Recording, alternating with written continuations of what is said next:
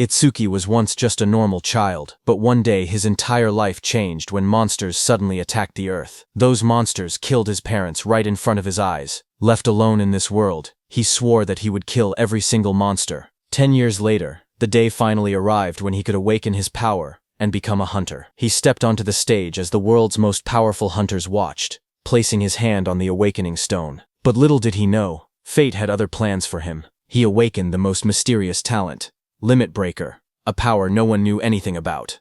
On top of that, he discovered that his level was fixed at level 0, meaning he could never level up. Now the question is, how will our protagonist take revenge on the monsters who killed his parents? This is only the beginning. There is much more to this story, so like this video before we begin this tale. This story starts with the memory of that day. Countless eerie black monuments fell from the sky. They dropped through the clouds one after another, their shadows covering the city below. Strange glowing spheres and lightning-like energy swirled around them as they descended.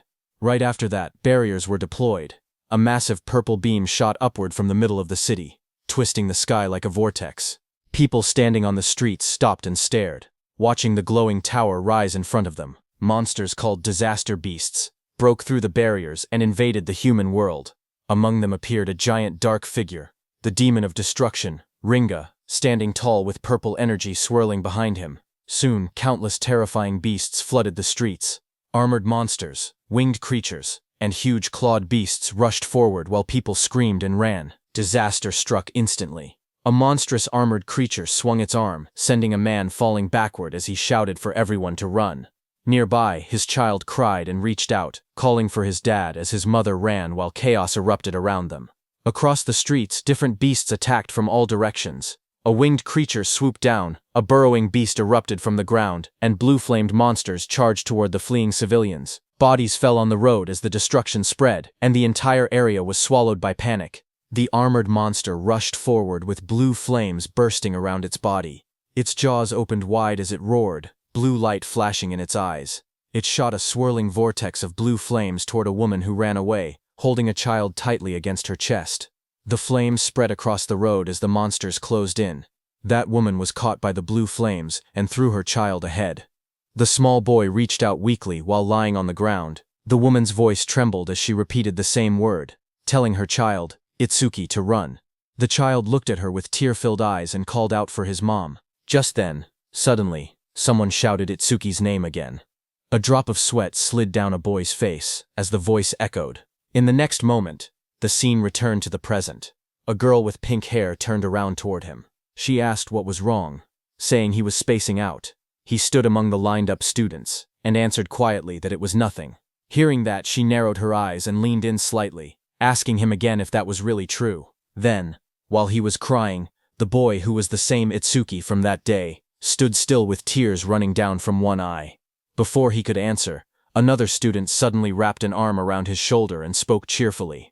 He said Itsuki must be sleepy, since he was usually asleep at this time, but today there was suddenly a school-wide assembly. While they were talking, Itsuki pointed toward the stage and told his friends that the teacher there was dressed strangely. On stage, the teacher, wearing some kind of armored helmet, explained what happened after the disaster beasts appeared.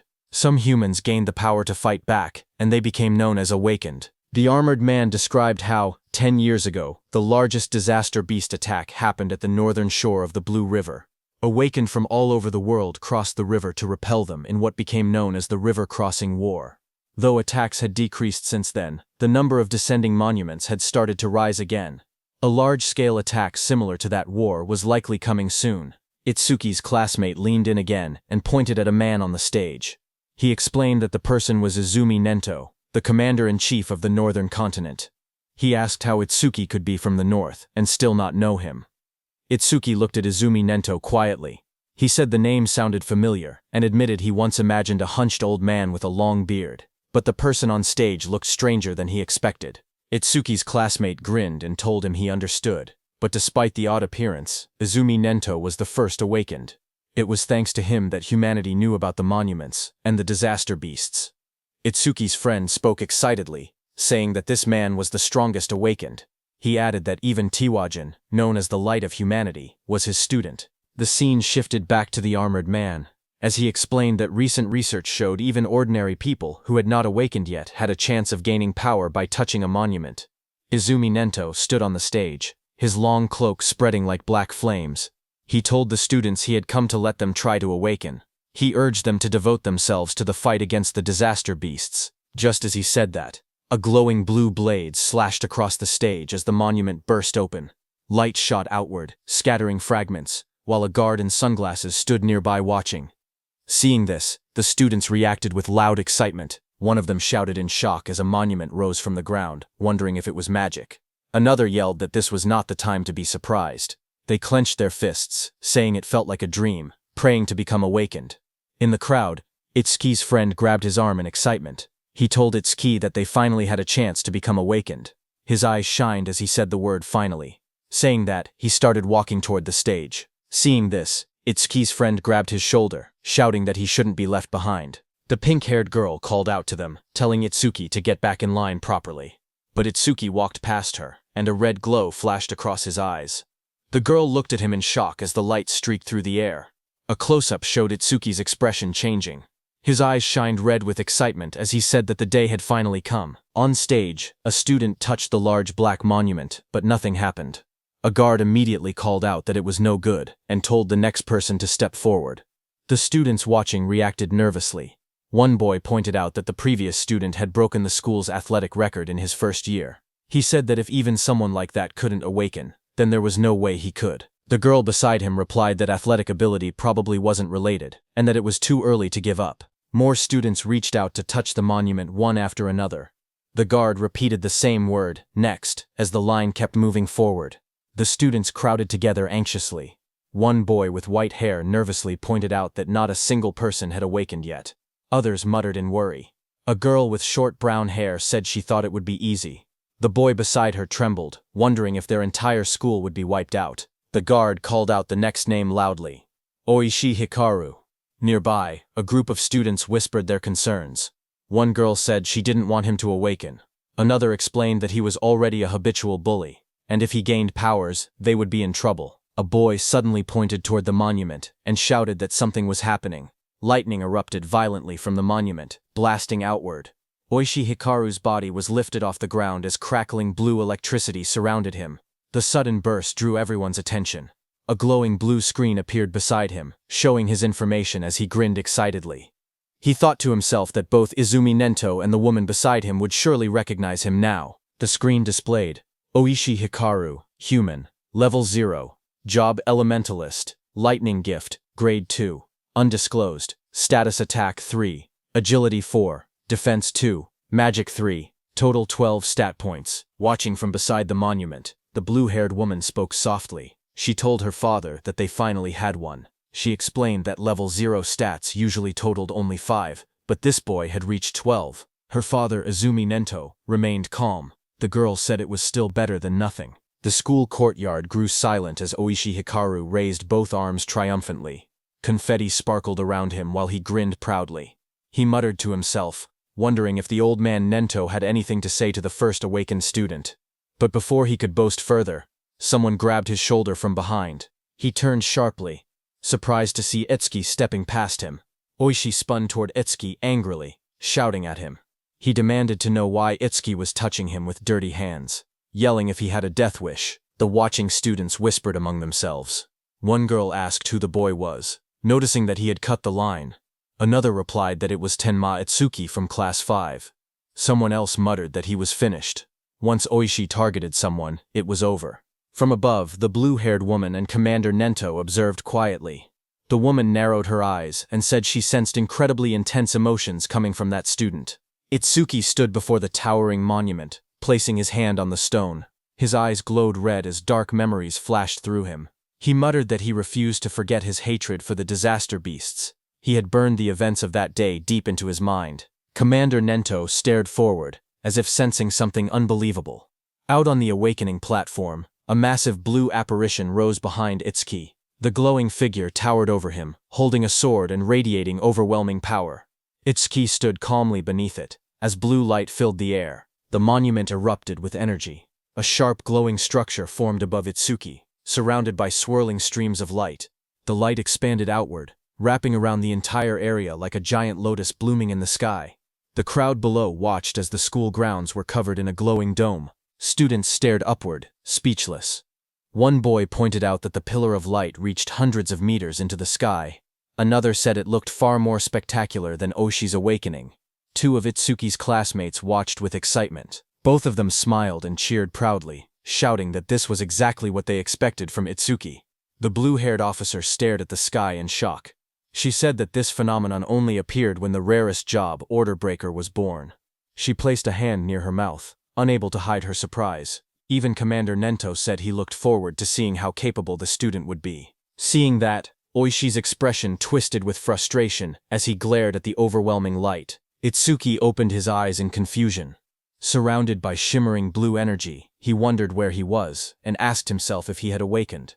Looking around, he found himself sitting cross-legged in the center of a massive glowing lotus made of light. Countless petals surrounded him, floating in a calm, otherworldly space. Suddenly, a blue system screen appeared before him. Itsuki stared at it in shock as it displayed Tenma Itsuki's stats. He was a human at level 0, which was fixed. His job was Order Breaker, Nirvana. His gift was Nirvana, a special grade. His level was fixed. His stats increased when acquiring skills. It removed all debuffs and fully healed injuries. Just then, another blue window appeared, showing his skill, Over Mimesis, which was Z rank. It analyzed enemy attacks and allowed the acquisition of counter skills. Then another screen showed Itsuki's stats. His were Attack 0, Agility 0, Defense 0, Magic 0, Total 0. Itsuki's face went pale as he stared at the results. His jaw dropped, and he exclaimed silently that everything was at 0. But then, two blue system windows appeared in front of Itsuki. The first announced that the Z-rank skill Over Mimesis had been acquired. The second stated that the special grade gift, Nirvana, had activated, increasing all of his stats by 200. Another screen displayed the changes. Attack went from 0 to 200. Agility went from 0 to 200. Defense went from 0 to 200. Seeing this, Itsuki's expression brightened. He looked at the glowing screen with excitement and said he understood. He realized that whenever he gained new skills through Over Mimesis, Nirvana would raise his stats. Even if he couldn't level up like others, he could still grow stronger in his own way. He clenched his fist and smiled confidently. He admitted he didn't know what level this power compared to, but he had no doubt he had become an awakened. With determination in his eyes, he declared that he would annihilate the disaster beasts. A massive burst of blue light exploded from the monument. Students around him shielded their faces and shouted that the light was too bright. Some grabbed their eyes in pain. Through the blinding radiance, Itsuki's silhouette stood tall within the monument's glow. Lightning and energy swirled around him in a powerful display. Oishi stared at the scene, trembling with disbelief. His face twisted as he shouted that such a thing was impossible. The blue-haired officer gasped as she looked at the glowing monitor. She covered her mouth in shock and said that these stats were unbelievable for a rookie awakened. Even Commander Nento admitted that it was hard to believe, but stated that Itsuki was undoubtedly among the strongest of all new awakened in history. Outside, Itsuki stepped out of the light, petals of blue energy swirling around him, watching his silhouette shine with power. Just one word left Commander Nento's mouth: the strongest. A system window displayed his public information. Tenma Itsuki Human, Level 0 Fixed. Job Order Breaker. Gift Special Grade. Undisclosed. Skill undisclosed. Status, Attack 200, Agility 200, Defense 200, Magic 200, Total 800. In the crowd, students and teachers erupted in cheers. They shouted that Tenma's stats had shot up all at once. Someone cried out in disbelief, saying they never imagined their school would have someone this amazing. An older teacher yelled that this feat would go down in school history. But among the cheering crowd, Oishi trembled with rage. Lightning crackled around him as his eyes glowed red. He clenched his teeth and glared at Itsuki, furious that the cheers he believed should have been his were now stolen away. Oishi's rage exploded as lightning surged across his body. He shouted that a loser like Itsuki should stay a loser. Students around him backed away as sparks crackled through the air, their faces tense with shock. Electricity flooded the entire hall, and Oishi stepped forward with a crazed expression. He declared that he would eliminate Itsuki using his newly acquired skill. Above the crowd, Itsuki stood calmly, staring down from the top of the monument as lightning scattered below him. Itsuki clenched his fist as a blue system window appeared. The screen displayed: C-rank skill, Silver Serpent, detected. Over Mimesis activated, Itsuki's eyes sharpened as multiple blue panels began processing. The analysis started at 27%, then climbed quickly, 57%, 69%, and rising, while lightning flickered around him. Itsuki made his move and jumped with lightning speed. The floor cracked under the impact as the lightning slammed down. Students gasped when they looked up and realized something was wrong. One girl asked where Itsuki had gone. Another student said they saw a flash of electricity. And then Itsuki suddenly vanished. Oishi looked around in confusion, wondering where Itsuki was. A glowing blue window reached 88% as Itsuki appeared behind Oishi like a shadow wrapped in lightning. His eyes shone with a blinding horizontal beam. Oishi froze in terror. Sweat poured down his face as he realized Itsuki was behind him. He panicked, unable to move. Itsuki placed a hand on Oishi's shoulder. His voice was cold as he told Oishi to consider himself lucky for being born human. He added that if Oishi were a disaster beast, he would have killed him about 100 times already. Oishi trembled uncontrollably, fear tightening his entire body. Moments later, Itsuki casually stepped forward while Oishi collapsed onto the ground. Another student shouted in shock, asking when Itsuki had moved behind him. Someone else laughed nervously, saying Oishi must have been so scared his legs gave out. Another warned them to be quiet before Oishi heard them. A new panel floated above Itsuki, showing 94%, then rising quickly. Blue energy swirled around him as the progress reached 99%. Itsuki glanced at the glowing screen and commented that maybe the analysis was fast because it was only a C-rank skill. The display turned pitch black and flashed. Analysis progress 100%. Lightning exploded around him as a new message appeared, saying C-rank skill Thunderbreaker acquired. Itsuki stood in the center of the crackling blue electricity, his body glowing as the newly gained power wrapped around him like living lightning. The students watched nervously as the light began to glow again. One of the boys stared in shock, saying it was happening once more. Another student, wearing sunglasses, adjusted them with a grin, saying it was a good thing he had brought them. Inside the glowing space, Itsuki appeared sitting calmly with a thoughtful expression. He realized that every time an analysis finished, he was forcibly brought into this strange place. In front of him, the system windows appeared, stating that the analysis of Silver Serpent was complete, and the skill Thunderbreaker had been acquired. Another window opened, showing the description of Thunderbreaker Level 1. The skill allowed him to absorb C-rank and lower lightning attacks into his body. When releasing the absorbed lightning energy, his agility would increase by 50%. It also had a passive effect. Each time he absorbed a C-rank lightning attack, his agility would permanently increase by 5%. Another message added that all his stats had increased by 10, all debuffs were removed, and his injuries were fully healed. Outside, the students shielded their eyes as a massive burst of blue light exploded from Itsuki's body.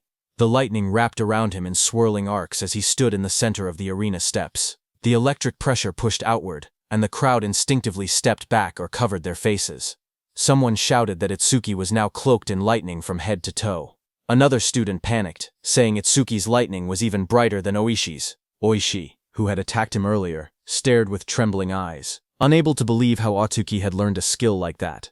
Atsuki's body glowed intensely as the system displayed his rising stats. It showed each attribute increasing: attack, agility, defense, and magic, all rising from 200 to 210, bringing his total from 800 to 840. Just then, the students looked up at the sky in confusion. One of them said it had been sunny just a moment ago. Another asked if it was rain. A third student lifted his hand, trying to feel the drops, when someone suddenly shouted that something was falling. A dark, coffin-shaped object wrapped in lightning descended from the stormy clouds. The rain poured harder as it crashed down toward the school grounds. The woman with blue hair and glasses saw it and shouted in shock, calling it a monument.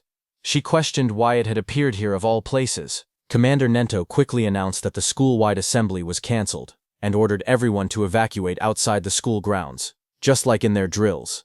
He realized that there was no doubt the target was him. The woman turned to Commander Nento and told him that they should escape too, since combat wasn't their specialty. But Commander Nento beside her shook his head. He warned that if they ran, everyone else would panic. He pointed ahead, telling her to look, because the boy standing there was calmer than both of them. Ahead of them, lightning exploded around the descending object. Students ran in all directions, fleeing in fear. Only one boy, Itsuki, remained still in the middle of the field, bathed in a faint blue glow. From behind, the blue-haired woman shouted at him, demanding to know why he wasn't running. A massive dark pillar crashed down from the sky, shaking the ground as debris exploded outward. Rain poured heavily around it. Nearby, a group of students panicked. One boy shouted that disaster beasts were coming and urged Itsuki to escape, but Itsuki, with glowing red eyes, stood still. His voice was cold as he declared that he would exterminate every single one of them. His friends stared at him in shock. One of them yelled that he would die if he didn't run. Another insisted that since he had only just awakened, he couldn't possibly fight disaster beasts. They told him to leave everything to the other awakened, but Itsuki shook his head. He calmly told them to trust him. The pink-haired girl hesitated, worry written all over her face. Finally, she shouted that if he died, he shouldn't blame them. She grabbed the other guy's clothes and dragged him with her. The glasses-wearing boy asked her if it was really okay to let him go, reminding her that the enemy was a disaster beast, a walking weapon of mass murder. As the two ran off, Itsuki looked ahead with a crazed smile. His eye glowed bright red through the rain. He muttered that his first enemy after becoming an awakened was the one who killed his parents, and that it was lucky. Lightning curled around him as he stepped forward. A glowing panel appeared beside him, displaying the status of the creature before him. It was Skeleton Soldier 10369. Level 8. Gift. Grade 2. Defense increases by 100%. If the enemy's attack exceeds its own defense, the gift becomes invalid. Skill. Bonefire. B rank. Its stats were: Attack. 15. Agility 10. Defense 120 plus 120. Magic 30. Total 295. The skeleton soldier stood covered in blue flames as Itsuki faced it head-on. A surge of lightning wrapped around Itsuki's arms as he tightened his stance. His red eyes glowed sharply as he wondered if he should test the skill he had just acquired.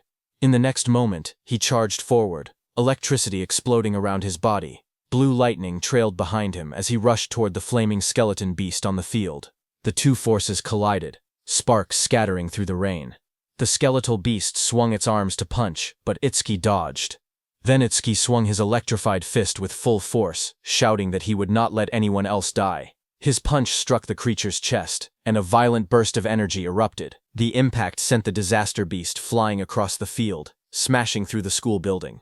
The ground trembled as debris scattered in all directions. Students watching from afar stared in shock. One student said Itsuki's strength was too overwhelming, that maybe they didn't need to run anymore. A female student was stunned, seeing how the impact had blasted the monster away in a single hit. The blue-haired inspector stared at the ruined wall, stunned that a rookie who had just become awakened could send a level 8 disaster beast flying with only one blow. Heavy rain poured down as Commander Nento watched from a distance, thinking to himself that Itsuki's speed and power were on a completely different level from other level zeros, but even then, he believed that defeating a skeleton soldier was impossible. He explained that skeleton soldiers had two troublesome abilities. The first was a gift that increased their defense. The second was a terrifying skill called Bonefire, a flame that burned anything it touched into ash. Blue flames erupted violently across the field, spreading like a wave toward Itsuki. The students gasped as the fire surged forward. Itsuki's friends cried out in fear, shouting Itsuki's name. Oishi stepped forward with a crazed smile, yelling that the fool who didn't know his place would just burn to ash. Meanwhile, glowing screens appeared in front of Itsuki. A system message informed him that the enemy was using Bonefire. The analysis began, first at 1%, then rapidly accelerating. As the blue flames engulfed him, more screens appeared. 25%.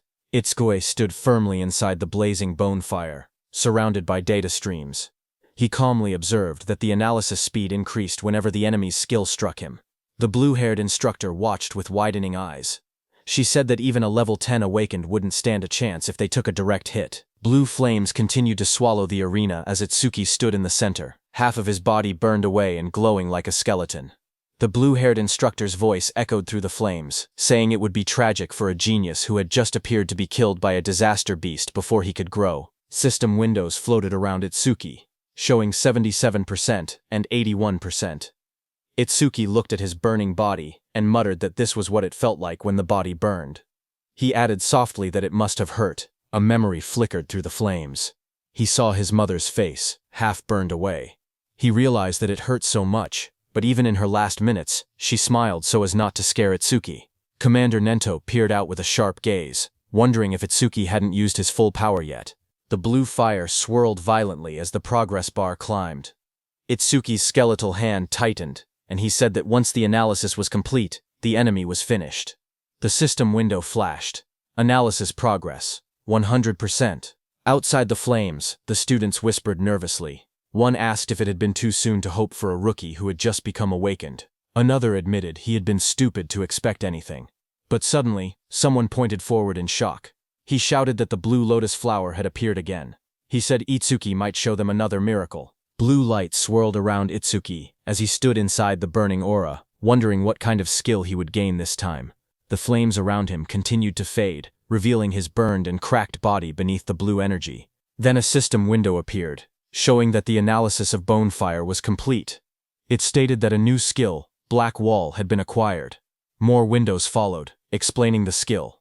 The active effect would create ice on the body by consuming magic power, and could block B rank or lower fire skills. The passive effect increased defense when blocking those skills. Another notification appeared, saying that Black Wall LV2 had been acquired and that all of his stats had increased by 20. It stated that all debuffs were removed and his injuries were fully healed. A new window showed his updated status. Attack, agility, defense, and magic had all risen from 210 to 230, bringing his total from 820. Itsuki looked at the glowing screen calmly. He remembered how even his strongest attack earlier couldn't break the skeleton soldier's defense. Now, with this new increase, he believed he should be able to do it. Suddenly, blue lotus petals unfolded around him, blooming like a massive light flower. Itsuki stood at the center, his body surrounded by shining energy. The students watching gasped in shock. One of them cried out in relief, saying Itsuki was alive. Others cheered loudly, convinced that he would succeed. Someone pointed out that a full recovery like this was practically a miracle. The blue-haired instructor stared in shock as she watched the scene unfold. She wondered aloud if Itsuki had a self-healing skill. She had seen him use a lightning element skill earlier, so she couldn't understand how he was recovering. Commander Nento was also shocked. He remembered that order breakers were considered the most mysterious job, but even among them, Itsuki seemed uniquely strange. Meanwhile, Itsuki stood in the center of the glowing lotus petals. His body had recovered completely, not a single injury left. Blue fragments drifted around him as he looked down at his restored form. Itsuki whispered in disbelief, saying it was a perfect recovery. He wondered whether he would heal even if his limbs were cut off, or if his brain was destroyed. He admitted he was curious about the limits of his self-healing. Suddenly, the skeleton soldier roared, its armor burning with blue bone fire. The flames surged violently as the monster charged forward. Itsuki turned calmly, raising his arm as black spikes spread across his skin. The blue flames rushed toward him. His entire body became engulfed in the fire, but he stood unmoving within it. Moments later, his silhouette appeared again through the blaze. Thick layers of black spikes covered him completely, and his red eyes glowed coldly behind the cracked ice armor. Itsuki cracked through the air as he shot upward. The explosion of blue flames shook the area when he crashed down. Itsuki's armored body glowed with electricity as he readied another strike. The skeletal beast struck, but Itsuki moved again, instantly appearing behind the beast faster than anyone could follow. Itsuki then raised his arm, and it turned into a massive black spike sword, lightning running through it. Itsuki moved with lightning speed, and with a single slash, cut the skeletal beast in two with that sword. The students watching from afar were stunned. One of them said that Itsuki moved behind the disaster beast in an instant, as if he had teleported. Another said that only awakened people could track movements like that. Oishi was also stunned, saying she couldn't see Itsuki's movements at all. She compared it to what she had seen before. The blue-haired instructor questioned if someone like Itsuki could really be a rookie. On the other hand, as the dust settled, Itsuki stood alone. As the black spikes on his body disappeared, he kicked and destroyed the skeleton beast's head. He was stunned to realize that it not only generated solid armor to protect his body, but could also shape that armor into any kind of weapon he wanted. A divine skill that combined both offense and defense. Suddenly, someone shouted his name. Itsuki turned his head in surprise as his friend rushed toward him and wrapped him tightly in a relieved hug, saying he was glad Itsuki had won because he had been worried the entire time. Itsuki stayed still for a moment before asking about Saya. His friend pulled back and admitted that Saya had been watching earlier with a face that looked like she might cry, but now she was nowhere to be seen. Itsuki looked toward the crowd, wondering why she didn't come. He scanned the students in the distance, confusion growing. He quietly wondered if she might be angry. Not far away, the blue-haired instructor watched the aftermath of the fight.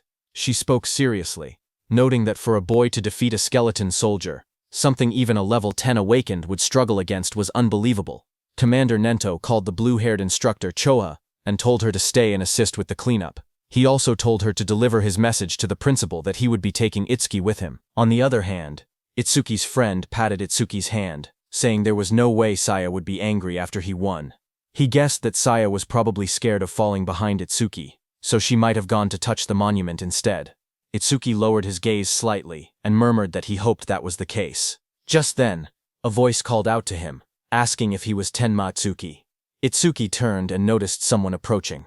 Commander Nento, wearing a long cape, stood before him. Itsuki looked up at him in silence. People watching from a distance began whispering among themselves. They saw that Izumi Nento, a famous figure, was talking directly to Itsuki. Some wondered if he intended to take Itsuki as a student. Others doubted it, saying the only person Commander Nento had ever accepted as a student was Tiwajin, humanity's strongest. They insisted that no matter how strong Itsuki seemed, something like that wouldn't happen. Itsuki's friend stepped away nervously and said he would go look for Saya. Commander Nento then looked down at Itsuki and spoke calmly. He told Itsuki that he was quite special. Itsuki looked at Commander Nento and repeated the word softly, asking what he meant by calling him special. Commander Nento observed Utsuki closely and saw dark energy gathering around Utsuki. He told Utsuki that his heart seemed filled with anger and hatred. Utsuki stood in the darkness, a glowing light shining across his eyes. Commander Nento then stepped forward and said that he wanted to know the reason behind that hatred. Itsuki finally spoke, explaining that 10 years ago, his parents were killed by disaster beasts while trying to protect him. A scene from his childhood flashed before his eyes, his younger self crying helplessly as danger closed in. He remembered how he had nearly been killed as well, but an awakened appeared at the last moment and saved him. The powerful figure struck the beast right in front of the frightened Itsuki. Itsuki told Commander Nento that, right before his eyes, he had watched his mother die. A glowing blue flame slowly consumed his mother's body. Even as half her face vanished into bone and ash, she smiled gently at Itsuki and told him that he must walk the rest of the path on his own. Young Itsuki stared at her with trembling eyes, unable to understand. His voice cracked as he cried out for his mother. Anger raged inside him as he looked at the beast. Words echoed in his mind, reminding him that both his mother and father had died because of beings like this. Tears streamed down his face as he shouted in denial. Before him, a towering monstrous figure rose from the darkness, an enormous being surrounded by raging purple flames. Its shadow loomed over Itsuki as he realized the horrifying truth. The creature before him was the root of all evil. Shaking with rage, Itsuki glared upward. His eyes burned red as hatred filled his heart. On that day, he swore a vow. He would kill that demon, and every last creature of its kind. In the present, Itsuki clenched his jaw, a tear slipping down his cheek as he shouted that he would kill all of its kind. Commander Nento looked at him and commented that even with a heart consumed by hatred, Itsuki still shed tears. Itsuki raised a hand to his face and explained calmly. Ever since he witnessed the tragedy of his mother's death, his left eye had stopped producing tears, but his right eye had begun crying on its own. Thanks to that, he said, he never forgot his hatred for the disaster beasts. Commander Nento then asked if Itsuki would become his student. He promised to get him into the Salvation League and help him gain the immense power needed to take revenge on the disaster beasts. Itsuki repeated the words quietly, asking what the Salvation League was. Commander Nento then explained. He told Itsuki that to counter disaster beasts more efficiently and scientifically, the governments of the 5 continents had gathered strong awakened from around the world and created an official organization. The members of this organization were called saviors. He continued, saying that saviors were provided with resources such as dedicated training grounds and powerful weapons. They were also guaranteed high compensation. Even trainee saviors received 10,000 gold per month. Itsuki listened in surprise, realizing that 10,000 gold was enough to buy a car. Commander Nento then warned that such generous treatment was not given for free. Saviors were expected to constantly fight disaster beasts on the front lines and protect people's safety. Itsuki stood shirtless, his expression calm as he spoke. He said that he did not care about high pay or special resources. What mattered most to him was something else. Determination filled his eyes. His gaze sharpened as he clenched his fist. He declared that what mattered most was fighting disaster beasts on the front lines. With unwavering resolve, he announced that he wanted to become a savior as well. Commander Nento then explained the process. He said that the Salvation League held an exam every February, known as the National Salvation League Tournament, with more than 10,000 participants. Each contestant earned points based on performance, but only those who ranked within the top 100 were allowed to become saviors. Hearing this, Itsuki asked what the highest record in history was. Commander Nento told Itsuki that it would not be very useful as a reference. He explained calmly that the record was 115,000 points, set by Tiwajin 11 years ago. He added that passing required only 30% of that score, while securing first place required at least 50%. Itsuki silently recalled the name Tiwajin, the strongest awakened, known as the light of humanity, the one Rakuru had mentioned. Commander Nento told Itsuki that Jin was special, and that comparing himself to Jin would only bring despair. But even so, Itsuki should still have confidence, because he believed Itsuki could one day stand shoulder to shoulder with Jin. Itsuki stood shirtless on the training ground, his expression steady. With unwavering determination, he declared that he would surpass Tiwajin. Hearing those words, Commander Nento's eyes widened inside the helmet, reacting with surprise. He remembered something from the past, a time when he had stood with Tiwajin, and told him that he had become incredibly popular. The younger generation was trying to follow in his footsteps, but Tiwajin warned that following alone would never win the war against the disaster beasts. Someday someone would surpass him, just as a new sunrise replaces the setting sun. Tiwajin said that he looked forward to that day. Seeing Itsuki's resolve, Commander Nento thought that the sunrise Tiwajin had been waiting for had finally appeared. A few hours later, Commander Nento took Itsuki to another place. There, when Itsuki saw the massive dome-shaped structure rising in the distance, glowing under the sky, he asked quietly what it was. Commander Nento explained that these monuments acted as passages connecting the human world to the world of disaster beasts. He said that if the beasts were killed but the monuments were left untouched, new beasts would simply appear again. He pointed at the massive dome-shaped building, and explained that this facility was created to isolate monuments that couldn't be destroyed.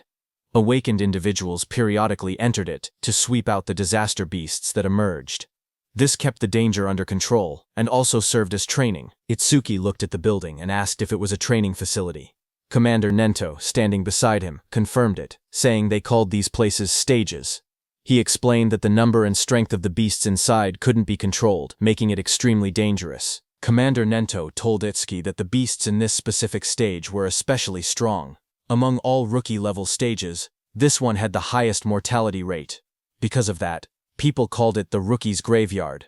He told Itsuki that when Jin was still a rookie, he had cleared this deadly stage in 3 minutes and 14 seconds. Commander Nento turned to Itsuki and said that if Itsuki truly intended to surpass Jin, then 3 minutes would be his limit. As Itsuki walked toward the giant facility, Commander Nento told him that if he could clear the stage within 3 minutes, he would accept him as his student. Hearing that, Itsuki's eyes sharpened with determination. He wanted to surpass Jin and become Commander Nento's student. People in the lobby turned their heads when they saw a familiar figure. Someone pointed and said that Mr. Izumi had arrived. Another person noticed Itsuki walking beside him and asked if that was the rumored rookie. The crowd stared in surprise, whispering that there was no way a rookie could walk next to Mr. Izumi unless he was an awakened on Tiwajin's level. Itsuki looked around quietly and wondered to himself if this person was really that famous. Thinking that, he walked toward the stage entrance and saw the display showing the disaster beast level inside, level 10. He noted that it was only 2 levels higher than the skeleton soldier he had faced earlier, and wondered how strong that really was. But what surprised him more was that even though several people were gathered nearby, none of them seemed prepared to enter the stage. He wondered why that was. Someone nearby muttered that the rookie looked way too confident, and assumed that a high-level awakened must be accompanying him. Another wished they could be taken along too, while someone else joked that the rookie probably came just to flirt with the receptionist, saying that with a decent face, he was getting cocky. At the counter, the receptionist approached him with a polite smile. She asked if he wanted to enter the stage and how many challengers there would be. He calmly replied that it would be just him. Hearing that, the area fell silent as the receptionist stared at him across the counter. Suddenly, she leaned forward and yelled angrily. She told him not to make unfunny jokes and asked if he was messing around. She warned him that if he was just there to hit on her, it was pointless. She explained that even if the place was an artificial stage, it was still dangerous. People could get hurt or even die. Itsuki stared at her in confusion, wondering what she was even talking about. Behind them, several people watching from afar started laughing. They joked that he really was there to hit on her. Some said that there were always people who treated the stages like dating spots, and those people usually got scolded and went home. Itsuki looked at the receptionist calmly and explained the misunderstanding. He told her he had absolutely no interest in her. He said he only came to challenge the stage, nothing more. But the receptionist sighed and rubbed her forehead. She told him he didn't have to act tough just because he was embarrassed. She even said she would give him her contact information so he should just go home. But Itsuki's expression darkened. A shadow fell over his face. He told her not to make him repeat himself. He didn't care about her contact information at all. He only wanted her to let him enter the stage. Hearing that, the receptionist reluctantly agreed, and told him not to blame her if he died. She held out a metal bracelet with a nervous expression, clearly shaken. Seeing that, Itsuki muttered that she should have just given permission from the beginning, instead of making him repeat himself. The people watching from behind whispered among themselves. One man called Itsuki an idiot, saying he could have gotten her contact information but chose to act tough instead. Another pointed out that a level 0 rookie challenging a level 10 stage was basically suicide. They guessed he would run out in less than a minute. Someone else noticed how confident he looked and wondered if he might succeed since he also had a special grade gift. But another person reminded everyone that for awakened people, gifts were just bonuses. The most important thing was level. No matter how special the gift was, it meant nothing if the level was low. On the other hand, standing in front of the gate, Itsuki checked his bracelet. He said that his personal information was registered on it, so scanning it would let him enter. A glowing screen appeared above his hand, confirming, "Entry by awakened Tenma Itsuki has been approved." Itsuki stretched his hands forward and took a breath. He reminded himself that the promise was within 3 minutes. Then he said it was time to begin. A bright digital timer appeared, showing 001 in green numbers. And just as the gate opened, Itsuki moved with explosive speed. Red energy surrounded his body as he dashed forward, his eyes glowing sharply. He looked around and noticed the vast area. He thought that the interior space was much bigger than he expected. As he ran across the grassy field toward a tall black tower, he told himself that it was his first time entering a stage, even if it was an artificial one. Suddenly, Itsuki noticed a creature rush in, and said that it was coming. That creature jumped toward him. It was a wooden monster from the Kodama tribe. A blue window appeared beside it, showing its information. Kodama Num 1307. From Kodama tribe. Level 4. Gift none. Attack 49, Agility 48, Defense 53, Magic 24, Total 174. Seeing it coming, black spikes formed on Itsuki's hand. In the next moment, he slashed downward with overwhelming force. A sharp strike of energy cut through the target as he launched his attack. Itsuki stood calmly with the massive black spike axe hand. He smiled and remarked that an axe was always the best tool for trees. He then asked the remaining monsters how it felt to see their comrade cut in half. Dozens of Kodama creatures rushed at him. He stood tall and called them rotten trees. Outside, Choha spoke to her father, Commander Nento. She asked why, out of so many rookie stages, he had made the newcomer enter this one specifically. Commander Nento answered that Utsuki claimed he would surpass Jin, so he simply brought him to the same stage Jin first challenged. Hearing that, Choha frowned and said that surpassing Jin was impossible unless someone stepped outside the bounds of humanity. Hearing that, Commander Nento asked Choha if she believed Jin had already transcended humanity. Choha recalled the time she met Jin for the first time. She had once thought Jin was kind and approachable. Then she saw Jin instantly kill a level 97 disaster beast. She recalled that Jin's eyes during that fight were different. She remembered those eyes clearly. Cold, solitary, and transcendent. She felt that they didn't seem human at all. She described Jin's gaze, saying his eyes were like the eyes of a god. Hearing that, Commander Nento told Choha that Itsuki also had potential comparable to Jin. But at the moment, he was nothing more than an unpolished gemstone. He added that if Jin could be compared to a godlike existence who saved people, then Itsuki was the opposite. A demon consumed by hatred. Meanwhile, on the battlefield, Itsuki stood among the fallen wooden beasts. He stated that Overmamizus wouldn't even activate against disaster beasts of this level. Just then, a dark silhouette appeared behind him, its eyes glowing red. His own eye glowed the same way as the shadow towered over him. In the next moment, his body moved at extreme speed, cutting through the enemies with a sharp motion. Itsuki stood before the fallen creature and looked down calmly. He asked if that was the end. He examined the broken body, and wondered if level 10 disaster beasts were only this strong. But then he thought that if that were true, this place wouldn't be called the Rookie's Graveyard. There had to be something else. Just then, a blue system window appeared before him. It displayed B-rank skill, self-regeneration detected. Over-mimesis activated. Another window followed. Analysis started. Then a second one. Analysis progress 5%. Itsuki turned as a sudden sound caught his attention. His expression shifted slightly. That level 10 disaster beast rose again behind him, its entire form twisting upward with glowing green eyes. Its long vine-like limbs burst outward and lunged at him. Itsuki braced himself, thinking in surprise that he had cut off half its head, yet it had regenerated. The moment the towering monster regenerated, Itsuki narrowed his eyes and muttered that he knew things wouldn't be straightforward. A glowing blue system window appeared in front of him, revealing the creature's details. It identified the monster as regenerated Kodama Sum 520 of the Kodama tribe, a level 10 beast with a grade 2 gift. Its defense had dropped by 50%, but its self-healing ability had greatly increased. Another blue window listed its stats clearly. Attack, 110, Agility 100, Defense 60, Magic 180, total 450. As the creature's roots and branches whipped wildly, Itsuki tightened his fist. A system alert flashed. Black wall activated. The next second, his hand was covered by black spikes cutting through the roots. Itsuki jumped at the monster. While dodging the monster's attacks, he quickly analyzed the situation. He realized the beast couldn't regenerate if he damaged it fast enough. He told himself that he had to deal massive damage in a short amount of time. The analysis window appeared beside him. Itsuki smashed forward with his armored arm, splitting through the Kodama's defenses as sparks and debris burst around them. His eyes glowed red as he moved like a shadow, slicing through the forest of wooden limbs. Each step sent shockwaves across the ground, and each strike pushed the progress window higher. Itsuki surged forward again, his blade-like arm shining with a cold blue light.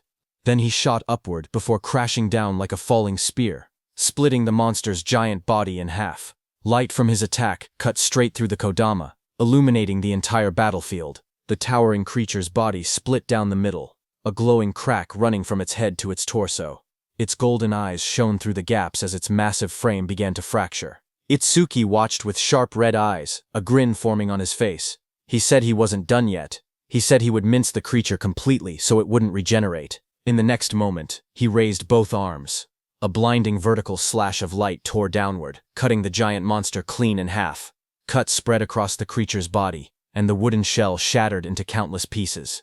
The fragments scattered through the air, glowing faintly before breaking apart completely. As the dust settled, Itsuki lowered his arm and exhaled. He said this should be enough. He added that using Black Wall for so long was draining his magic, but before he could rest, vines and roots twisted together again in front of him. That wooden creature's form surged upward with glowing yellow eyes, rising from the remains and preparing to attack.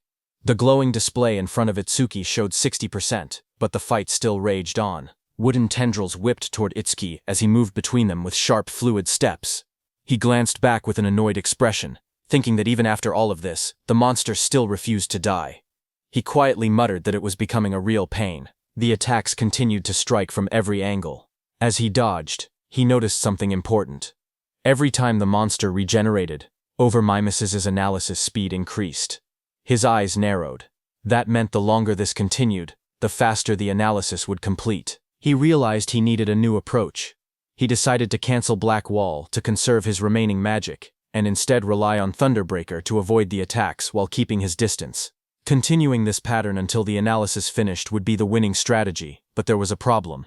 He didn't have much time left before the 3-minute limit ran out. Lightning crackled across his arm as the display climbed to 75%. Determination hardened his expression. He activated Thunderbreaker and Black Wall at the same time, pushing his offense to the extreme while forcing the monster to repeatedly regenerate. Doing so, he thought, would increase the analysis speed even further. Power surged around him, arcs of lightning dancing across his arm as he charged forward with a cold, focused expression. The creature's wooden body split down the middle, its golden eyes glowing through the cracks. Electric sparks flashed violently as he fought. If Over-Mimes failed when his magic hit 0, he knew he would die right there. The percentage rose to 80%, then 85%, as he forced his body forward through the storm of wooden strikes. He told himself that if he died now, then everything he'd done would amount to nothing. Lightning gathered in his arm as he unleashed another powerful strike. But right before hitting the monster's head, his magic power hit 0. Finally, his body staggered. Blood dripped from his mouth. He lowered his head and quietly muttered, "Damn it." Itsuki stood pierced by sharp wooden spikes, his body battered and barely holding on. He lowered his head as white steam drifted off his wounds. He quietly admitted that his magic seemed to have finally run out. Then a glowing window appeared beside him, showing 99%. Seeing that, Itsuki's expression sharpened. Blood streamed down his chin as his eyes glowed coldly. He declared that, just as he thought, Over-mimesis did not need magic to activate. With a strained smile, he announced that this match was his win. The window in front of him then showed. Analysis progress, 100%. A bright lotus-shaped energy began expanding around him, glowing blue and cracking the wooden spikes. A system window appeared, saying self-regeneration analysis complete. Lotus burst acquired. The lotus continued to bloom outward, pushing everything away as more spikes shattered. Another window displayed the details. Lotus burst, LV2. Active effect consumes magic to deal explosive damage to enemies within a 5-meter diameter. Power scales with magic consumption. Passive effect. Each time Lotus Burst defeats a living creature of level 1 or higher, all skill ranges increase by +1%. The Lotus opened fully. A pink glow surrounded Itsuki as his wounds rapidly healed. Another window appeared. Lotus Burst, LV2, acquired. All stats +20. Remove all debuffs and fully heal injuries. The monster watching him narrowed its glowing yellow eyes. A final window appeared. Lotus Burst activated. Itsuki brought his hands together and clapped. A burst of force erupted instantly, followed by a roaring explosion of flames that engulfed everything in front of him. A blazing wave swept outward, and the monster's shadow shot through the smoke and sparks. When the flames settled, he stood there with blood running down his cheek, his hands still extended from the technique he had just used. With a calm breath, he looked ahead and said that Lotus Burst wasn't bad. Smoke rose around the scorched crater at Itsuki's feet as he examined the destruction.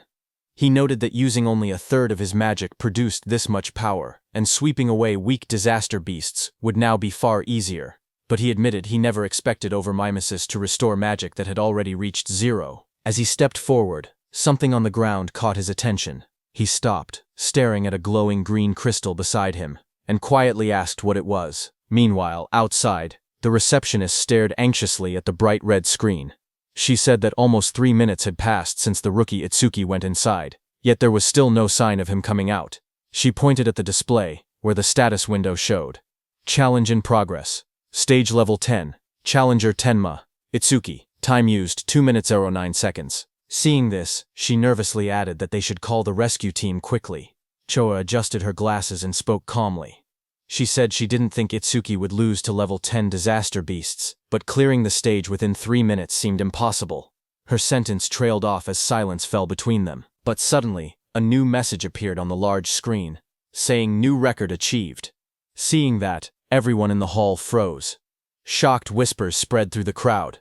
One woman stepped forward, staring at the green screen in disbelief, whispering, "No way." Choha widened her eyes. She asked aloud how Itsuki managed to clear it, unable to believe what she was seeing, and the most shocking thing was that even 3 minutes hadn't passed. A final notification flashed brightly on the monitor. Challenge success. Stage level 10. Challenger Tenma Itsuki. Time used 2 minutes 14 seconds. Stage clear record updated. The room fell silent as everyone stared at the unbelievable result. The leaderboard screen displayed the results. It showed first place belonging to Tenma Itsuki, with a clear time of 2 minutes 14 seconds. Second place belonged to Tiwajin, who cleared it in 3 minutes 14 seconds. Third place was Hiton Sho, with a time of 7 minutes 17 seconds. Just then, Itsuki came out of the gate, his clothes torn and stained with green liquid. Around him, people reacted in shock. One person exclaimed that Itsuki had really survived, asking whether the green liquid on him was disaster beast blood. Another shouted that Itsuki was a full minute faster than Tiwajin. Someone else pointed out that the beasts inside were level 10 disaster beasts, and couldn't understand how a level 0 rookie managed it. Another voice added that there was no way a level 0 rookie should have survived. As Itsuki stepped forward, someone began to speak, saying Mr. Izumi was coming. Izumi Nento turned toward Itsuki, who asked him if he could now officially receive Commander Nento's guidance. Itsuki looked at him with a faint smile, and addressed him as teacher. Commander Nento responded with pride, saying that Itsuki had done well, just as he expected from his student. Standing nearby, Choha watched quietly. She wondered if her father was happy, saying she hadn't seen this expression from him in a long time. In the crowd, people continued whispering. One person shouted in disbelief that Itsuki was actually Izumi Nento's student. Another said it was no wonder he could break Tiwajin's record. But someone else added that even if he truly was Izumi's student, as long as his level didn't increase, there would be no room for growth. Just then, the receptionist came forward nervously with a decorated box in her hands.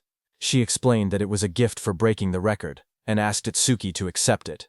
Her expression softened as she apologized for the rude things she had said earlier. Itsuki looked surprised as he received the box, asking if he truly got something for his achievement. He said that it was fine, because a level 0 rookie challenging a stage like that really did seem reckless.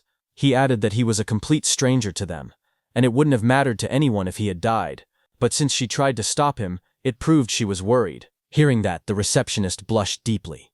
She stuttered as she insisted it wasn't like that. Itsuki simply thanked her, which only made her blush even harder. Not far away, Choha called out, telling Itsuki that she was leaving and not to lag behind. She tightened her glasses, annoyed, and warned him not to get cocky just because he had become her father's student. Itsuki straightened up and replied quickly, agreeing. Then Commander Nento, beside Choha, studied Itsuki and commented that a stage of this level now seemed too easy for him. He suggested raising the difficulty. He continued, saying that Itsuki should be able to challenge advanced stages now. Itsuki looked at him surprised and repeated the words, advanced stages. As the three of them walked together across the rooftop at sunset, Commander Nento continued explaining. He said that a disaster beast's strength was not determined by level alone. The most important factor, he stated, was something else entirely.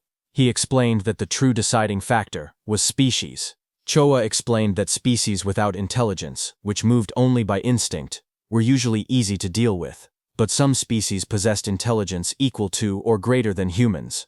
She explained that such species were far more troublesome than ordinary disaster beasts. Choka continued. She said that awakened beings and disaster beasts were essentially the same type of creature, but with one difference. Only humans were said to possess jobs. Because of that, stats differed depending on species. She went on to explain that advanced stages contained these powerful species, or intelligent disaster beasts. Their difficulty was several times higher than normal stages. Most of the northern continent's advanced stages were located in North District 4, and she told Itsuki that this would be his next destination. She asked whether Itsuki had any other questions. Hearing her explanation, Itsuki suddenly remembered the two beasts he had defeated earlier. He thought about them in silence. They hadn't shown any signs of intelligence, and they hadn't screamed even when attacked. He wondered if that meant they didn't even have pain receptors. Itsuki's eyes glowed with sharp intensity as he looked up. He asked Choha whether intelligent disaster beasts had pain receptors or not. Hearing that, Choha suddenly felt a chilling pressure behind her. As she turned, her expression stiffened. She wondered what this terrifying aura was, and what Itsuki was thinking. Behind them, a group of people gathered and whispered among themselves. One of them asked if anyone had heard that Mr. Izumi planned to make Itsuki challenge an advanced stage. Another replied that Itsuki, who broke Teiwajin's record, should be fine. But one man explained that advanced stages were completely different from normal ones.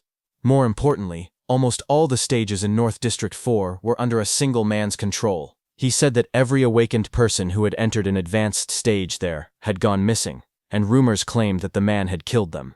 Someone immediately asked if he meant Kinoshita Reiji. Another man began to speak disrespectfully, asking who Kinoshita Reiji even was, and suggesting he acted like a king.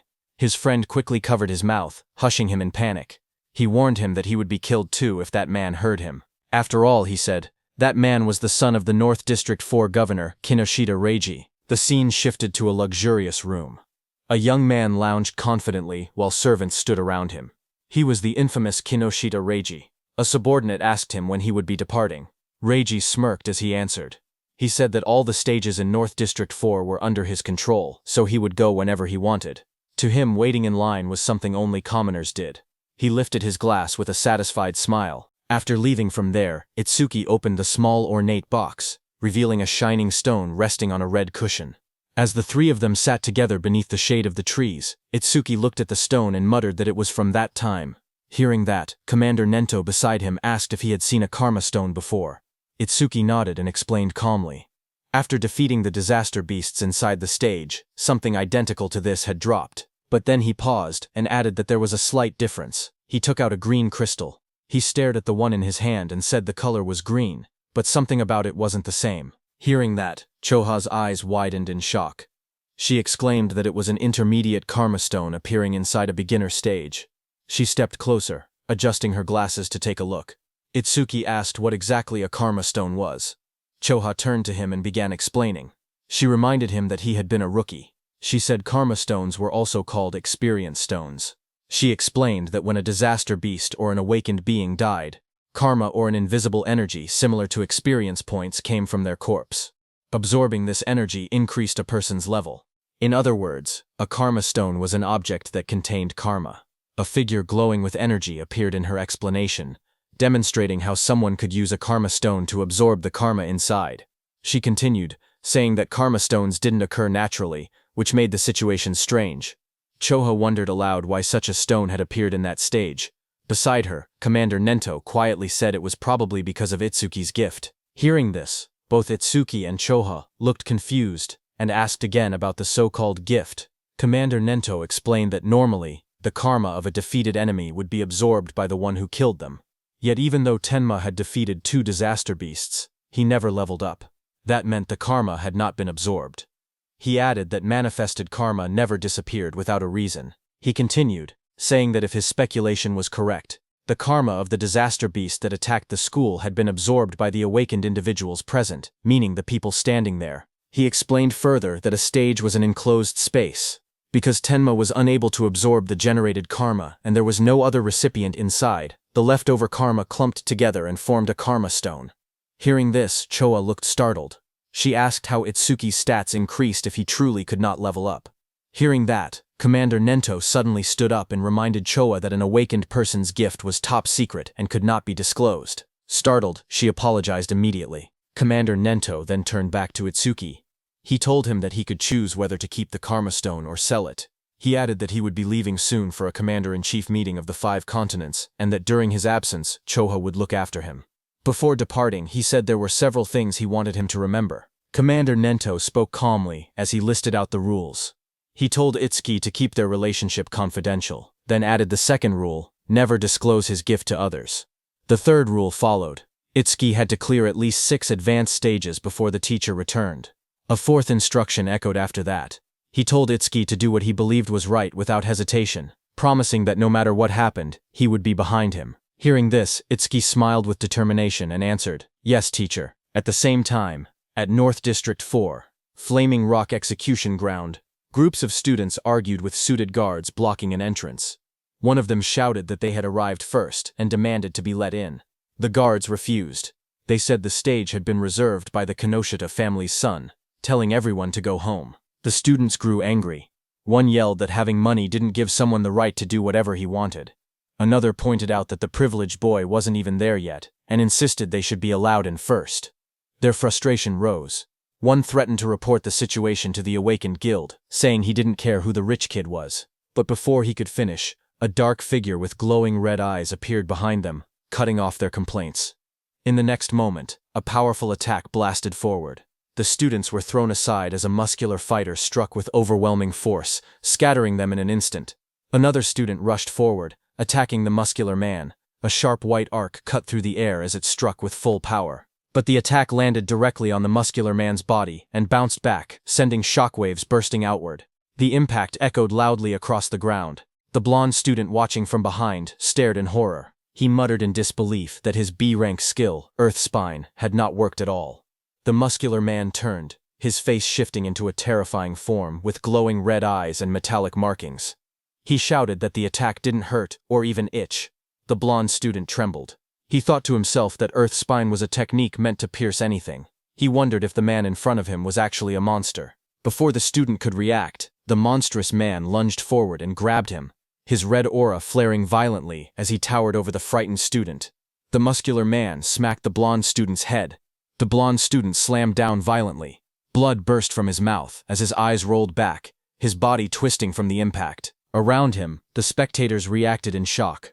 They whispered that a level 7 and a level 8 student had been killed instantly without being able to defend themselves. They said the big guy was far too strong. Someone identified him as Oga Takuru, one of Kinushita Reiji's 4 pillars, and a level 12 gold elementalist. Hearing that, the crowd understood why things had turned out this way. Oka held one of the defeated students by the neck and warned everyone.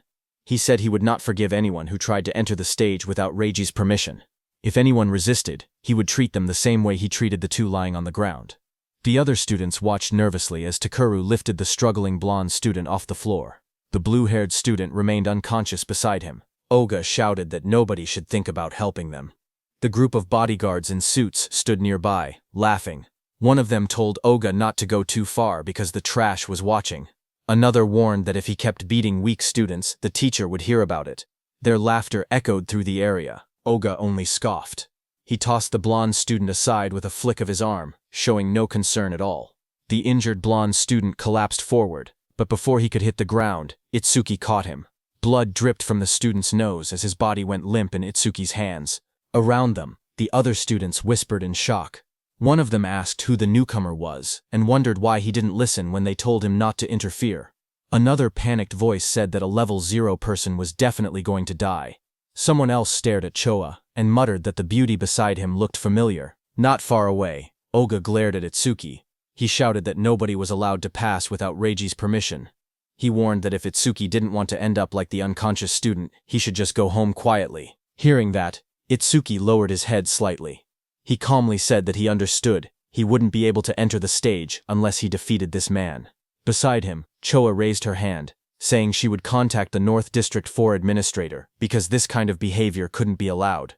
But Itsuki stopped her.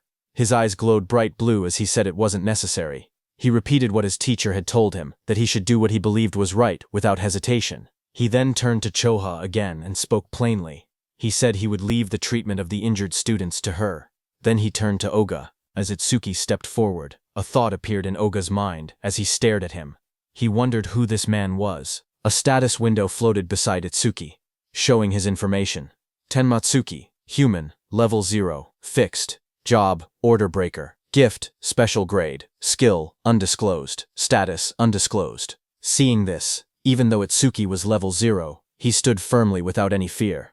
Oga wondered if Itsuki had a rare job that allowed him to stay calm like this. Oga suddenly felt something strange. Even with his higher level, he felt pressured. He told himself that rare job or not, he was 12 levels ahead. The stat difference shouldn't be something Itsuki could bridge. Another window appeared beside Oga, showing his status. Oga Takeru, human level 12, job, elementalist, gift grade 2. After metallization, defense plus 50% in stationary state. Skill, metallization, status, attack, 110, agility, 100, defense 250, magic 145, total 605. As Oga stared, his expression changed. His eyes widened, and in the reflection of his pupil, he suddenly saw Itsuki rushing toward him at incredible speed. In the next moment, Itsuki's fist collided with Oga's body with overwhelming force, sending a shock through the frame as the impact landed cleanly. The crowd watched in shock as 2 students stared ahead, sweat running down their faces. One of them exclaimed that the speed was unreal and wondered if Itsuki was really level 0. The other admitted that even though he was level 8, he wasn't sure he could keep up with that kind of movement, but as the dust settled, it was revealed that Itsuki's fist had struck Oga's metal head, sending steam rising from the impact. Oga had blocked the blow with his metallization skill, his face hidden behind the shining metal layer. Seeing this, Itsuki pulled back slightly, his eyes narrowing as he realized the strike had been stopped. Oga then raised both hands, his arms transforming completely into polished metal. He looked down at Itsuki and commented calmly that the speed was good. Then he moved and lunged forward with overwhelming force, shouting that Itsuki's attack still lacked power. The floor shattered beneath him as debris exploded outward. Itsuki braced himself, analyzing the situation in silence. He thought about what it would take to successfully land a surprise attack on an enemy above level 10. As his body blurred into motion again, he concluded that he needed to further increase his agility using Thunderbreaker. Just then, a system window appeared. The display showed Tenma Itsuki's status. It listed him as a human at level 0, with a fixed job called Order Breaker. Nirvana Gift, a special grade ability. His Nirvana skills were shown. Over Mimesis, Zoo Rank, Thunderbreaker, Love Library Run. Black Wall Love Library 2, on Lotus Burst, Love Library 2. All of his stats, attack, agility, defense and magic, were listed as 250, totaling 1000. Then another screen appeared. It detected a C-rank skill, metallization. At the same moment, overmimesis activated and began analysis. The progress bar rose to 1%. Itsuki crouched on the ground, watching his opponent. He wondered if the threat level was high enough for overmimesis to activate. He decided he needed to get serious. A new screen showed the analysis increasing to 5%. Itsuki observed Oga's metal-covered body in front of him and thought that normal attacks couldn't break through the metallized areas. He concluded he would have to aim for the parts that were still flesh. His foot slid across the ground as he accelerated. But Oga looked at him and laughed, calling him a weakling with no power or speed as he raised his shining, hardened arms to counter. Itsuki tightened his gaze as he thought to himself that his opponent had let his guard down, believing that the speed Itsuki had shown earlier was his maximum. His expression remained calm and focused, a faint glow of blue lightning beginning to trace along his body. Lightning wrapped around him as he prepared to accelerate. He readied his fist, and in that moment, he decided to increase his speed using Thunderbreaker. Across from him, Oga widened his eyes in shock when he saw the lightning erupt. He shouted in disbelief, wondering how Itsuki possessed the lightning element. Before he could react, Itsuki surged forward, lightning crackling violently around him. Itsuki declared that he wouldn't give him time to metallize. Itsuki continuously attacked Oga. Dozens of blue screens appeared around them, showing percentages climbing. 25%, 59%, 66%, tracking the rapid progress of the attack. Spectators from the side watched in shock. One man asked why Itsuki could use skills from another job. Another said the speed was too fast for his eyes to follow. Someone else muttered that the level 0 boy might actually defeat Oga. Oga himself struggled to react. Sweat ran down his face as he realized he had no time to metallize. He gritted his teeth, questioning how a level 0 could move so fast. Desperation grew inside him as he admitted that, at this rate, he would lose. Electricity wrapped around his entire body, trapping him. He couldn't even scream. Panic overtook him as he shouted in his thoughts for the others to stop watching and help him. As the lightning surged around him, Oga clenched his teeth. His expression twisted in desperation, and he thought to himself that he had no choice left. He would have to try that technique. With a loud shout, he suddenly tore off his shirt and released a burst of power. Waves of force exploded from his body as he activated his ultimate skill. Before Itsuki, Oga's entire body turned metallic from head to toe. Itsuki stared in shock, realizing that his opponent had managed to metallize his entire body at once. A system window flickered beside him, showing C-rank skill, metallization, analysis progress 88%. Oga glared down at Itsuki with glowing eyes. He said he was grateful he had never managed to metallize his entire body before, but Itsuki had pushed him enough to finally achieve it. He explained that metallized areas increased his defense by 50%, and his personal gift added another 50% whenever he remained still. With both effects combined, his current defense exceeded 500. His face twisted into a cruel grin as he looked at Itsuki. He said that he had originally planned to cut Itsuki in half, but as thanks for helping him complete his new skill, he would at least allow Itsuki to die easily. Watching from the sidelines, the other trainees were stunned. One of them exclaimed that a defense over 500 at level 12 was impossible to break. Another admitted that they had thought the level 0 newcomer would win, but the opponent was too much of a monster. Suddenly, a glowing blue aura wrapped around Itsuki. He looked ahead with calm eyes and said that if his guess was right, a full-body metal transformation required a large amount of magic. The screen beside him showed the analysis reaching 98%. Itsuki continued, saying that if Oga had used most of his stat points on defense, then his magic shouldn't be very high. The percentage rose again, reaching 99%. Across from him, Oga growled and denied it, calling Itsuki's reasoning nonsense.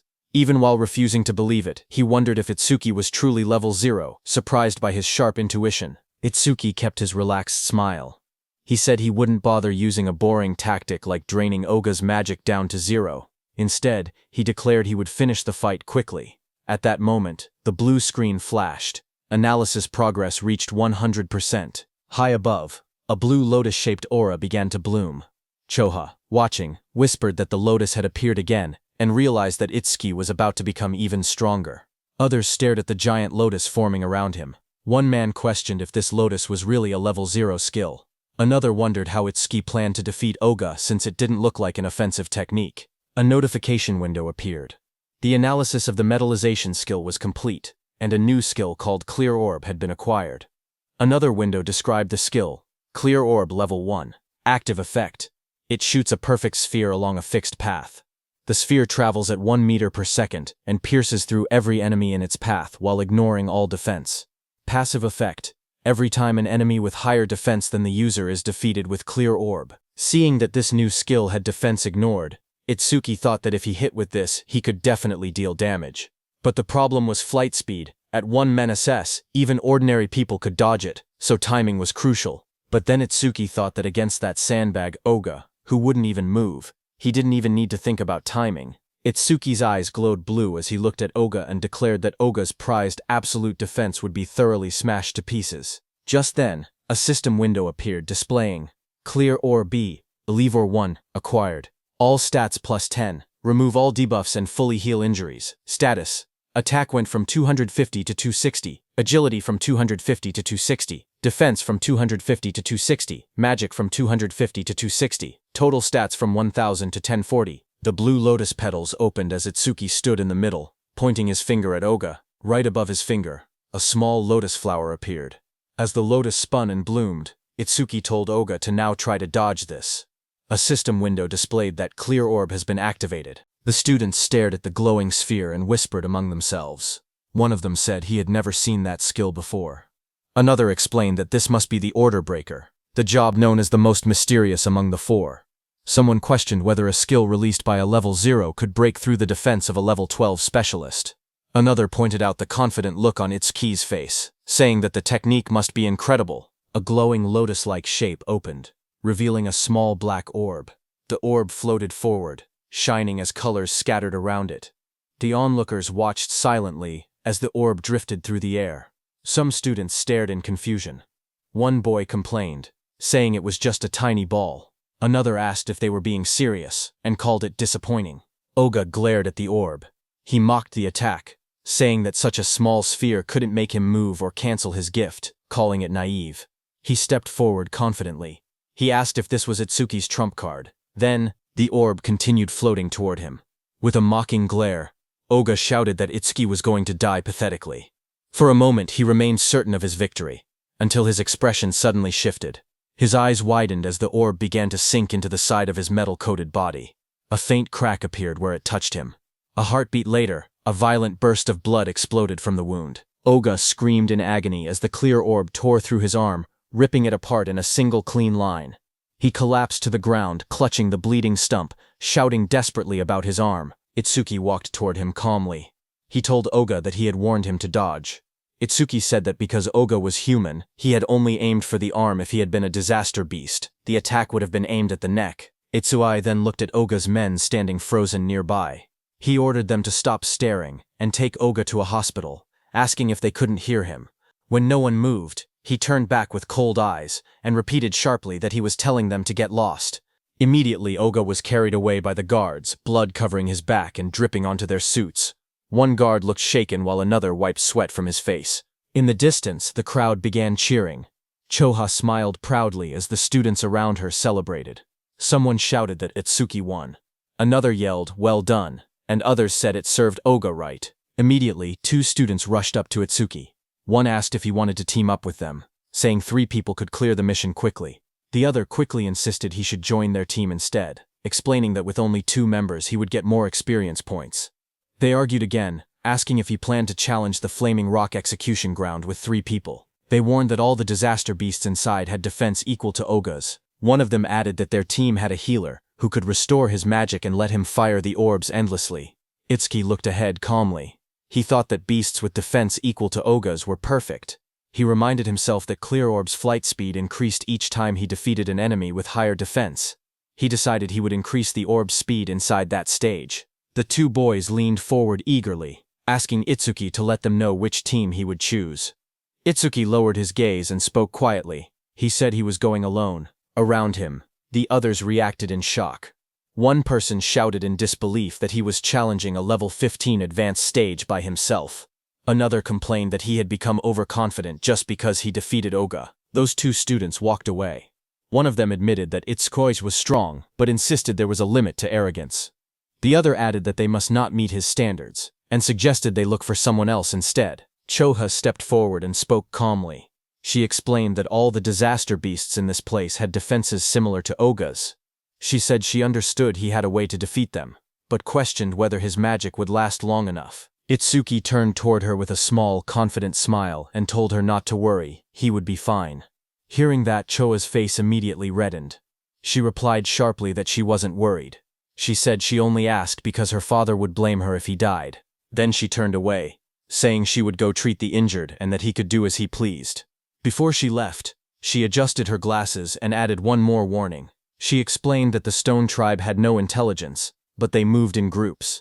She told him to be careful about his magic consumption. Itsuki stepped toward the glowing entrance device and raised his hand. A soft beep echoed through the air as the system confirmed him. A notification projected beside the door, stating that entry for the awakened Tenma Itsuki had been approved. Once inside, Itsuki looked ahead with sharp eyes. He muttered that there were more enemies than he had expected. Right in front of him, countless stone beasts filled the rocky canyon, their bodies made of thick boulders and glowing yellow eyes. The ground cracked under their weight as they charged. Itzquant watched them and noted that the disaster beasts in this advanced stage had levels and stats far higher than before. A blue system window appeared in front of him, showing the information of a stone statue from the Stone Tribe, level 9, with its gift converting all magic power into defense. As one of the stone beasts rushed toward him, Itsuki held out his glowing purple orb. He spoke calmly, saying he would test whether these enemies met the clear orb's passive conditions. The purple aura around the orb burst outward as he activated it. The clear orb shone brightly, its power swirling in layers of violet and blue light. The stone beast charged forward, its massive body bursting through the dust as Itsuki raised his hand. The purple orb floated above his palm, swirling with bright light as he aimed it at the incoming monster. The orb shot out instantly, tearing straight through the beast's rocky body. A large hole opened behind it, and Itsuki stepped through the fading purple glow as the system window appeared. The screen displayed the message, Stone Statue, Level 9 defeated. Another line followed, Clear Orb, flight speed increased by 100%. Itsuki watched the notification and nodded. He thought to himself that it was exactly as he expected. More stone beasts roared as they appeared in front of him, their yellow eyes shining from within the broken cliffside. Itsuki stood calmly among them, the purple light reflecting across his silhouette. Lightning began crackling around Itsuki's body, and his eyes glowed red. He looked ahead and said that these slow beasts with poor evasion were perfect prey for the clear orb. System windows continued to appear one after another. Stone Statue, Level 9 defeated. Clear orb flight speed increased by 100%. Pieces of broken stone scattered across the ground as the notifications filled the air. The glowing status window floated above Itsuki, showing magic 1 Tencel, 160 remaining. He stood on top of a mountain of shattered stone beasts. Looking down at the battlefield, he calmly calculated the situation.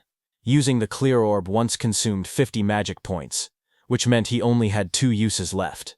Ahead of him, the ground trembled as 2 massive stone beasts charged straight toward him. He noted that the remaining enemies were 3, including a boss that still hadn't revealed itself. Seeing the 2 stone monsters rushing in at full force, he understood what he had to do. He thought that he needed to defeat 2 enemies at once with a single orb. Itsuki lowered his stance and gathered the purple energy swirling from the clear orb. With a powerful jump, Itsuki left the ground and shot upward. Then the beasts crashed with explosive force, shattering the rocky ground. As dust and stone fragments blasted outward, Itsuki leapt forward. Now, he said, moving straight through the debris. His eye glowed blood red as he pushed through the shockwave. A fierce grin formed on his face. Take this, he shouted, preparing the next strike. The purple orb shot downward with blinding speed, its light stretching across the sky as Itsuki hung in the air above it. Immediately, glowing system windows appeared one after another, displaying, Stone Statue, Lever 9, defeated. Clear orb flight speed increased by 100%. After the impact, Itsuki collapsed on the ground, panting heavily. Sweat dripped down his face as he lay flat on the rocky floor. He muttered that the exhaustion he felt right before his magic ran out was rough. He hoped he would someday get a magic recovery skill. He slowly sat up and looked at the glowing screen in front of him. He said that with the orb now flying at 5 meters per second, he could catch up to running enemies. The system window displayed the details of the skill. Clear Orb. Level 1. Active effect. Fires a perfect sphere with a fixed trajectory. The sphere flies at 5 meters and penetrates all enemies in its path, ignoring defense. Passive effect. Each time an enemy with higher defense than yourself is defeated with clear orb. Flight speed plus 100%. Current flight speed increase 500%. While he was checking the details, suddenly the ground shook, and a massive stone arm dropped toward him with a loud crash. Itsuki looked up in surprise as the enormous mass slammed into the earth, sending dust and rock exploding in every direction. A massive stone giant charged forward, its rocky body trembling with each step as dust exploded around it. A system window appeared, detecting a B-rank skill and revealing the monster's details. Giant Stone Man 28, Level 15. Stone Tribe, Grade 2.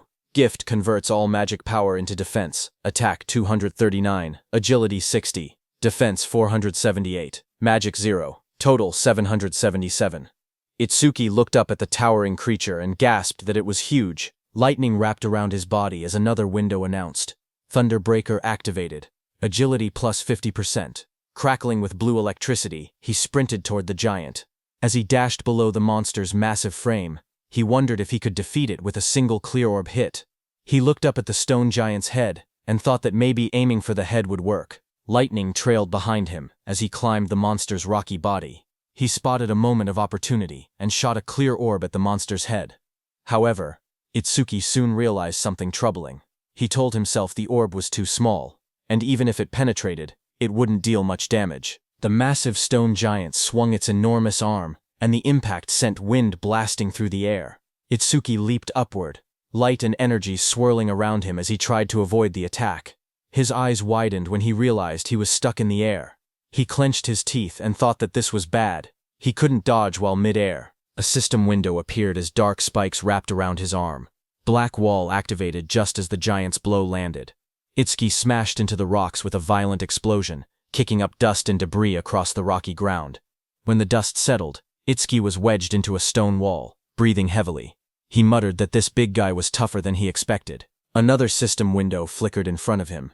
A B-rank skill, Gigantification, was detected. Overmimesis activated and began progressing at 1%. Seeing that, Itsuki looked up with a confident grin. Realizing the monster grew huge because of a skill, he said this would be easy. With one hand, he grabbed onto the giant's stone body and prepared for his next move. Meanwhile, outside, one of Kinoshita Reiji's men got the news of what had happened to Oga and froze in shock. Behind him, Kinoshita Reiji, dressed in a golden vest, sat calmly. He narrowed his eyes and warned his man not to make noise in front of him. The suit-wearing man bowed his head and apologized, saying it was just so unexpected. Kinoshita asked him what had happened. The man reported urgently that someone had defeated Oga and forced their way into the stage. Hearing that, Kinoshita clenched his teeth and broke the wineglass in his hand. He questioned what Oga was even doing. He reminded himself that Oga always bragged that no one below level 30 could break through his defense. He wondered if a level 30 or higher awakened had shown up. But his man quickly explained that with the recent surge in descending monuments, all awakened above level 30 were busy dealing with them and shouldn't have time to come here. He added that challengers at the Flaming Rock execution ground were mostly level 10 rookies. Hearing that, Kinoshita shouted that there was no way a level 10 could beat Oga. His guard behind him looked down with a serious expression and said that if he was given some time, he would gather detailed information. Kinoshita adjusted his vest and tie and said that gathering information was unnecessary. Even if the opponent was level 30, he himself was already here. He mentioned that the Flaming Rock execution ground was known for its stubborn disaster beasts that slowed down challengers. He added that if they headed there now, they would make it in time. However, his guard said that since the opponent's identity was unknown, they should still be cautious. Hearing that, Kinoshita's expression grew sharp. His glasses glowed as he told the guard that he had already said they were heading there now, and that he shouldn't have to repeat himself. The guard stiffened, sweating nervously, and replied with a quiet, "Yes." Kinoshita then threw his arm upward confidently, and declared that he would make them regret opposing the Kinoshita family. At the same time in the dungeon, blue energy lotus surged around Itsuki. A glowing screen appeared behind him showing 100%. Seeing that, Itsuki smirked and said that he no longer had to run around like a mouse anymore. He was standing on top of the massive stone beast, and a bright blue lotus had formed on the beast's forehead. At that moment, a system window opened in the air, announcing that the B-rank skill Gigantification had been fully analyzed. Itsuki looked at the window in surprise. He muttered that instead of gaining a new skill, something else had happened. He realized that Clear Orb had leveled up to level 2, and he checked for new effects. Another set of windows appeared, explaining the changes. Clear orb, level 2, now fires a perfect sphere at 5 meters per second, piercing all enemies while ignoring defense. New effect. After activation, the orb's size can now be adjusted by consuming additional magic power. Passive effect. Each time an enemy with higher defense than your own is defeated using Clear Orb, flight speed increases by 200%. Itsuki stared at the window, shocked that the passive effect had risen from a 100% to 200%. More importantly, he was excited that he could now control the size of the orb with magic. Power surged around him as the blue energy lotus opened. Itsuki said he wanted to try the new ability immediately, and glowing energy surrounded his body. Another window appeared, confirming the upgrade. Clear Orb Level 2 acquired. All stats plus 20. All debuffs removed. Injuries fully healed. A second window showed his new status. Attack went from 260 to 200 in. Agility from 260 to 200 in. Defense from 260 to 200 in. Itsuki then jumped above the massive stone beast, and a massive dark glowing flower appeared beside him, pulsing with power. He thought to himself that it was consuming all his magic to create the maximum orb it could produce right now. The stone beast glared up at him with bright yellow eyes as cracks of energy spread across its body. Itsuki shouted, telling the stone beast to take the biggest clear orb. The giant flower opened like petals, and released a powerful clear orb.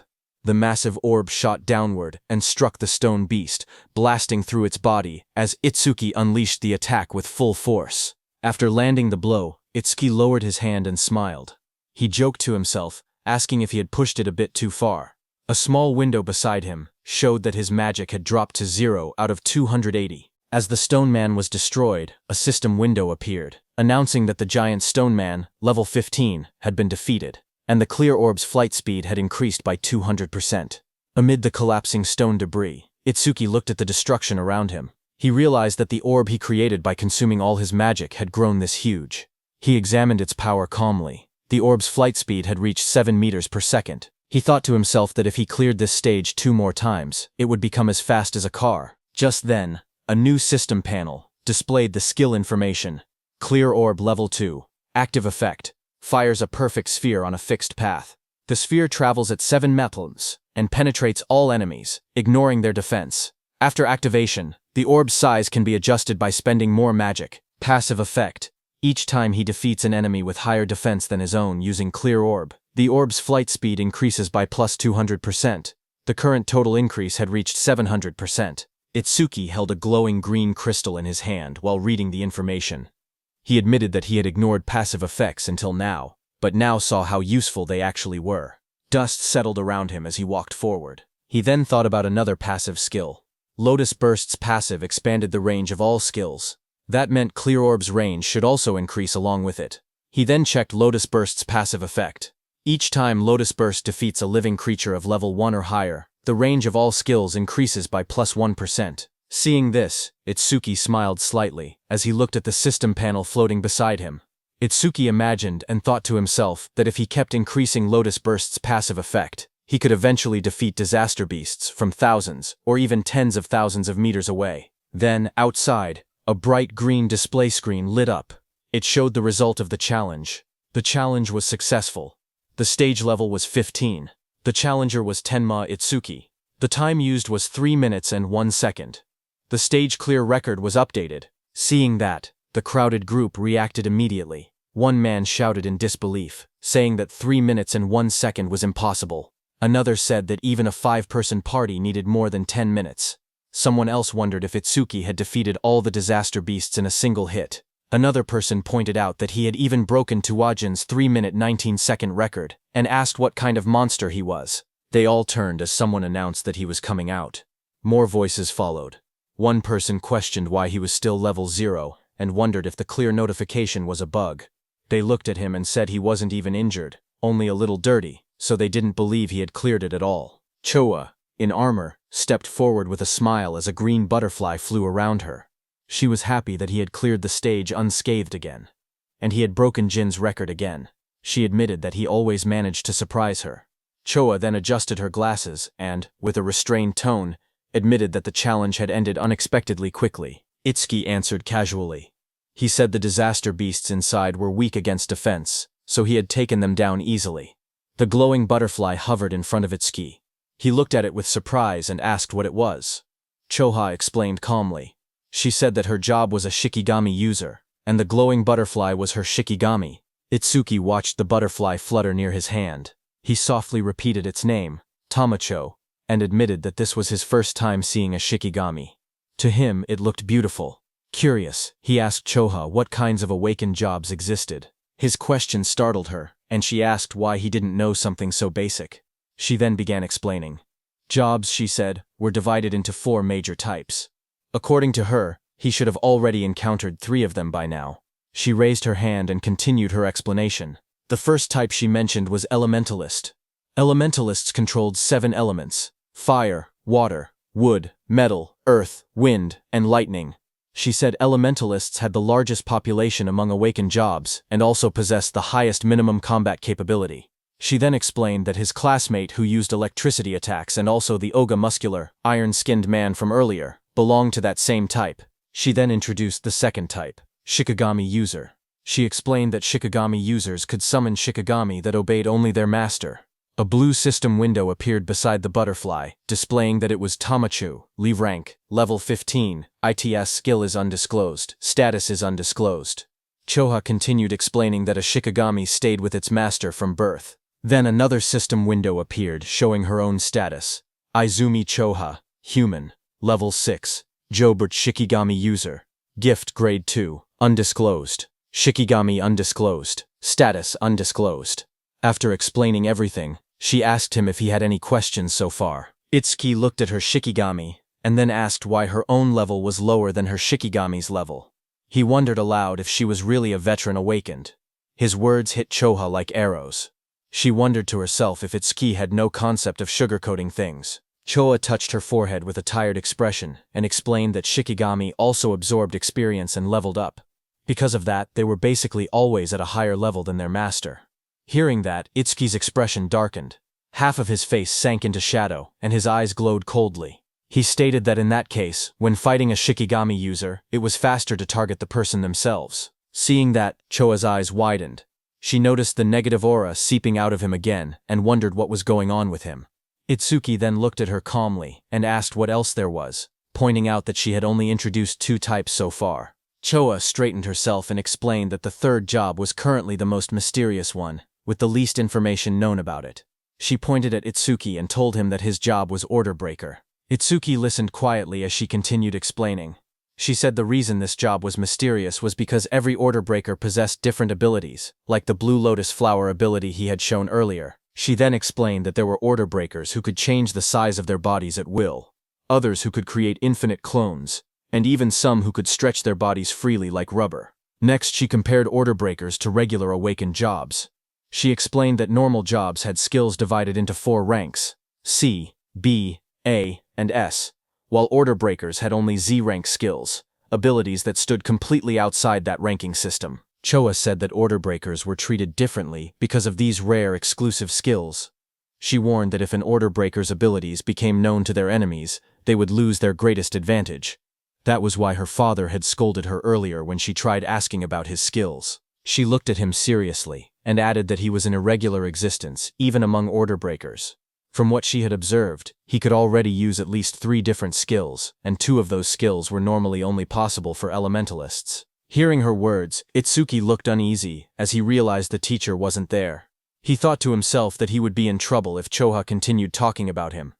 Itsuki then asked her about the last job, adding that he had never seen it before. When Choha heard Itsuki asking about the last job, she kept a calm expression and told him she would only explain it after he actually saw it.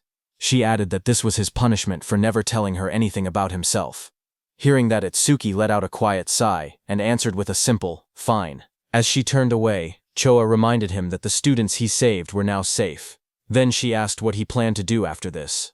Itsuki replied that he was thinking of clearing the stage a few more times. Choha looked back at him sharply.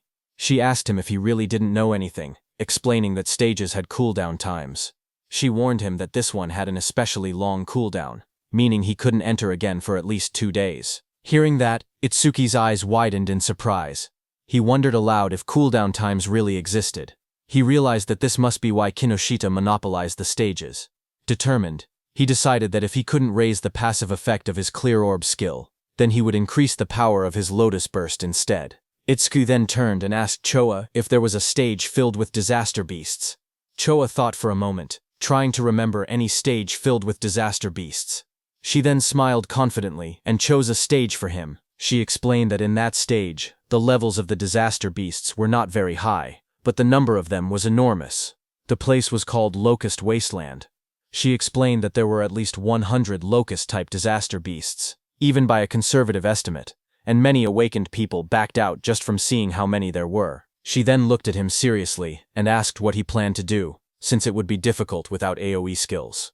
For those who didn't know, AoE meant area of effect or area attacks. Itsuki answered firmly that he was going. In his thoughts, he remembered that he hadn't used Lotus Burst in front of her yet, so she didn't know he actually had an area attack. A shocked Choa asked him again if he was really going.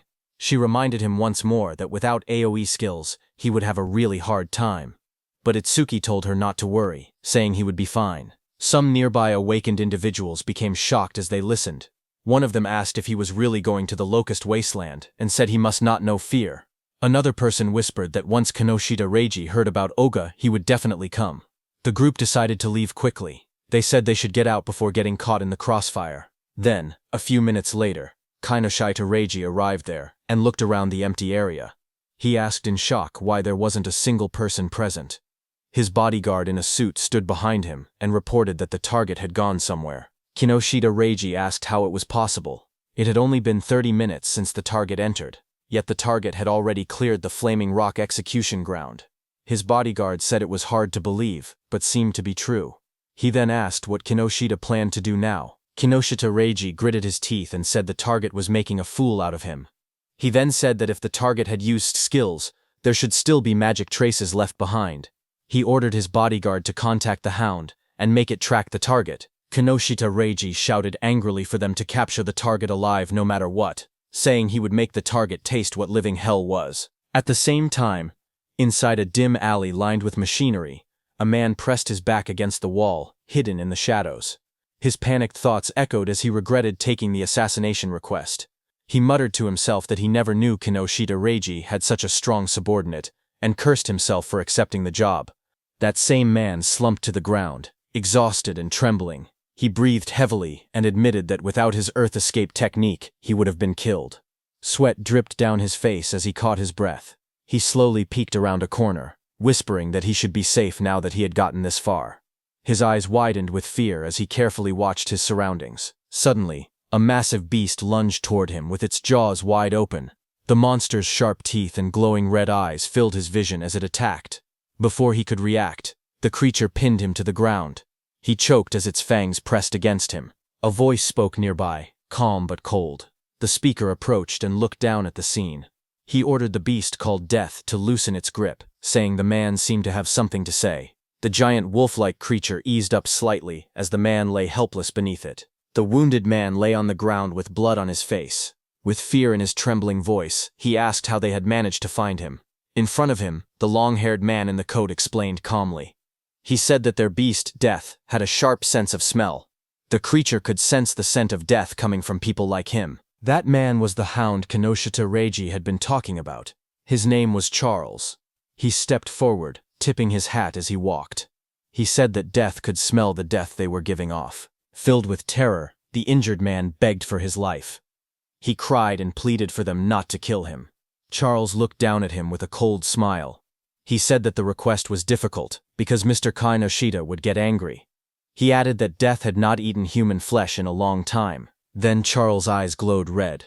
He gave a sharp command, telling Death that it was mealtime. The massive black wolf lunged forward with its jaws wide open, fangs bared as it roared fiercely. A moment later, it ate the man.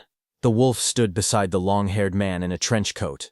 The man looked at it calmly and said that it had finally leveled up. A glowing blue panel appeared, showing the creature's details. Death Hound, Dwangpriting. Level, 16. Skill, Death Smell, C rank. Detects all magic traces in an area and identifies the magic source. Second skill, Respawn Desire, B rank. After the Shikigami dies, its respawn time is greatly reduced. Status, Attack 250, Agility 250, Magic 150. Just then, the man's phone began vibrating. He glanced at the screen and answered the call. He told the person on the other side that he had finished things there. As he listened, his expression changed. He asked if Oga had been badly injured. He wondered aloud if someone had struck that stubborn Oga's weak point. Finally, he replied that he understood and said he was on his way. He ended the call and turned back toward the wolf. With a small gesture, he told it that a new prey had appeared and ordered it to move. Sometime later, in a bright golden field labeled as the Locust Wasteland, a dome-shaped building stood in the distance. Itsuki and Choha approached it along a narrow dirt path. Itsuki looked at the structure and asked softly, "Here?" He stared across the endless wheat fields and wondered aloud if there were really that many locusts in a place that looked so quiet and peaceful. Walking beside him, Choa explained calmly. She said that disaster beasts always chose environments that suited them when invading this world. Because of that, predicting the type of beast based on the surrounding terrain was an important skill for awakened individuals. Hearing that, Itsuki nodded. As they moved closer, he noticed there wasn't even a reception desk. Choha touched her forehead and explained that the danger level of this stage was extremely high, so high that it had already reached the point of a dismantlement resolution. Confused, Itsuki compared it to the Flaming Rock execution ground, noting that this stage was actually below level 13. He asked why such a drastic decision was made. Choha replied that in normal stages, people could still escape if they couldn't win. But here, the disaster beasts were unnaturally aggressive and appeared in overwhelming numbers. As they studied the stage's environment, Choha explained the danger. She said that if an awakened person let their guard down even a little, they would quickly be surrounded by countless locusts. She continued, saying that anyone caught like that would be devoured completely, down to the marrow of their bones. Hearing all of this, Itsuki only smirked. He said that it was perfect if there were really so many disaster beasts here.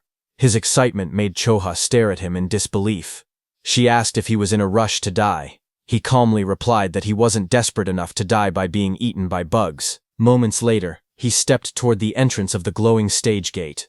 Choha watched him, noting from his attitude that he seemed confident enough.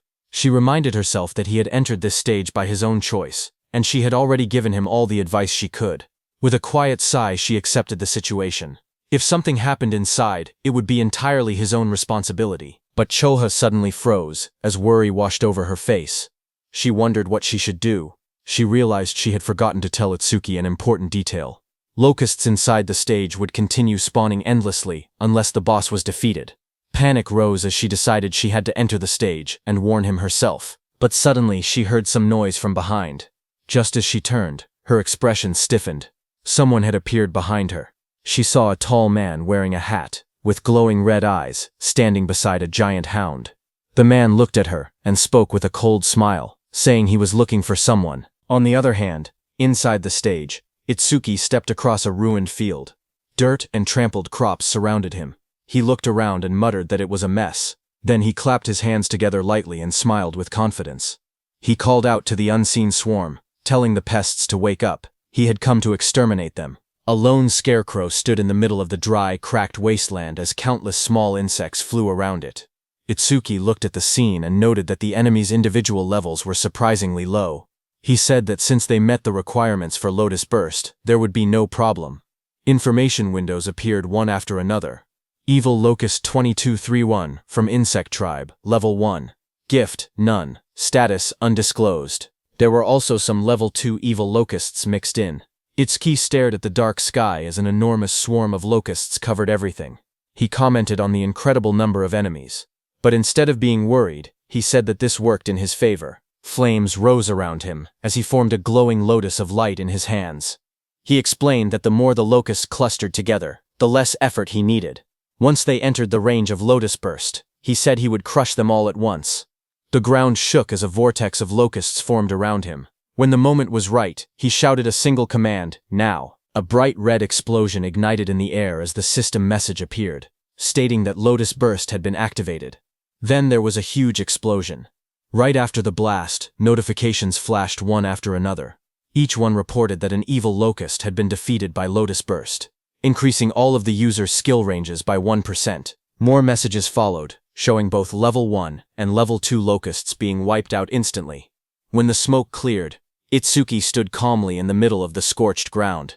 Sparks drifted around him, while charred insect bodies lay scattered at his feet. Another notification floated beside him, confirming the defeat of a level 2 Locust and awarding another 1% increase. New windows opened, explaining Lotus Burst's abilities. The active effect consumed magic to deal explosive damage within a 10.5-meter range, its power proportional to how much magic was spent. The passive effect stated that every time Lotus Burst killed a living creature of level 1 or higher, all skill ranges increased by 1%. Itsuki glanced at the numbers and made a small comment. He had defeated 110 enemies, which meant a 10% increase, therefore receiving 10% at once. Lotus Burst's range had now expanded to 10.5 meters, which he considered impressive. He analyzed the situation calmly. Against disaster beasts of this level, consuming 10% of his magic to output 10% of his firepower should be enough. Taking his remaining magic and recovery speed into account, he could probably use about 10 more shots. If he gained even 100 kills per use, he could increase his total skill range by 1000%. Another screen displayed his magic level, 252 out of 280. He looked at it and muttered that things would go much more smoothly if stages didn't have cooldown times. But suddenly, Itsuki noticed something. He stared at his bracelet with a confused expression. He noticed that the usual challenge success notification was missing. He muttered that something felt odd. As he frowned, a thought crossed his mind, and he wondered if the reason was something unexpected. Just then, a system window suddenly appeared. It reported that a C-rank skill called Mother's Will had been detected. It also stated that Over-Mimus was activated, and that the analysis progress was at 1%. Itsuki looked up sharply. He realized that one locust had survived. Dust and broken ground swirled around him as more locusts flew through the air. He turned, watching the locust swarm gather again. He questioned whether Mother's Will was the boss monster's skill. At that moment, several locusts lunged at him. He jumped back and blocked the attacks with the crystal armor covering his arms. He admitted to himself that he had let his guard down. He had truly believed there was no boss monster in this area. He narrowed his eyes, thinking aloud. He said it was good that he could still expand his skill range by using Lotus Burst again. But he also stated the bigger problem. He had no idea where the boss actually was. The glowing lotus-shaped energy expanded from Itsuki's hands as he activated his skill. His expression hardened with resolve. He declared that he would defeat all the small enemies first and force the hidden boss to reveal itself. A bright explosion erupted around him. The ground shook as countless evil locusts were blown apart by the blast. System notifications appeared one after another. Each message showed that an evil locust, either level 1 or level 2, had been defeated with Lotus Burst, and every kill increased all his skill ranges by 1%. The notifications continued stacking until the Lotus Burst total experience reached 220%. His Lotus Burst leveled up. Another message explained the updated skill. Lotus Burst LV2 now consumed magic to deal explosive damage within a 16-meter diameter, and its power increased based on how much magic was used. Itsuki looked at the smoking battlefield and murmured that the range had expanded to 16 meters, calling the new effectiveness outstanding. But even after defeating 10 small enemies, the boss still hadn't appeared. Deep underground, inside a dim nest filled with shifting shadows, many insect-like creatures began to crawl and move. Their wings rustled as more of them gathered around a glowing cluster hidden in the darkness. As the locusts crawled out of the cracked ground, a notification floated in front of Itsuki, showing the analysis progress rising to 27%. He looked ahead sharply and muttered that they had spawned again. Another screen appeared, showing his magic at 232 out of 280. He noted that he could still use Lotus Burst 9 more times. Fire erupted around his hand as he stepped forward, declaring that no matter how many times the monsters appeared, he would thoroughly deal with them. His arm swung through the flames, and he shouted that he would sweep them all away. A fiery explosion burst across the battlefield, and several notifications appeared one after another, stating that evil locusts of level 1 had been defeated with Lotus Burst, and that all skill ranges increased by 1%. More screens stacked up endlessly, showing the same message again and again. A blinding explosion tore through the ground as Lotus Burst activated again, scattering debris in every direction. Bright light flashed across the stage, and the blue notification window appeared with the same message, Lotus Burst. Another massive blast followed right after, engulfing the area in a wave of yellow flames and flying rubble. The screen repeated the skill name, Lotus Burst. A new system panel displayed the updated description of the skill. It stated that Lotus Burst LV2 consumed magic to deal explosive damage within a 54.5-meter diameter, its power tied directly to magic consumption. Below it, another panel explained the passive effect. Every time the skill defeated a creature of level 1 or higher, all skill ranges increased by plus 1%, now reaching a total of plus 990%. Itsuki ran forward through the burning battlefield, sweat rolling down his face. He glanced at the glowing screen. He said that up until now, he had wiped out large groups 9 times and expanded Lotus Burst's range by 990%, but he only had enough magic left to use it one more time. He wondered why the monsters kept appearing non-stop. His magic display dropped to 5280. He looked up as the sky darkened with swarming insects. He muttered in frustration that there was no end to them.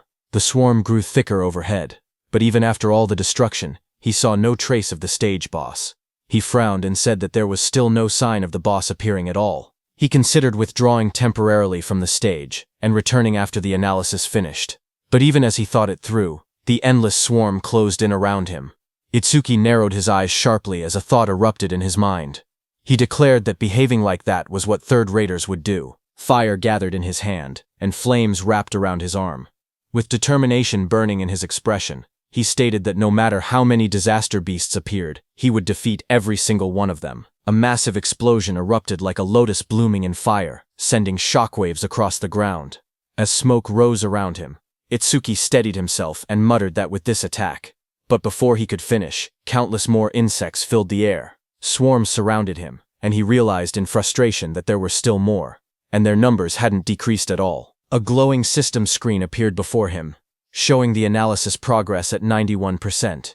Itsuki's eyes widened as he tried to make sense of the situation. He wondered what was happening. All the disaster beasts that had appeared since the first defeat were still only level 1. Their bodies were small too, as if they had just hatched. As he connected all the dots, he realized the truth at once. The boss's ability was infinite reproduction. A massive golden insect, the queen locust, crouched in the darkness as glowing eggs shot out from its abdomen. A system window identified it. Queen locust Sumbro 379, insect tribe, level 13, gift, grade 1, lays large quantities of evil locust eggs, skill, mother's will. Itsuki looked up, sweat trailing down his face. If the queen could reproduce endlessly, then fighting the small ones meant nothing. The only way forward was to defeat the boss itself. His magic was nearly gone. But the analysis bar floated in front of him, rising steadily. 98%. He clenched his teeth as the final percentage completed. The blue sphere of the analysis pulsed outward. Analysis progress, 100%. A new message appeared. Mother's will. Analysis complete. Skill acquired. Magic detection LV1. Another window followed. Magic detection LV1. Active effect. After activation, continuously consumes magic to sense magic flow within a 100-meter diameter. Passive effect. Range expanded to 1100 meter because of Lotus Burst's passive effect. Additional passive. Each time one enemy unit is detected, the user's magic recovers by 10%. Seeing this, Itsuki's eyes widened as he read the description. A detection skill. Its effective range now stretching over 1,000 meters, and every enemy detected would restore his magic. A smile curved across his lips. The passive effect was perfect for this stage. Hunting the smaller creatures again and again would now benefit him greatly. He tilted his head slightly, his eyes shining with confidence. He thought that leaving the queen alone for a moment and clearing out more enemies wouldn't be a bad plan at all. As he lowered his gaze, he thought quietly to himself. He realized he had been keeping Choha waiting. For now, he decided to finish clearing the stage before returning. A blue system window appeared before him, announcing that magic detection level 1 had been acquired. All of his stats rose by 10 points. All debuffs were removed, and his injuries were fully healed. Another window displayed the updated numbers. His attack increased from 200 to 290. His agility rose from 200 to 290. His defense moved from 200 to 290. His magic stat climbed from 200 to 290, where Turening his total grew from 120 to 1160. Itsuki then raised his hand to his forehead, as swirling energy surrounded him. He activated the new skill, focusing intently. He began locating the boss using magic detection. Wide ripples of energy spread out from his body, expanding across the entire area like rings on water. The waves traveled far into the distance, lighting up the surroundings as they moved. Down below, the massive golden insect boss lifted its head, its yellow eyes glowing as the waves passed over it. Itsuki's eyes suddenly sharpened. In the next instant, He spotted the reaction in the distance. He slowly raised 2 fingers and pointed them forward, a confident smile forming on his face. A surge of dark, swirling energy formed at his fingertips, twisting the air around him. He was going to use his clear orb skill. Amid the chaos, his steady voice echoed. He said that even if the enemy used its children as shields, it would be useless. The clear orb began to glow, merging with the power of Lotus Burst. A bright lotus-shaped light burst outward, illuminating the battlefield. He declared that with Lotus Burst's passive effect and the clear orb's current flight range, the attack would definitely reach its target. A system window appeared, stating that the clear orb's flight distance was now 120 meters. In the next instant, the glowing orb shot across the field like a streak of purple lightning. Wind burst apart in its wake as the queen locust recoiled in shock, spreading its golden wings wide to escape. But Itsuki was already behind it, surrounded by crackling blue crystal. His transformed figure loomed like a shadow. Lightning surrounded Itsuki as he appeared above the queen. Looking at her, he said, "Checkmate." He slammed his attack down, overpowering the queen with sheer force. He cut down the queen into pieces. Immediately, the whole insect swamp was disturbed. Seeing that, he realized the swarm fell into chaos after losing its queen. Itsuki turned toward them with cold eyes. Flames erupted from his crystal-covered arm as he promised to send the remaining creatures to their mama right away. After the Lotus Burst explosion, all insects fell to the ground. Itsuki stood in the settling dust, looking at the battlefield calmly. He stated that all his skill ranges had increased by 1210%, that Lotus Burst's explosion radius now reached 65.5 meters, and that the clear orb's flight distance had expanded to 131 meters. A system window appeared, describing Lotus Burst at level 2. It explained that the active skill consumed magic to cause explosive damage within a 65.5 meter diameter, its power tied to magic consumption. The passive effect showed that every time Lotus Burst defeated a living creature of level 1 or higher, all skill ranges increased by 1%, now totaling plus 121-10%. A second notification appeared, showing the flight distance of the true ball, 131 meters. Itsuki looked at the result and smiled, saying it had been a good harvest. He held a green leaf in his hand while sitting on the ground, surrounded by rising dust. He then thought to himself that when the cooldown ended, he would challenge it again and raise Lotus Burst's passive effect to 5 digits. As he returned to exit the dungeon, a new notification appeared, stating new record achieved. Another line reported time used, 17 minutes 7 seconds. Standing in front of a glowing blue portal, Itsuki looked at the timer and noted that it had taken 17 minutes. He thought that Choha must be worried. He imagined Choha waiting outside. He believed that when he returned safely, she would probably act aloof again, yet he knew she was actually kind and considerate. He thought her inability to be honest was somewhat cute. Stepping out of the portal, surrounded by a swirl of blue energy, he lifted his hand and greeted her, saying he was back and sorry for worrying, but then his eyes widened sharply, shock filling them. Right in front of him, Choha appeared injured, blood on her lips. A man with glowing red eyes held her up by the collar. He looked down at Itsuki and spoke coldly. He said that going solo and coming out of the stage safely could mean only one thing. Itsuki was the guy Reiji had been looking for. Charles in the wide-brimmed hat looked at Itsuki and spoke calmly. He said the timing was perfect. He had been trying to get information about Itsuki from Choha, whom he had captured, but even in her current condition she refused to talk. Charles added that Choha had more backbone than most men. Across from him, Itsuki stepped forward. His voice was cold as he told Charles to let go of Choha with his filthy hands. He warned that if Charles did not do so now, he would only be half killed.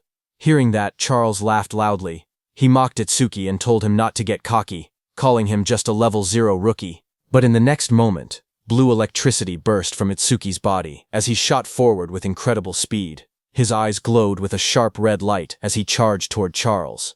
Charles flinched in fear, shouting that he was fast, then called out to Death. Before Itsuki's blow could land, Death, a giant black beast, suddenly leapt between them.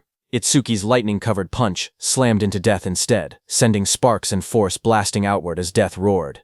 Just as Death appeared in front of Itsuki, a glowing system window appeared, announcing that a B-rank Shikigami called the Death Hound had been detected. Another window followed, showing that Overmimesis had activated, with analysis beginning at 1%. When Itsuki saw the notification, he realized the truth. This dog was a Shikigami, which meant the man wearing the hat was its user. The analysis window continued to rise, reaching 12%. Charles narrowed his eyes as he watched Itsuki move. He noted that there were no wasted movements and that his opponent's speed was extremely high. He understood now why Oga had lost. Oga likely did not even have enough time to metalize before being defeated. But Charles showed no fear. He grinned and declared that he had death and a hostage. Behind him, Choa struggled weakly in his grasp. Hearing this, Itsuki shouted her name, his expression tightening in alarm. Itsuki, who stood firm and was holding Death's snout with one hand, got distracted. Death broke free from his grip and roared, baring its sharp teeth as it lunged. The monster's glowing red eyes locked onto him. Charles smirked as he spoke. He said that Death's bite force could crush any enemy with a defense lower than 30. At best, he said, Itsuki would get his arm bitten off. But the next second, Charles's expression suddenly froze. His eyes widened in shock as he looked ahead. In front of him, black spikes grew around Itsuki's body, blocking the beast's bite. Immediately, Itsuki used his Lotus Orb skill, aiming at Death. With a violent burst of energy, the Lotus Orb was released from Itsuki's hand and hit Death directly in the head. It tore through Death's skull, ripping out its core and ending its life instantly. A blue window appeared, showing the analysis progress climbing. The number reached 77%. Itsuki stood calmly over the defeated hound. He explained that without a Shikigami user was basically defenseless. Charles stared at him in disbelief. He wondered if Itsuki did not know that as a rookie, the Shikigami could respawn. On top of that, because of the B-rank skill Respawn Desire, Death's respawn time was greatly reduced. The next second, Death respawned and attacked Itsuki from behind. Charles warned Itsuki that staying careless like that would make him Death's prey. The beast charged, jaws wide open, but suddenly waves of magical detection spread out as Itsuki activated his skill, Magic Detection. Itsuki sensed Death's attack and moved with lightning speed to counter it. Well to himself that keeping Magic Detection active ever since he acquired it had been the right choice. The analysis progress climbed. 89%, 91%. Itsuki glanced at Charles, who was watching while holding Choa, and noted that the analysis would finish soon. He thought that if the Blue Lotus appeared from over Mimas, Charles might become wary. The progress bar reached 95%. Seeing Itsuki move and kick Death without even looking back, Charles started sweating. He realized the truth: this opponent had more power and more speed than Death and even possessed detection skills. He panicked, realizing he could not launch a surprise attack at all in this situation. Charles pulled Chosha in front of him and tightened his grip around her neck. His voice trembled with panic as he warned that if Itsuki resisted any further, Chosha's life would end. Itsuki watched quietly. He wanted to finish his analysis without revealing the Blue Lotus, but the situation made it difficult. Just then, a bright system window appeared before him, showing analysis progress 100%. Another screen followed. Death Eater analysis complete. Shikigami Eater has been acquired. It explained the active effect. By directly touching a Shikigami, he could take ownership of the opponent's Shikigami. Itsuki looked at the result and realized he could even control whether the Blue Lotus appeared, because the analysis had completed without revealing it. More system messages appeared, saying Shikigami Eater, Level 2 acquired. All stats increased by 20. Then a system notice explained that because Over Mimas had activated incompletely, debuff removal and full recovery had failed. Itsuki's updated status flashed. Attack, agility, defense and magic increased from 290 to 310, and his total stat points increased from 1060 to 1240. Seeing the notification, Itsuki thought to himself that skipping the Blue Lotus came with a price, since it lost its recovery ability. But he had already fully recovered once during the last stage. Because of that, he could still fight at almost full strength even without recovering now. Just then, Death charged forward with its jaws wide open, roaring as it rushed toward Itsuki. In that moment, Itsuki realized something important. He understood that this new skill allowed him to steal other people's Shikigami. He looked down at the glowing energy gathering in his hands, calm despite the danger. He thought to himself that if that was the case, then he already knew what he should do. Blue energy burst around him as he raised his hand. With sharp determination, he placed his hand on top of Death's head, deciding that he would take Charles's dog. Blue flower petals erupted like a storm. Death's body was wrapped in swirling petals of energy as the power pulled it away. The next second, Itsuki stepped forward with overwhelming speed and kicked Death, sending it blasting across the field. Death went flying and fell behind Charles. Seeing that, Charles panicked. He stared at the scene and cursed angrily, calling Death a useless mutt. He shouted in frustration, demanding to know what he had fed it all that experience for. Charles tightened his grip on the injured Choka and shouted in rage. He warned that if Itsuki resisted any further, he would snap her neck. Choka, battered and barely conscious, forced her eyes open. With a trembling voice, she told Itsuki not to worry about her. Across from them, Itsuki slowly raised both his hands in surrender. He called out, telling Charles not to touch her. Seeing that, Charles smirked coldly. He said that if Itsuki had been obedient from the beginning, Choa wouldn't have had to suffer like this. Itsuki glared at Charles and asked why he was being targeted, saying he didn't remember doing anything to earn such a grudge. Hearing that, Charles sneered, accusing him of still trying to probe for information. He then explained that it didn't matter, because Itsuki would meet him soon anyway. He told Itsuki that Kinoshita Reiji was furious that Itsuki had entered a North District 4 stage without permission. He introduced himself, saying he was Charles the Hound, sent under Reiji's orders to capture him. Hearing that name again, Itsuki muttered that he needed to meet Kinoshita directly and talk things out. Charles grinned and said that Itsuki would meet him soon, but only in a battered body. He then announced that death would bite off his legs next and warned that if Itsuki wanted Choa to stay alive, he was forbidden from using that strange ice again. Charles pointed at Itsuki and gave the command, telling Death to bite off both of Itsuki's legs. Hearing that, Itsuki narrowed his eyes. Instead of fear, a cold determination filled them. He told Death to prove it was worthy of being his Shikigami. In the next instant, Death turned and lunged, not at Itsuki, but at Charles, sinking its teeth into its former master. Taking advantage of the moment, Itsuki moved at lightning speed, appearing behind Choha. Blue sparks burst around him as he caught her gently in his arms, pulling her away from danger. Charles screamed as he stared in shock. Sweat ran down his face as he shouted, asking why Death was attacking him. Its own master. Shikigami Death stood beside Itsuki with glowing red eyes. Death growled quietly as Itsuki praised it, telling it that it did well. Itsuki then held the injured Chotra in his arms. Blue energy surrounded him as he spoke coldly. He said he would return the pain Chocha suffered 10 times, no, 100 times over. He warned that Charles would regret laying hands on them, crying and wailing. Hearing that, Charles fell back, terrified. He begged for a chance to speak, claiming he had only followed Reiji's orders. His voice shook as he suggested they team up instead. He said he would lure out Reiji for him. Itsuki's eyes glowed red. He looked down at him and said that it was a good proposal. Seeing this, Charles's expression changed. A sharp grin spread across his face as he muttered that he had found an opening. He threw a blade toward Itsuki and shouted for him to die. The attack flashed forward with blinding light, but Itsuki was calm and easily dodged the blade. His eyes narrowed as he watched the attack pass by. He muttered that he alone was more than enough to kill Kinoshita Reiji. Beside him stood Death, its eyes glowing red, ready. Itsuki ordered Death to make Charles suffer the same treatment Choha had endured.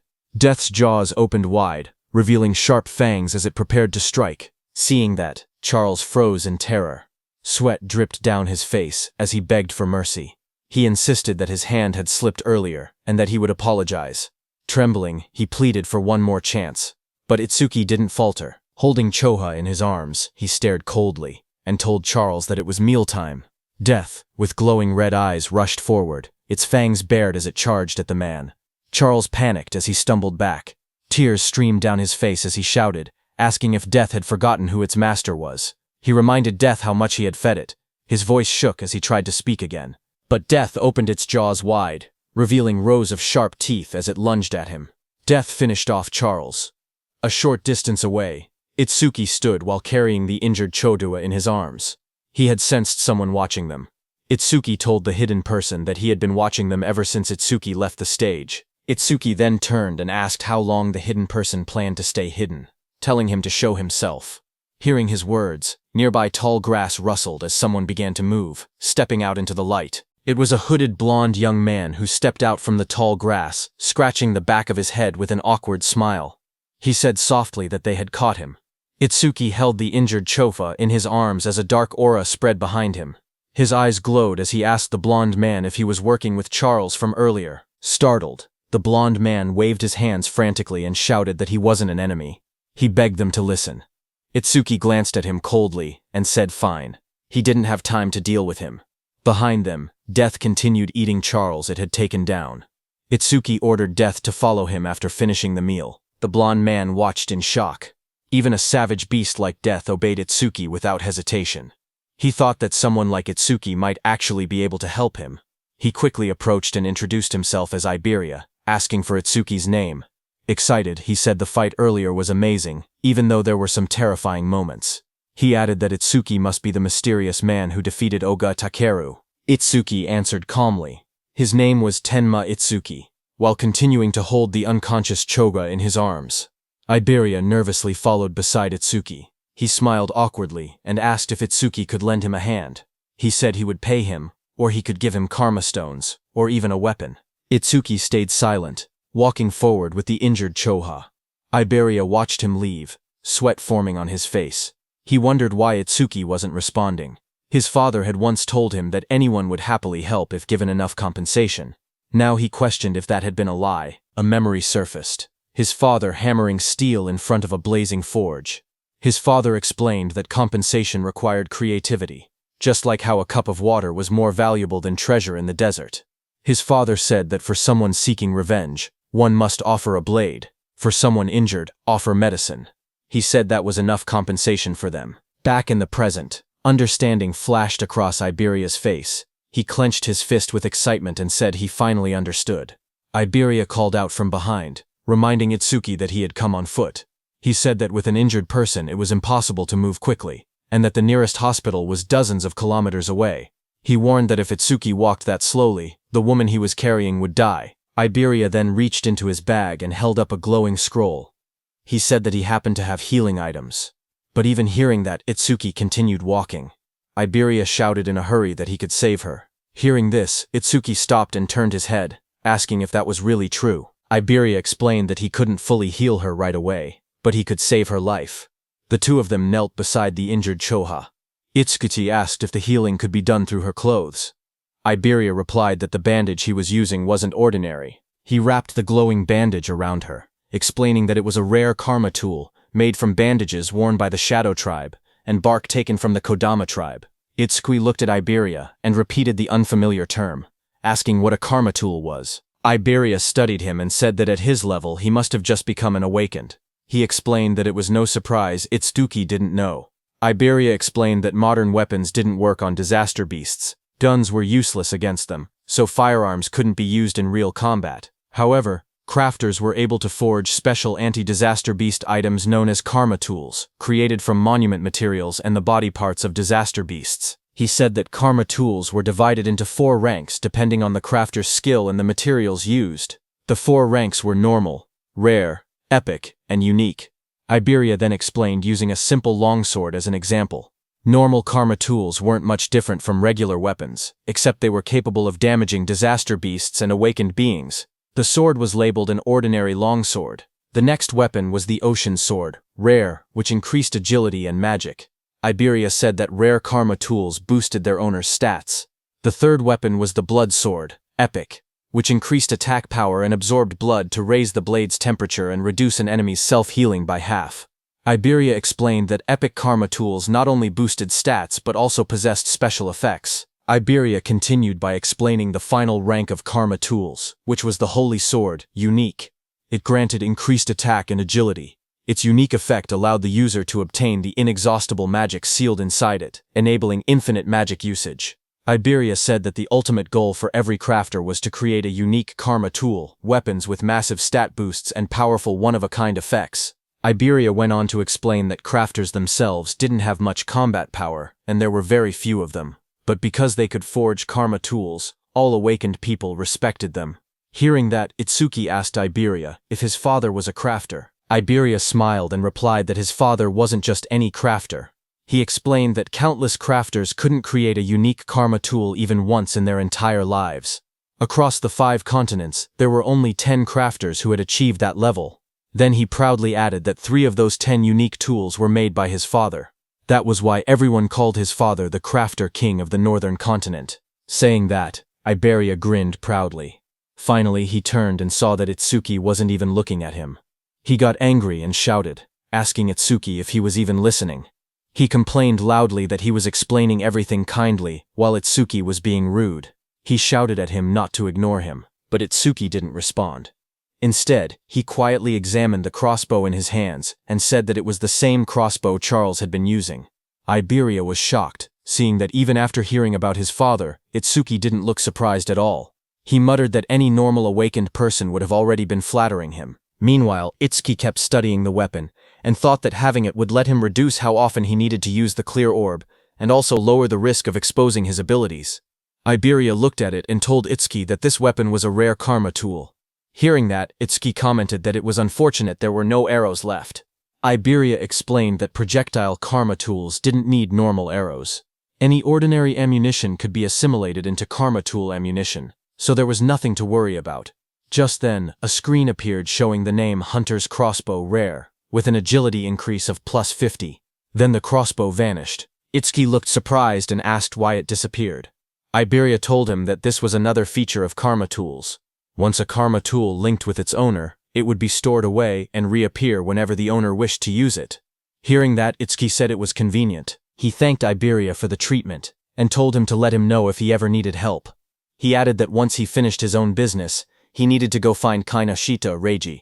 Hearing that name, Iberia reacted and said he thought he had misheard earlier. He said Itsuki must be incredibly bold to go against someone like Kinoshita Reiji in North District 4. Hearing his words, Itsuki looked at him calmly and asked if he was also going to tell him to give up. Iberia told Itsuki that if his target was Kinoshita Reiji, then they were after the same person. Itsuki asked calmly if Iberia had angered Reiji as well. Iberia said it wasn't exactly like that, and explained that he wanted the two of them to team up for the Salvation League National Tournament preliminaries happening the day after tomorrow. Hearing about the preliminaries, Itsuki remembered Choha mentioning that only the top 10 would advance to the main tournament, and he had been grinding stages non-stop these past few days to prepare. Itsuki asked Iberia what the tournament preliminaries had to do with Kinoshita Reiji. Iberia explained that the preliminaries were divided by continents, and for the northern continent, the venue was located in North District 4. He explained that as the son of the North District 4 administrator, Reiji was determined to compete in the main tournament. His older brother was also a savior, so failing to reach the top 10 would disgrace the Kinoshita family name. Hearing that, Itsuki then understood why Reiji monopolized all stages in North District 4 to level up quickly. He looked at Iberia and asked why someone like him would want to team up with him, especially since he had been receiving help from him this whole time. Iberia raised his voice confidently, saying it was because Itsuki was strong. He believed that if they teamed up, they would definitely pass the preliminaries. Itsuki then asked why Iberia was so fixated on this year, pointing out that he was younger and had plenty of opportunities ahead. Hearing Itsuki ask that, Iberia looked tense as he clenched his fist. Then he answered softly that there was a reason. He recalled his childhood. Since he was young, he had watched his father create karma tools right in front of him. His eyes had always sparkled as he watched. Every completed karma tool looked perfect, like a piece of art. His admiration for his father kept growing. He remembered his dream. He had always wanted to become an awakened one someday. He imagined himself fighting disaster beasts, using the karma tools his father made. A month ago, he finally awakened. Excited, he begged his father for a karma tool, but his father refused, telling him it was too early. His father said that only saviors could use his karma tools. Iberia didn't give up. He kept begging. Finally, his father set a condition. If he passed this year's preliminaries, he would receive one. Iberia clenched his fist tightly. With determination in his eyes, he declared that this was why he had to win this year's preliminaries no matter what. Itsuki looked at Iberia and spoke calmly. He said that with such an amazing father, Iberia should have plenty of options. There was no need for him to team up with someone like a level 0. Iberia lowered his eyes and replied that his father had thought of that too.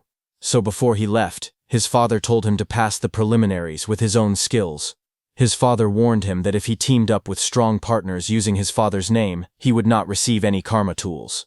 Hearing that, Itsuki commented that his father seemed strict. Iberia explained further that according to his information network, most strong participants had already been bought off by Kinoshita. What remained were lone wolves who disliked teaming up, or groups with fixed members. He had no prospects for teammates. With excitement, Iberia grabbed Itsuki's hand and explained that 2 days ago, he had heard news that someone had defeated Oga Takeru, one of the 4 pillars, and even broken stage records. Because of this, he dug for information continuously and eventually found his way here. Itsuki first freed his hand and then agreed to team up. He said the team was no problem, But first he wanted to take Choa to the hospital. With excitement, Iberia declared that he would come along. From now on they were a duo. Iberia then said they needed a duo name. He brought up possibilities, combining Tenma Itsuki and Iberia. He suggested Iba-ten, but rejected it because it sounded like a store name. He tried Ibeitsu, then Tenmaria, then Tenibe, changing ideas one after another. Nearby, Itsuki carried the unconscious Choha in his arms. He looked tired and thought to himself that he was in trouble, because Iberia talked even more than Rikuru. Suddenly, Itsuki thought about Rikuru and Saya.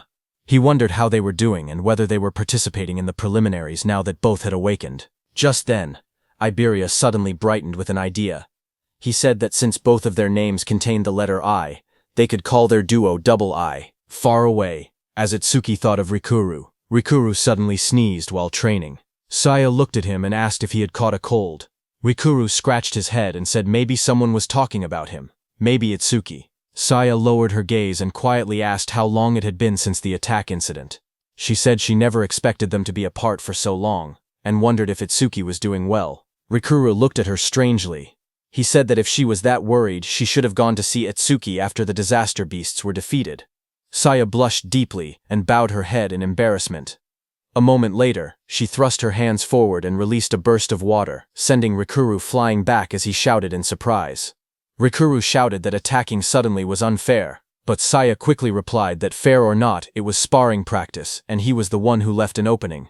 Just then, their teacher appeared behind them. Both students straightened up in shock. Rikuru called out, "Sensei," while the teacher scolded them, reminding them that the national tournament preliminaries would start the day after tomorrow. He asked if this was really the time to fool around. Saya's eyes lit up. She said she was excited to finally fight other awakened people, because sparring only with Rikuru had become boring. A glowing screen appeared beside her, revealing her stats as an awakened water elementalist.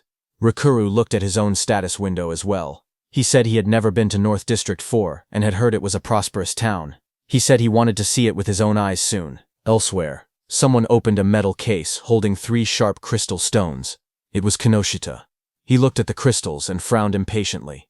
He commented that the hound still hadn't arrived and said it was unusual for him to be late. His bodyguard standing behind him wondered if something unexpected had happened. Hearing that, Kinoshita's expression darkened. He muttered that those useless fools had failed again. His glasses glowed red as a message appeared, saying the Karma Stone had been used and experience had been gained. His bodyguard asked if they should send people to search. Kinoshita looked frustrated and said to forget about that person. The national tournament preliminaries were the top priority now. He muttered that if he failed, his father would lock him in the confinement room again. Then he asked about the matter he had assigned his bodyguard. His bodyguard reported the results. Out of the 3,113 participants in the northern continent, he had persuaded 87 to cooperate. All of them were level 5 or above, just as ordered. Hearing that, Kinoshita smiled and said his subordinate had done well, and that he was the only one he could rely on. He then took another glowing stone. His bodyguard told him that it was the last Karma Stone. Light surrounded Kinoshita as he broke it. The experience was absorbed, and his level went up. Power surged around Kinoshita as lightning burst from his body.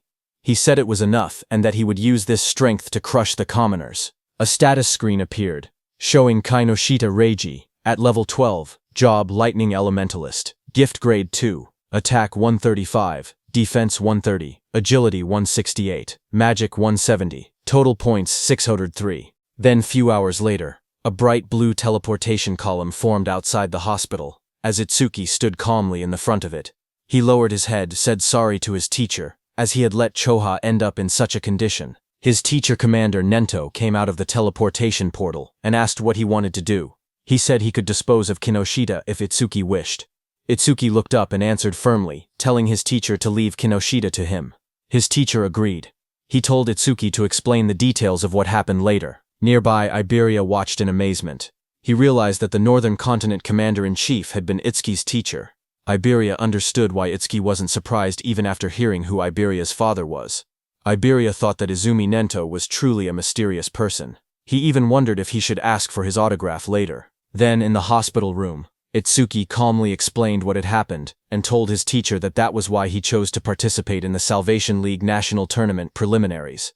His teacher said he understood and turned toward Choha, asking how she was feeling. Choa smiled softly. She said Tamacho had treated her, so she had fully recovered. A glowing green butterfly floated near her hand. She added that Iberia's rare karma tool had also helped in her healing. Hearing that, Izumi Nento looked at Iberia in surprise. He said that since Iberia possessed the rare karma tool Kodama bandage, crafted by Aiden, he must be Aiden's son. Iberia was surprised to hear that. Realization hit him as he thought to himself that Izumi Nento knew about karma tools, and even recognized his father. He reminded himself that he needed to show the dignity of the Crafter King's eldest son. He pointed proudly at himself, and shouted with confidence that he was Aiden's father. Hearing that, everyone stared at him in silence. Then Itsuki told him that he had gotten it backwards. Hearing that, Iberia lowered his head, hiding his red face behind his hand. In a shaky voice, he apologized and admitted that Aiden was his father. Commander Nento cleared his throat and tried to shift the atmosphere. He said he was grateful that Iberia had saved his daughter. He added that once the preliminaries ended, he wanted to visit Aiden together with Tenma. He then reminded Itsuki and Iberia that they had to prepare for the tournament and told them to head out. He promised that he and Choha would come to watch tomorrow. Iberia raised his fist excitedly and agreed. He told Commander Nento that he could relax because they would definitely pass the preliminaries. Beside him, Itsuki stood quietly and nodded. After they left, Choha commented that her father had really taken a liking to Tenma because she remembered how, when he used to meet with Jin, he would always bring her along to meetings. Hearing that, Commander Nento told her that because of childhood trauma, whenever Itsuki faced disaster beasts, powerful self-destructive impulses would awaken inside him. But Itsuki's self-destructive impulses weakened only when someone he wanted to protect was nearby. He explained to Choha that this was the reason he placed Choha by Itsuki's side. Hearing that, Choha realized that her father wanted her to become Itsuki's friend, become his weakness, and become the person he wanted to protect. Choha repeated the thought quietly, wondering if she was truly the one Tenma wanted to protect. While she was lost in her thoughts, the commander then stood up and revealed to Choha that the disaster beast attack at Itsuki's school had been planned, not a coincidence. Hearing that, Choha reacted with surprise. Commander Nento added that more traitors were joining the disaster beasts, and that similar attacks on commanders-in-chief had happened across other continents as well. The commander turned toward a large window, his silhouette dark against the night. He said that for now humanity's future was pitch black. Then he added softly that Itsuki would surely be the one to illuminate it. His voice rang out that Itsuki would become a light of hope. Then, at the national tournament preliminary venue in North District 4, the massive circular arena sat in the middle of the wasteland. Inside, a crowd gathered. Itsuki looked around and remarked that there were more people than expected. Iberia explained that once news spread that Commander Nento would be watching, many who originally refused suddenly decided to participate. The number of contestants rose from about 3,000 to nearly 5,000. On the side, Reiji glared in frustration. He muttered that Izumi Nento had increased the number of unpredictable variables far more than expected. His subordinate tried to calm him, saying the newcomers were just last-minute riffraff who didn't have time to form teams, so Reiji's side still held the numerical advantage. He told Reiji that he had ordered the recruits to tie red ribbons on their right arms so they could be identified as allies. On the other side of the arena, Rikuru and his group noticed the ribbons. Rikuru asked if red ribbons were trending now, and wondered if they should wear them too.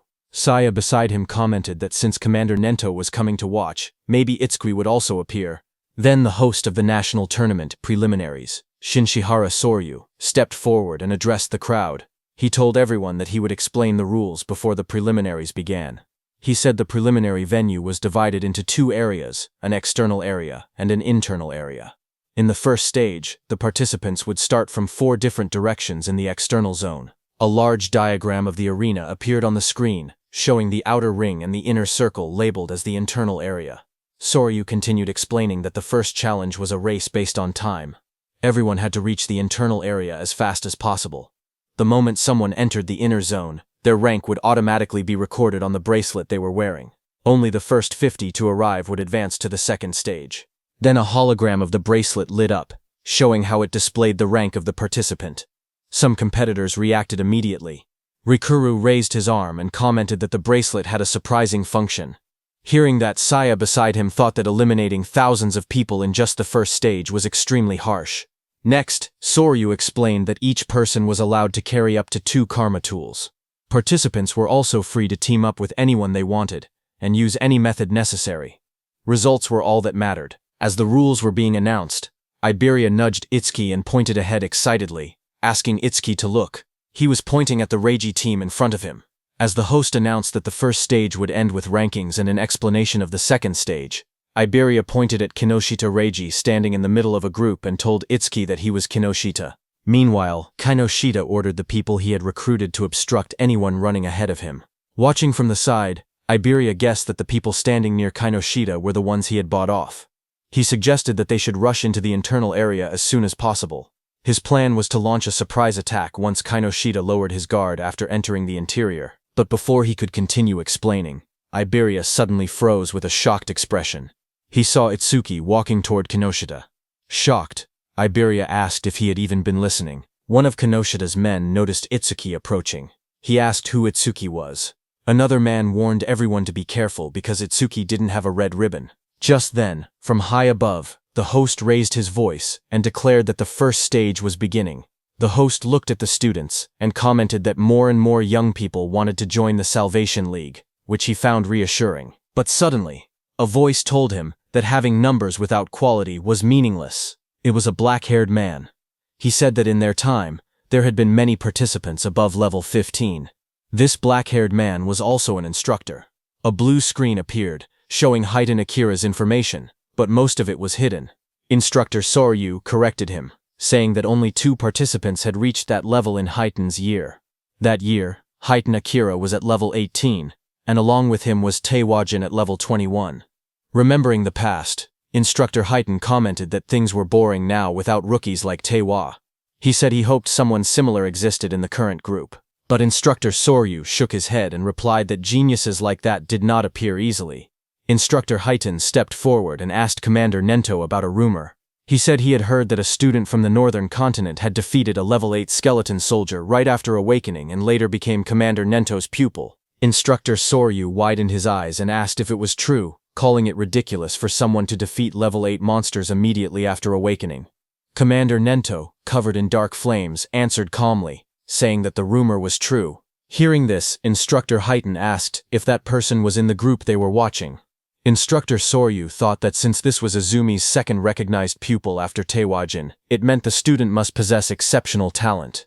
Examiner Soryu looked at the participants list and wondered who the mysterious participant could be. The tablet displayed the first candidate. It showed Horino Rakuru, a level 10 metal elementalist. Examiner Soryu noted that Rakuru's gift was only an ordinary grade 2, and decided it couldn't be him. Another profile appeared. Kisaragi Saya, a level 11 water elementalist with a grade 1 gift. She specialized in support-type abilities, so he assumed she wasn't the one either. The next image revealed Hanyu Kana, a wood elementalist at an unusually high level 16. Seeing this, he guessed she must be the hidden talent, but when he looked at Commander Nento, he didn't say anything.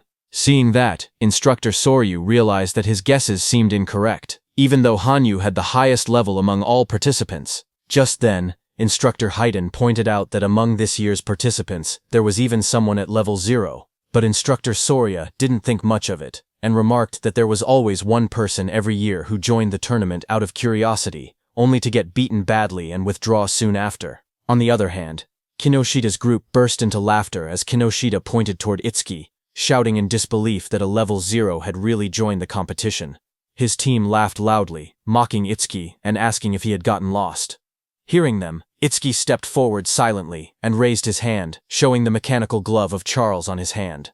Kinoshita froze when he saw the glove. He stuttered, recognizing it as something belonging to Charles. Fear spread across his face as he demanded to know who Itsuki was. Itsuki stared directly at Kinoshita and asked if Kinoshita was the one who had been looking for him this whole time. Hearing that, Kinoshita grew furious. He refused to believe it. He shouted that there was no way a level 0 could have defeated Oga. He insisted that Itsuki must have been sent by someone just to shake him up.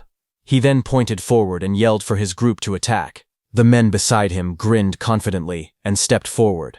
They said they would handle it and make Itsuki regret provoking them. While Kinoshita's men stayed back to block Itsuki, with a burst of purple lightning, Kinoshita rushed toward the center, saying he didn't have time to deal with trash like Itsuki. As Kinoshita left, his remaining men formed a circle around Itsuki, ready to attack him. From the watchtower, Instructor Heitan watched everything, and thought that there were 3 level 6 fighters and 2 level 7 fighters present, so there was no need to wait for the results. He thought that if Itsuki just begged for mercy now, he might survive. On the ground, Iberia also grew nervous and started calculating the situation. He thought he could take down one opponent, but even with Itsuki's strength, fighting 4 enemies at once would be impossible. That meant he had no choice but to use a certain technique. Thinking that, he stepped forward slowly while reaching toward the item at his side. Suddenly, one of Kanoshida's men, a red-haired man, smirked as he looked at Itsuki. He said he had expected a strong opponent to appear, but the first one they encountered was just level 0 trash. Hearing that, Itsuki lowered his head slightly, his face hidden in shadow as he told the man in front of him to move. The red-haired man widened his eyes in surprise on hearing that. He hadn't expected such blunt words. For a moment, he froze, then burst into loud laughter, throwing his head back. He mocked Itsuki's attitude, but Instructor Hiton smirked instead when he heard Itsuki. He said he liked that attitude, and offered to step in later, claiming he would save Itsuki when things got bad. Then the red-haired man leaned forward with a twisted grin. He told Itsuki to let him crack open his head and see what was inside. Itsuki didn't reply to him. Instead, the next second, Itsuki struck. His fist slammed into the red-haired man's face with overwhelming force, sending blood and broken teeth flying. As the red-haired man fell backward, screaming, Itsuki repeated in a cold voice that he had already told him to move. Instructor Hiton was shocked to see that Itsuki's opponent had been 7 levels higher than him. Yet Itsuki had defeated him instantly. He couldn't believe that Itsuki had instantly killed the red-haired man. Kinoshida's other fighters stared in shock. One man shouted that Honda was level 7 and couldn't understand how a rookie defeated him. Another tried to calm him, saying the rookie must have caught Honda off guard. Flames swirled violently in the hands of that fighter as he growled that he would burn the rookie to a crisp. A system window appeared beside him, showing that he was using the B-rank skill flamethrower at full output. A massive wave of fire shot out. Iberia, watching, gasped, saying the attack was so fast he couldn't even use his karma tool in time. The flames roared across the arena. One of Kinoshida's fighters commented that the attack was overkill for a level 0, but the fighter who threw the fire said deaths in the preliminaries were common. He added that if the rookie wanted to resent someone, he should resent himself for acting cocky at level 0. But another fighter suddenly pointed forward, shouting that something wasn't right. As the flames cleared, everyone looked toward the center of the blast. Itsuki had created a huge black ice wall. Flames danced around it. One fighter stared at the scene and yelled, asking what this was. Inside the black ice wall, Itsuki and Iberia stood unharmed. Iberia stared at the scene with wide eyes. He shouted in shock that Itsuki had blocked such a wide-range flame attack completely. To him, it was exactly what he had expected from someone that strong. Itsuki didn't react to the praise. Instead, he looked to the side and told Iberia to get away from him. A system window appeared beside him. It stated that he had blocked a B-rank fire skill using Black Wall, and his defense increased by 10%. Another window listed his updated stats. Attack 310, Agility 310, Defense 341, Magic 310. Seeing that, Itsuki noted that his defense had increased by 31. He thought to himself that he needed to confirm whether Black Wall's passive effect would activate again if he blocked the same skill more than once. From a distance, one of Kinoshida's fighters pointed at Itsuki in disbelief. He asked how Itsuki was still unscathed, and wondered if that strange ice-like shield was really his ability. He looked around in confusion, saying there wasn't even a water elementalist present, so how could Itsuki use ice skills? Itsuki then stepped forward and raised a finger. His voice was steady as he told the fire user to use that technique one more time, saying that this time he wouldn't block it. Hearing this, the fire user glared angrily at him as flames rose around his hands. He asked if Itsuki was making fun of him. He shouted that Itsuki shouldn't go back on his word. Itsuki calmly replied that he promised. Hearing that, the fire user gathered even more flames. He yelled that he would finish Itsuki for sure this time using his strongest technique. A massive fiery blast formed in front of him as he used his B-rank skill flamethrower, Overheat. Seeing the fireball coming, Itsuki just stood there, unfazed in front of the swirling firestorm. He noted that the power was stronger than before, but it was still just a fire attribute skill. A wave of flames roared forward, engulfing Itsuki and the whole area around him. Seeing that, the fire user pushed both hands out desperately. Another fighter behind him looked shocked and said he was taking things too seriously. But the fire user muttered that the attack's power probably rivaled level 8. Sweat dripped down his face as he felt his magic drain instantly. He thought to himself that this was his ultimate technique. It felt wasteful to use against a level 0, but he declared that the farce would end now. But the next second, the fire user fell back in shock, his eyes wide and sweat dripping down his face. He stared at Itsuki standing calmly before him and shouted that it was impossible. Across from him, Itsuki examined the black ice covering his arm. He muttered to himself, realizing something. When the same skill came from the same target, Blackwall's passive effect no longer activated a second time. With a quiet nod, he said that he understood. He stepped forward confidently. Cracks of heat and smoke spread across the ground as he declared that the verification was over, and now he would finish this. Seeing this, the fire user trembled. He couldn't believe that his ultimate technique had been defeated so easily. Standing beside him, another fire user clenched his burning fists and insisted that he had already figured out the weakness behind the ice skill.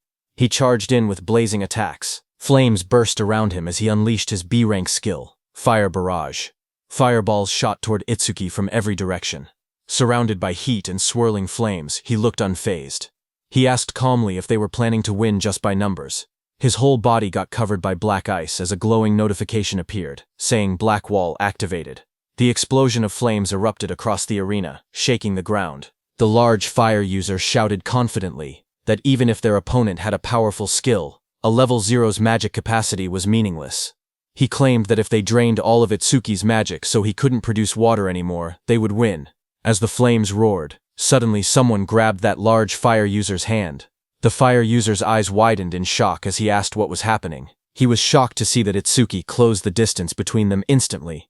Itsuki now chose to fight hand-to-hand because he realized that even after being hit by so many fireballs, the passive effect of the Black Ice Wall skill had only activated once. That large fire user rushed forward, shouting that if speed was Itsuki's strength, then power was his. But Itsuki stared at him calmly and asked if he was truly putting his full strength into this. Itsuki told the fire user that he looked strained, so he would make it easier for him, saying that he pulled the fire user near, and before the fire user could do anything, Itsuki stepped in and kicked him in the face. The blow landed so hard that the fire user's face twisted. He staggered, unable to get up. Itsuki looked down at him calmly. He analyzed the system message, noting that his defense increased by 31, not 34, which meant the calculation was based on his original defense before enhancement. Just then, another window appeared showing that he had blocked a B-rank fire skill, gaining a 10% defense boost. His total defense now stood at 3110, with an additional 62 from Blackwall. Turning away, Itsuki noticed two lightning users standing nearby. He muttered to himself that lightning elementals were perfect targets and decided to increase Thunderbreaker's passive effect next. Seeing Itsuki, those two lightning users panicked. Watching both of their allies fall, they shouted that Itsuki's stats must be fake. One of them cried out that they should run. Itsuki glanced back with cold eyes and asked if they really thought they could escape. The two lightning fighters roared in desperation. Lightning burst around their bodies as they charged at Itsuki, yelling that this wasn't a fire attribute, and the same trick wouldn't work. Their combined skill, C-rank Silver Serpent, activated in a surge of electricity. As the lightning attack hit Itsuki, a system message appeared again, showing that Itsuki had absorbed the C-rank lightning skill with Thunderbreaker, raising his agility by 5% twice in a row. His new stats displayed. Attack increased to 310, his agility to 341, defense to 372, and his magic to 310. Making his total 133 points. Instructor Haiten, watching from the control room, was shaken. He realized that Itsuki before him was defeating awakened individuals several levels higher than himself, and he was doing it as if it were nothing. On the battlefield, Itsuki stood calmly among unconscious enemies, lightning wrapping around his body. Instructor Haiten, watching him, trembled and wondered what kind of monster he was facing. Itsuki analyzed the situation. He thought about how Thunderbreaker's passive effect worked the same as Blackwall. It only increased once for the same skill coming from the same target. Nearby, Iberia checked the fallen enemies and was surprised to see that everyone had been knocked out. He admitted that he expected a difficult battle, but never imagined Itsuki would be this strong. Just then, one of the fire users who was badly injured asked from behind what ability Itsuki was using. His voice shook as he shouted, insisting that Itsuki wasn't level 0 at all. Hearing the fire user ask who they were, Iberia stepped forward with a grin. Seeing that, Itsuki realized that Iberia was going to do something. Iberia looked back as his smile widened. He proudly declared that together they were Double I, and that one day they would become the strongest duo on the northern continent. He told the fire user to remember them. but before he could finish his proud introduction, Itsuki cut him off and said they should stop talking and chase Kinoshita. Iberia flailed in frustration, shouting that what he was going to say next was the good part of his speech. From the side, the fire user whispered, double I to himself in disbelief. He muttered that it sounded lame. On the other hand, Kinoshita, who was running at full speed surrounded by crackling purple energy, noticed the commotion. He assumed that the level 0 participant was probably being beaten badly by now. But then he hesitated. He remembered the crossbow he had seen on Itsuki earlier. It had definitely belonged to Charles. He told himself that he needed to investigate later because he knew that, other than the saviors, there shouldn't be many people on the northern continent capable of capturing Charles. While he was lost in thought, something in flames passed him. It was another participant who shot into the sky. Kinoshita's eyes widened in surprise as the fiery trail blurred past his face. That brown-haired participant, moving with extreme confidence, smirked as he rushed forward. He thought to himself that he had passed another opponent with ease and had overtaken yet another one.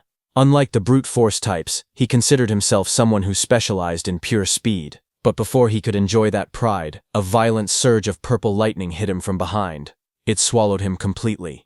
The brown-haired boy screamed as the electricity tore through his body. He crashed onto the ground, coughing out smoke. Still stunned, he muttered in disbelief, wondering how an attack managed to hit him even while he was running at full speed. He struggled to understand who could possibly land such a blow. Just then, a shadow appeared behind him, followed by a sharp kick, smashing that brown-haired boy's head into the ground. It was Kinoshita, wrapped in purple lightning, stepping forward. He looked down coldly and declared that this was what happened when someone dared to run ahead of him. He then turned and shouted at the group he had hired, telling them to get it together. He reminded them that they needed to conserve stamina for the second stage, and ordered them not to waste time on the trash in front of them. Commander Nento, seated in the control room, looked down at Kinoshita and asked Instructor Soryu if that arrogant boy was the son of the North District 4 Administrator Kinoshita Genkyo. Instructor Soryu said yes and wondered what kind of education he had received to act like that. Choha was also there and was very angry, but Instructor Soryu told them that what Kinoshita was doing wasn't against the rules, so they couldn't intervene. Kinoshita stood surrounded by flames and crackling power. He said that thanks to the others clearing obstacles for him, their stamina was almost full. He confidently declared that they could pass the second stage easily like this. He looked at the gigantic blue barrier ahead and said that the internal area was right in front of them. He called the entire process surprisingly easy, but suddenly, lightning burst across the sky and someone shouted, calling Kinoshita's name. Kinoshita's eyes widened in shock. A cold sweat rolled down his cheek as he turned his head sharply, startled by the sudden shout calling his name. He asked who called him by name.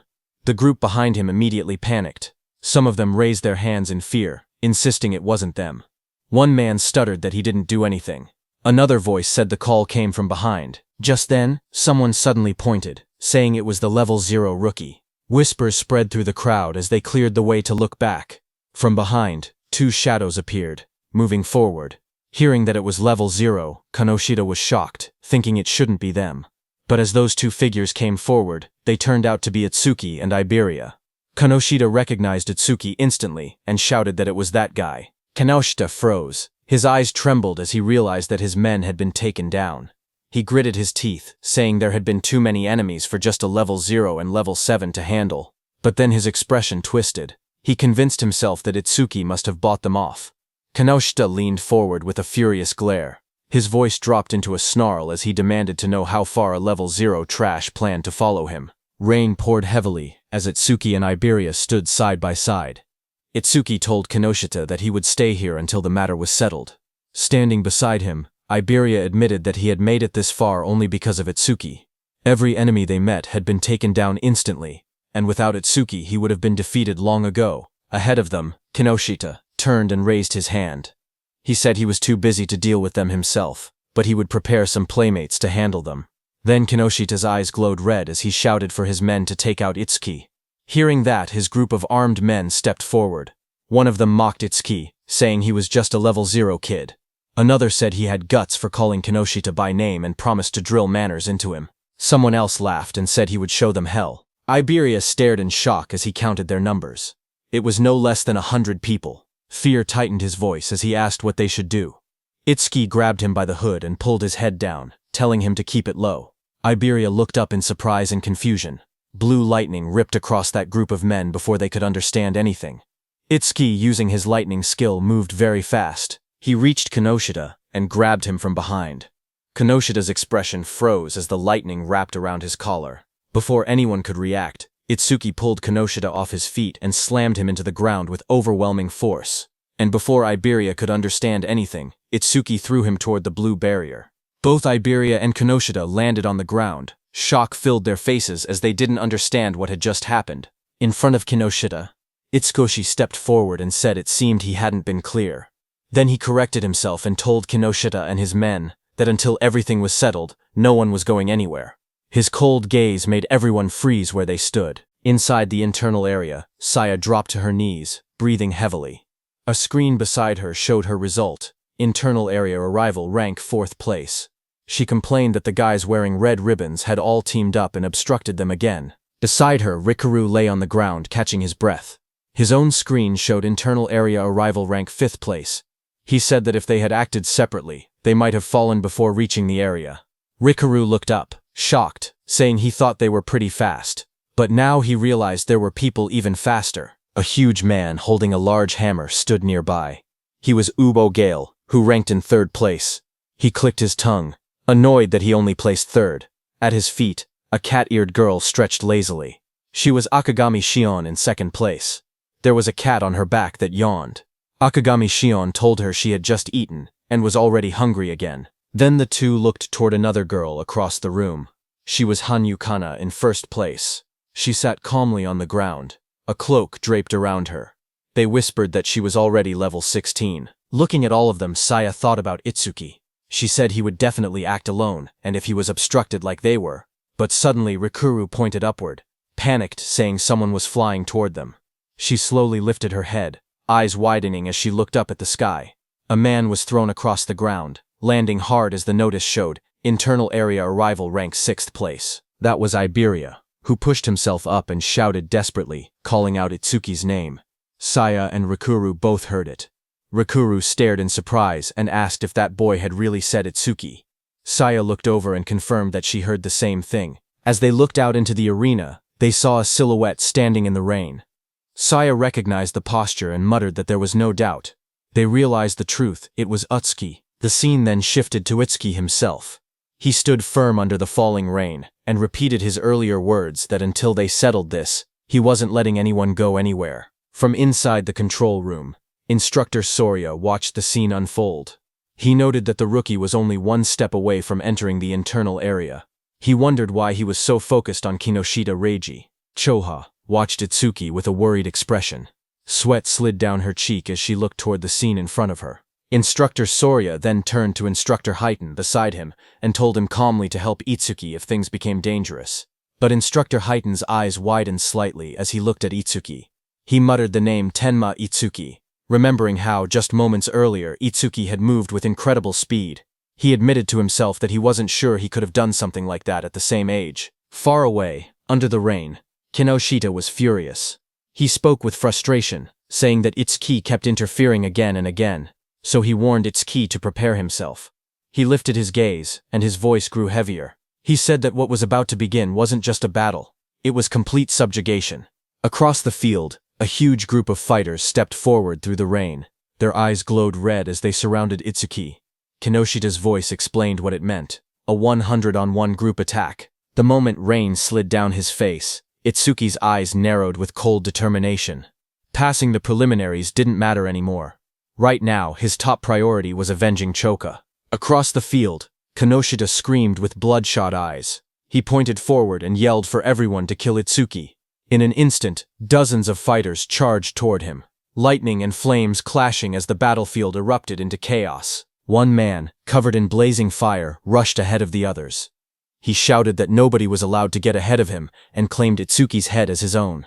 Flames wrapped around his arms as he used his C-rank skill, Fire Punch, and lunged straight at Itsuki, but Itsuki didn't move. He simply raised his arm and grabbed the fiery fist with his bare hand. The fire user froze, shocked. In the next second, Itsuki swung his fist and punched him in the face. He slammed him into the ground with overwhelming force, ending the attack in a single motion, the impact cracking the floor around him. The others watching were shocked. One of them shouted in disbelief that their companion had been knocked out with just a single punch. Another quickly tried to calm everyone, saying they had many people on their side and there was no way they would lose to someone who was still level 0. More voices joined in, urging everyone to attack together. Itsuki stood calmly as they prepared to charge.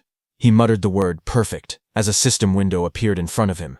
It stated that he had blocked a C-rank fire skill using Black Wall, and his defense had increased by 10%. Itsuki then raised his clawed arm, flames swirling around him. He declared that he would end this farce quickly. The fiery lotus in his hand glowed brighter as the system announced, Lotus Burst. Activated. The flames wrapped around his whole body, spinning wildly, and then Suki clapped. A massive explosion erupted. The fire burst outward like a wave, blasting everyone off their feet and sending bodies flying across the arena. The dust settled, and everyone stared at the ruined ground. Rikuru trembled as he looked at the destruction. He asked in shock if this overwhelming attack was really Itsuki's skill. Behind him, Saya covered her mouth, unable to speak. Gaku rushed over, asking what had just happened. Beside him, Shion calmly stroked her small cat, saying that Michan should be able to swallow an explosion of this size without any problem, speaking as if the blast meant nothing. Not far away, Kana sat silently with her sword, her expression unreadable as sparks drifted through the air. From inside the control room, Instructor Soria stared at the screen in disbelief. He shouted that the explosion had been caused by a level 0. He couldn't understand how someone with such a low rank could use so much power. What shocked him even more was how Itsuki used skills that didn't belong to his job class at all. Instructor Haiten was also shocked. Choth couldn't believe her eyes because she never knew Itsuki had learned an AoE skill. She thought back to the Locust Wasteland incident and finally understood why he had been so confident back then. She looked at him, wondering just how many trump cards he had. On the battlefield, Itsuki stood calmly. His suit was torn, and faint flames glowed around his clawed hand. He thought that 30% of his power would be enough. Since his opponents were human, he reminded himself to hold back and not to kill them. Kinoshita looked at the destruction in front of him. Smoke filled the air as the ground cracked open. Bodies lay scattered across the arena.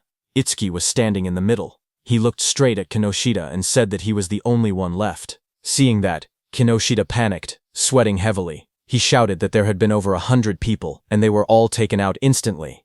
He asked why Itsuki was targeting only him. Itsuki stepped forward through the smoke. He repeated Kinoshita's words, and said that it was Kinoshita who had attacked him first and seriously injured his friend. Itsuki said now he would return the pain she had suffered back to him. Enraged, Kinoshita released a surge of purple lightning. He called himself the young master of the prestigious Kinoshita family, saying every stage in the area was under his control. He bragged that with his family's karma stones, he could reach levels commoners would never achieve without even fighting disaster beasts. He raised his crackling hand and shouted that he and Itsuki were on completely different levels, and that he would definitely kill him. Purple lightning gathered as he unleashed his B-rank skill, Lightning Cannon, purple, but at the same moment, Itsuki's system activated. It detected the skill, and Overmimus started copying it. The analysis began at 1%. Lightning fired at Itsuki, but he dodged easily. He then moved with lightning speed and punched Kinoshita in the stomach. Kinoshita fell to the ground as shock spread across his face. He couldn't understand how a supposed level 0 could move that fast. Real fear replaced his confidence. He realized there was no way he could win. Desperate, he screamed for help, calling out to 40. A bald man with glowing red eyes suddenly charged forward into the arena to help Kinoshita. He admitted it broke the rules, but he couldn't care anymore. He had to help. Seeing him coming, Kinoshita shouted proudly that 40 was a level 35, awakened and ordered him to tear Itsuki to shreds. Watching from the control room, Commander Nento called out to Haiten. Haiten, who stood in front with a sharp grin, nodded and answered that he understood. Rain poured over the arena as Itsuki's magic detection flared. He sensed someone was rushing toward him at incredible speed. His analysis window appeared again, showing analysis progress, 19%. But before Itsuki could do anything, he suddenly realized that it wasn't just one attacker. Multiple people were coming. A figure crashed down from the sky, landing on Kinoshita's bodyguard, 40, with heavy force. Dust shot up everywhere, as Itsuki stood calmly watching with sharp, focused eyes. His expression didn't change. He simply observed the incoming threat. But then he realized that it was Instructor Haiten, who sat calmly on top of Kinoshita's bodyguard. Without even looking back, he told Itsuki to keep going. Utsuki then turned and stood in front of Kinoshita, surrounded by glowing purple lightning.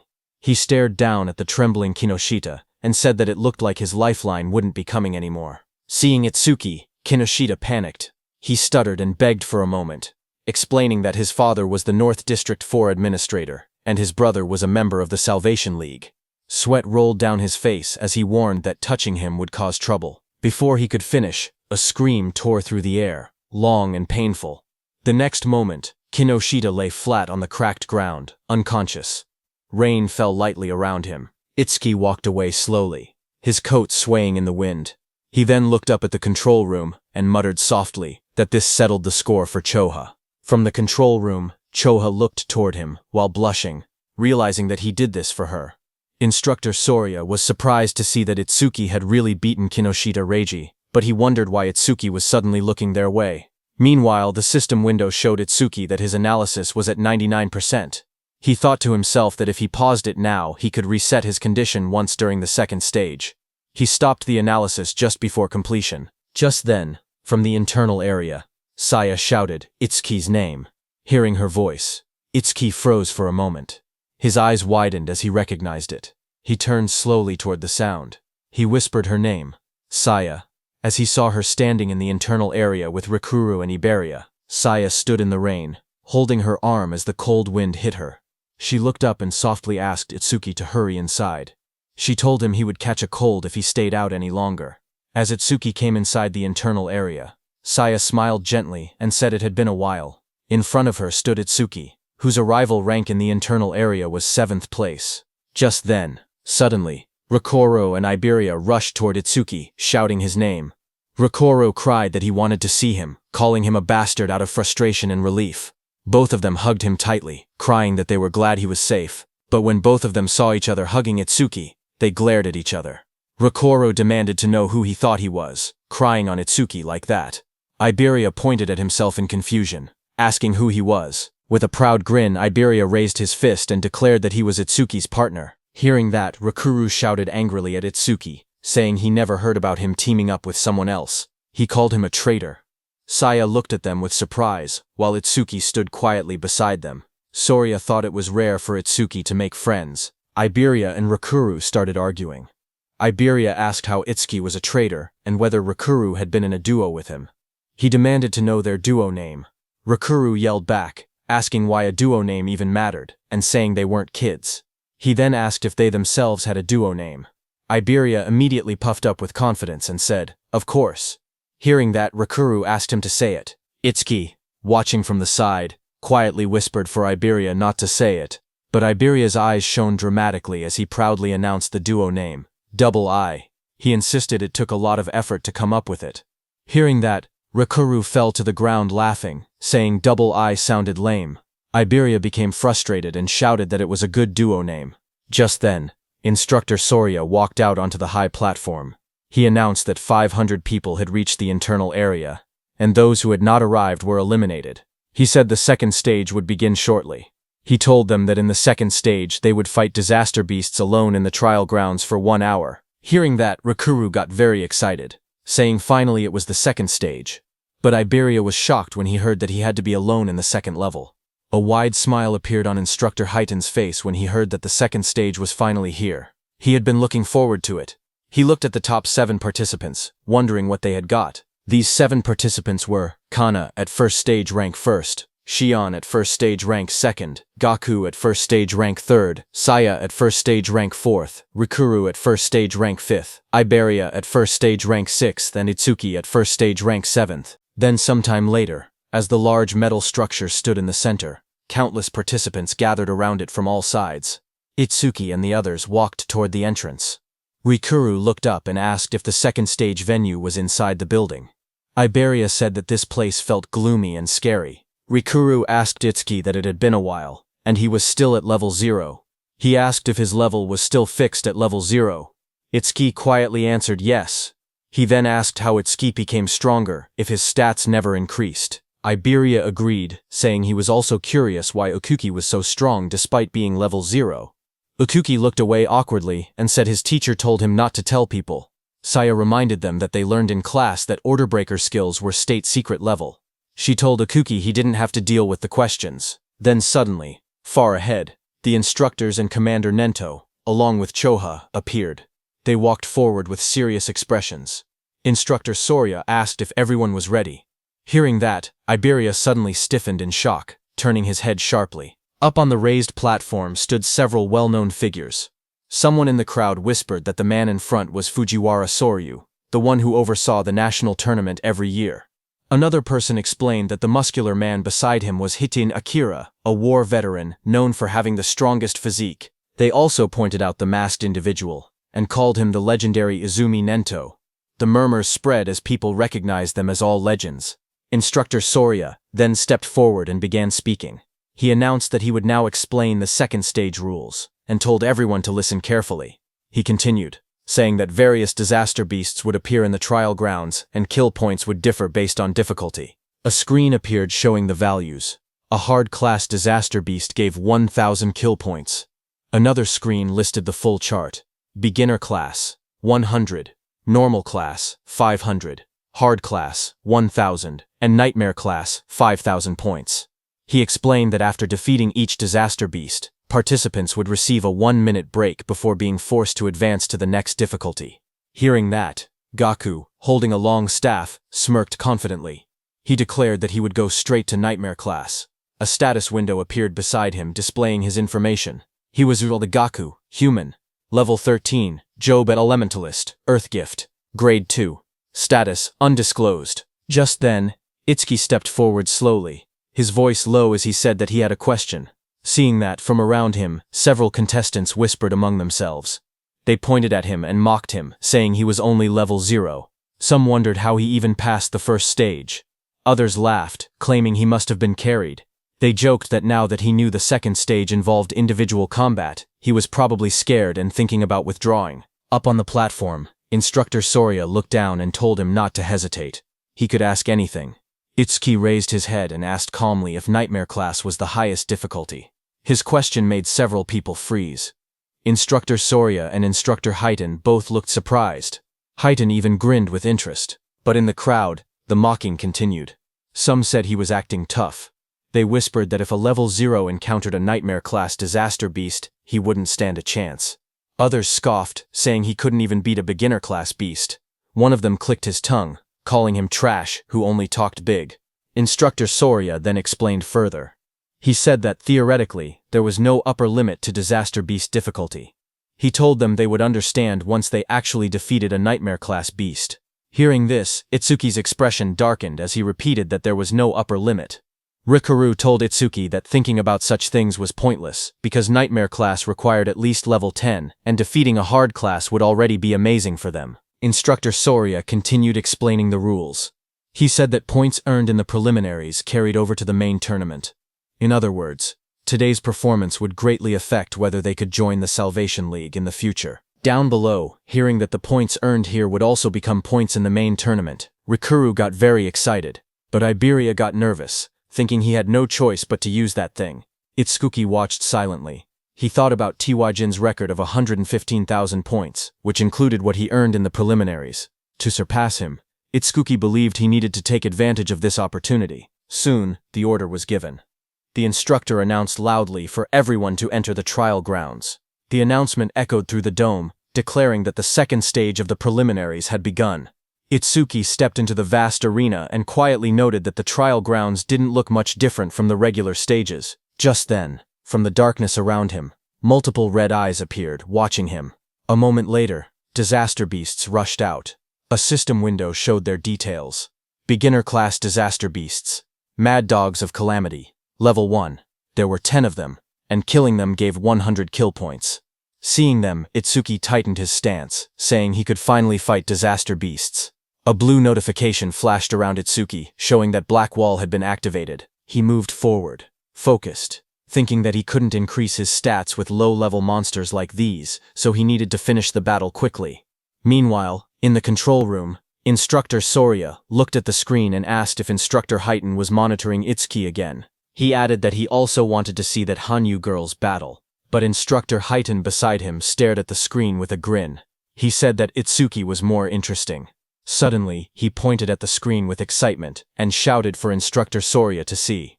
Instructor Soria beside him looked confused and asked calmly if it was really so surprising every single time. On the battlefield, Itsuki moved like a flash. In just 1 second, he cut through the pack of disaster beasts. The system window appeared, stating that 1 second had passed and 100 points were earned. Back in the control room, Instructor Soria stared at the numbers in shock. He muttered that it normally took several minutes. Instructor Highton only laughed and reminded him that he had already said this. Itsuki guy was far more interesting. Instructor Soria explained that the Mad Dogs of Calamity came in large numbers but were only level 1. Someone strong enough could instantly kill them if they went all out.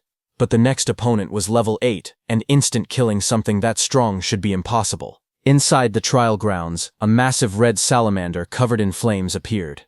The system window identified it as a level 8 salamander worth 500 points.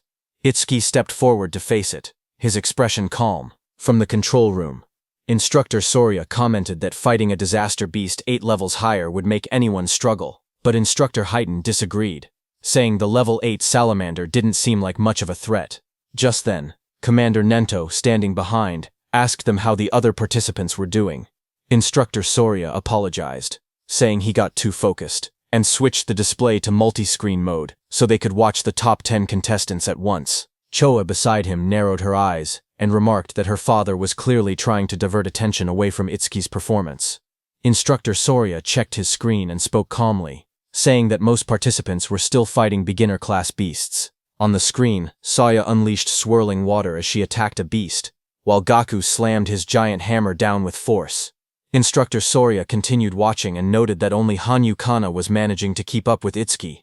Kana stood in the trial grounds surrounded by disaster beasts, her staff glowing brightly as she fought them back. While they were watching the others, suddenly Choha, watching Itsuki, grew worried. Shock filled her face as she exclaimed that something bad was happening to Itsuki.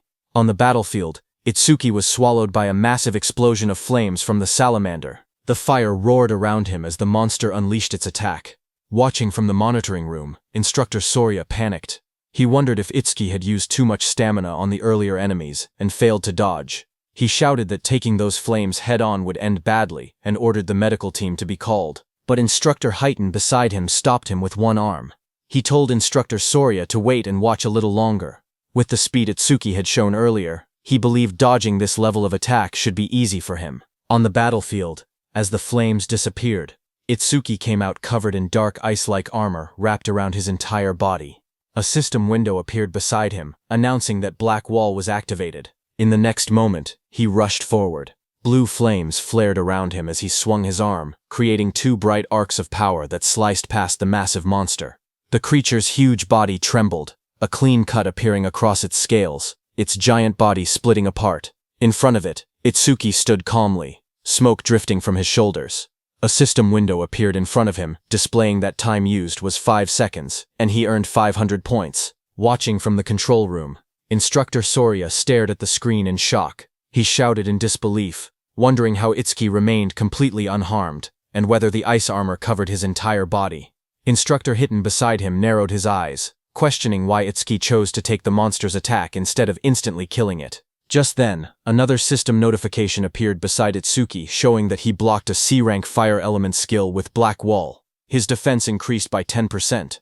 Itsuki looked at the message and thought to himself that he needed to take every chance available to increase his stats. Just then, a blue screen appeared beside Itsuki, showing his updated stats. It stated that his defense had now risen to 484. A full status window opened. It displayed, Tenma Itsuki, Human, Level 0, Fixed, Job, Order Breaker, Nirvana Gift, Nirvana Special Grade. Skills, Overmimesis, Z Rank, Thunderbreaker Level 1, Black Wall Level 2, Lotus Burst Level 1, Clear Orb Level 1, Magic Detection Level 1, and Shikigami Eater Level 1. His status was, Attack 310, Agility 341, Thunderbreaker Increase, 10%, total 1395 points. Then another screen appeared, counting down. Remaining break time, 58 seconds. There was an option to skip break. Itsuki lifted a finger toward the yes option and pressed it.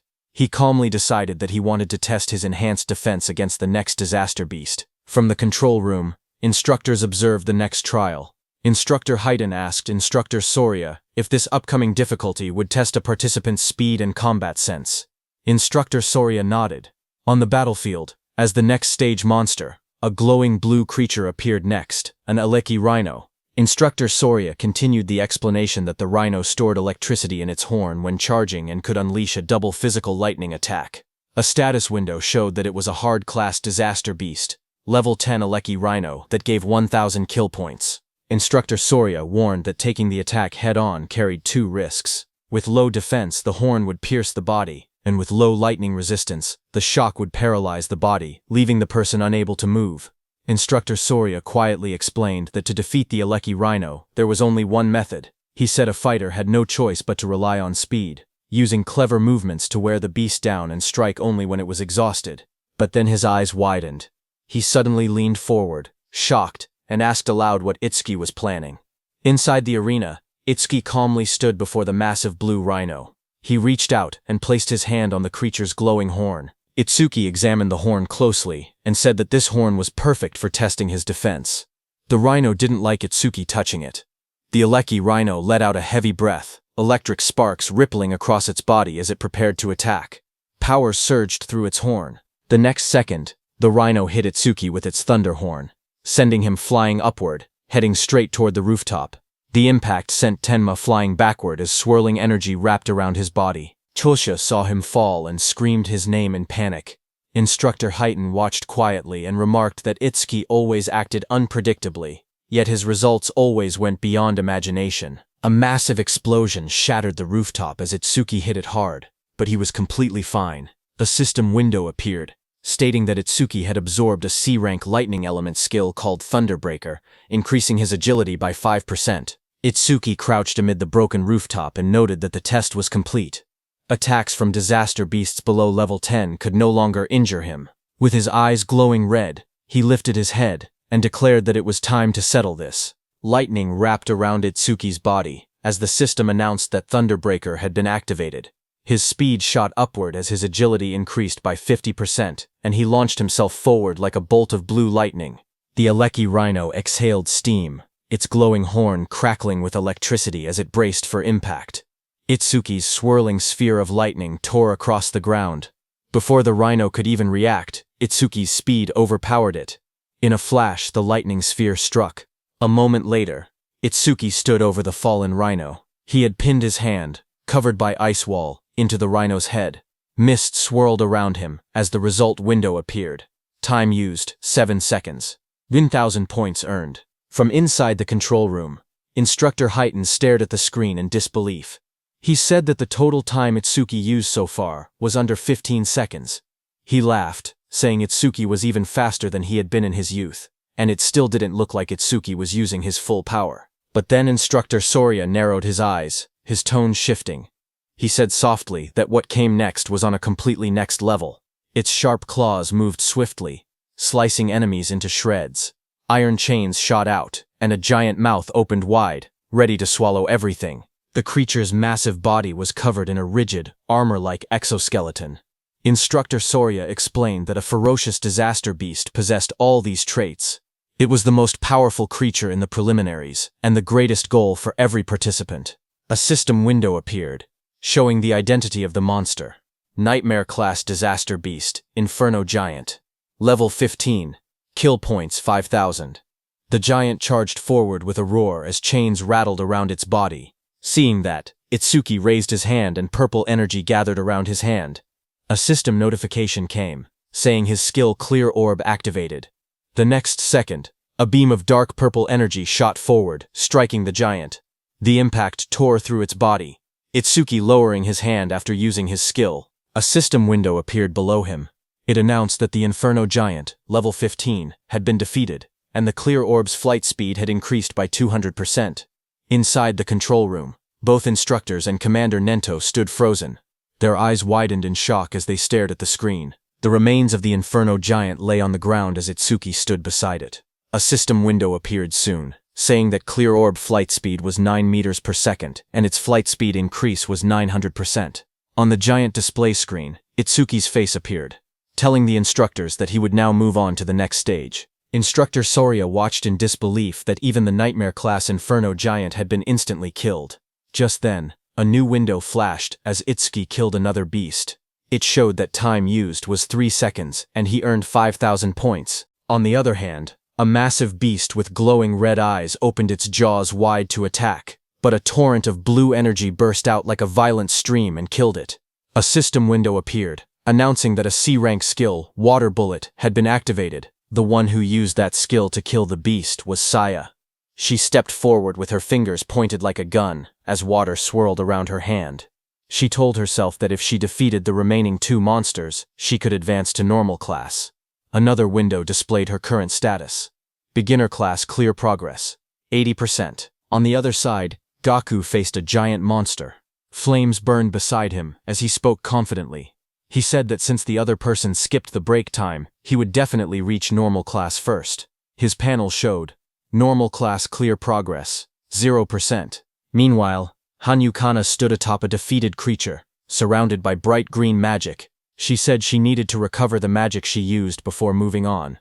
Her window displayed, normal class clear progress, 100%.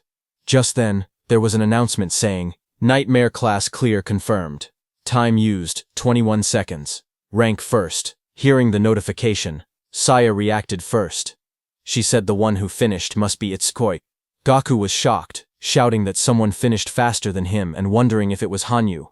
Hanyu remained silent, only staring calmly ahead. On the other hand, Itsuki stood on the cracked ground and pointed forward.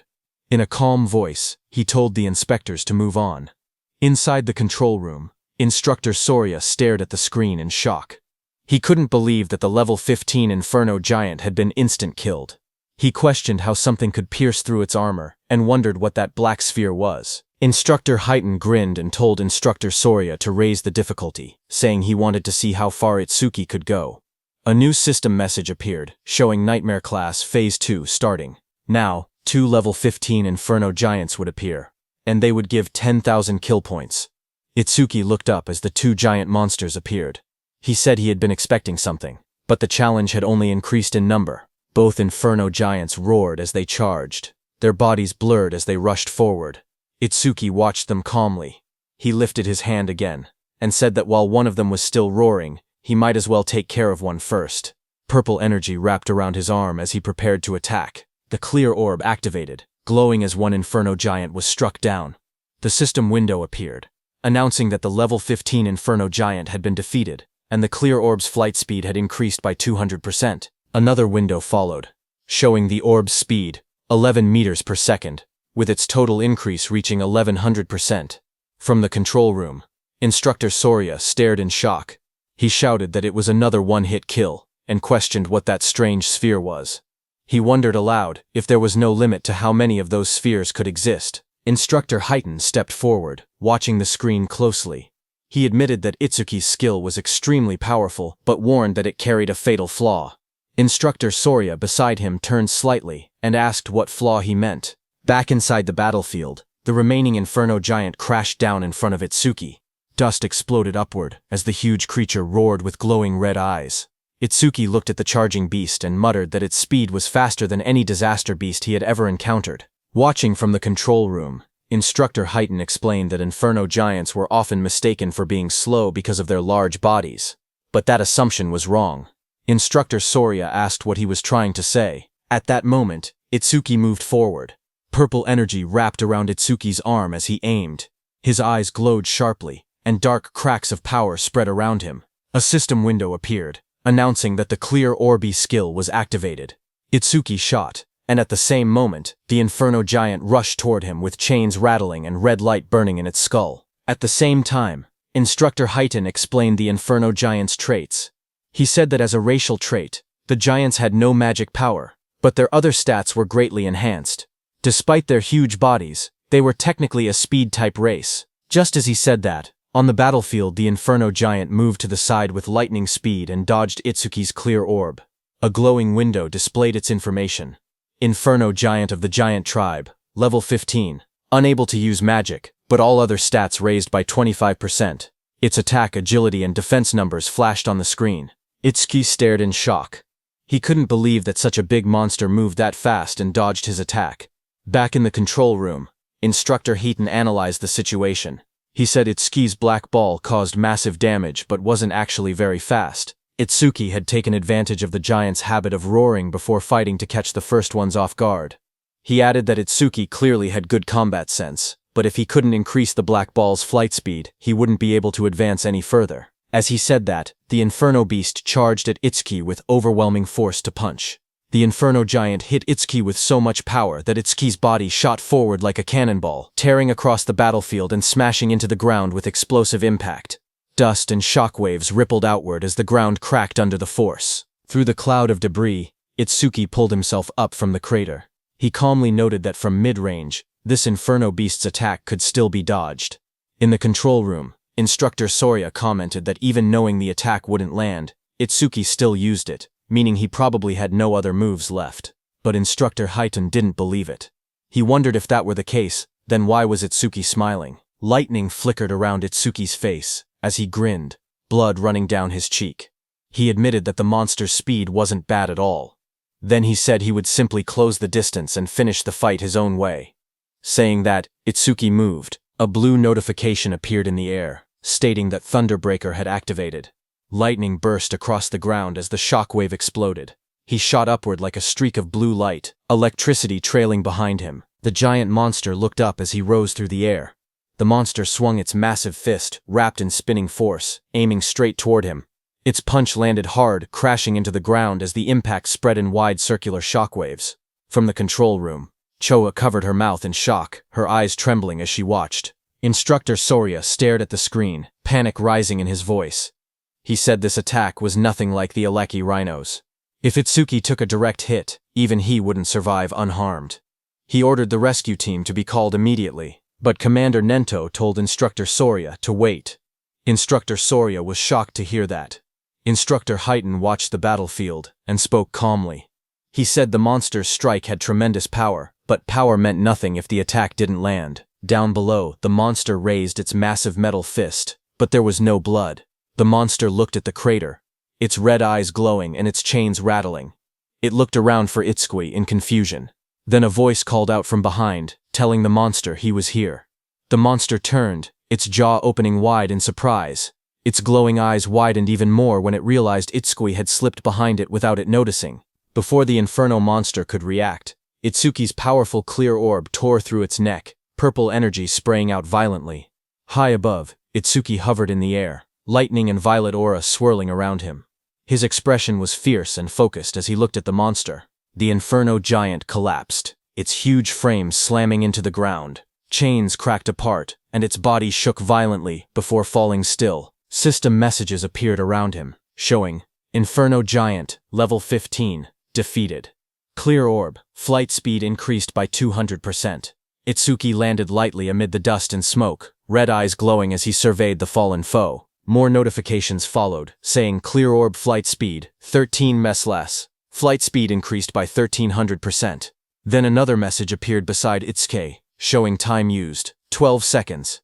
10,000 points earned. Watching from the control room, Choa smiled brightly and shouted that Itsuki did it.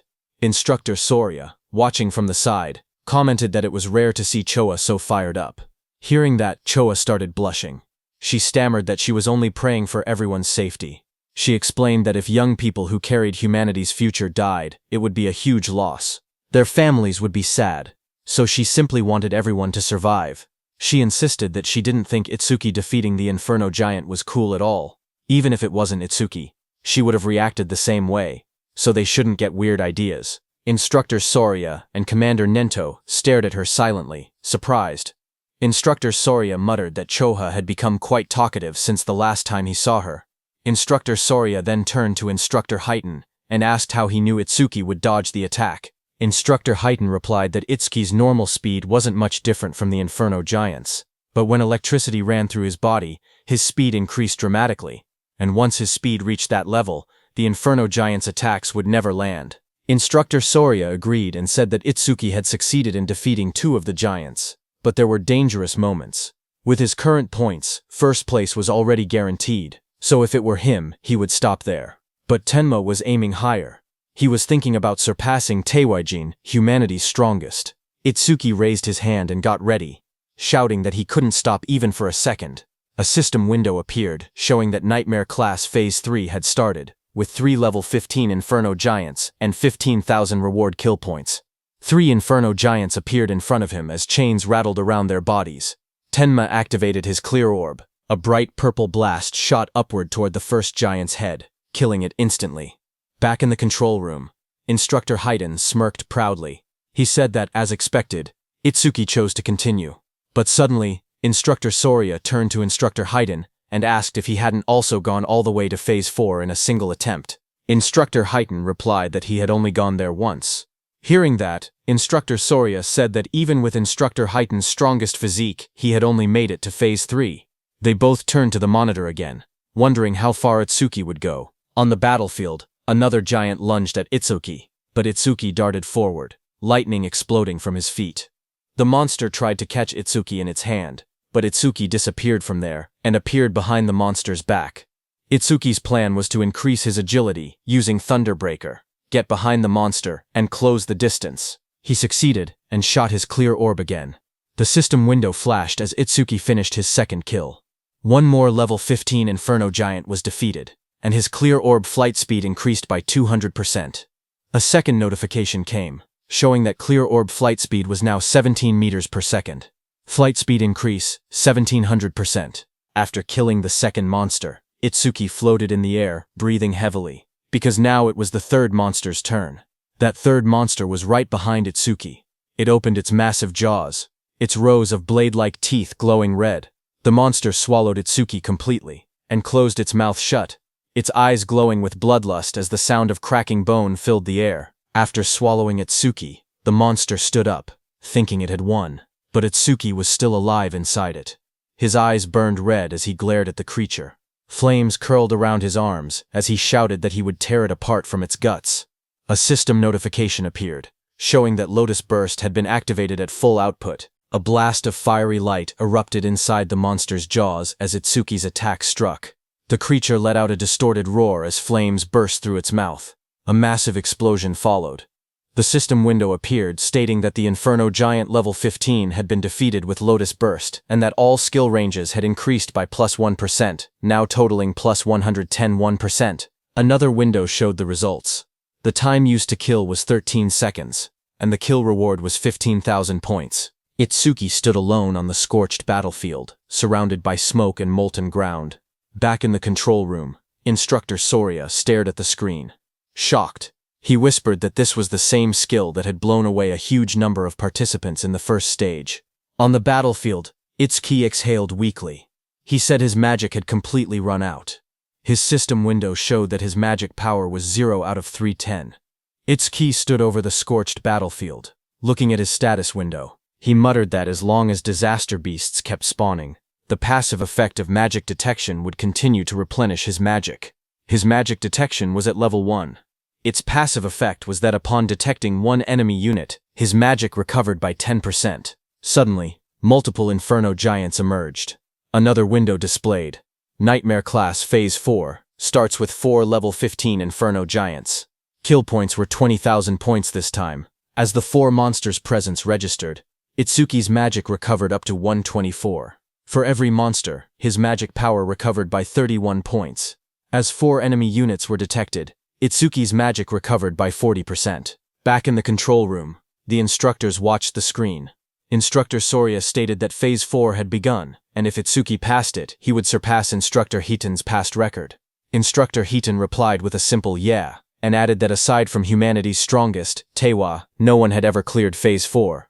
He said it would be interesting to see how far Itsuki could go. On the battlefield, Itsuki flashed forward, electricity trailing behind him as a giant lunged.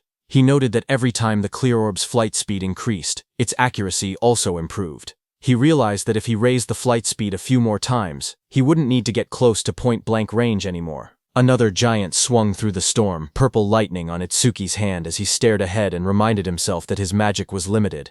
He couldn't afford to waste even a single clear orb. Itsuki rushed forward through swirling purple energy. Dark lightning wrapped around his arm as he threw his hand out, aiming the spinning orb in his palm. But before he could shoot, one inferno beast with red glowing eyes lunged toward him, its metal-like jaws wide open, Chains rattled around its body as it shot forward and grabbed Itsuki's hand. Another similar monster crawled beside it, both of them towering over him.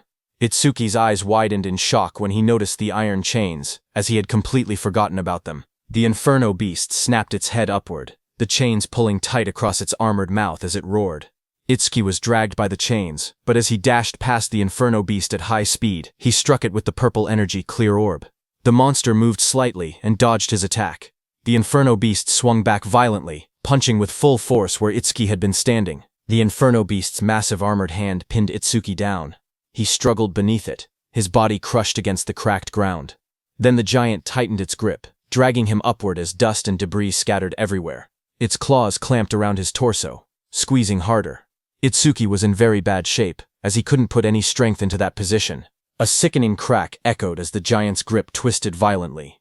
A skeletal image of Itsuki flashed, showing all the bones in his body snapping under pressure. The giant then slammed him brutally into the ground. The impact split the earth, sending shards of stone flying. His body lay inside the crater, blood covering his clothes as smoke rose around him. Both his arms and legs were completely broken. Back in the control room, Instructor Soria panicked and shouted for Instructor Heighten to go help quickly. Instructor Heighten watched the screen with worry. Sweat slid down his face as he stared forward. He murmured that this must be Itsuki's limit. A memory flashed before his eyes. Just like Itsuki, he himself had once collapsed at the same point. Determined, Instructor Heighten turned away from the monitor. He said he was going to help right now. But before he could move, someone called out for him to wait. It was Commander Nento, who looked at the large screen. He said that Itsuki hadn't given up yet. Hearing that, Instructor Soria stepped forward urgently. He told Mr. Izumi that this wasn't the time to talk about such things. Choha agreed, saying that if they didn't act quickly, Itsuki would die. Instructor Heighten, beside him, also said that Itsuki's situation was desperate, but Commander Nento kept his eyes on the screen. He spoke with certainty, saying he could tell Tenma still had a trump card left. Instructor Soria looked surprised and asked how Commander Nento knew about a trump card. Commander Nento answered quietly, saying it was because of his eyes. The scene shifted to Itsuki's face. His eyes glowed fiercely. Commander Nento said these were not the eyes of someone who had accepted death. Itsuki stood battered and bloody, remembering the looming blue phantom Linga behind him. He thought about how he had exhausted every method to grow strong enough to kill that Linga who had killed his parents. Just then, a system window appeared, showing Overmimesis activated, resuming the analysis. This happened because during the battle with Kinoshita, Overmimesis had activated from Kinoshita's skill B-rank skill, Lightning Cannon. But Itsuki had chosen to stop the analysis at the very last moment. At that time, the system displayed analysis progress at 99% when Itsuki paused it. Now, when the analysis resumed, the progress reached 100%. Blue energy wrapped around Itsuki's body as he rose upward. He stated that he had prepared exactly for a situation like this. A system window appeared, showing B-rank skill Lightning Cannon analysis complete.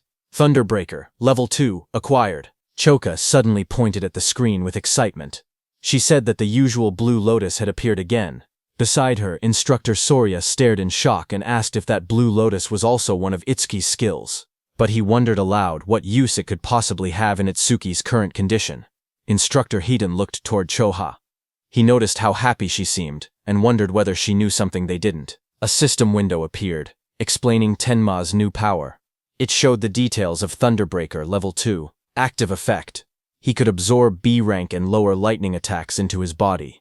When releasing the absorbed lightning energy, his agility would increase by 100%. Absorption count, 0.5. Passive effect. Each time a B-rank lightning attack was absorbed, his agility increased by 10%, currently increased by 15%. Blue energy swirled around Itsuki's body. His legs lit up first, then his hands slowly clenched as the power surged. Another window appeared, showing that Thunderbreaker level 2 had been acquired. All stats plus 20. All debuffs removed and injuries fully healed. Just then, the Inferno Beasts attacked the blue energy lotus, as lightning burst outward. But Itsuki pushed himself up from the shattered ground, covered in swirling energy, and blocked their attacks. He declared that his warm-up was over. From that moment on, he said he would be going all out. A status screen appeared beneath him, showing that his attack, agility, defense, and magic had increased from 310 to 330 points each. The total rose from 1240 to 1320 points. Instructor Soria stared in shock.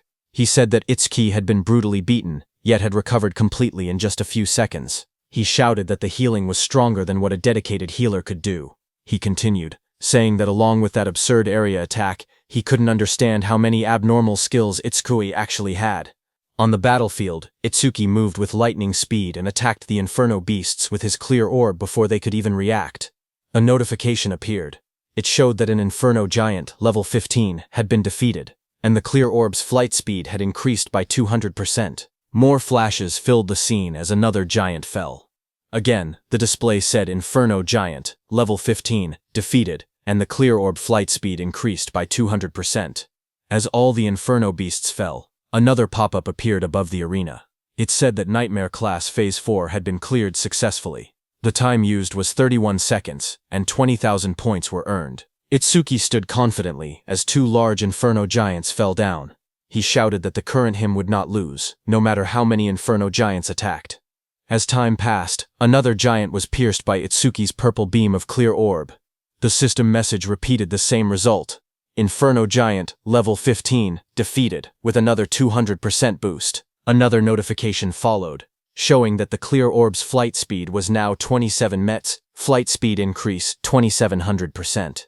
Itsuki killed another Inferno beast. The Nightmare Class Phase 5 message appeared. The system stated that Phase 5 had been cleared in 57 seconds, earning 25,000 points. Then another beam of clear orb pierced straight through the back of another giant. The second later, Itsuki's clear orb again pierced straight through another Inferno giant's body, splitting it from top to bottom as chains shattered around it. A system window appeared, announcing that Nightmare Class, Phase 6, had been cleared successfully. The time used was 1 minute and 34 seconds, and 30,000 points were earned. From the control room, the instructors, Commander Nento, and Choha, watched the results in shock. Instructor Soria's eyes went wide, and his mouth hung open. The scene shifted to the battlefield, which looked like a distorted landscape filled with countless Inferno beast corpses stacked across the ground.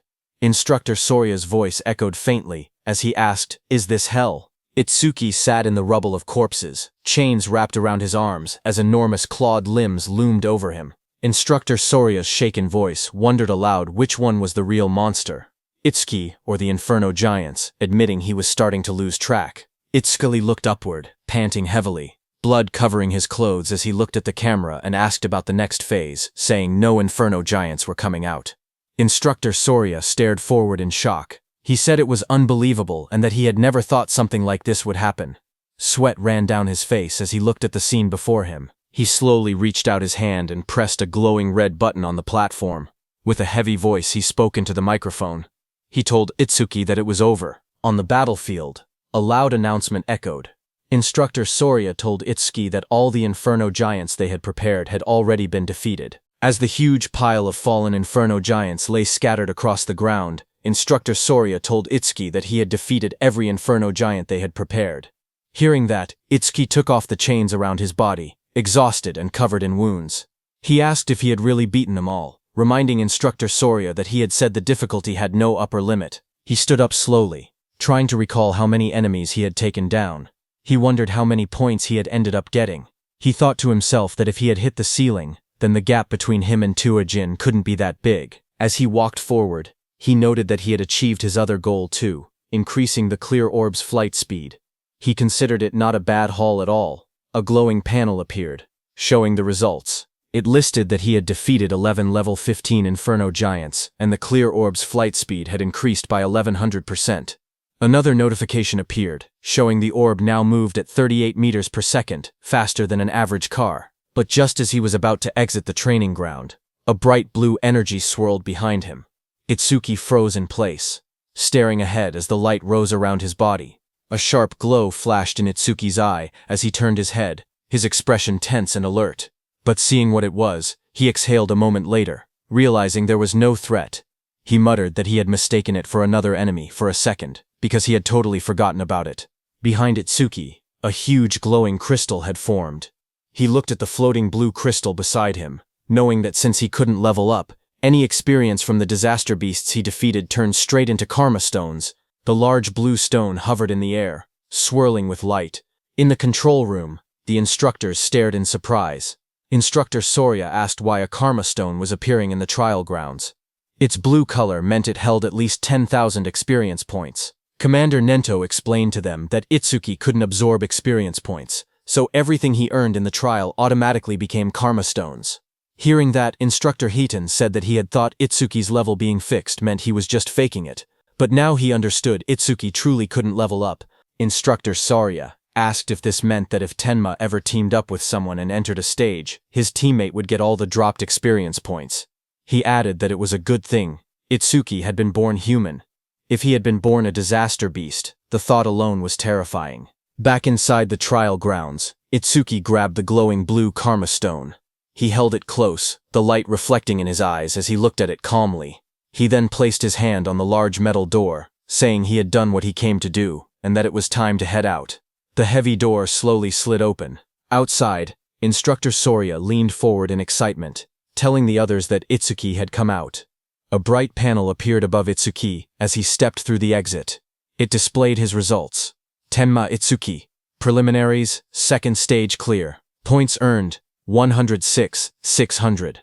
Time used, 3 minutes 55 seconds. Rank 1. Itsuki walked forward, still covered in blood and dust.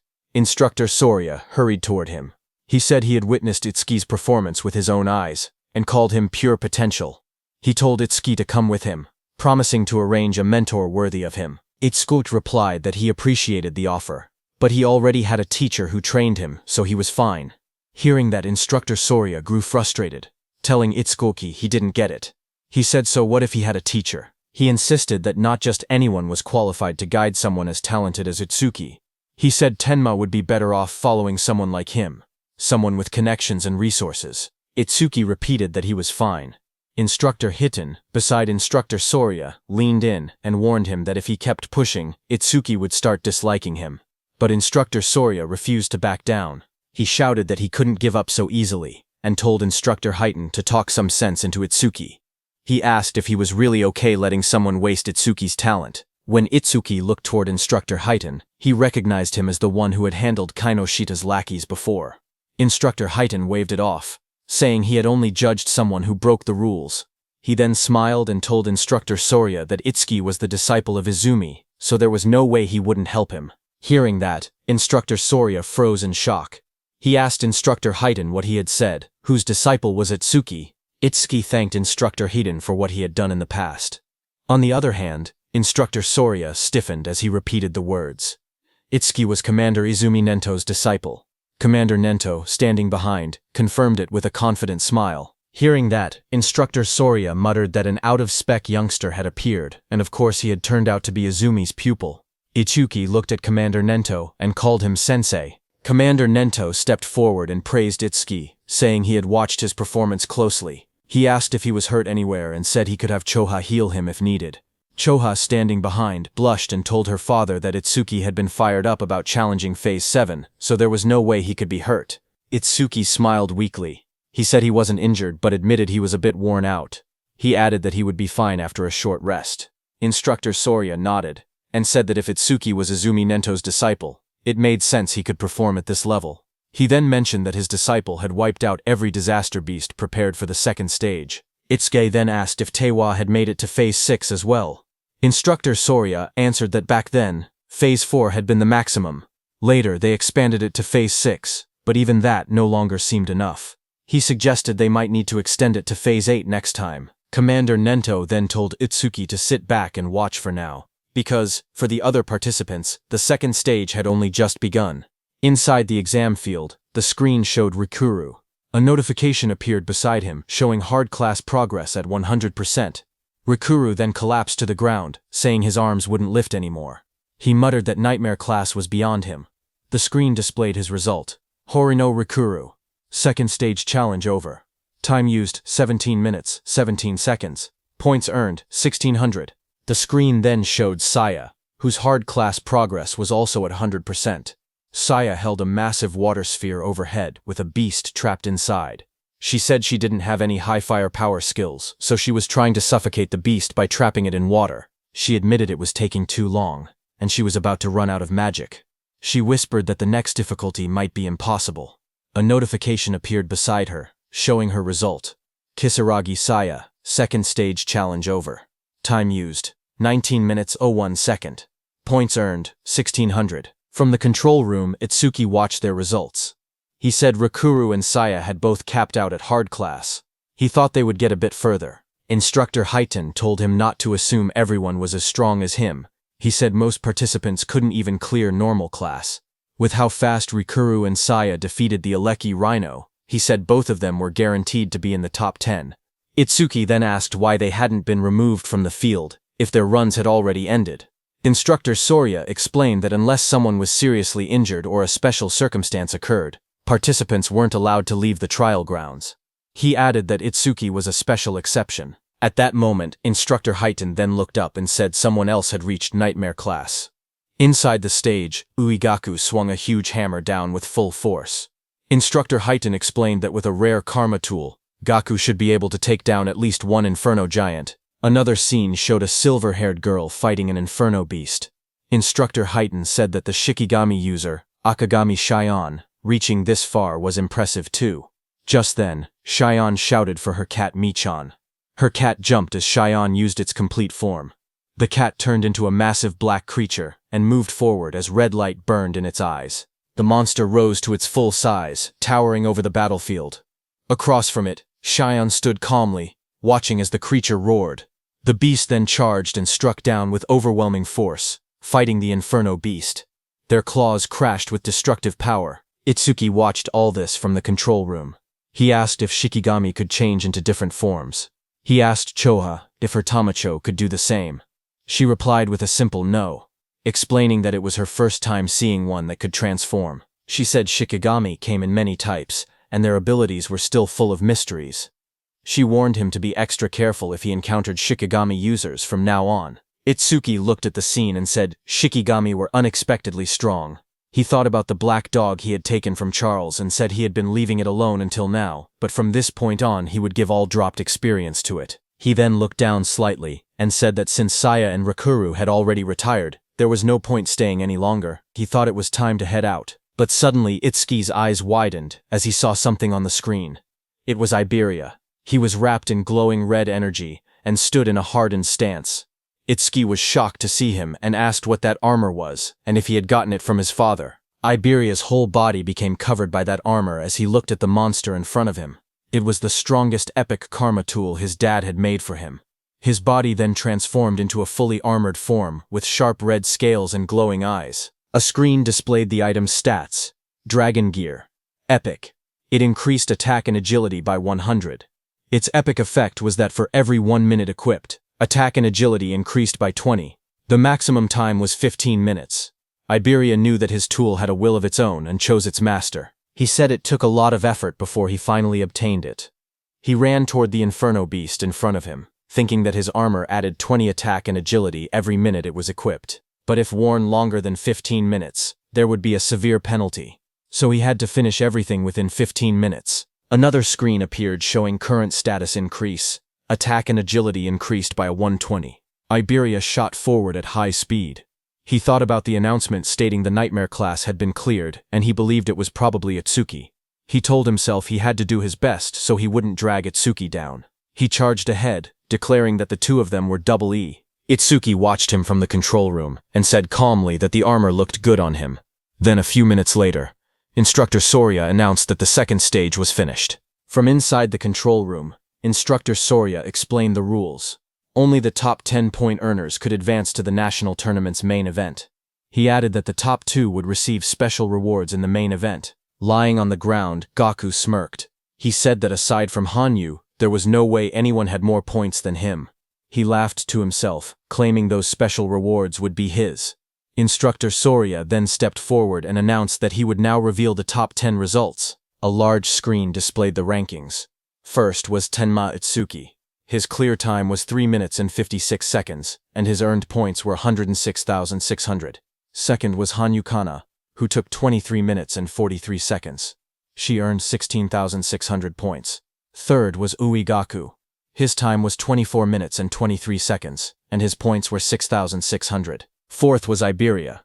His time was 27 minutes and 59 seconds, and his points were 6,600. Fifth was Akagami Shion. Her time was 16 minutes and 30 seconds, and her points were points 1600. She failed at the Nightmare class attempt. Sixth was Horin no Rikuru.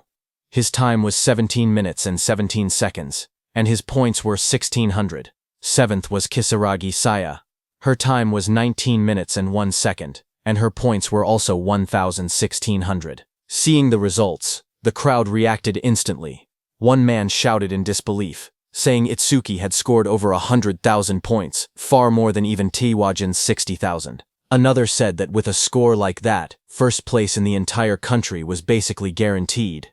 An injured man wondered aloud how many Inferno giants Itsuki must have killed, since each was only worth 5,000 points.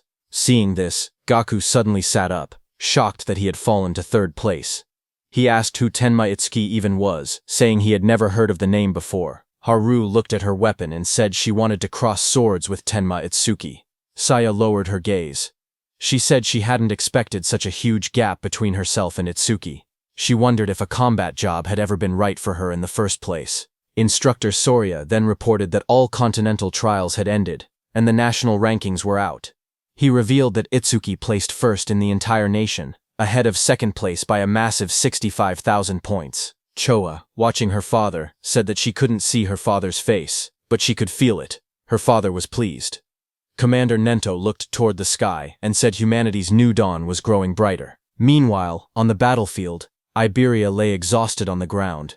He muttered that over 100,000 points was impressive, but if it was Itsuki, taking first place was expected. He added that he had also done enough not to shame the name of Double E. He was lying next to the defeated giant machine. Itsuki walked up to him and told him he did great, saying Iberia had surprised him. Iberia smiled weakly as he was still dizzy after using that karma tool. The instructors and Commander Nento stood on the platforms watching. Then Instructor Soria announced that the 21st Salvation League National Tournament preliminaries had come to an end.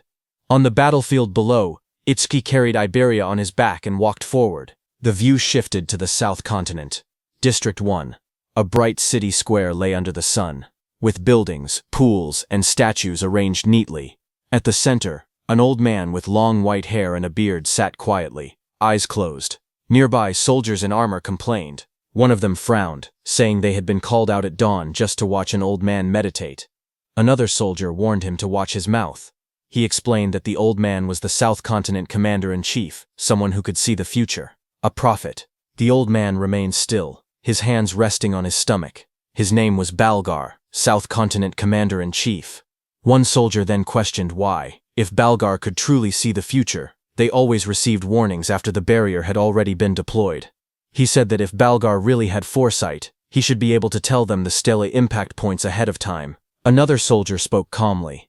He said it was true that Elder Balgar could only foresee a tiny sliver of the future.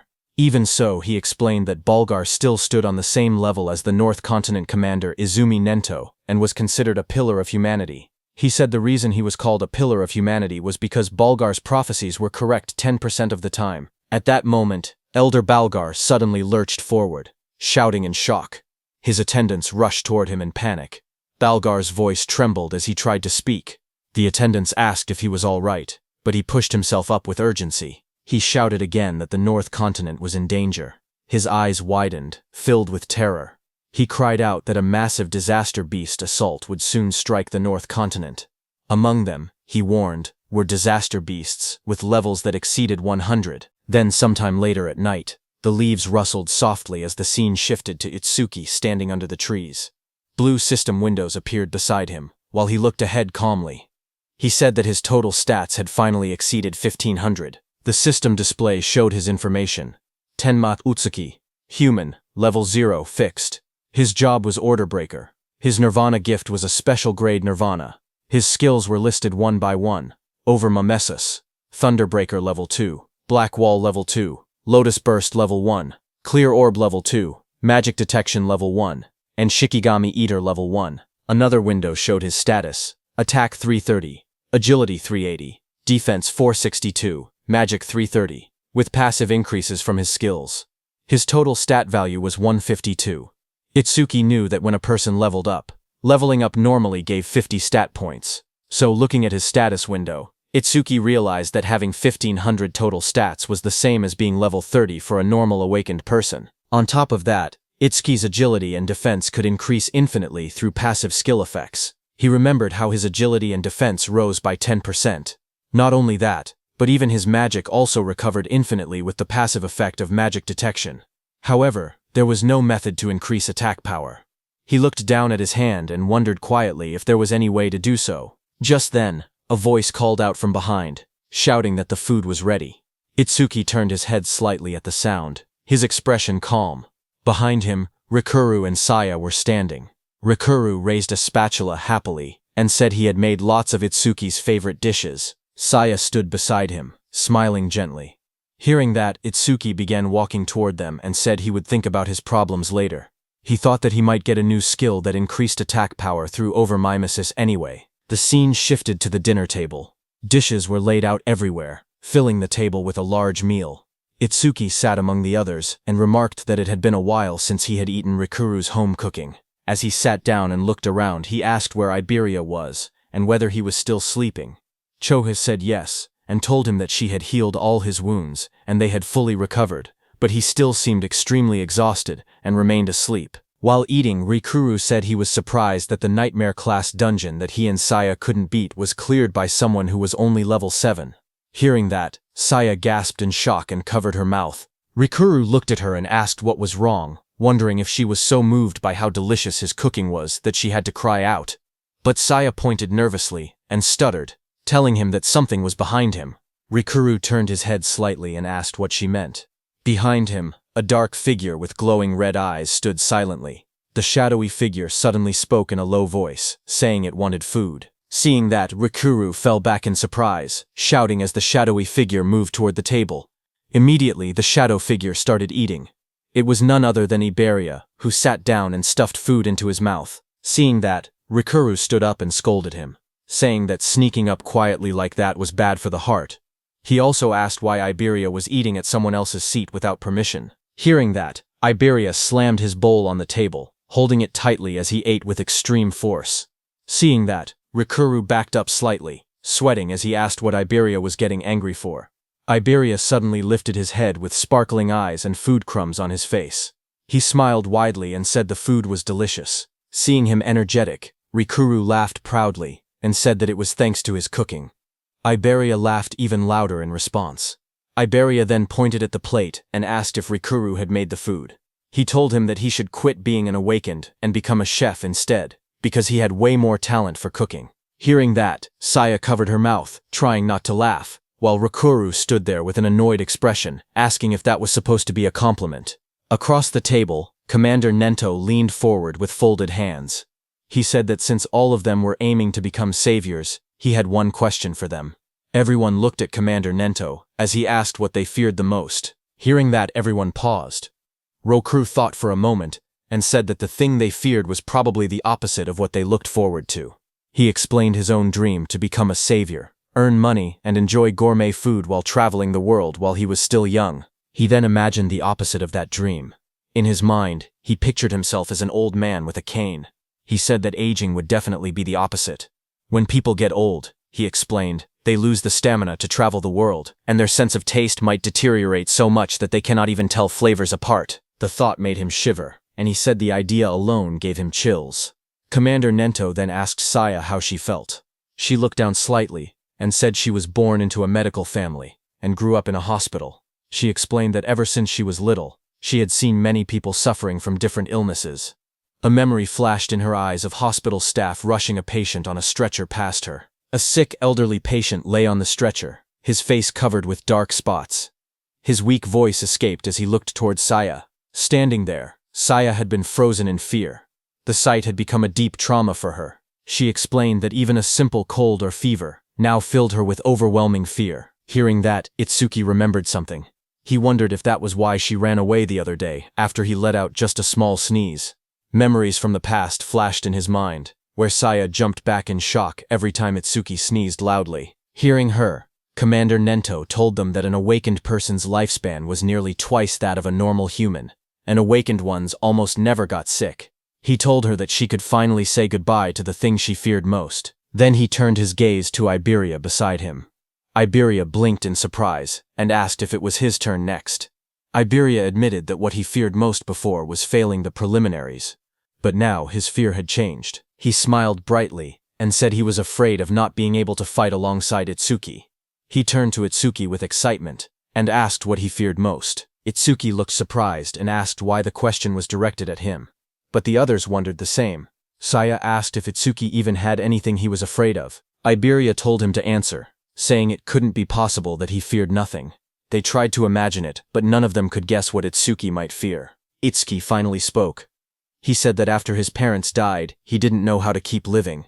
He explained that he had been overwhelmed with anxiety. Iberia stared at him, shocked, whispering his name. A dark scene appeared, showing Itsuki curled up alone. Helplessness, anger, sadness, hunger. He explained that all of those negative emotions had taken over his body. Itsuki remembered the moment everything changed. He had been sitting alone in the dark, tears running down his face, until Saya and Rikuru appeared before him. Rikuru's gentle voice asked why he was crying alone in a place like that. Saya told him the sky was beautiful and that it was a waste to look down. Young Saya leaned forward, asking if he had caught a cold and whether they should take him to the hospital. Rikuru held out a lunchbox with a bright smile, telling him they should eat something delicious so all his worries would blow away. Itsuki looked up, his eyes filled with tears. He said the warmth the two of them gave him pulled him out of that negative world. He continued speaking.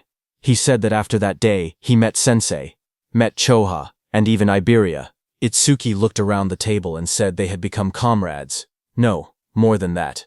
It felt like his family had grown. A soft smile formed on his face. He said that this sense of security was something he hadn't felt in a long time. Sometimes, he thought, he wished this moment could last forever. Itsuki continued speaking while everyone listened. He said the thing he had feared the most was living alone. Across the table, Saya, Rikuru, and Iberia watched him quietly as he shared his thoughts. Choha observed him with gentle eyes. She noted that the atmosphere around Itsuki felt calm and peaceful, completely different from the unsettling feeling she had sensed before. Suddenly, Iberia rushed forward. He called out Itsuki's name and threw his arms around him, shouting that he would never leave his side, not even a single step. Itsuki stumbled back in surprise, trying to explain that this wasn't what he meant. Commander Nento told them that he had asked earlier to confirm whether they might one day regret choosing their path. When they became saviors and faced true danger, regret would be the most unforgivable thing. He told them to remember that a savior's goal was to reach death without regrets. Everyone stood firmly and answered that they would engrave those words in their hearts. Commander Nento nodded and stood up. He told everyone to hurry and finish eating and then rest. He reminded them that Rikuru and Saya needed to return to North District 6 by tomorrow. The next morning, it was time for Rikuru and Saya to go back. Iberia waved excitedly as he called out to Rikuru, asking him to make home-cooked food again next time. Rikuru shouted back that he would as long as Iberia didn't cause trouble for Itsuki. Their voices echoed as they walked ahead, promising to meet again at the national tournament. Seeing that, Itsuki walked up to Iberia, who wiped his tears. Itsuki asked when Iberia and Rikuru had gotten so close. Commander Nento soon gathered them and told them they should head back as well. Itsuki nodded, but his mind wandered. There was something he wanted to ask Saya. He thought he could ask her during the main tournament. As he walked, Itsuki suddenly paused in shock when he noticed Choha. Choha sprinted across the courtyard with urgency. Itsuki wondered why she was in such a rush. A moment later, Chosha reached Commander Nento, slightly out of breath. Commander Nento asked her what had happened. Chosha replied in a serious tone that top-secret information had just arrived from the South Continent. Commander Nento asked Choha what the secret message contained. Choha explained that the information carried an extremely high clearance level. It was something only saviors above level 50 and continent commanders were allowed to know. Commander Nento then looked at Itsuki and Iberia and said that the two of them were also permitted to hear it. Iberia lit up with surprise, asking if he trusted him that much. Chosha began delivering the message. A new prophecy had come from Elder Balgar, the commander of the South Continent. According to him, within the next 3 days, a large-scale disaster beast assault would strike the North Continent. Hearing that, Itsuki asked whether Elder Balgar's prophecies were reliable. Iberia confirmed that they were. Elder Balgar was the most renowned prophet across all 5 continents. His prophecies were as good as confirmed futures. Choa turned to her father and urged him to leave the North Continent immediately.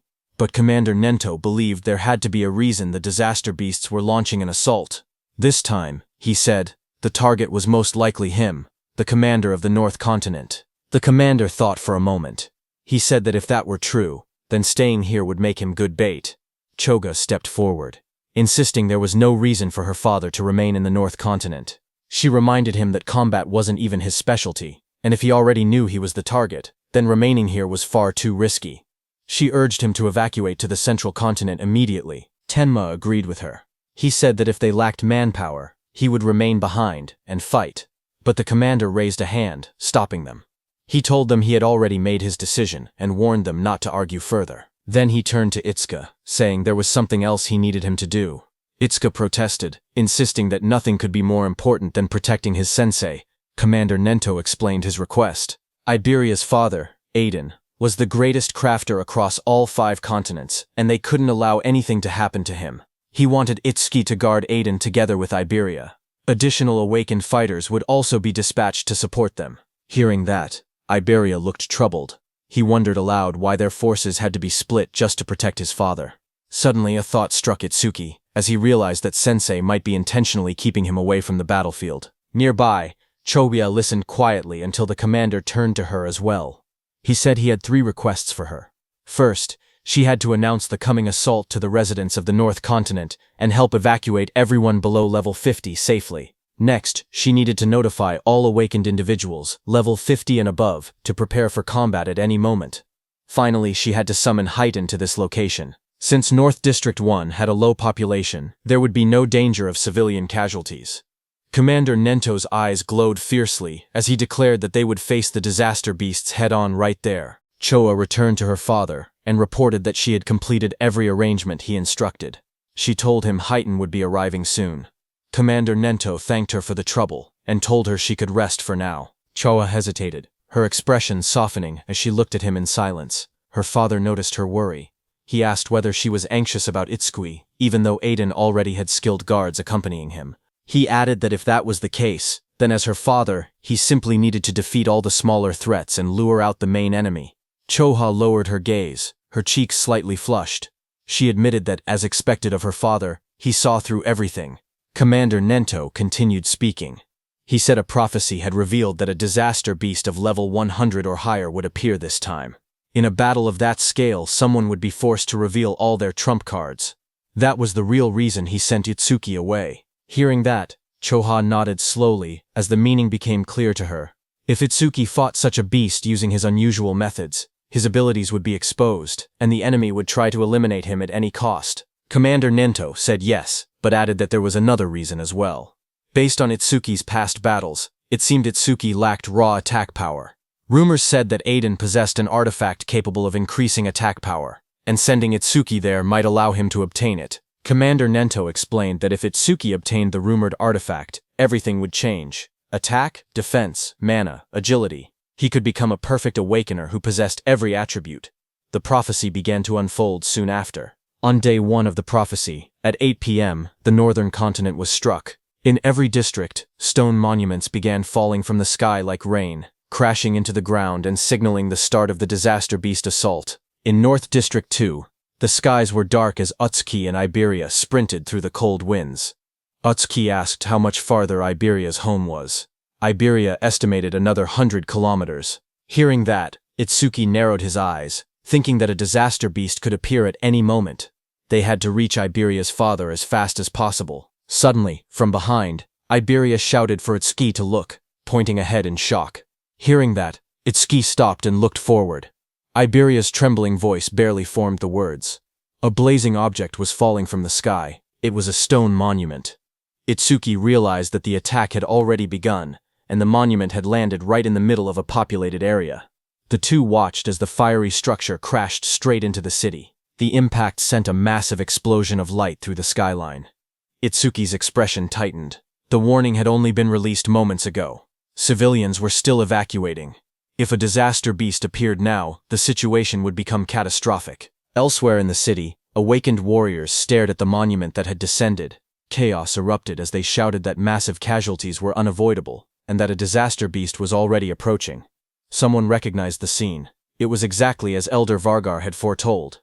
They cursed at how early the event had arrived. Back with Itsuki and Iberia, a glowing barrier began forming around the impact zone. Iberia panicked as he watched it rise. Itsuki was also panicking inside, thinking that if they left the citizens behind, many would die, but if they stepped in to help, their main mission would be delayed. Itsuki glanced at Iberia and thought quietly to himself. Iberia had traveled a long distance, yet he hadn't asked for a single break. He must have been that worried about his father. If he suggested stopping to save citizens now, Iberia would surely hate it. But before he could decide, Iberia suddenly pointed forward, shouting for them to go help. The barrier had trapped a disaster beast inside the city, and he insisted they couldn't ignore it. The creature inside was at least level 20. If no high-level awakeners were present, countless people could die. Hearing that, Itsuki's worries vanished. Then, with a firm voice, he agreed to change the plan. They would take care of the disaster beast in the city first. Just then, the ground shook violently as the stone monument split open. Flames burst out, and a massive creature emerged from within. It was a flame golem, level 21, its entire body wrapped in blazing fire. Nearby, the awakened fighters assessed the situation. They counted their strength, 3 level 15s and 1 level 16. It would be difficult, but against a level 20 disaster beast, they believed they still had a chance to win. A defender stepped forward and activated his C-rank skill, Rock Shield. Jagged stone shot up around his arms as he braced himself against the incoming flames.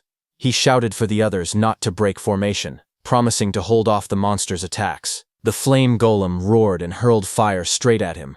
Through the heat and sparks, the defender yelled for his teammates to find an opening and counterattack. But the creature's power was overwhelming. It struck with massive force, smashing the ground and scattering debris across the street. The defender was thrown violently backward, crashing into a wall. As the dust settled, he struggled to lift his head. His armor was shattered. His voice trembled. He couldn't believe what had happened. It was impossible. The other awakeners froze in terror because the Earth user had the highest defense among them, yet he had been killed instantly. If even he couldn't survive, they stood no chance at all. Panic spread across their faces as they backed away, their weapons shaking. One of them cried out, asking desperately what they were supposed to do now. The group fell into panic. One of the men shouted that fighting a creature like this was suicide and that they needed to run.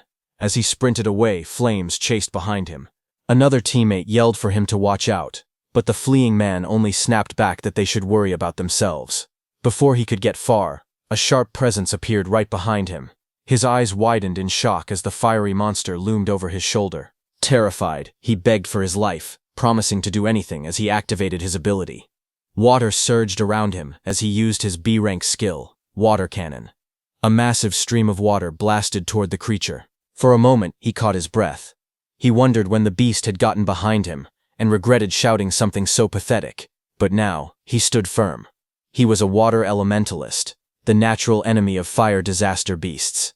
This attack should have been its end. The others watched from a distance, unsure. One asked whether he had really defeated it. Another stepped forward, saying he would finish it off just in case. In the midst of drifting steam and smoke, the monster's dark silhouette still stood. The water elementalist stepped forward and warned the others not to interfere.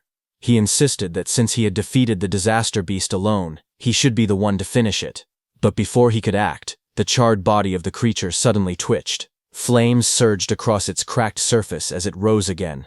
The man froze in shock as the beast returned to life, its fiery aura burning hotter than before. Someone shouted for them to kill it quickly. A massive burst of flame erupted from the monster's mouth, lighting up the entire street. One of the fighters stared at the blazing heat, confused and terrified, asking what this enormous flame was.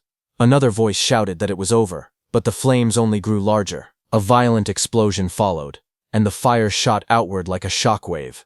But before it could hit those awakeners, Itsuki appeared. Using his black ice wall skill, he created an ice wall that blocked the monster's fire attack. As Itsuki was stopping the fire, Iberia turned to those awakeners, calm and fearless. He told them to leave the creature to Double E. Clad in black armor, Itsuki told Iberia not to worry about the monster and instructed him to evacuate the citizens. Iberia acknowledged with a Roger. A blue screen appeared, displaying new information. Itsuki's black wall's defense increased by 10% due to blocking a B-rank fire element skill with black ice wall. The battlefield shifted as Itsuki prepared to face the fiery disaster beast alone. Those awakeners stared at Itsuki, who had blocked the giant flame so easily. One of them asked Iberia if he and his companion were saviors. Iberia explained that they weren't saviors yet, but he declared that someday he would become one stronger than Tiwajin himself. Hearing that, the awakeners were shocked, saying he talked big for a kid. Iberia walked over, annoyed, and asked what they were doing being saved by a child. One of the awakeners immediately argued back, insisting that no one asked for help and that he was going to defeat the beast anyway.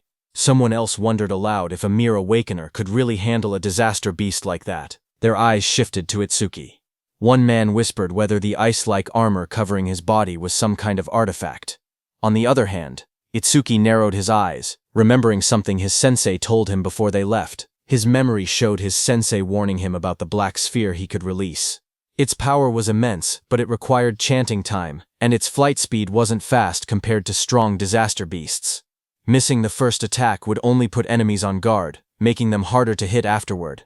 His sensei advised him to avoid using the black sphere unless absolutely necessary, keeping it as a trump card for critical moments. The memory ended with his teacher's voice telling him to listen carefully and only use that black sphere under the right circumstances. His teacher's words echoed in Itsuki's mind. He should only use his strongest attack when he was certain he could take down the opponent. Looking at the crowded battlefield below, he realized he couldn't use the penetrating true sphere here. There were too many people around. Down on the streets, civilians stared up at him in shock. Some wondered if he was an awakener who came to help. Others pointed out the equipment he wore, guessing he must be a high-level awakener. High above, the fiery disaster beast roared as it swung its massive body. Itsuki, covered with lightning, shot forward, slamming straight into the creature's rocky surface. He made up his mind. If he couldn't use his special skill, he would suppress the beast with brute strength instead. With full power, he punched the beast. Explosive impacts echoed through the buildings as he drove the monster backward. His movements blurred with speed as burning fragments scattered everywhere. A bright system window flashed, showing that Itsuki's Thunderbreaker activated Thunderclap Wave. Lightning surged across his entire body as he appeared above the beast. The beast raised its head, its eyes glowing red, fire swirling around it. Itsuki struck again, driving the massive creature through the ground with overwhelming force. Dust and flames erupted as the beast crashed hard, its body half buried in the shattered street. The ground trembled from the impact. Lightning wrapped around Itsuki as he rose into the air, his entire body glowing with blue energy. Flames raged around him, but he shot downward like a meteor, slamming into the massive creature below with overwhelming force. The impact shook the entire street. A huge shockwave burst outward, cracking the ground and sending flames scattering. A crater formed where the blow landed, smoke rising from the broken asphalt. People watching from a distance stared in disbelief. One person said the disaster beast was being pushed back completely, even though it was supposed to be powerful. Another mentioned that the awakener looked like he was only 18. Someone else suggested the beast must have been injured beforehand, but an awakener nearby could only stare with wide eyes, whispering in shock that this couldn't be real. Even a level 21 flame golem couldn't fight back at all against that young man. He wondered who the young man facing it truly was. When the smoke finally cleared, the battlefield was quiet. The golem lay smashed into the ground. One of the awakeners looked around in confusion and asked where the young man had gone. Another man explained that as soon as the young awakener defeated the disaster beast, he left the area with the blonde boy. That water-type awakener claimed that the only reason a level 0 awakener could do something like that was because he had already weakened the flame golem's health beforehand. But the first awakener looked uneasy. Even he, a level 15 awakener, couldn't track the young man's movements with his eyes. He said that the power to send a flame golem flying with bare hands was unbelievable. He added that if his status showed level 0, his real strength had to be comparable to level 30. On the other hand, Itsuki and Iberia were already running. While running, a thought troubled Itsuki. If a beast of that level couldn't be killed instantly, things would only get harder in the future. He muttered that he had to increase his attack power somehow. Just then, a system window appeared, displaying Itsuki's current stats. Attack, 330, Agility, 760, plus 100% due to Thunderclap Wave activation. Defense, 495, increased due to Black Ice Wall, 50%, Mana, 330, recovers 10% of mana upon detecting one enemy unit. Itsuki stared at the numbers, knowing he needed to grow stronger as quickly as possible. On day 1 of the prophecy, At 10:30 p.m., Itsuki and Iberia ran through the rain-soaked streets. Iberia stared in awe, saying Itsuki's speed was so incredible that he couldn't even track him with his eyes. Itsuki replied calmly that speed meant nothing without power. While they were running, suddenly Iberia started panting heavily, admitting he had never thought of Itsuki that way before. When they stopped, he told Itsuki that if he wanted to raise his attack power, he knew a good method. Itsuki looked at him and asked what he meant. Iberia explained that his dad's warehouse contained tons of artifacts, and there had to be one that boosted attack. He said Itsuki was strong and was also Sensei Izumi's student, so his dad would definitely be happy to let him have one. As he spoke, he imagined Itsuki wearing a powerful artifact, standing tall in a dark, glowing armored suit. The thought made him laugh to himself in a strange way. But Itsuki looked unimpressed and asked what that creepy laugh was about and what exactly he was imagining. Iberia cheered excitedly and told Itsuki to follow him. Once they arrived, he said he would ask his father to prepare a useful artifact for Itsuki. Itsuki watched him struggle to stand straight and thought to himself that he had already slowed down on the way. But even with all that agility, Iberia must have had trouble keeping up. Itsuki then stepped forward and grabbed Iberia by the arm. Iberia panicked and shouted, asking what Itsuki was doing. Itsuki told him not to push himself if he was tired. If they ran into a calamity, he wouldn't be able to fight properly in that condition. Before Iberia could answer, Itsuki lifted him and dashed forward at full speed. Iberia yelled that he wasn't ready, but the wind tore past them too fast for him to react. The two shot through the city like a blur. Iberia screamed that it was too fast, while Itsuki said they had already wasted enough time and told him to hold on. Later, at 11:05 p.m. on day 1 of the prophecy, the moon hung over a quiet set of wooden houses deep in the forest. A gust of wind swept through as they arrived. Iberia collapsed forward, shaking. He gasped that they finally made it and complained that he thought his arms were going to rip off. As they walked deeper into the woods, Itsuki asked why his father chose to live so far from town when the town was much safer. Iberia replied that his father said the town was too noisy for him to focus on his crafting. Ahead of them stood an old wooden house. Iberia explained that the place might look run down, but its defenses were strong.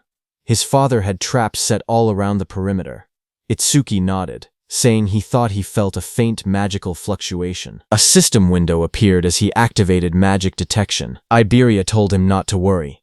As long as Itsuki followed him closely, he wouldn't trigger anything. Itsuki silently thought that with his detection ability, he could avoid them on his own.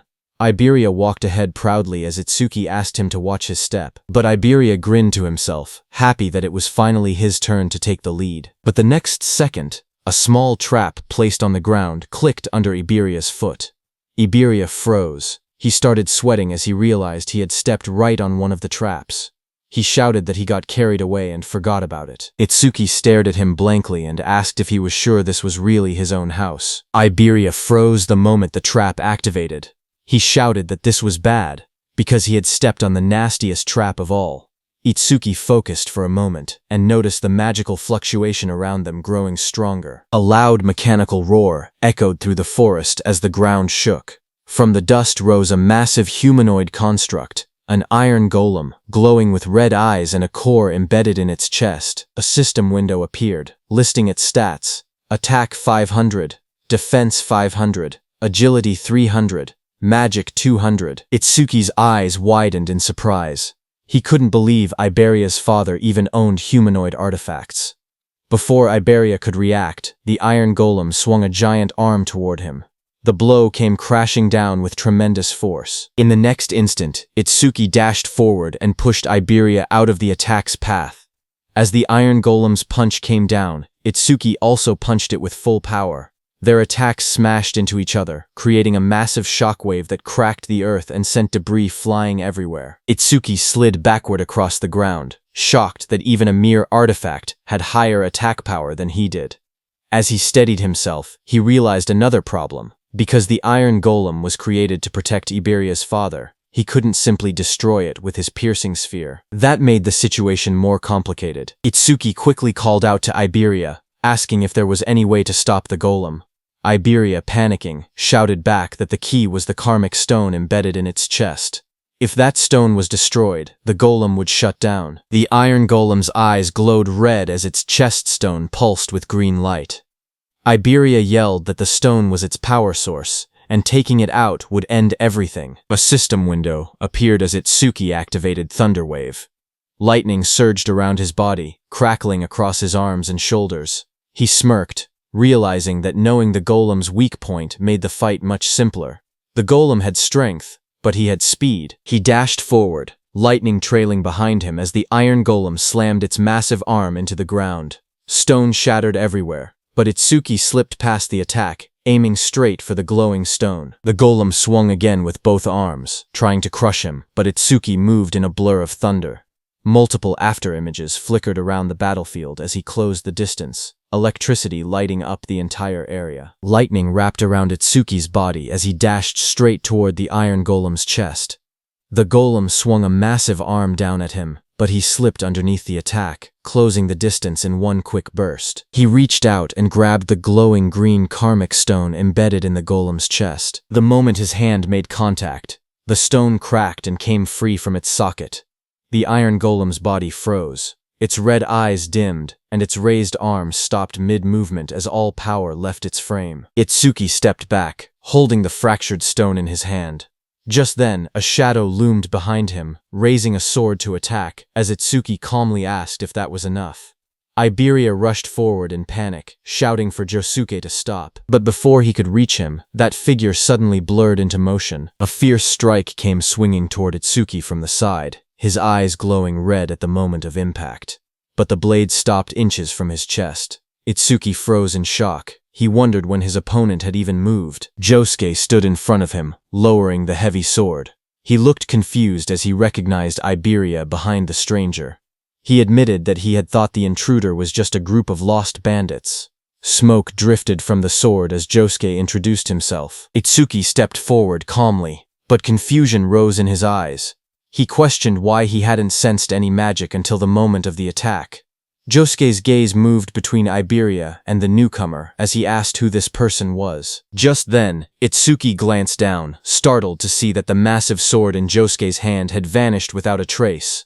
Iberia quickly jumped in, explaining that the stranger was his friend, Itsuki Tenma. He boasted that Itsuki was level 0 but incredibly strong. He added that they had formed a duo and were trying to decide on a team name. Before Iberia could continue, Itsuki told him to never mind that, and instead asked where Iberia's father was. Josuke told them that his master was in the back and warned Iberia to be careful. Just then, an older man with a white beard stepped out from the back of the forge. Iberia recognized that man as his dad. The old man stepped forward, his expression dark and heavy. Even Josuke quietly noted that he didn't seem to be in a good mood. Iberia ran up to him excitedly, waving his arms. He shouted that he had passed the qualifiers. The old man remained silent. Iberia proudly continued. He explained that he had ranked 4th in the region on nightmare difficulty and demanded the reward he was promised, being allowed to choose any artifact he wanted. But before he could finish boasting, a sharp slap struck his cheek. Iberia's head snapped to the side, his eyes wide in shock. He touched his face with trembling fingers and asked why his father had hit him. The old man glared at him furiously, his voice rising as he demanded that Iberia hand over the dragon gear. He accused him of stealing it. Iberia staggered back, clutching his cheek. He shouted that he had only borrowed an epic artifact, and complained that there was no need to hit him. His father pointed angrily at him from the ground. He warned that the dragon gear caused irreversible damage if worn for too long. He added that if Iberia ever took it without permission again, he would not be so lenient next time. Frustrated, Iberia turned and ran off into the forest, yelling that he would never use his father's crappy artifacts again. The dragon gear dropped from his shoulder and landed on the ground behind him. The old man then turned toward Itsuki and asked if he was Izumi's second student. Itsuki nodded politely. He introduced himself as Itsuki Tenma and explained that his sensei had sent him to protect Mr. Aiden because of a prophecy about a massive calamity approaching from the north. Mr. Aiden responded that he already knew. He studied Itsuki closely and muttered that Izumi was demanding and rarely accepted disciples. He wondered why a strict master would choose someone who looked as plain and ordinary as this kid. But then he suddenly froze, his eyes wide. He asked in shock if Itsuki's level was fixed. Itsuki said yes as a glowing status window appeared beside him, showing his information. Itusuki Tenma, human. Level 0, fixed. Job order breaker. Gift undisclosed. Skill undisclosed. Stata undisclosed. Itsuki stood calmly, the blue display shining around him. Mr. Aiden narrowed his eyes and stared at Itsuki carefully. With suspicion in his voice, he asked if Itsuki was using some kind of karma artifact to fake his stats. Itsuki calmly replied that he was not. Mr. Aiden looked at him again and finally seemed to understand something. He muttered that now it made sense why Nento Izumi had specifically requested that particular item. Walking slowly with his hands behind his back, Mr. Aiden explained that Itsuki's master was someone who carefully calculated gains and losses. According to him, Commander Nento always demanded something in return. Itsuki responded honestly. He said that his master had only asked him to guard Aiden, and that he had not heard anything about a reward. Mr. Aiden then explained the truth.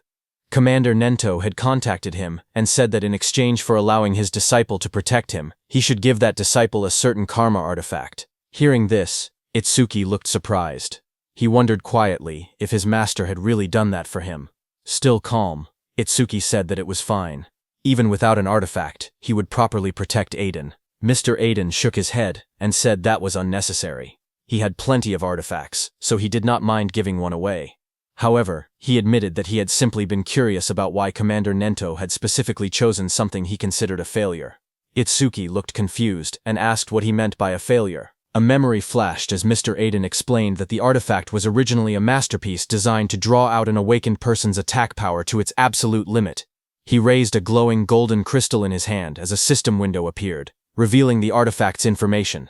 Its name was Critical Crystal, unique. Critical, attack power is doubled during a critical hit. Critical rate 99%. Unique effect. The user's attacks generate critical hits. The golden crystal shined brightly in Mr. Aiden's hand, but as Mr. Aiden held the glowing crystal, something unexpected happened.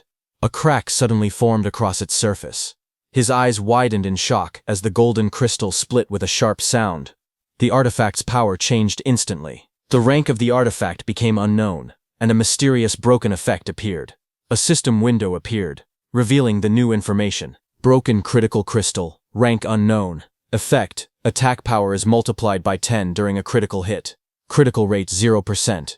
It increases by 1% every time an enemy unit with higher attack power than the user is defeated. Broken effect, the critical rate resets whenever the user levels up. Mr. Aiden showed the cracked crystal to Itsuki and explained its problem. Because the critical rate reset every time someone leveled up, it was completely useless for a normal awakened person. Anyone who trained hard to increase their critical rate would lose it the moment they gained a level. He said that was exactly why he had been confused when Commander Nento specifically requested this artifact. But after seeing Itsuki's stats, he finally understood the reason. Itsuki carefully reached out and took the broken crystal into his hand.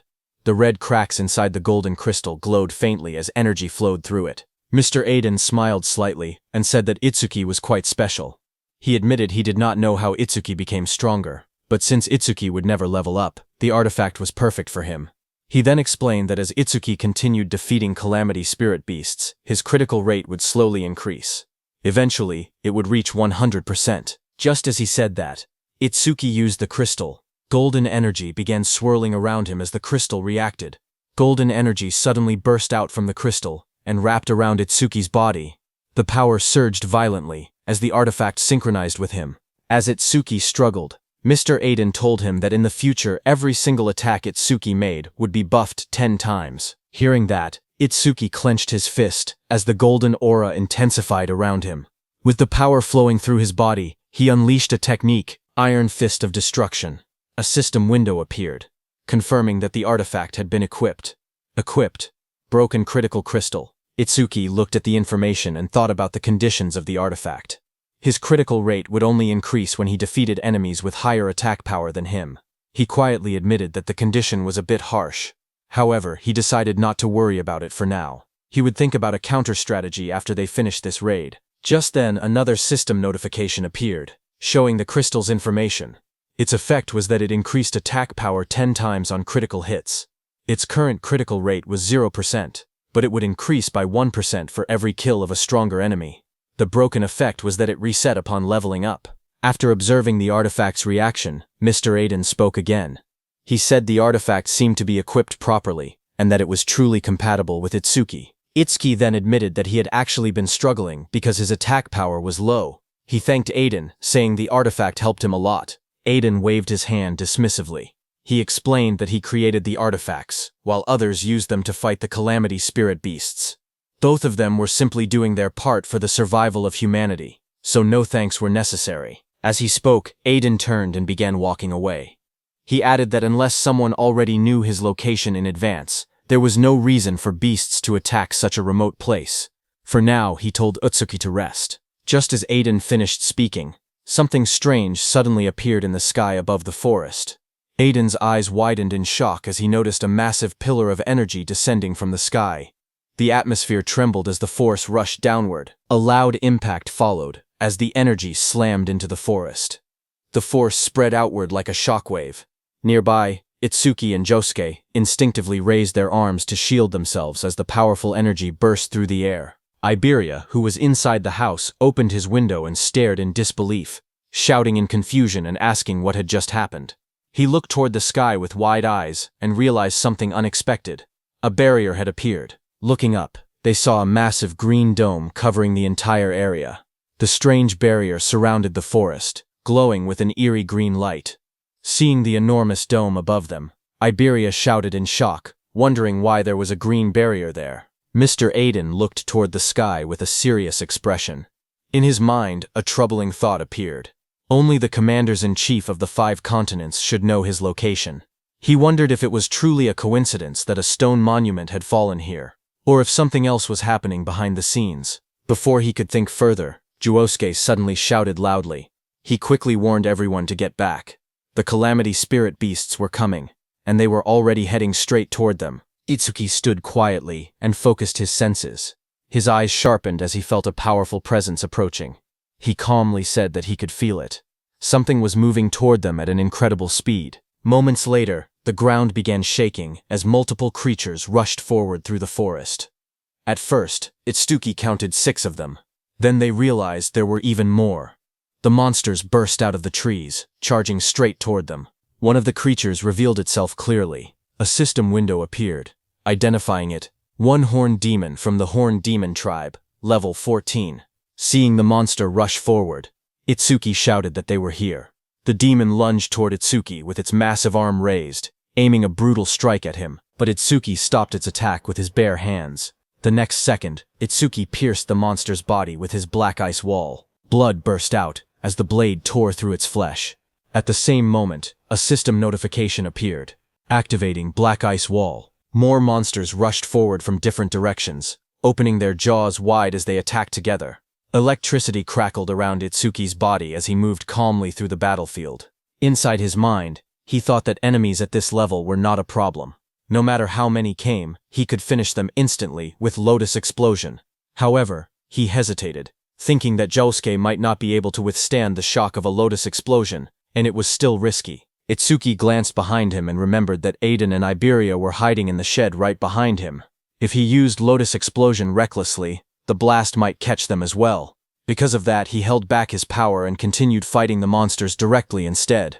After defeating the surrounding monsters, Itsuki stood quietly among the fallen enemies. Looking at the battlefield, he calmly admitted to himself that he was probably more suited for fighting alone. Just then, he suddenly paused. He sensed something unusual. Itsuki frowned slightly as he felt another surge of mana spreading through the area. This new wave of power felt far stronger and more intense than the ones that had appeared before. Moments later, a massive creature revealed itself. A system window appeared, identifying the monster.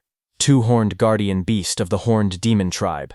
Level 24. At the same time, far away in a dark and terrifying realm, towering demonic structures stood beneath a crimson sky. Inside a sinister palace, the most powerful demon emperor, Linga, sat on the throne. An orange-haired figure standing in front of him spoke calmly. He reported that the first wave of the advance party had already been teleported to the human realm, consisting of lower-class slave demons. Then he asked another question. Among the 8 demon kings, which one should be entrusted with leading the main force? At that moment, Demon Emperor Linga said that thanks to the eye he had left behind during the last descent into the human realm, the demon race had already discovered the existence of a certain important person. With a cold command, the demon emperor told him to capture them. This orange-haired figure was Enma-Raku, also known as Yama, one of the 8 demon kings. He asked whether the task should also be entrusted to one of the 8 demon kings. However, the demon emperor sitting on the throne calmly refused the idea. He said that sending a demon king might destroy the very eye that had been secretly left behind in the human realm. Because of that risk, he decided that the matter would instead be handled by a demon general. The order was accepted without hesitation. Demon King Yama simply replied that it would be done as commanded. Then Demon Emperor Linga declared that the command of the main force would be completely handed over to Inshokuma, also known as the ape-eating Demon King.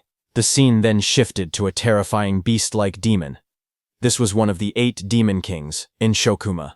Demon Emperor Linga said that since Inshokuma had not eaten a living human in a very long time, he was certain that Inshokuma must be extremely hungry. At the same time on the battlefield, while Itsuki was fighting, a loud scream suddenly echoed through the area. Hearing it, he immediately recognized the voice. It was Iberia. His expression changed as he realized something was wrong. He wondered if a disaster beast had broken into the room. But before he could react further, a disaster beast burst forward to attack. A system window appeared in front of him, identifying the beast as a double-horned guardian from the Horned Demon Clan, level 24. The beast attacked with overwhelming force, striking toward him without hesitation. Seeing the situation, Itsuki's eyes sharpened. He realized that things had reached a critical point, and he had no choice but to use that power. As the attack came crashing down, Itsuki quickly glided on the ground and dodged it. At the same time, he aimed at the beast and used Clear Orb. He judged that the creature's attack power was likely higher than his own. However, if he managed to defeat it, he could increase his critical rate. A system notification appeared, explaining the effect of the broken critical crystal. It stated that attack power would increase tenfold during a critical hit, and the critical rate would increase every time he defeated an enemy stronger than himself. However, the critical rate would reset whenever he leveled up. With determination, Itsuki shot the Clear Orb. A beam of purple energy shot into the sky, cutting through the darkness like a sharp spear as the attack was released. Another system message appeared, saying Clear Orb was activated. After the beast died, another system notification appeared, telling Itsuki that his critical rate had increased by 1%. Looking at the result, he calmly confirmed that it had risen just as he expected. Without wasting time, he turned and spoke to Josuke.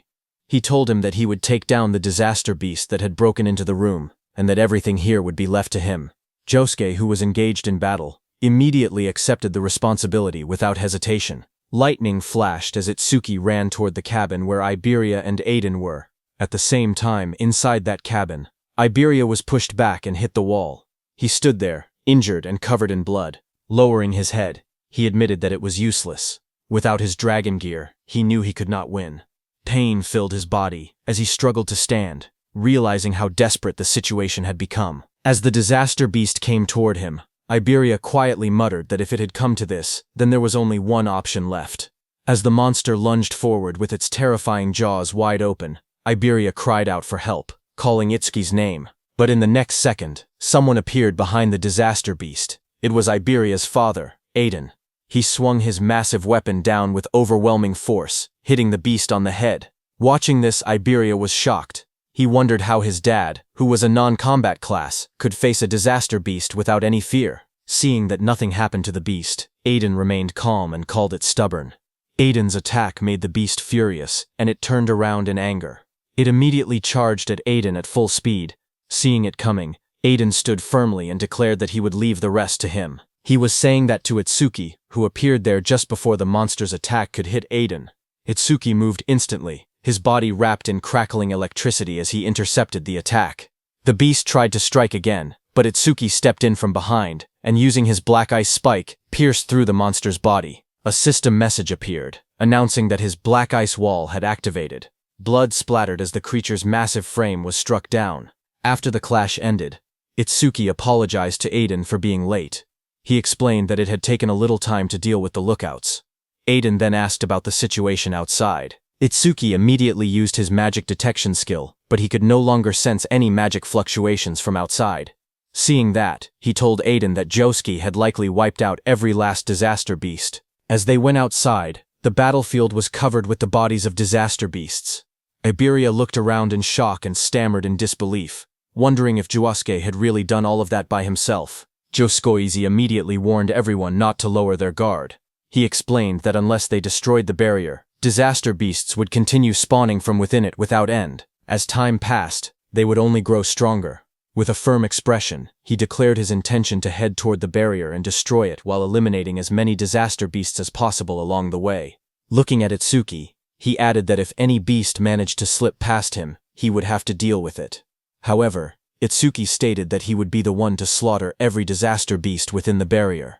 His eyes were filled with hatred as he instructed Josuke to remain there and protect Aiden and Iberia. Seeing Itsuki's expression, Aiden narrowed his eyes.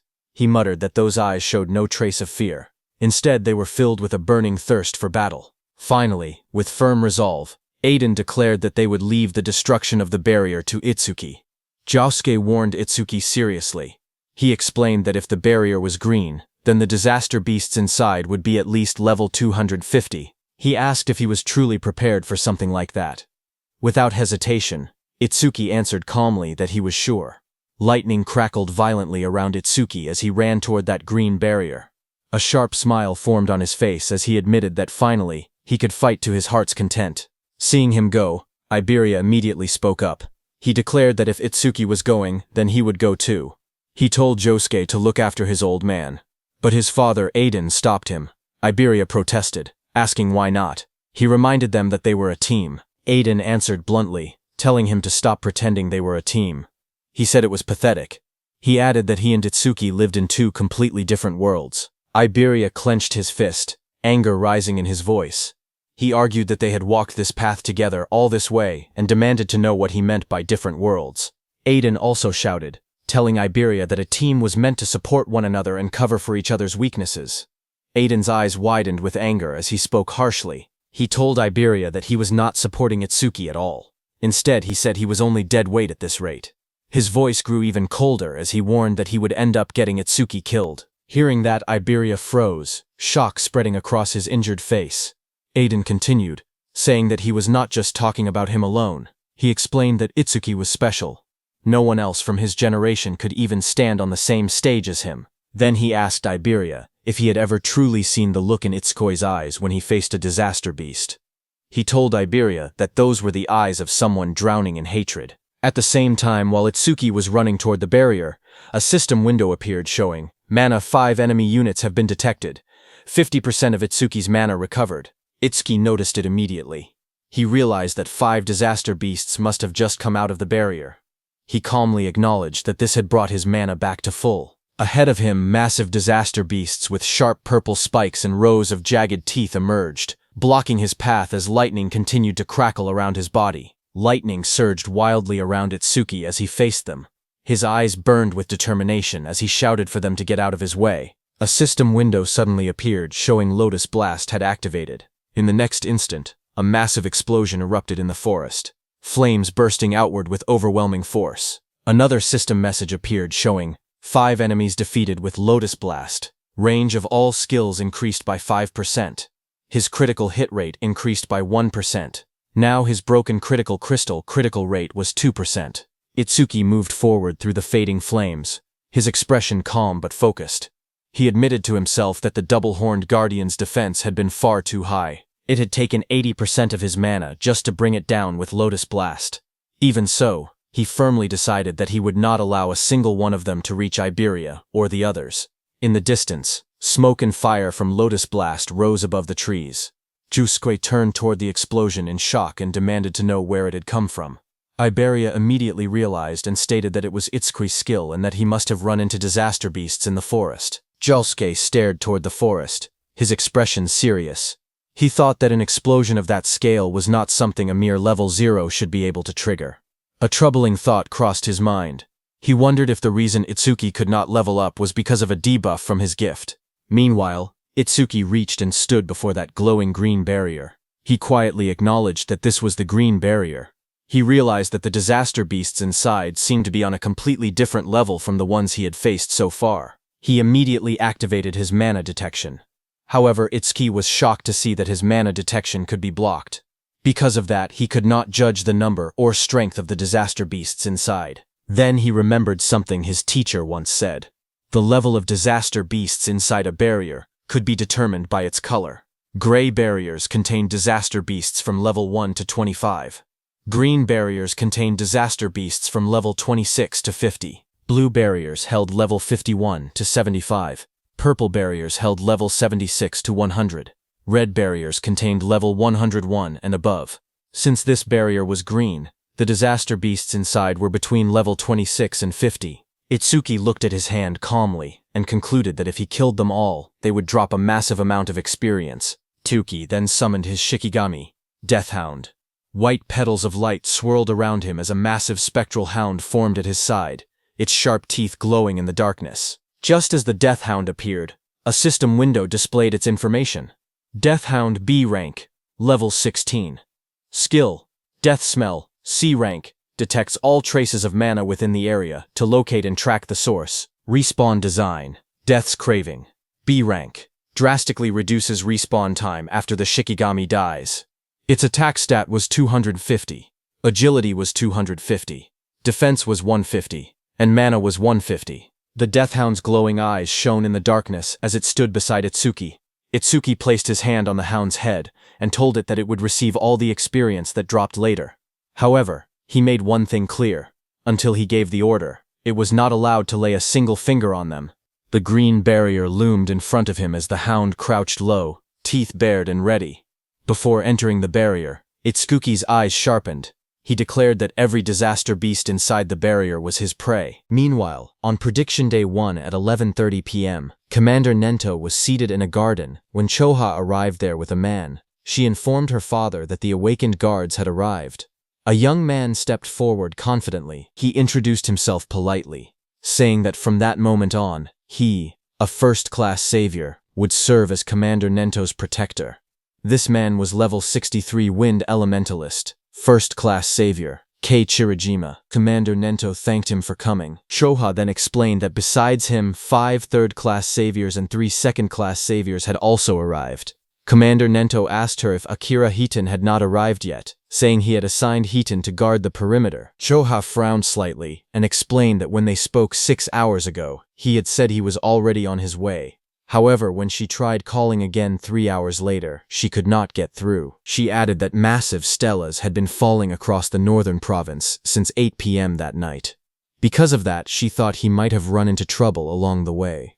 Still, she remained confident. Commander Nento stated that a normal disaster beast would not be a threat to him. After all, he was one of the 6 pillars among the special class saviors. He asked her to keep trying to contact him, adding that only a special class savior could stand against the disaster beasts appearing there. Choha quietly responded that she understood, but hearing all that, the Wind Elementalist spoke up, questioning whether they were overestimating the special class saviors a bit. He argued that no matter how strong Wajin Tei and Akira Hiton were, they were still only human.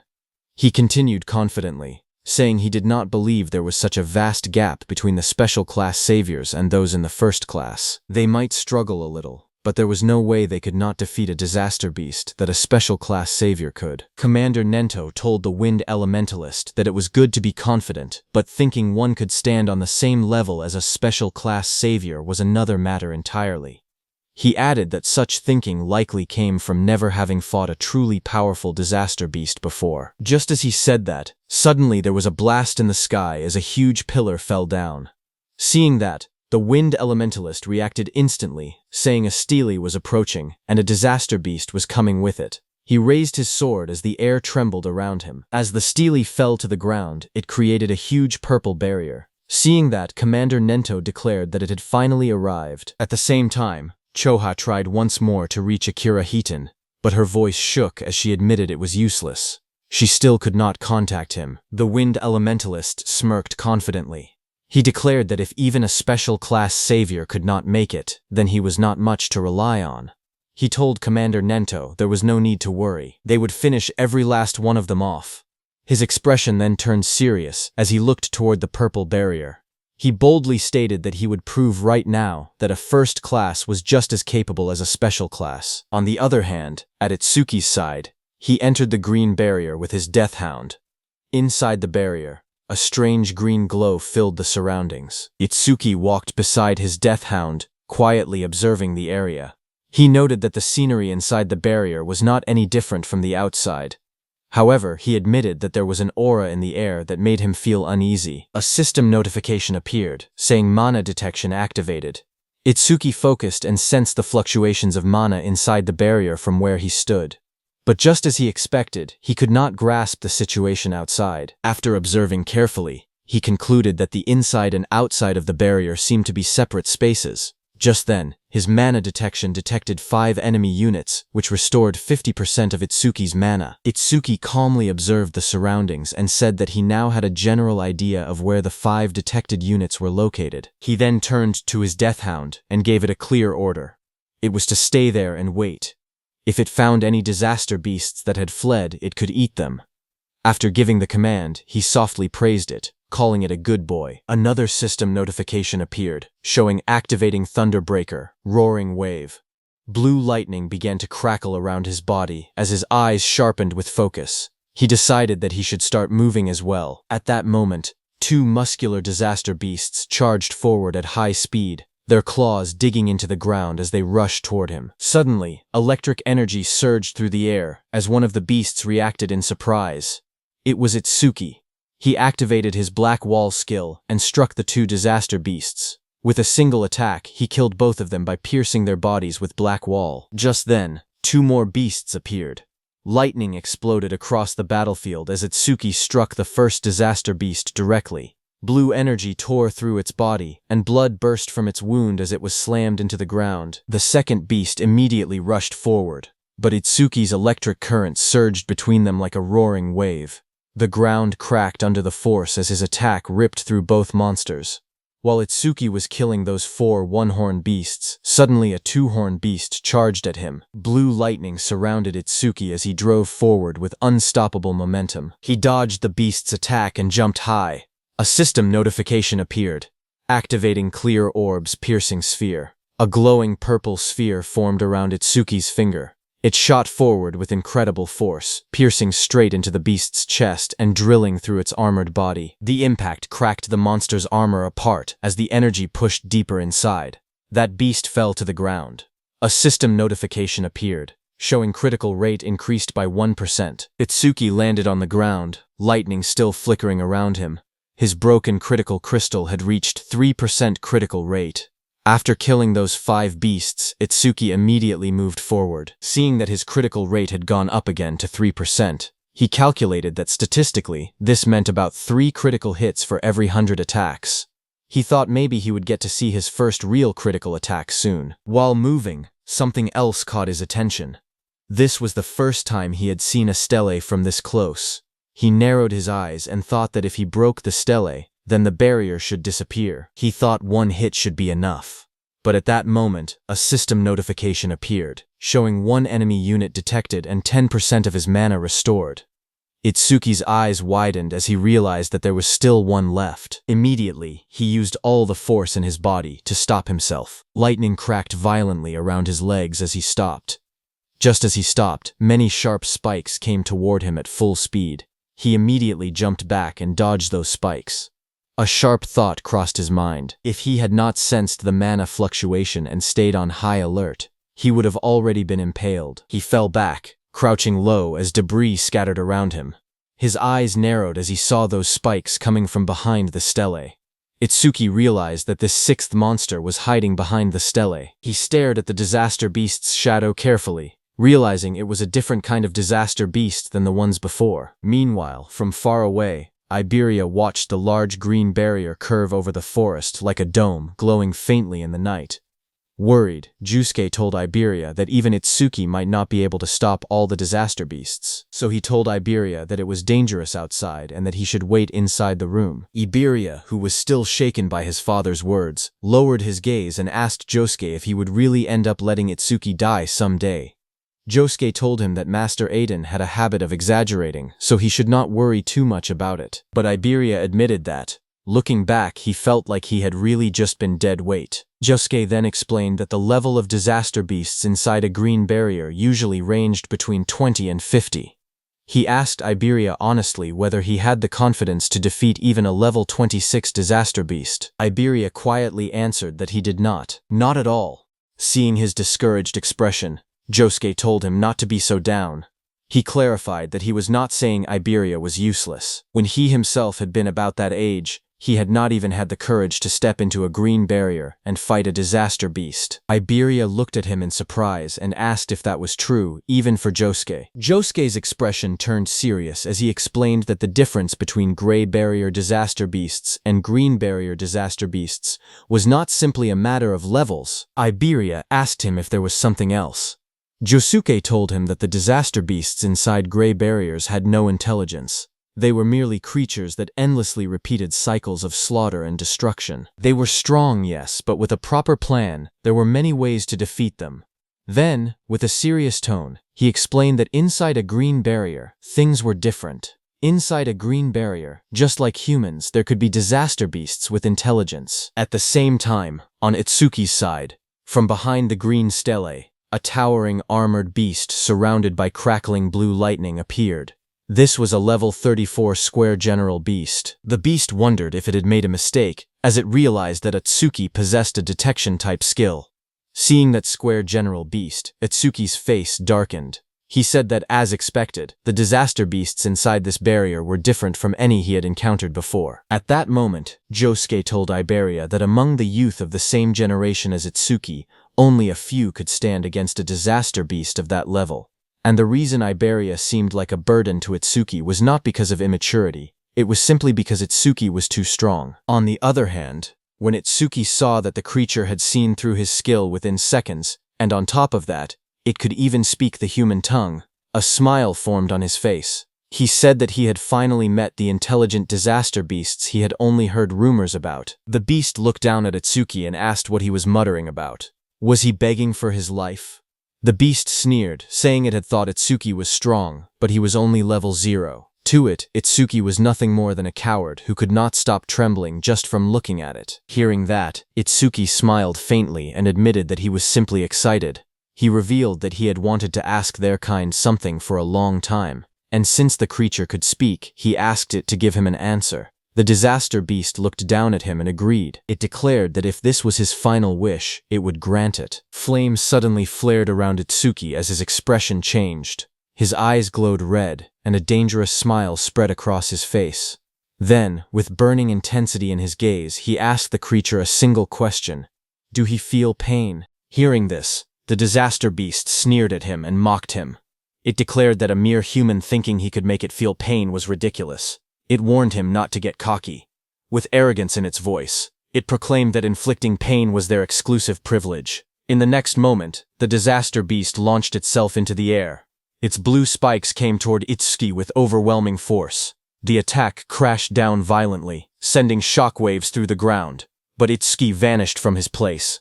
Lightning cracked around his body as he rushed straight toward the monster. In an instant, he closed the distance and drove his fist into the creature's chest. The impact echoed loudly as his strike connected, sending the beast flying. It hit the ground, sending dust and debris flying everywhere. Itsuki watched with wide eyes, wondering if he had gotten him, but then realization struck him. The beast's magic was swelling even more. From the smoke, the beast attacked again with its spikes. Itsuki jumped and dodged, but noticed that even the beast's antenna had grown faster. Still, he remained confident, because when it came to speed, he believed he still had the edge. Itsuki used his black ice skill, creating a blade on his hand, but when he struck the beast with it, frustration crept into his thoughts. He cursed under his breath, realizing his power was too low. He could not even cut off the monster's head, and his attacks barely did any damage. The disaster beast stared at him in disbelief. At that level, it said, he should not be able to move that fast. It demanded to know his real level. Then it dismissed the thought entirely, saying that no matter how fast Itsuki was, he was still nothing more than an insect. The beast lashed out again, its massive tendrils slicing through the air and crashing down repeatedly. It roared arrogantly that even if Tuki struck it 100 times with that weak power, it would not hurt or even make it itch. But it warned him that if he took even one of its hits, it would be over. As the beast said that, its massive tendrils slammed down with terrifying force. But suddenly, Itsuki made a move. Blue lightning wrapped around his body as he leaped behind the beast. He twisted mid-air and struck down hard, his attack crashing against the monster's armored head, but the next second, the beast's tendril whipped toward him again at full speed. Sweat rolled down his cheek, but he used his black ice wall skill to defend. The tendril smashed into him and sent him flying backward. His body crashed violently into a tree, splinters and debris exploding into the air as the force drove him deep against the trunk. The disaster beast didn't stop there. It immediately attacked Itsuki with its tendrils again, but Itsuki quickly steadied himself. Lightning flickered around him as he jumped into the air to dodge. Standing firmly against the tree, he looked forward and told the creature to try it if it could. From a distance, the armored disaster beast watched him coldly. It remarked that the lightning surrounding Itsuki was nothing more than a skill that boosted his speed. It declared that it would see how long Itsuki's magic could hold out. Saying that, it continued attacking with its tendrils. Itsuki observed the creature carefully and came to a realization. Those antennae were not a skill, they were part of the monster's body. That was why Overmimus would not trigger against them. He got near the beast and struck again as lightning flickered around his body. He wondered how many attacks it had been so far. The 18th? Or maybe the 19th? The monster spread its massive frame and attacked Itsuki with its tendrils, declaring that it was useless. At that moment, a status window appeared before Itsuki, showing he only had 97 magic. He understood the situation immediately. He had been pushing his skills non-stop, and his magic was about to run dry. His stamina was being worn down as well. If this continued, his speed would only decrease. Itsuki's red eyes sharpened with resolve as he decided that he would pour everything into offense. Itsuki charged at the disaster beast, thinking he would boost his attack frequency so that if he could land even one critical hit, he would win.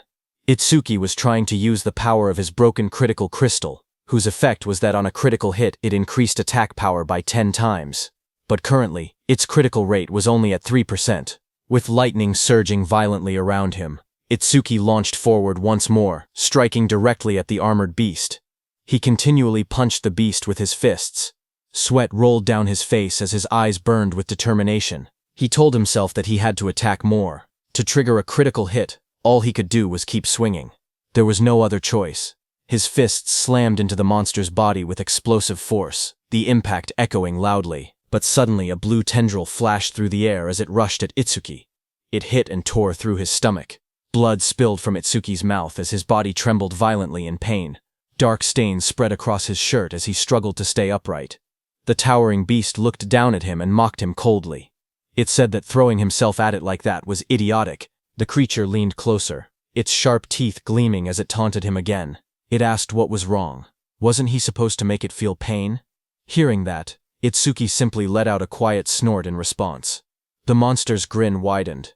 It remarked that he was still alive and admitted that his defense seemed to be quite high. But suddenly Itsuki's red eye flared brightly, veins spreading across his face as a fierce smile twisted his lips. He felt it at last. Finally, it was here. A system notification appeared before Itsuki, telling him that his critical crystal was activated, and his next attack would definitely be a critical hit. Without hesitation, Itsuki moved. In a single explosive step, he closed the distance and drove his fist forward with overwhelming force. Red energy burst outward as his strike slammed directly into the monster's body. The impact shook the air violently. The beast screamed in pain as it was sent flying backward. Its massive body tore through the forest, crashing through trees as splinters and debris scattered everywhere. Smoke and dust rose into the air as the monster landed heavily on the ground. It could only stare in disbelief. It questioned what had just happened and why Itsuki suddenly possessed such terrifying power. Standing calmly amid the fading red glow, Itsuki looked at his fist. His breathing steadied as he admitted quietly that the power was stronger than he had expected. After landing that critical hit, something inside him changed. All kinds of emotions began rising from deep within his chest. Focus sharpened his mind. Satisfaction spread through him. A strange ecstasy followed. He realized he had never felt like this before. Even though blood was pouring out of the wound in his stomach, he did not feel any pain at all. The injury was deep, and his shirt was soaked in red, yet his body felt strangely light. He looked down at the beast calmly and admitted that this feeling was incredible. Itsuki then reached out and grabbed the beast's head, asking whether it felt any pain from that attack. Hearing that, confusion filled the beast's voice. It wondered what kind of human he was. Humans were supposed to be weak and fragile, It even accused him of clearly being over level 40, saying that showing fake stats was cheating. But as Itsuki grabbed the beast's head, it panicked and shouted, asking what he was about to do. Itsuki told the beast that until now, all the disaster beasts he had faced lacked intelligence. Even when they died, they barely screamed. But this one was different. He grabbed the creature firmly and squeezed. The beast let out a loud, terrified scream. A wide grin spread across Itsuki's face as his red eyes glowed fiercely in the darkness. He admitted that a scream from a disaster beast capable of feeling pain was truly pleasant to hear. The creature trembled in terror. It stuttered in disbelief, asking if he was really going to crush its head. Panic consumed it as it declared that he was no human, he was a demon. Ignoring its fear, Itsuki tightened his grip. In the next instant, a violent sound echoed through the forest as he crushed the beast's head without hesitation. Blood splattered across the tree behind them. A system notification appeared, showing his crit rate increased by 1%. Itsuki stood before the fallen body and calmly stated that it was finally done. Another notification followed, saying broken critical crystal crit rate was now at 4%. As the tension faded, Itsuki felt the strange excitement from earlier slowly disappear. The special sensation that had filled his chest was vanishing. Then reality returned. The searing pain from the wound in his stomach began to kick in. He steadied himself and observed the surroundings. The barrier around the area had turned transparent, which meant there were no disaster beasts left inside. He looked at the transparent pillar in front of him and thought that if he crushed it, all that would remain would be the stele. Without hesitation, he pulled back his fist and drove it forward with force. A sharp cracking sound echoed as his punch struck the structure. The ground around the stele shattered, cracks spreading across the area as debris scattered in every direction. Itsuki calmly admitted that it was weaker than he had expected. Exhaustion finally caught up to him. He leaned back against the broken structure, blood still staining his clothes.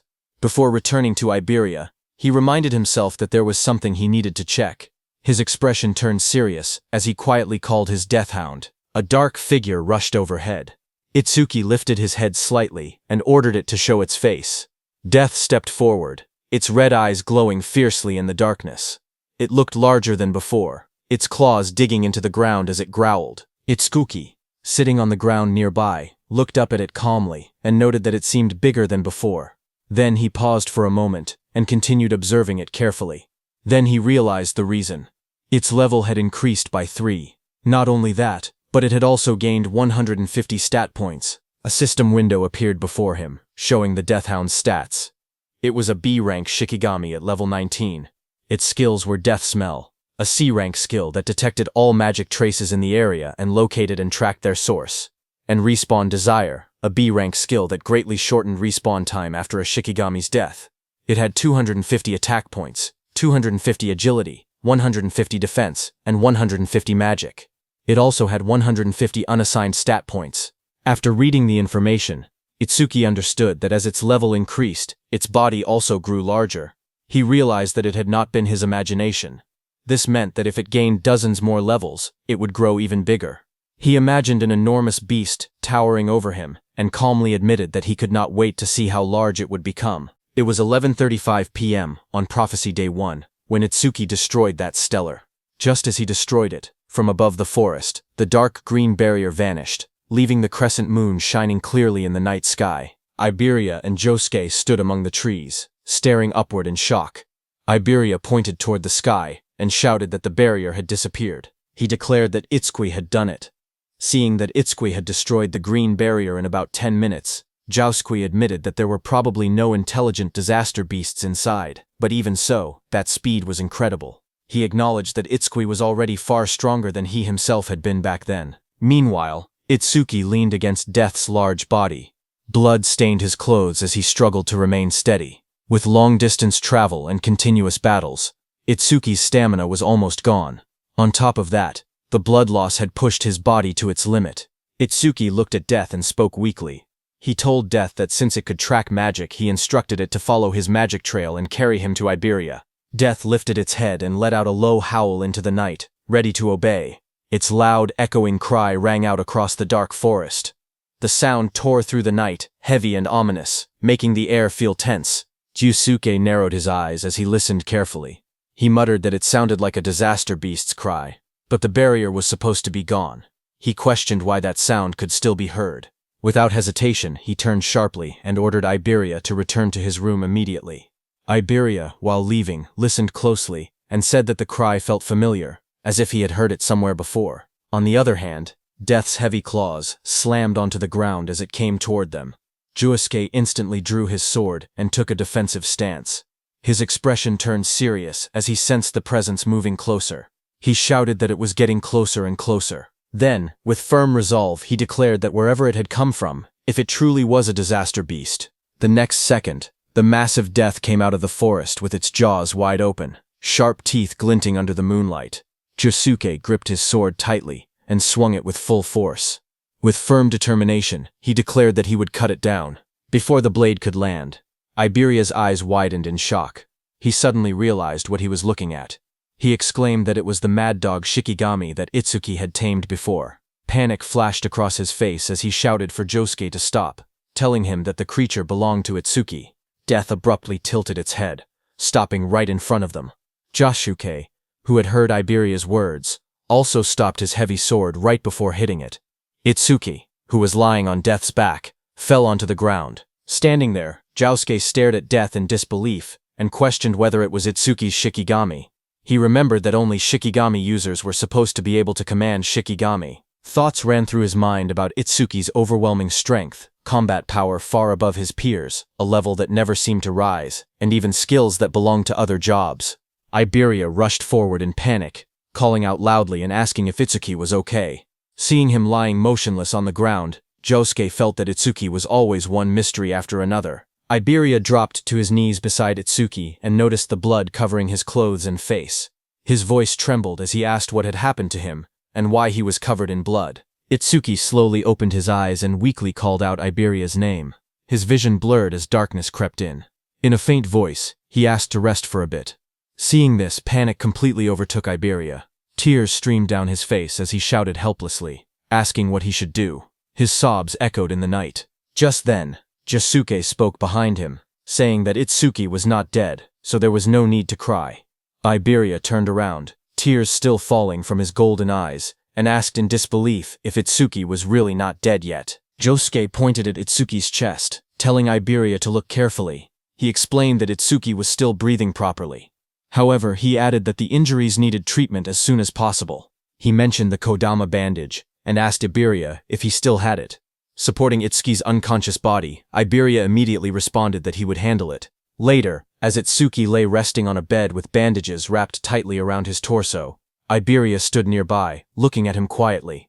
He admitted to himself that he might never catch up to Itsuki in combat power. But there were things only he could do. His job was Wind Elementalist, someone who controlled air and airflow. He looked at his hands and thought about his gift. Iberia was level 9, and his gift was Heal Focus, which was grade 2. It was a bottom grade 2 gift that could only heal himself and allies. He had hated it before, so much that he had never used his skill even once.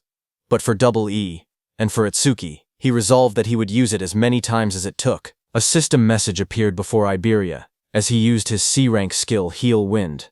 Green wind energy began to gather around his body, swirling like soft flames as he activated the skill. Standing beside the bed, he stretched out his hand toward Itsuki. Bright green light wrapped around Itsuki's body, floating gently in the air along with glowing symbols of healing. Iberia quietly urged him to get better soon, for the sake of their duo. Sweat rolled down Itsuki's face as the healing wind surrounded him. Iberia called out his name anxiously. At the same time, on Commander Nento's side, at 11:35 p.m. on Prophecy Day 1, something changed. From the stele that had fallen near Commander Nento's estate, a massive purple barrier unfolded and spread outward. The ground trembled as someone came flying and struck against a tree, sending debris flying. It was the level 63 Wind Elementalist, first-class savior Kei Chirijima, who fell beside Commander Nento. Chocho was shocked to see the Wind Elementalist come flying. She quickly used her healing powers, telling him to stay with her. She said she would treat him immediately, and asked what it was like outside that barrier. That injured Wind Elementalist struggled to speak. With fading strength, he told them to run. Breathing heavily, the Wind Elementalist explained that the creature's build, defense, power, and speed were all off the charts. He said that not even special-grade saviors could stand against it. He concluded grimly that humanity could never possibly defeat a monster like that. Just then, that powerful beast descended through the smoke. A system window appeared, showing that it was a level 81 Minotaur warrior of the Bull tribe. The injured Wind Elementalist told Commander Nento that he must flee. The enormous Minotaur stared down at Commander Nento and remarked on his strange outfit. It asked if he was Izumi Nento. The monster grinned and swung its massive fist toward Commander Nento, saying it was lucky to run into the target so quickly. There was no need to trouble Lord Saru Shokuma over this. Hearing that, Commander Nento realized that he was really their target. He said that in that case, it was one less thing to worry about. Its massive fist slammed down, bursting outward in a blinding shockwave that shook the surroundings. Choha cried out desperately, calling for her father as violent wind and debris swept past her. Behind her, the Wind Elementalist stared ahead with wide, trembling eyes. With despair in his voice, he declared that this was the end of everything. But in the swirling smoke, Commander Nento stood firm, telling someone that he was late. From within the rising dust and red aura, Haydn stepped forward. His eyes glowed crimson as blood streaked across his face. He had blocked the Minotaur's attack with just one hand, red energy flaring around him. With determination in his voice, Haydn apologized and told Commander Nento to leave this one to him. Hearing that, the massive Minotaur let out a mocking laugh. It admitted that it had no idea where he had appeared from, but sneered that he certainly talked big. Saying that, the Minotaur raised its second hand to punch. From the side, the Wind Elementalist, battered and covered in blood, shouted a warning. He told Haydn to be careful, stressing that the monster was strong. Ignoring the warning, Haydn moved. With red energy swirling around his body, he drove his fist forward and struck the towering creature with explosive force. The impact landed squarely against the Minotaur's massive body and created a hole. Dark blood splattered outward as the Minotaur's enormous body trembled under the blow. Watching from behind, the Wind Elementalist's eyes widened in shock. Sweat rolled down his face as he stared at the unbelievable scene unfolding before him. Looking at the red aura surrounding Haydn, he wondered if this was the power of a special-grade savior. He admitted that he had thought special-grade saviors were still human in the end. But now, looking at Haydn standing before the Minotaur, he realized the truth. Haydn was no longer human. He was a monster with strength beyond common sense. Nearby, Choha gasped in relief and excitement. She exclaimed that they had done it, and wondered if that meant the crisis was finally over. But Haydn's expression remained cold as he declared that the real show was only just beginning. At 11:40 p.m. on Prophecy Day 1, the barrier near Izumi Nento's estate changed from purple to red. Inside the red barrier, a voice wondered how Lord Saru Shokuma would torment humanity. The one who said that was the level 37 Red Flame Demon King. He said he would love to watch it from there. Behind him, another massive being appeared. It was the White Ogre, level 49. The Red Flame Demon King glanced forward and remarked that White Ogre had been thinking the same thing. But then a third voice spoke calmly, warning the others not to do anything unnecessary. Their mission was clear: to capture that person. He added that if they failed, they already knew what would happen. This third figure was a level 87 Demon General, Curse of Frost, the King of Resentment. The Red Flame Demon King asked the Demon General why they had not been sent directly to the target's location, but instead into the same barrier as Lord Saru Shokuma. The Demon General explained that if all three of them were inside the same barrier, it would glow purple and stand out too much. At the same time, one of the 8 Demon Lords, Saru Shokuma, roared as crimson energy surged violently around him. The Demon General explained that the red barrier created by Lord Saru Shokuma would instead attract nearby strong humans. With humans distracted by the red barrier, they would be able to carry out Lord Ringa's mission without interference. The Demon General continued, stating that while Lord Saru Shokuma drew their attention, they would head toward their true destination. The Red Flame Demon King then asked him if he knew where that destination was. The Demon General's eyes glowed beneath his hood as he reassured them not to worry, saying Lord Ringa would guide them through the demon eye left in the human world. That eye had the ability to see coordinates and even the scenery it witnessed. Just as he said that, Itsuki lay on the bed, drenched in sweat as if trapped in a nightmare. Suddenly, his eyes snapped open. One eye remained normal, but the other glowed an ominous red. The Demon General's voice rang out as he told the Red Flame Demon King that right now, the demon eye was in the same place as their target. On Prophecy Day 1, at 11:35 p.m., Itsuki lay asleep on his bed after Iberia healed him. In his dream, He found himself standing in a vast, pale space that felt like a dream. Small Itsuki ran toward his mom and shouted excitedly. He told her that he had finally found a disaster beast that could feel pain, just like they did. His face was filled with pride and joy. He declared that he had crushed its skull, and that now her death had finally been avenged, but before he could finish, his mom gently called out to him. She told him to stop. Her voice was calm but firm. She explained that there were things far more important than revenge. Small Itsuki looked at her in confusion and asked if anything could be more important than wiping out every last disaster beast. His mom gazed at him softly. She told him that he should not use his power for vengeance. Instead, he must use it to protect the ones he loved. Hearing that, Small Itsuki's eyes widened in disbelief as he shouted that it was impossible. His body trembled with rage. With his fist clenched tightly, he declared that he would never forgive the disaster beasts that had killed her and his father. His voice echoed through the empty space as he swore that he would make sure every last one of them was dead. His eyes glowed red with fury, his expression twisted by anger and grief. His mom stood quietly before him, her gaze calm and steady. There was no anger in her eyes, only a gentle understanding. After a moment of silence, she softly told him that it was time for her to go, and slowly started to disappear. Her words froze him in place. Small Itsuki rushed forward in panic, shouting and asking where she was going. His voice trembled as he told her that he still had so much more to say. His mom looked at him gently as her body slowly began to dissolve into drifting light. In a soft voice, she called his name and pleaded with him not to let hatred consume him. Her form continued to scatter into glowing fragments, fading little by little into the surrounding emptiness. Small Itsuki reached toward her desperately, his hand stretching out as if he could still hold on to her. His voice broke as he cried out for his mother. Their fingertips nearly touched, but the light swallowed her hand before he could reach it. Tears welled up in his wide eyes as he stared helplessly at the space where she had been. Moments later, he stood alone. A tear slid down his cheek as he looked upward, his expression lost and hollow. Behind him, a dark presence emerged.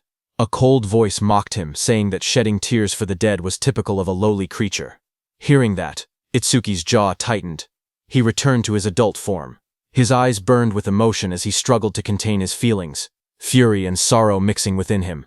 He clenched his teeth as he recognized the presence before him. He called it by name, Linga, the devil of ruin. From the swirling red abyss, a towering demonic figure, Linga, emerged. Its body was muscular and covered in dark, twisted markings. Horns curved from its head, and a crimson aura pulsed around it like a living flame. Linga looked down at him calmly and asked if he had finally come back to his senses. It remarked that he only took the form of a child when he was with that woman. Rage exploded within Itsuki. With blazing eyes, he shouted at the demon, calling it a bastard. His body burned with fury as he jumped toward Linga, shouting that he would kill it.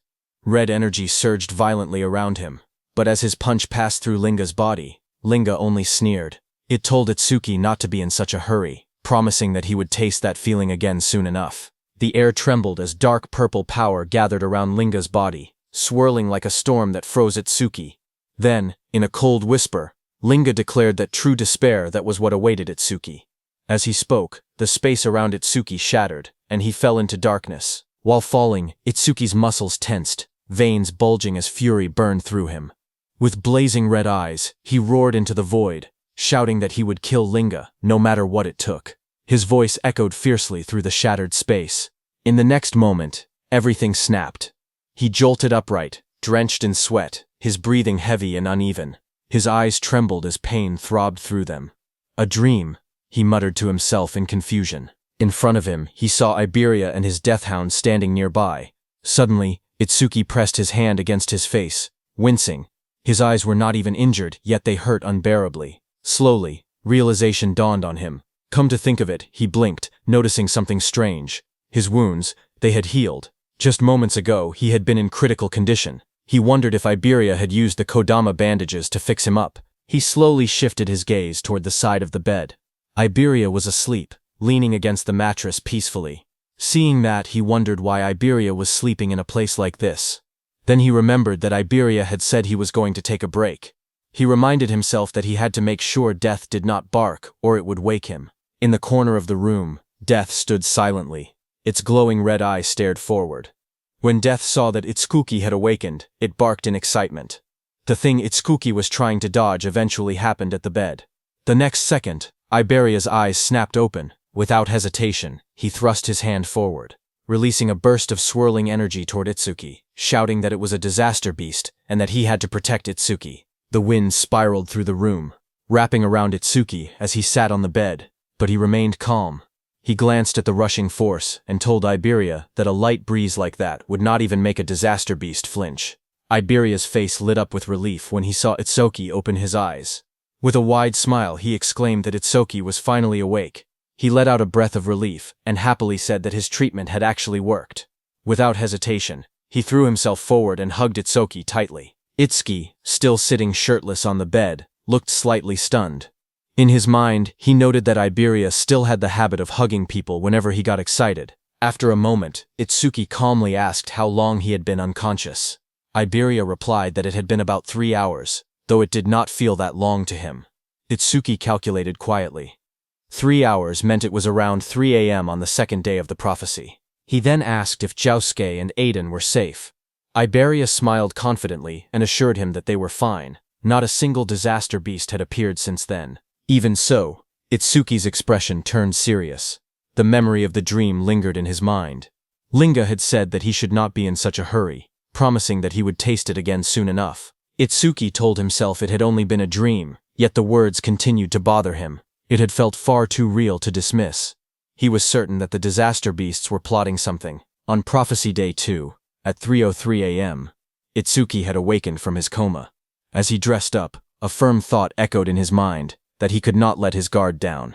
Iberia smiled brightly, and told Itsuki that he was truly glad. It really looked like Itsuki had made a full recovery. Itsuki stood in the room, thinking that the reinforcements the teacher had mentioned should be arriving at any moment. He moved toward the door and said that, for now, he would go check the situation with Josuke. As they walked outside under the night sky, Iberia suddenly asked Itsuki what the name of that dog Shikigami was. Itsuki told him that it was just Deathhound.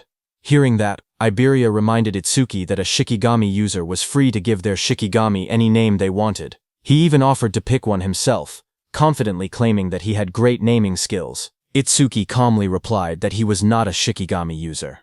Hearing that, Iberia blinked in surprise. He admitted that it was a shame, since he had really wanted to name it. Hearing that, Itsuki silently resolved that he was definitely not going to let Iberia name that thing. As they continued walking, Josuke, who was casting magic on that mechanical golem, noticed Itsuki and said that Kodama bandages alone would not have been enough for someone to recover this quickly. He concluded that it looked like Iberia had finally used his actual ability. Hearing that, Itsuki looked at Iberia and admitted that he had not seen him using any skills earlier. He asked if Iberia was a healer type. Iberia hesitated slightly and replied that he could use offensive skills too. However, he added honestly that they did not really do much damage. After that, Itsuki turned to Josuke and asked if any other saviors had arrived since he had been knocked out. Josuke answered with uncertainty, saying no. He then asked why Itsuki was asking. Itsuki explained that the teacher had said they were dispatching nearby saviors. It had already been a full day, so they should be arriving soon. Josuke reminded Itsuki that they were deep in the forest. Even Itsuki would not have arrived so quickly without Iberia's guidance. Itsuki listened carefully. He admitted to himself that Josuke had a point, but he could not shake the uneasy feeling inside him. Something about the situation felt wrong. As the night grew quieter, the forest seemed to change. It felt as if something malevolent was slowly drawing closer. High above the forest, several saviors moved quickly through the dense trees. Their path curved sharply as they advanced deeper into the woods under the cover of night. As they ran, one of them called out to his teammate, Kobayashi, and asked how much farther it was to their destination. Kobayashi replied that it should only be a few more kilometers, and told them to bear with it a little longer. Another member shouted excitedly that once they finished this mission, they would finally be promoted from apprentices to third-class saviors. Even so, he could not help but comment that the place was far too remote. It was hard to believe that the greatest crafter in the northern province lived this deep in the woods. Suddenly, a sharp voice cut through the air as a woman ordered everyone to stop. The group reacted instantly, skidding to a halt on the forest path. One of them quickly asked what was wrong and whether she had picked up a strange vibe. The woman answered that something was approaching from the front. From the darkness ahead, a deep voice spoke calmly, asking if they had noticed him. Hearing that, one of the saviors shouted in alarm. He recognized it immediately and yelled that it was a disaster beast. He ordered everyone to take their battle stations. The group quickly drew their weapons, readying themselves for combat. Out of the shadows stepped the Red Flame Demon King. Behind him stood the White Oni. The air around them felt heavy and threatening. The Red Flame Demon King looked at the group with a faint smile and asked where they were all going in such a rush. His red eyes glowed brightly in the darkness as he asked if they were headed to the same destination as him. Fight broke out, and one of the saviors was engulfed in roaring flames, radiating intense heat and destruction. The one who killed him was the Red Flame Demon King. He stood calmly in a long robe, observing the aftermath of the devastation. He remarked with cold indifference that it was astonishing how a single fireball could cause such destruction, concluding that humans were truly fragile creatures. Turning his attention to his companion, he called out and asked White Oni if he had finished on his side. At that moment, White Oni completed his attack and struck another savior with overwhelming strength. He slammed his fist down, crushing his target into the ground with a violent impact. Blood splattered across the cracked earth as White Oni lifted his hand, looking at the flattened savior embedded in the crater. The Red Flame Demon King commented mockingly that his body was as flat as a pancake, adding that White Oni was certainly a cruel one. A red-haired savior stood on a slanted tree trunk, watching them in fear. She pointed out that there wasn't even a barrier nearby, and demanded to know where they had come from. The Red Flame Demon King smirked as he raised a blazing fireball in his hand. With a confident and casual tone, he remarked that they had traveled quite a long distance to get there. Seeing the fireball in his hand, the red-haired woman became terrified, tears streaming down her face as she closed her eyes and accepted her death. At that moment, a demon general appeared in the distance. His presence was overwhelming as he told the Red Flame Demon King that he must not kill them. The Red Flame Demon King frowned in annoyance and replied that he had been bored for ages, warning the demon general not to interfere now that he was finally having some fun. Before he could act further, a sharp, chilling sound cut through the air. In an instant, jagged ice crystals erupted around the Red Flame Demon King, encasing his body in thick, glittering frost. The demon general advanced steadily, asserting his authority, and warning that if the order was ignored again, the consequences would not be so light. Frozen and struggling within the ice, the Red Flame Demon King's expression shifted from arrogance to alarm. Realizing the danger, he hurriedly admitted that he understood and pleaded for the spell to be released, fearing that his body would not be able to withstand the freezing power any longer. The demon general released his spell, and the ice around the Red Flame Demon King shattered and fell to the ground.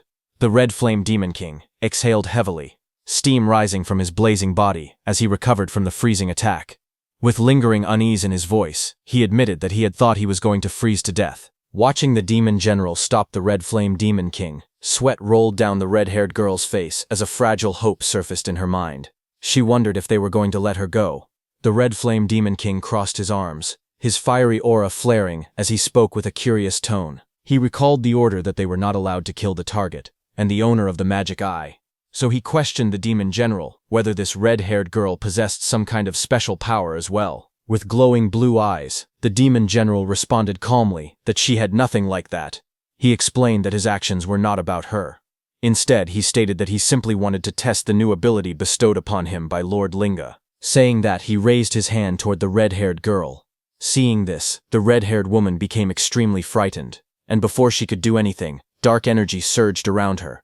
Her body convulsed violently, shadowy tendrils wrapping around her as she screamed in agony. Moments later, the violent transformation subsided, and she slumped forward, her head hanging low as her hair fell over her face, leaving her eerily still against the tree. Observing the scene, the Red Flame Demon King remarked with casual indifference that she had ended up dying anyway.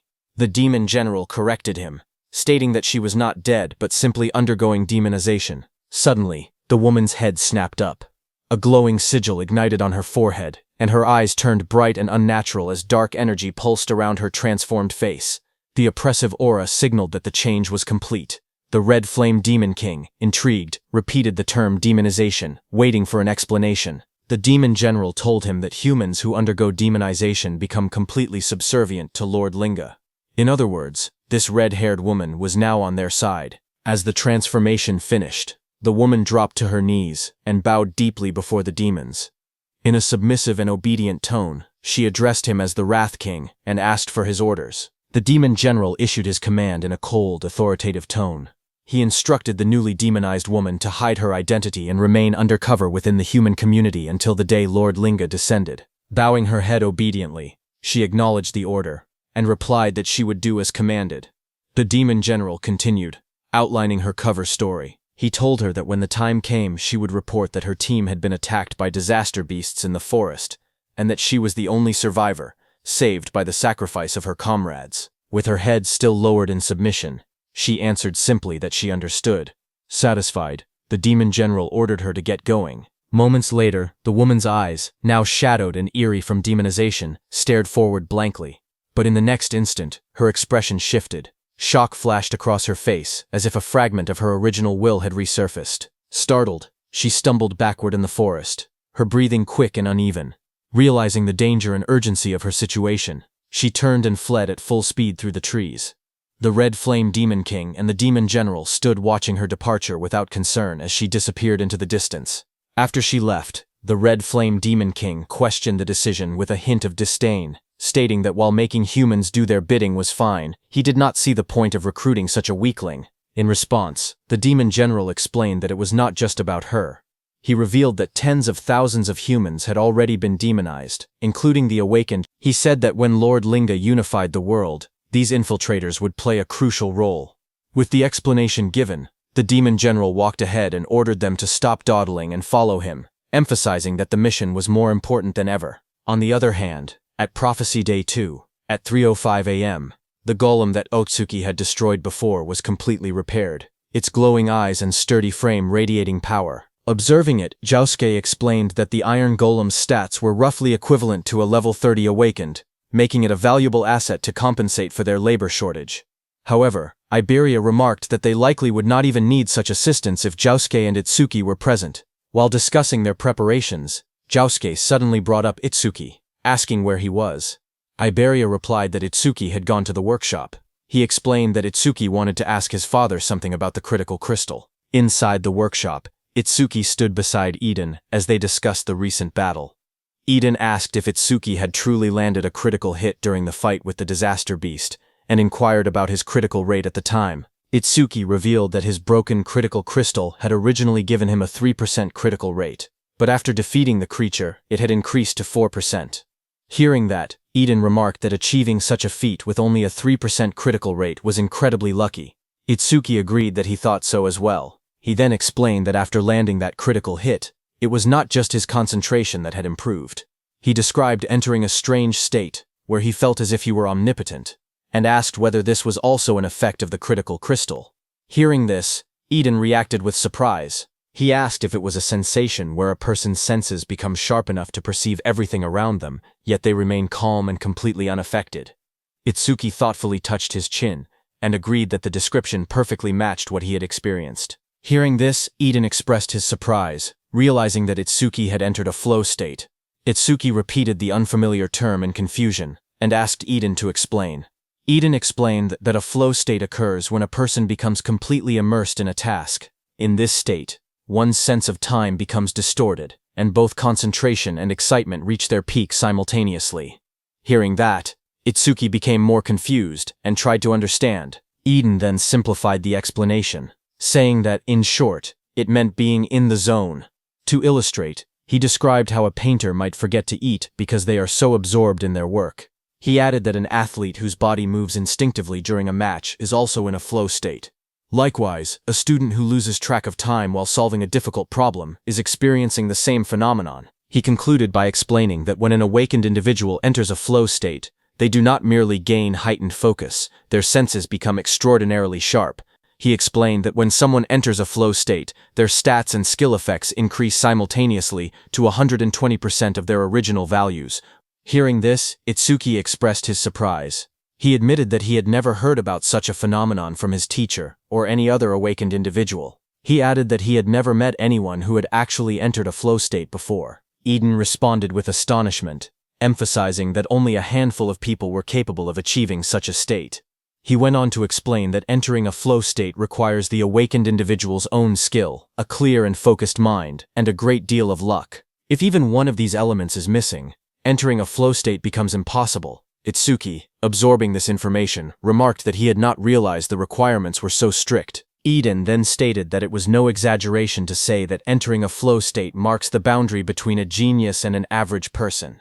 He added that among the awakened across the 5 continents, including Wajin-Te, there was not a single person who could enter a flow state at will. Itsuki was shocked to hear that not even Wajin-Te could do that. Eden told Itsuki that he had first entered a flow state 2 years after becoming an awakened. He noted that while 2 years was considered quite early, for Itsuki to achieve it after only a month of being awakened was truly extraordinary. But suddenly Eden noticed Itsuki's distracted expression and paused, asking if he was listening. Itsuki snapped back to attention, his gaze sharpening as he sensed something unusual. Turning slightly, he informed Eden that 3 individuals with immense mana were approaching. Eden initially speculated that they were likely awakened sent by Nento Izumi to act as his guards. However, as Itsuki focused more closely on the energy, his expression hardened. The rough and stagnant aura did not feel like that of awakened individuals. It felt more like the presence of disaster beasts. Without hesitation, he decided to investigate just in case. Moving swiftly, he headed for the exit. As he went, he reflected that he had already wiped out the disaster beasts within the barrier, and that there were no signs of new ones being deployed nearby.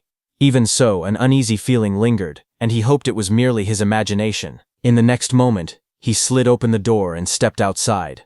As Itsuki stepped outside, Iberia greeted him with a bright expression, saying that Itsuki was finally out. Noticing Itsuki's tense demeanor, Josuke beside him asked what was wrong and why he seemed so on edge. Itsuki, still alert, explained that he had felt a sudden surge of mana and thought it might be a disaster beast. Josuke reassured him, stating that there were no barriers being generated in the area, so that shouldn't be the case. Iberia added that even if it were a disaster beast, he had already reactivated the Iron Golem, meaning they could easily handle any common threat. Before his words could settle, Iberia's expression froze in shock, as a violent impact shattered the Iron Golem. The massive golem was destroyed in an instant, its body cracking and collapsing amid sparks and debris. Everyone was stunned, realizing that the Iron Golem had been taken down before it could even react. Josuke immediately raised his weapon, while Itsuki stood ready with electricity crackling around him. In the distance, 3 terrifying figures emerged, and one arrogantly declared that since there were only 3 opponents, it would be an easy task. It was the Demon General, the Red Flame Demon King, and White Oni. Their overwhelming presence confirmed that what had arrived was far more dangerous than a mere disaster beast. On Prophecy Day 2 at 3:01 a.m., the demons stood in front of Itsuki and the others, surrounded by a thick crimson aura. Their presence felt overwhelming. Itsuki narrowed his eyes as he observed them carefully. He could immediately tell that they were far stronger than the monsters inside the barrier. The pressure they emitted was on a completely different level. He focused on the Demon General standing at the front. The magical waves radiating from the Demon General were enormous, unlike anything he had ever seen before. The Demon General in dark armor stepped forward, its glowing eye shining coldly. In a calm but commanding tone, it declared that it would go capture the target and leave the rest to the others. Before turning away, it gave a final instruction to the other 2 demons. Whatever they did, they were not allowed to destroy the Demon Eye. The Red Flame Demon King, standing beside the White Oni, assured the Demon General not to worry. Itsuki stared ahead in shock as the enemy's words echoed in his mind. He questioned whether the target they mentioned was Aiden. Behind him, Iberia's eyes widened. He could hardly believe what he was hearing. The disaster beasts were talking. Before they could react further, the Demon General moved toward them. Josuke's voice rang out firmly, declaring that he could not let them pass. But in the next instant, the Demon General had already moved behind them. Everyone was shocked to see what had just happened, and Josuke's expression tightened in disbelief. He wondered when the enemy had moved. Itsuki gritted his teeth. The speed was overwhelming, far too fast. Without hesitation, Josuke charged forward with his sword raised high, shouting that no matter what he would stop the enemy. At the same time, lightning surged around Itsuki's body as he swore that he would not let the demon get anywhere near Aiden. Without looking back, the Demon General raised its clawed hand. A cold blue aura swirled around its fingers as sharp energy gathered in the air.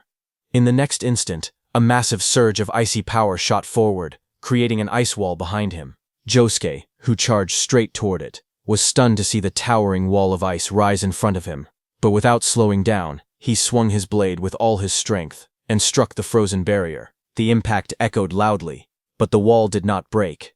Sweat ran down his face as he gritted his teeth. The surface was incredibly tough, far harder than he had expected. Before he could react again, Itsuki shouted from behind him, telling him to watch out.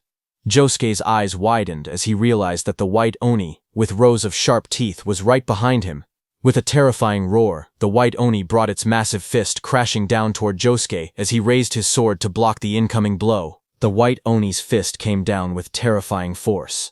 The impact sent a violent shockwave across the ground, and Josuke was thrown back by the sheer pressure of the blow, his body spinning as he struggled to keep hold of his sword. Itsuki called out his name as he tried to go help him, but at that moment, the Red Flame Demon King, surrounded by blazing flames, coldly told Itsuki that he had no time to worry about others.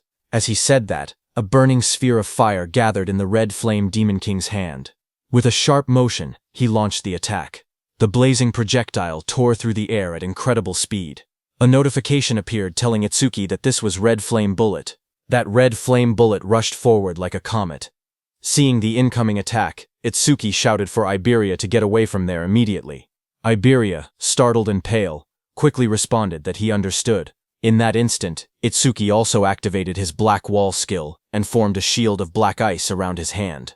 The Red Flame Bullet struck the ground with explosive force, erupting in a violent blast of fire as Iberia ran toward his house, where his father Aiden was. On Itsuki's side, his hands were completely burned. Flames roared wildly as shards of black ice were blown apart from his hand in the explosion.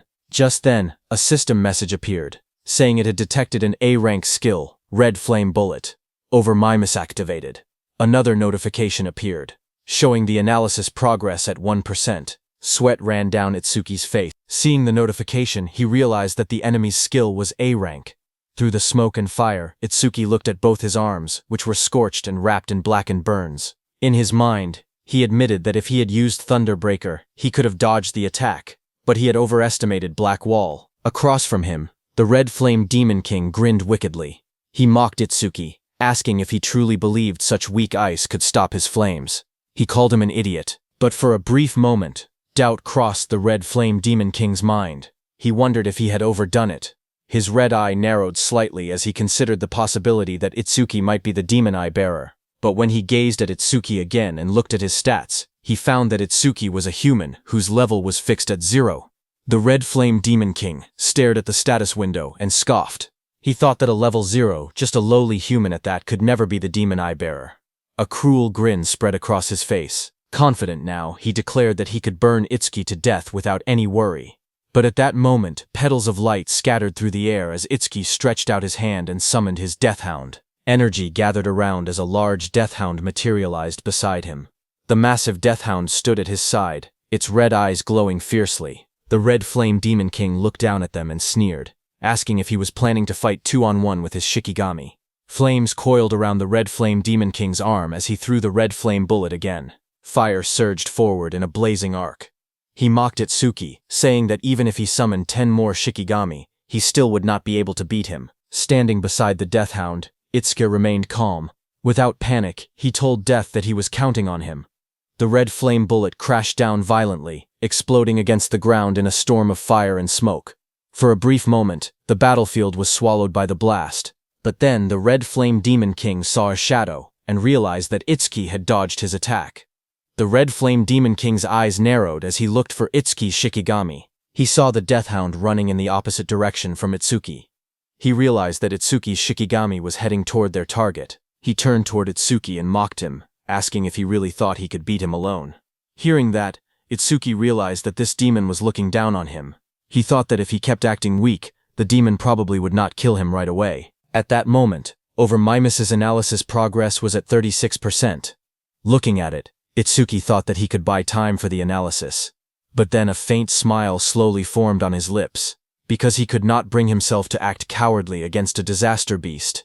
He lifted his head slightly. With a calm yet defiant tone, he said, "Yeah." He thought that so what? Blue lightning began to crackle faintly around him. Itsuki grinned wickedly, his red eyes glowing as blue lightning wrapped around his body. He stared straight at the demon and told him that it was because he looked weak as hell. Hearing that, the Red Flame Demon King's face darkened instantly. With flames blazing behind him, he called Itsuki a lowly race for acting that arrogantly. Flames spiraled upward as the Red Flame Demon King raised his hand. Fire roared violently around him. He declared that he had been planning to toy with him, but had now changed his mind.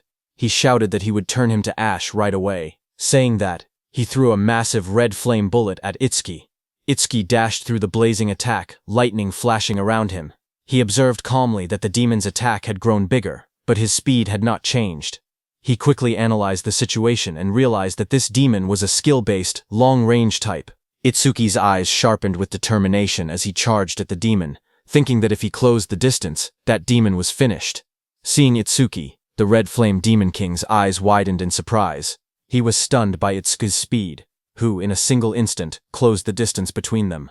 The Red Flame Demon King stared in disbelief, realizing that the gap had vanished in the blink of an eye. But then a slow grin stretched across the Red Flame Demon King's sharp teeth. Before Itsuki's strike could land, a wall of blazing fire appeared between them. Itsuki's eyes widened in surprise as he recognized that it was a flame shield. The Red Flame Demon King raised his hand and created another red flame bullet. With a confident smirk, he asked if Itsuki really thought he would not notice his own weakness. Saying that, he threw the red flame bullet. Itsuki was very close and could not dodge in time. A massive explosion burst outward like a blooming red flower. The flames surged forward and slammed into Itsuki's chest. His body was thrown violently through the air. He came crashing hard to the ground but quickly balanced himself. At that moment, in Itsuki's mind, a single thought surfaced. He had fallen for it. The realization struck him heavily. The opponent was an intelligent disaster beast. How could he have made such a mistake? Standing in front of him, the Red Flame Demon King looked at Itsuki and said that with that kind of speed, there was no way Itsuki was truly level 0. But then through the smoke and dust, Itsuki slowly stepped forward. His arms and one leg had turned dark from burning. Smoke curled around his body as he lowered his head and moved ahead step by step. The Red Flame Demon King stared at him with burning red eyes and a cruel smile. He admitted that Itsuki had completely fooled him. Then, with a wide grin, he told Itsuki that it would be easier for him to die if he simply lay down quietly. Through the smoke, Itsuki remained standing as a system notification showed that my misanalysis progress was at 79%. Seeing that, Itsuki wondered if it was because the skill was A rank that the analysis was taking quite a while. Another notification appeared, showing that the analysis progress was at 80% and increasing, on Prophecy Day 2 at 3:14 a.m. In the quiet darkness of the night, Aiden's wooden workshop building stood under the faint glow of moonlight. From within the shadows, a voice called out Aiden's name. It was the Demon General. He stated that Aiden had created 3 unique grade artifacts, 16 epic grade artifacts, and countless rare grade artifacts. The Demon General declared that Aiden was the most talented crafter among the human race. Aiden, who stood there, responded dryly, asking if summarizing his life's work like that meant that the Demon General was planning to kill him. The Demon General reassured him, saying that as long as he remained useful, there was no reason to kill him. Hearing that, Aiden narrowed his eyes. He said he understood, but unfortunately, he was not the type who enjoyed taking orders. In the next instant, he gripped a blade from the side. His eyes flashed red with fierce determination as he swung the weapon toward himself without hesitation. But in the next instant, a chilling force exploded through the workshop. Ice formed around Aiden's body in a blink. Sharp blue crystals spread across his arms, chest, and beard, locking him in place before he could kill himself. Aiden's eyes widened in shock. He realized that his entire body had been covered in ice in an instant. The skill was at least A rank. The Demon General looked down at him coldly and told him to give up, because whether he lived or died was a decision for him to make. Aiden struggled and tried to resist, but the frost continued to bind him firmly. Hidden nearby, Iberia watched the scene unfold. Sweat rolled down his face as he covered his mouth to keep quiet. He thought that at this rate, his father was going to be kidnapped. He wondered what he should do. Should he launch a surprise attack? Before he could decide, a sudden blur tore through the room. A massive death hound rushed forward at incredible speed. Seeing that, Iberia's eyes widened as he recognized that it was Itsuki Shikigami. The death hound lunged forward with its jaws wide open, red eyes blazing and fangs fully exposed. Its roar shook the workshop as it stretched out a claw toward the Demon General. But the Demon General's figure turned slightly, his glowing blue eye fixed on the charging death hound. In the next instant, jagged pillars of ice erupted violently upward. The freezing energy burst from the ground and engulfed the death hound mid-charge. Ice spread across its body in a split second. The frozen deathhound crashed down hard onto the floor, sending shards of ice scattering across the workshop. The demon general glanced toward the entrance in irritation. He wondered what the two demons outside were doing to let a Shikigami slip past them like that. Behind him, Aiden, still bound in layers of ice, stared in shock. He questioned whether reinforcements had arrived. From the corner of the room, Iberia trembled as he watched that even a Shikigami that strong could not get close to the demon general. His eyes trembled as fear gripped his heart. He realized there was no way he could win this fight. For a moment, he thought about going to get Itsuki. If Itsuki came, then surely things would change. But another thought immediately followed. His father's voice echoed in his mind, warning him that one day he would end up getting Tenma killed. Iberia then remembered that Itsuki had already been seriously injured before arriving here. If Itsuki still had any strength left, he would have come himself instead of sending a Shikigami. The truth hit him hard. If he went to get Itsuki now, it might only put him in even more danger. His head lowered slightly, shadows covering his face as doubt and guilt swirled inside him. Then his expression slowly hardened. He could not let that happen. Determination burned in his golden eyes as he clenched his jaw. He decided that he would save his father himself. As his gaze sharpened, he suddenly remembered that there was something he could use. The dragon gear. A surge of hope flashed through his mind. If he had the dragon gear, then even he might stand a chance of winning. Without hesitation, he rushed out of the workshop, remembering that it should be under his father's bed. Sweat ran down his cheek as he clenched his teeth. He told his father to hang on, promising that he was coming to save him. Back in the workshop, the demon general let out a cold scoff. He remarked that someone had been hiding nearby, but ran away instead of helping, calling them a pathetic coward. Hearing that, Aiden realized that it was Iberia. He said that was fine, because the demon general was an opponent even Tenma and Josuke might not be able to defeat together. No matter what he did, Iberia must not come back. In the next moment, the demon general declared that he was taking Aiden to their destination now. He added that the cleanup would be left to the other two demons outside. At the same time, outside, flames burst violently into the sky as the Red Flame Demon King unleashed a blazing attack, shouting the name of his technique, Red Flame Bullet. At that instant, Itsuki activated his black ice wall. He forced himself to move despite the pain. His leg had been badly burned, but he decided to use black ice wall to cover it. The thick black ice formed around his injured leg, reinforcing it. With that support, he believed he could at least move a little. The next second, the Red Flame Demon King shot a violent wave of flames toward him. A system message flashed as Itsuki activated his roaring wave. Lightning crackled around Itsuki as he backed away and dodged the Red Flame bullet. The Red Flame Demon King watched him with a burning red gaze. He remarked that even with a body torn to shreds, Itsuki was still managing to dodge. He called him stubborn. But he had noticed that Itsuki's speed had dropped significantly. Flames coiled wildly around the demon's massive frame as he spread his arms, fire erupting behind him like a blazing crown. He questioned how much longer Itsuki could keep dodging. He unleashed another red flame bullet. A massive sphere of fire shot forward, tearing through the air. Itsuki twisted his body mid-movement, lightning flickering around him as he barely avoided the blast. His eyes sharpened when he noticed that the Red Flame Demon King was using both hands this time. The Red Flame Demon King's voice boomed again as he used rapid fire. In the next instant, multiple red flame bullets rained down like meteors. Itsuki's eyes widened in shock as sweat rolled down his cheek. Red flame bullets surrounded Itsuki from every direction, closing in like a cage of flames. In the next instant, explosions erupted around him. The flame bullets struck the ground one after another, tearing through the battlefield.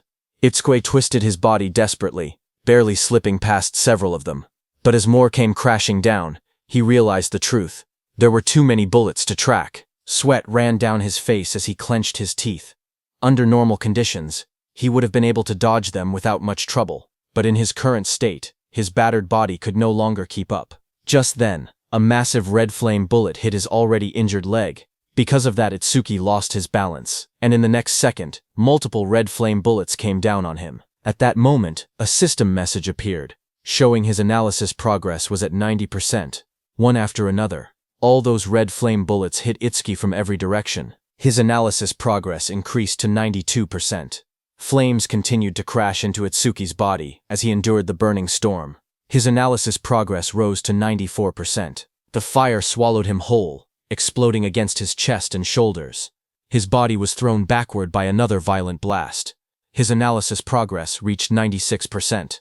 The flames intensified, roaring like a raging sea. A massive explosion struck him head-on, slamming him down as fire spread across the ground. His analysis progress was still at 98%. His body lay engulfed in flames, smoke rising from the battlefield. Fire wrapped around him from every direction. Through the blazing heat, a thought crossed his mind. His mother's last moment flashed before his eyes, where she was burning in blue fire, but she wore a faint smile as she looked at Itsuki. Back on the battlefield, the red flame demon king grinned viciously. Flames spiraled in his hands, condensing into a blazing vortex. He thrust his hands forward, and a massive spear-like projectile of red fire shot downward with terrifying speed.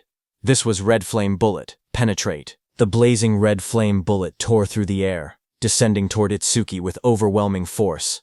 But suddenly, a faint blue light flickered around Itsuki's body. A translucent sphere of energy wrapped around him at the last possible second. Seeing that, he wondered if he had made it in time. Just then, a system window flashed before his eyes, showing that analysis progress had reached 100%. Immediately, a blue energy lotus formed around Itsuki, and the red flame bullet of the Demon King passed through, hitting the ground behind and exploding.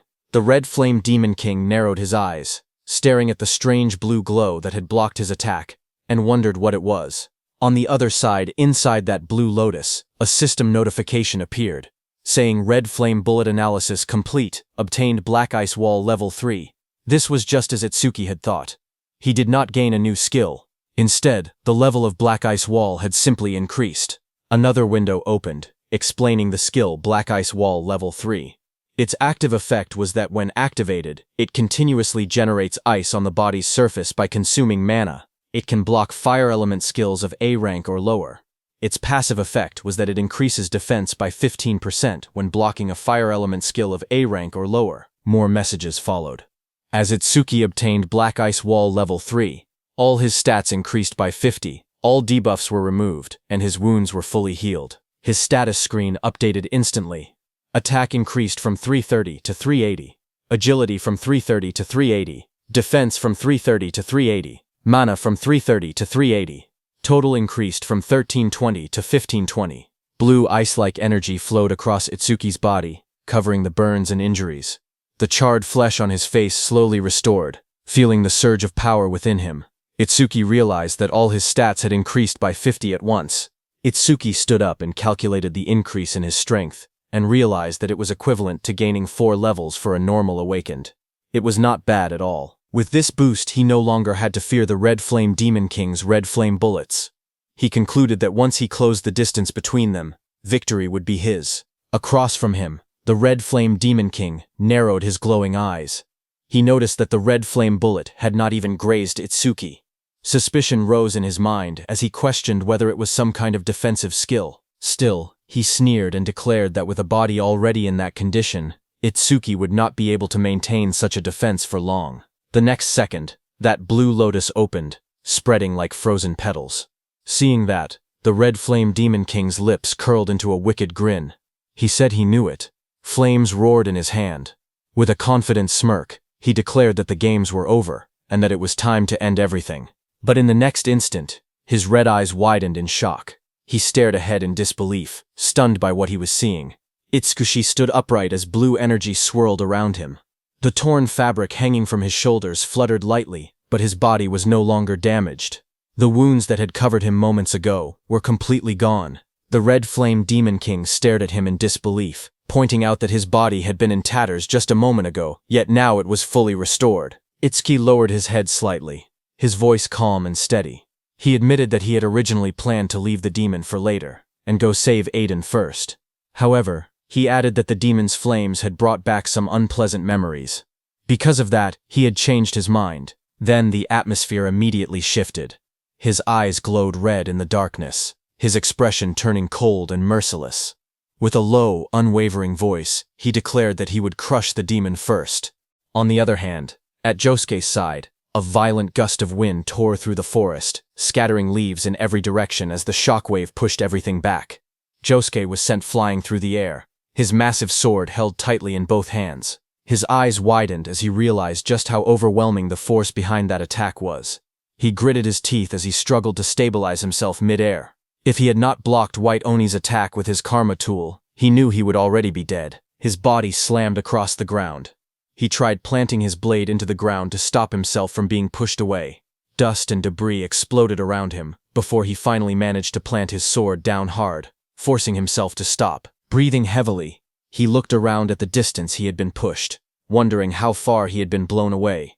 His red eyes sharpened with urgency as he steadied himself and rose to his feet. Realizing that none of those guys were ordinary, he tightened his grip on the sword and decided that he had to get back fast. But suddenly the ground in front of him shattered as something massive slammed down, cracking the earth. Yusuke's red eyes narrowed in the darkness as he immediately realized what was happening.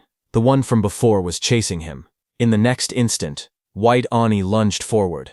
Its muscular body bulged as its long tongue lashed through the air. Rows of sharp, jagged teeth filled its wide grin as it rushed ahead with terrifying speed. Josuke steadied his massive sword and looked down at White Oni with a calm expression, thinking this was perfect. This would take a lot of pressure off Itsuki. He knew that Itsuki could escape if he truly needed to. The real problem was Master Aiden and Iberia. Blue energy began to crackle around Josuke's blade as he raised the sword. Lightning-like sparks danced along the steel, illuminating half of his face. He made his decision. He would take this one down as fast as possible and return to back them up. In his heart, he silently urged them to hold on until then. On the other hand, at Aiden's house, inside the quiet room, Iberia looked around carefully and thought that it should be somewhere around there. Dropping low to the floor, he reached his hand beneath the bed, his fingers stretching forward in the dim light. His hand suddenly touched something solid. In that instant, his golden eyes widened. There it was. A grin slowly spread across his face as he pulled out the hidden box. Inside was the dragon gear. With that he could fight. As the lid opened, a system window appeared before him, displaying the item's details. It was dragon gear of epic grade. It increased attack power and agility by 100. Its epic effect was that for every 1 minute equipped, attack and agility increased by 20, but the maximum time was 15 minutes total. Without hesitation, Iberia equipped it. Red, scale-like armor wrapped around his body, forming sharp, dragon-shaped plates over his chest and arms. Standing tall in the crimson armor, his expression turned serious. He declared that he would lead the enemy right in front of him to Itsuki. He put on the helmet, its jagged scales locking into place with a heavy metallic rumble. With firm resolve, he declared that this time he absolutely would not drag them down. The dragon mask fully formed over his face, glowing faintly as power surged through him. He remembered his father's warning. Dragon gear caused serious side effects if worn for more than 15 minutes. Even so, he steeled his heart. No matter what, he would save his father within 15 minutes. In the next instant, he kicked off the ground. The floor shattered beneath his feet as debris exploded outward.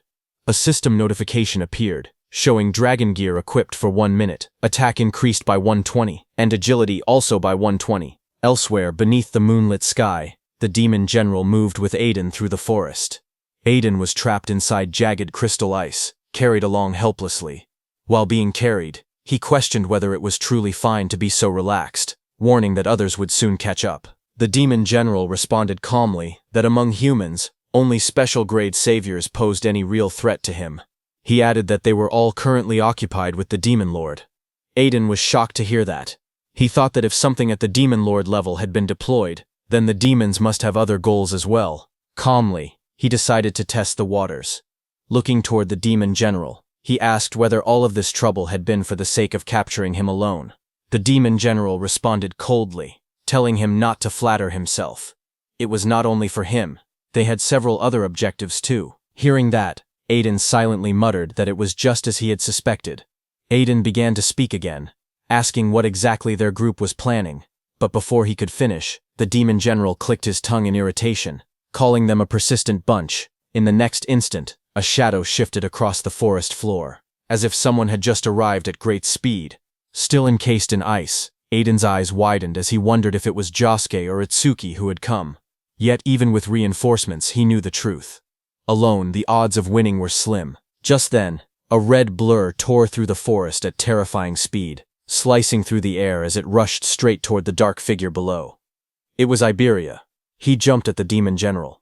With burning rage in his voice, Iberia shouted for him to give his father back. At that moment, a system message flashed before his eyes. He had equipped the dragon gear for 2 minutes, granting him 140 attack and 140 agility. Seeing him, the demon general's glowing blue eyes narrowed beneath his hood. In a cold, annoyed tone, he muttered that first it was a Shikigami, and now even a human brat had appeared. He shouted in anger, asking what those demons were doing.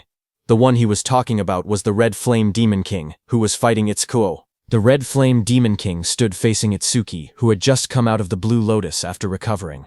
The Red Flame Demon King's eyes widened because he remembered that Itsuki's entire body had been scorched. Sweat slid down his face as he stared at Itsuki in disbelief, asking how he had recovered so much in such a short time. The Red Flame Demon King spread his arms wide as fire exploded around him. With a cruel grin, he declared that it did not matter how many times Itsuki recovered. The result would always be the same. Flames gathered violently in front of him, compressing into blazing projectiles. He roared out the name of his attack, Red Flame Bullet, Rapid Fire. In the next instant, countless fire bullets rained down like meteors, tearing through the air with explosive force. But Itsuki stood firm in the center of the inferno, as the red flame bullets closed in from all directions. At that very moment, a system message flashed, saying Black Wall activated. The next second, the fire bullets crashed against Itsuki one after another, detonating in a storm of flames that swallowed the entire area. Watching the explosion, the Red Flame Demon King sneered. He mocked Itsuki for standing his ground instead of running, shouting that he would turn him into charcoal. But as the smoke slowly cleared, a figure emerged from the flames. Itsuki stepped forward calmly, his body unharmed beneath the Black Wall's protection.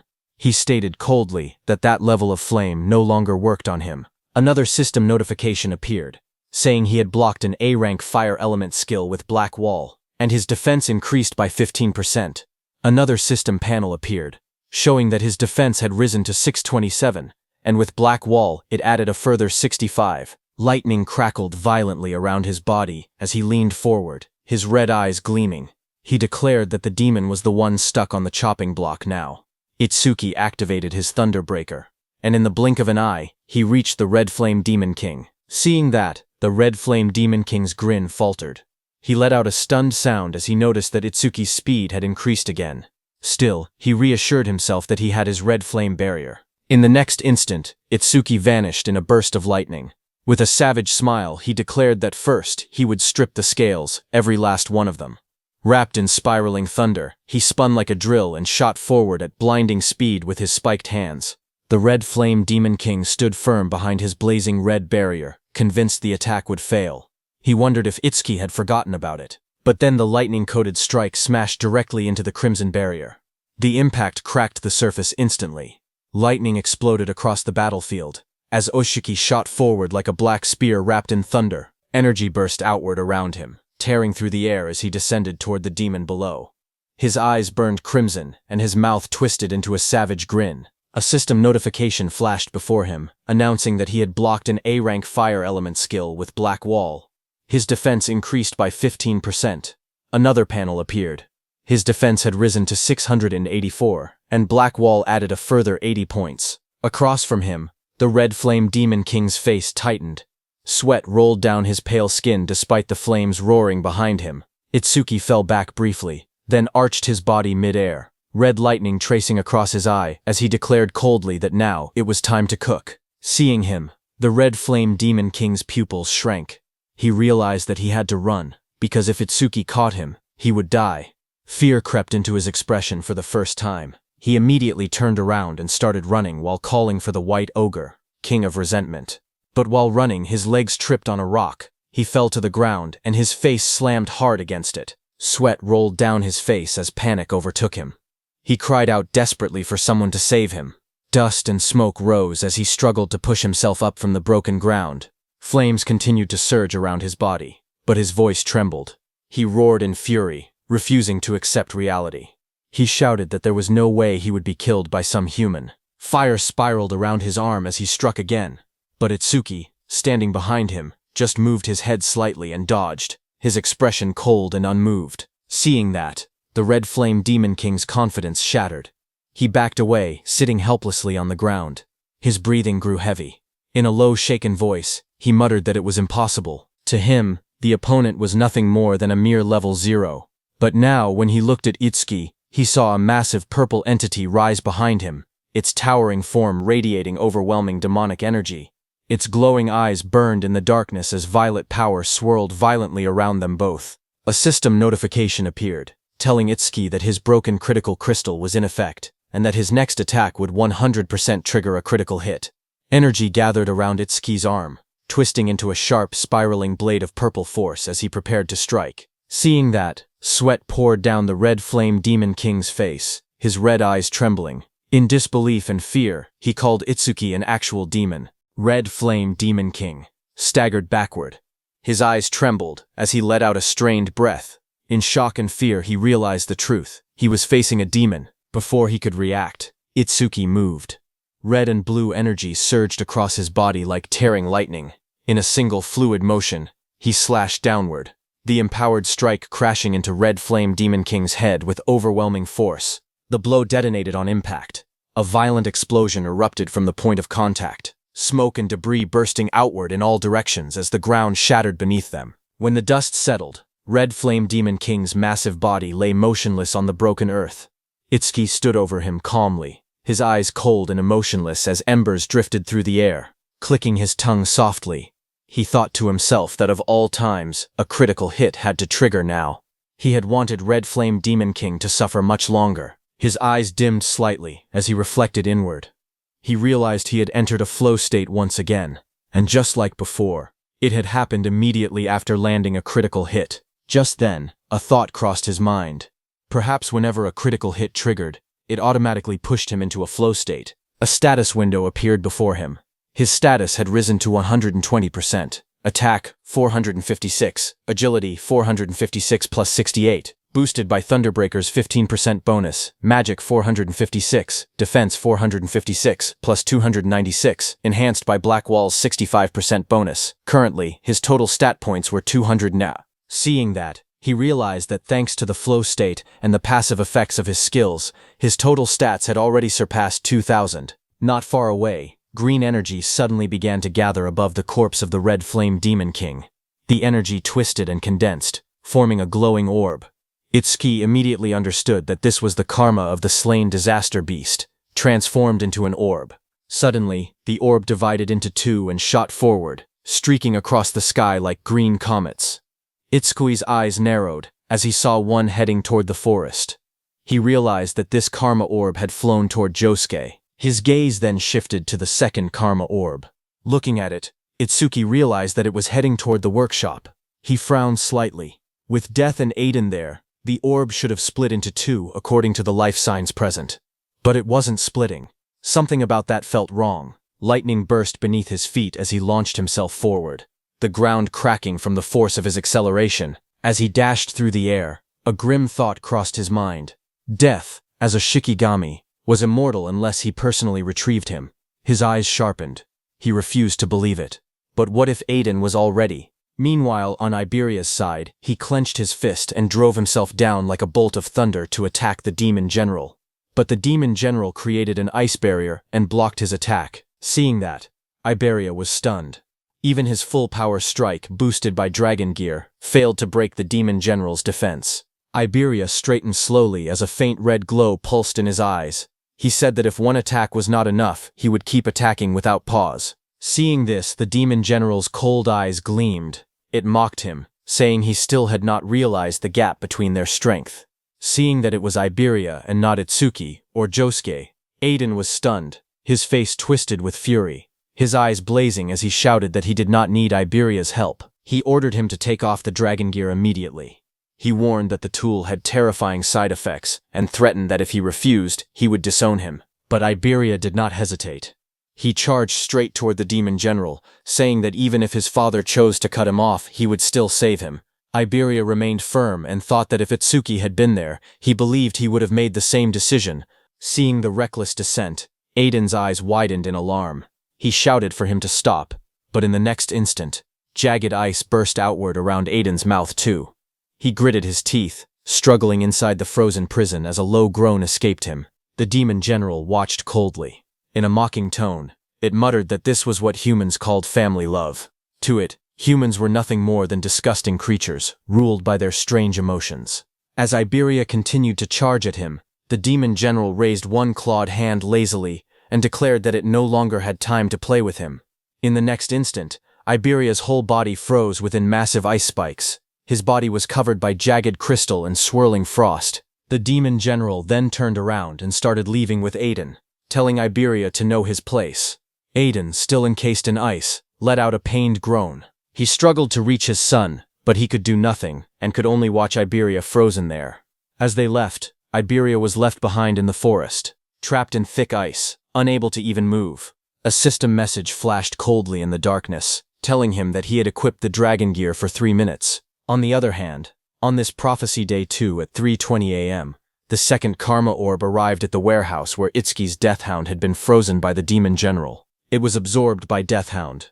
Immediately, a system notification appeared, saying Deathhound leveled up from level 19 to level 20. With a deafening roar, Deathhound shattered the ice completely, its fur bristling and its red eyes glowing fiercely in the night. Just then, Itsuki also arrived and was surprised to see only his Deathhound there. Seeing Itsuki, Deathhound bared its fangs and let out a furious roar. Itsuki immediately noticed that Deathhound's level had increased. He realized that the karma orb had been absorbed by Death. Deathhound lowered its head slightly, its glowing eyes flickering as it growled. Itsuki turned his gaze toward it and asked what had happened to Aiden and the disaster beast. Deathhound turned its head toward the direction where the demon general had taken Aiden. Seeing that, Itsuki turned his head in that direction, and suddenly his eyes widened in shock. Not far away, there was a huge hole in the wall surrounded by jagged shards of ice.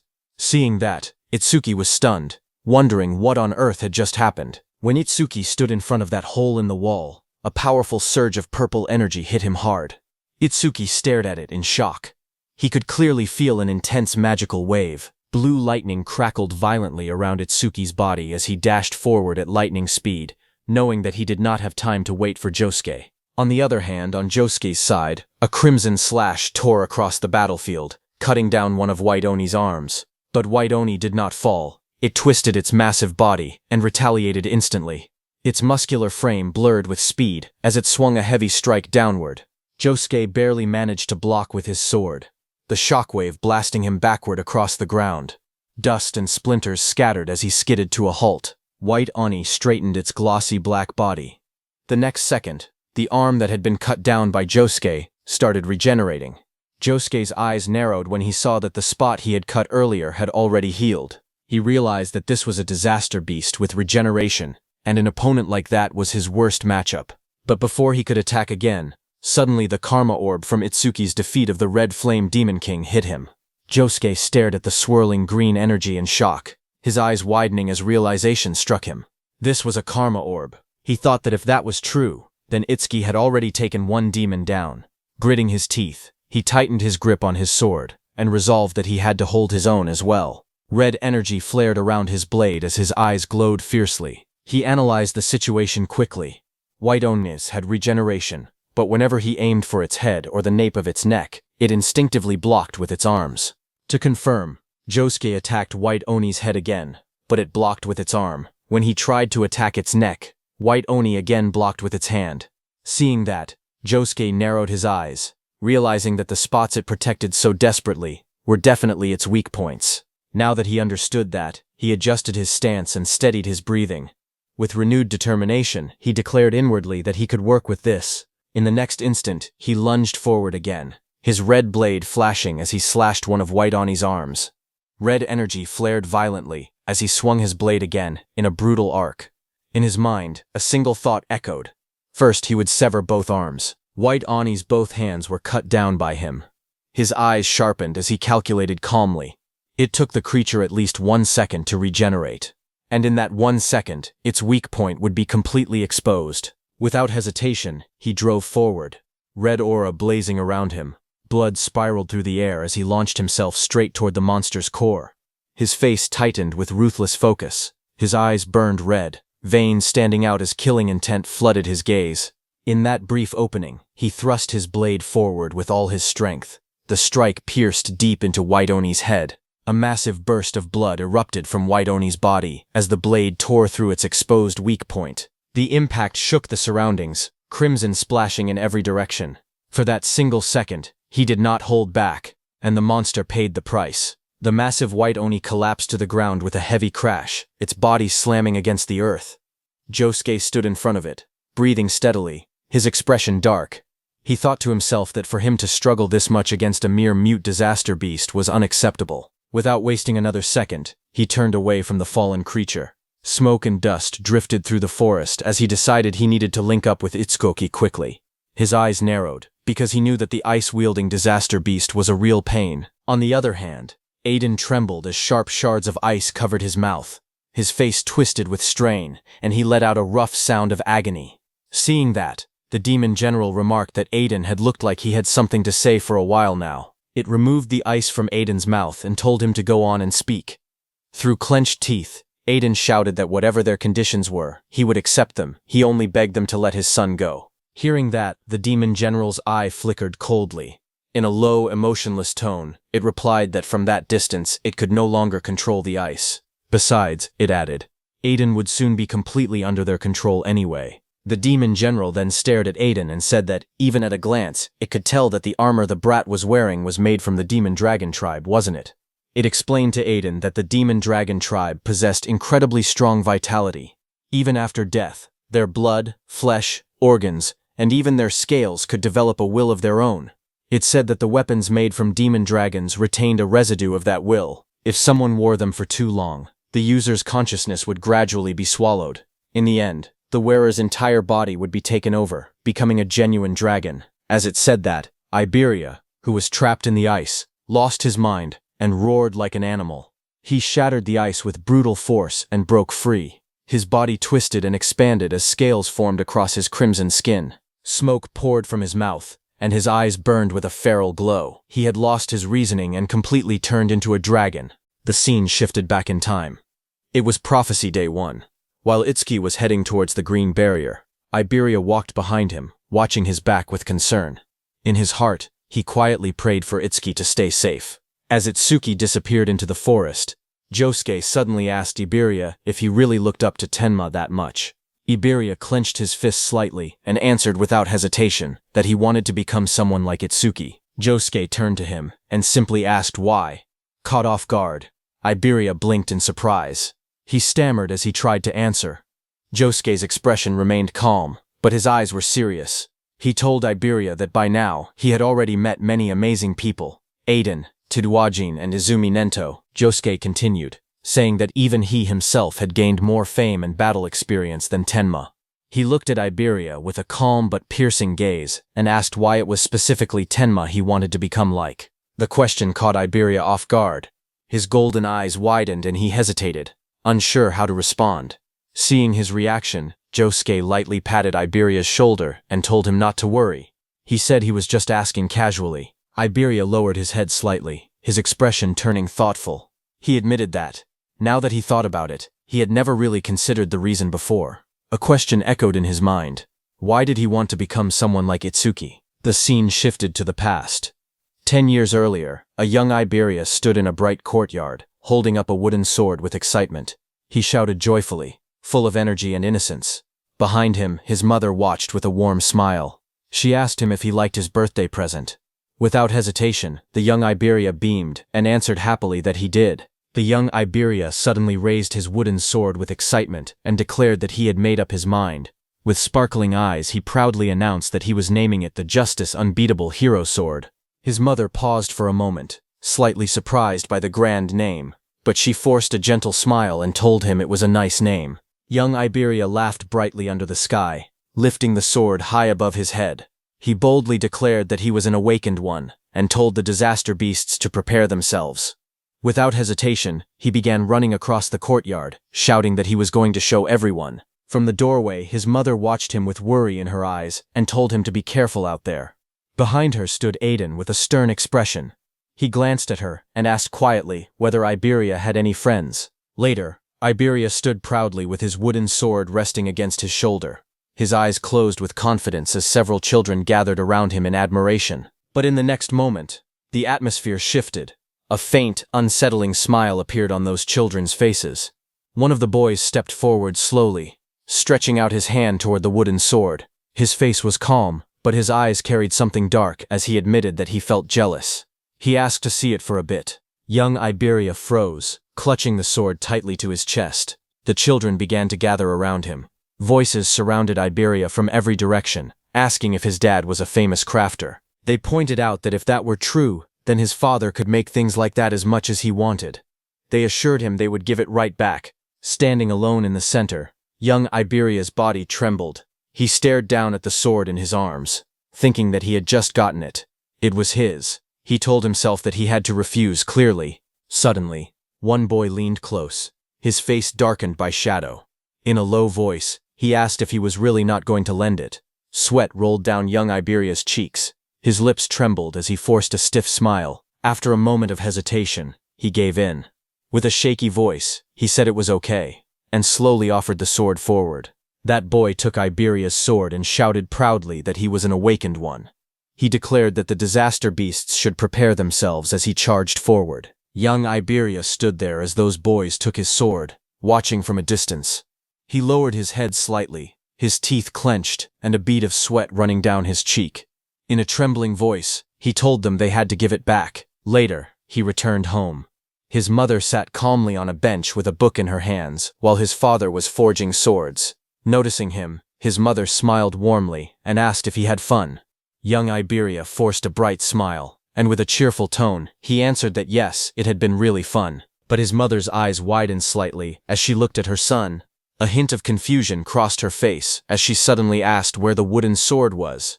Aiden glanced toward young Iberia and muttered that those brats must have taken it again. Hearing that, his mother clutched her book tightly, saying that if it had been taken, they needed to get it back. But Aiden said that even if they retrieved it, other children would just take it again next time. He swung his hammer down with force and shouted that Iberia could not even protect something precious to him, and that he did not even have the courage to call for help. The words cut deeply. He declared harshly that he had not raised Iberia to be this spineless. That night, young Iberia curled up alone in the darkness, hugging his knees tightly to his chest as the echo of those words lingered in his mind. Tears rolled down his cheeks as he lay on his side, staring into the darkness. His golden eyes trembled as a question echoed in his heart. Why was it that he looked up to Etsuki? Then a few months later, inside a quiet hospital hallway, chaos broke out. Aiden grabbed the doctor by the collar, his voice shaking with anger as he demanded to know what it meant that there was nothing more they could do. The doctor, trying to remain calm, apologized and said they had done everything possible. He explained gently that his wife had been frail from the very beginning. Aiden's face twisted in despair. He shouted bitterly, asking if they were supposed to just sit and wait for her to die. The doctor lowered his gaze and asked him to please stay by her side for now. He added softly that she did not have much time left. Inside the hospital room, Aiden's wife lay weakly on the bed. Soft light filtered through the window as she turned her head and called out to Iberia. Young Iberia stood beside her bed, his small hands trembling. His voice cracked as he whispered, "Mom." She reached out gently and told him not to cry. With a faint smile, she looked at him tenderly and said that although his father called him spineless, she knew the truth. He was simply too kind. She looked at her son with tired but gentle eyes. In a soft voice, she told him that kindness without strength could turn cruel. If he remained weak, he would fail to protect the people he loved and end up hurting himself as well. Her gaze grew serious as she asked him to promise her something. She told him to become strong and to use that strength bravely. She believed that one day he would grow into someone kind and courageous, a truly strong awakened. At last, she asked him to take care of himself. As her hand fell, the monitor beside her bed let out a sharp, piercing sound as the heartbeat line began to flatten. Young Iberia trembled as he held her hand tightly in both of his. Tears streamed down his face while he made his vow. He promised that he would become the world's strongest and bravest awakened and the kindest. The boy cried out desperately for his mother. In the quiet hospital room filled with pale light, he stood beside her bed, small and trembling. And in the depths of his heart, a question echoed once more. Why was it that he had wanted to become someone like Itsuki? The reason was that when he first met Itsuki, he had been terrified by his strength. At that time, he thought they would only be temporary allies for a short while. But as they spent more time together, something slowly changed. He began to realize that Itsuki was not just strong. Whether he stood before over 100 awakened or faced a terrifying disaster beast, he never hesitated and charged forward without fear. He possessed an insane courage that never allowed him to flinch, and behind that stern, unyielding face, he sometimes showed a quiet and gentle kindness toward his comrades. In the middle of danger, he would shield them without a word, placing himself in harm's way without complaint. Standing beneath a sky lit with an eerie green glow, Iberia finally understood the truth in his heart.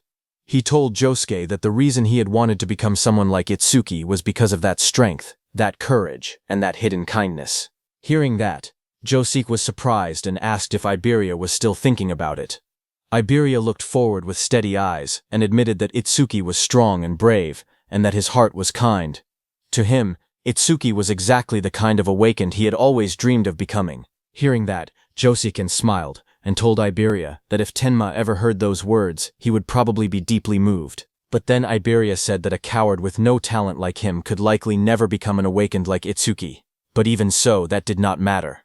If he could simply stand by Itsuki's side and fight together with him, that alone would be enough. Back in the present, Iberia, who had been inside the dragon gear for so long, had started to lose all his senses. He exhaled heavily, and his body radiated heat as smoke rose from his armor. Just then, someone arrived and called out Iberia's name. Iberia's red eyes gleamed as he bared his sharp teeth, breathing out hot air in slow, menacing bursts. Sparks drifted through the air as he turned his head. Across from him, Itsuki stood alone without stepping back. Seeing him, Iberia let out a small growl, not recognizing that it was his friend Itsuki. On Prophecy Day 2, at 3:31 a.m., under the dark night sky, Iberia loomed above the forest, his armor glowing faintly as smoke poured from its mouth. Its sharp teeth were bared, and its presence alone made the air feel heavy. Below, Itsuki looked up with narrowed eyes. He called out to Iberia, questioning why he was wearing the dragon gear again. He reminded him that he had been forbidden from using it. But Iberia's red eye glowed fiercely from the dragon gear as he exhaled hot breath, steam curling into the air. Itsuki observed him carefully. He felt that Iberia's reaction was strange. Something about him seemed off. He realized that even his appearance looked slightly different than before. Suddenly, Iberia shifted his massive body within the smoke, and saliva dripped between its jagged teeth. A low, heavy breath echoed in the darkness as Iberia stared ahead and said something. Seeing that, Itsuki's eyes widened slightly. He asked if he had said something, then quickly questioned where Aiden was. But before he could receive an answer, Iberia's red eyes flared brightly. With a violent roar, it lunged forward, smoke bursting from its jaws as its massive body surged ahead. The ground shattered beneath the impact, cracks spreading outward as debris flew into the air. A powerful shockwave tore through the area. In the blink of an eye, Iberia appeared behind Itsuki, his enormous claws slicing through the air toward him. But Itsuki did not panic. He shifted his body at the last second, narrowly avoiding a fatal blow. He caught Iberia's hand, stopping his advance through sheer strength. His muscles strained as he resisted the overwhelming force. Gritting his teeth, Itsuki shouted for Iberia to wake up. Seeing that, Iberia immediately backed down, putting some distance between him and Itsuki. Iberia's red eye glowed fiercely again as he opened his jaws wide. Rows of sharp teeth glistened, saliva dripping as it let out a low, menacing growl, trying to say something. But the next moment, he raised his claw, sharp talons gleaming in the darkness as a surge of energy gathered. A system message appeared, saying Windblade activated. Immediately, Iberia swung his arm, sending wind strikes. The air twisted into a vortex, forming a sharp, rotating blade of compressed wind. At that moment, Itsuki activated his mana detection. His eyes glowed with a brilliant blue light. Concentric ripples of energy spread from his gaze. As he carefully analyzed the incoming attack, he saw the massive wind blade coming toward him, cutting through everything in its path. Seeing that, he understood that this was the skill of a wind element. Itsuki simply moved to his side and dodged the wind blade. The roaring wind blade slammed into a thick tree trunk behind him, slicing cleanly through the wood as splinters exploded outward. Itsuki's body crackled with blue lightning as he turned to Iberia. He could not tell whether this was a side effect of the dragon gear, or if Iberia was being controlled by a disaster beast. But there was no time to hesitate. For now, he just needed to stay put. The system message flashed once more as Itsuki activated his thunder wave. Lightning surged violently from his body as he shot forward, tearing through the air with a deafening crack. Iberia raised his claws instinctively to attack, but Itsuki grabbed both of his hands. Just as he did that, smoke poured from Iberia's jaws, and he roared in fury. Watching closely, Itsuki's eyes sharpened.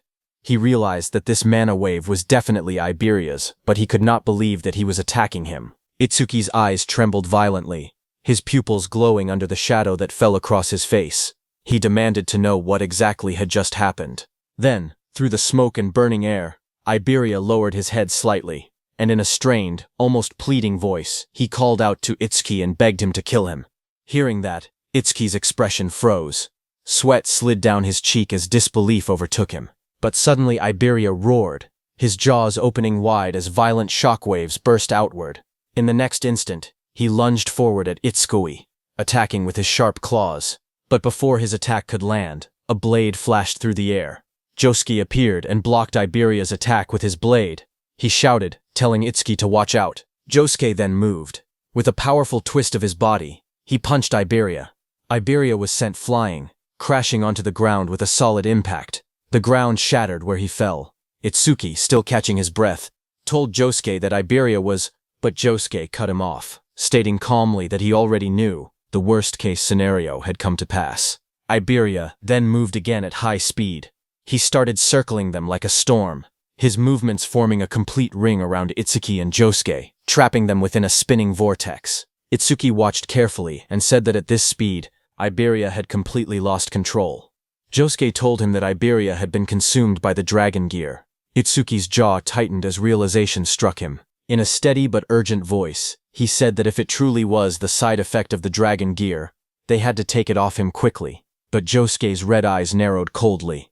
He told Itsuki it was useless. The gear had already completely fused with Iberia's body. He told Itsuki that he had seen an awakened get taken over by dragon gear before. Once it reached that stage, there was no turning back.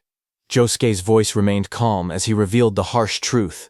Dragon gear could not be removed unless the user died. Hearing that, Itsuki's eyes widened in shock. Sweat slid down his cheek as he asked if there was no way. Josuke looked at him firmly and declared that they had no choice but to kill Iberia. Josuke tightened his grip on his blade, his red eyes cold and unwavering. In a firm voice, he declared that he would be the one to finish him off. If Itsuki did not think he could handle it, then he should leave this place. But Itsuki stepped forward and said that he would do it. Shocked, Josuke said that he could not burden Itsuki with such a cruel task. But Itsuki told Josuke that Aiden had been abducted by that ice user disaster beast. He said he would have the Death Hound track them, so Josuke should go and help him instead. Josuke tried to object, but Itsuki cut him off. He quietly pleaded, saying he still had things he wanted to talk to Iberia about. Blue energy gathered around his hand as he summoned his Death Hound. Josuke closed his eyes briefly and exhaled.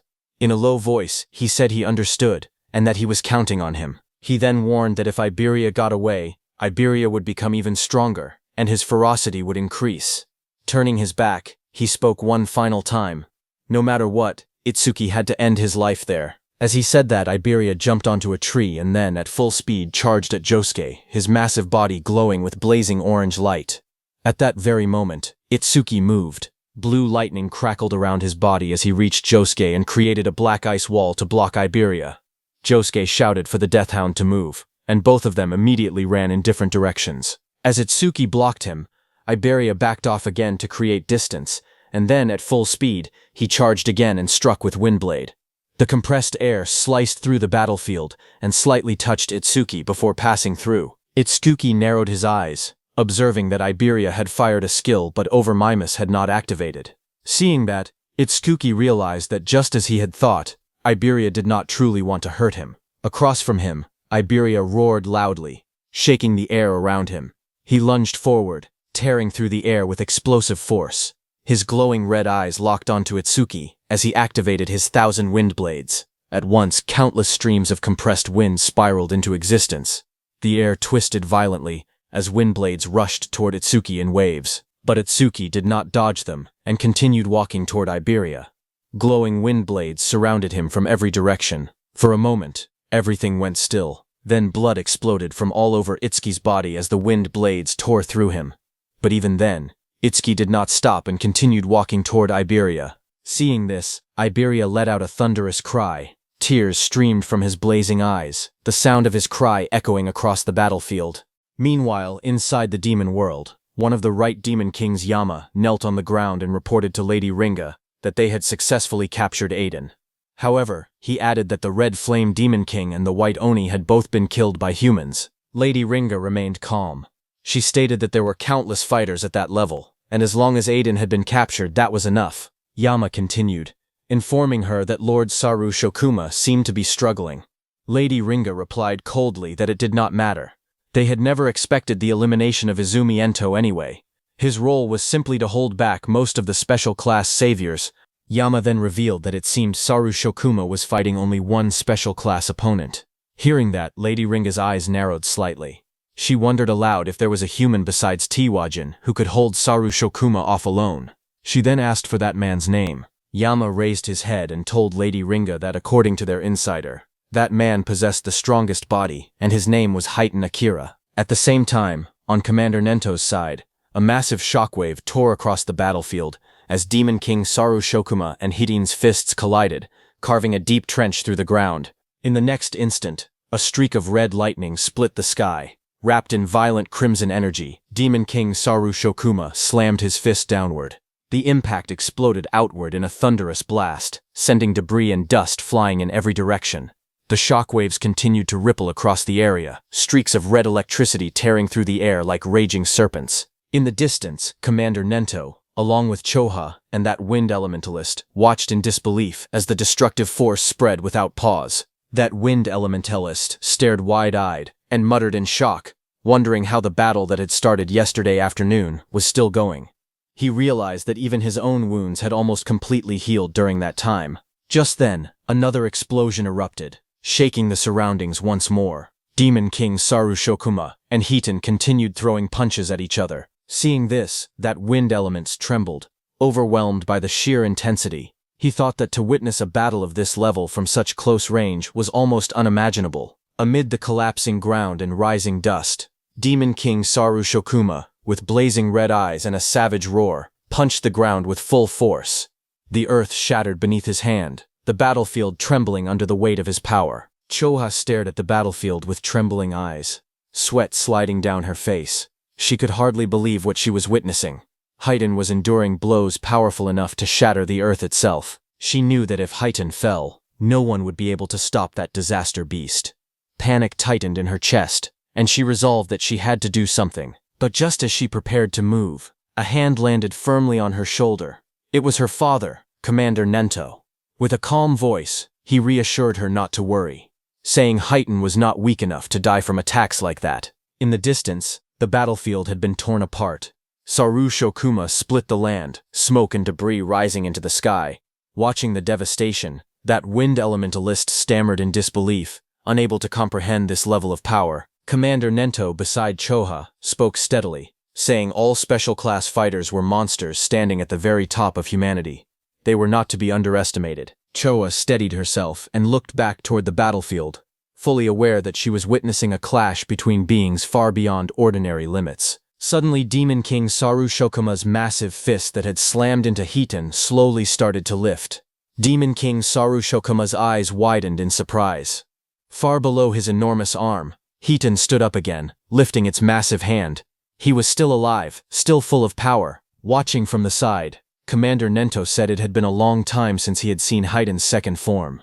Choha, beside him, turned in surprise.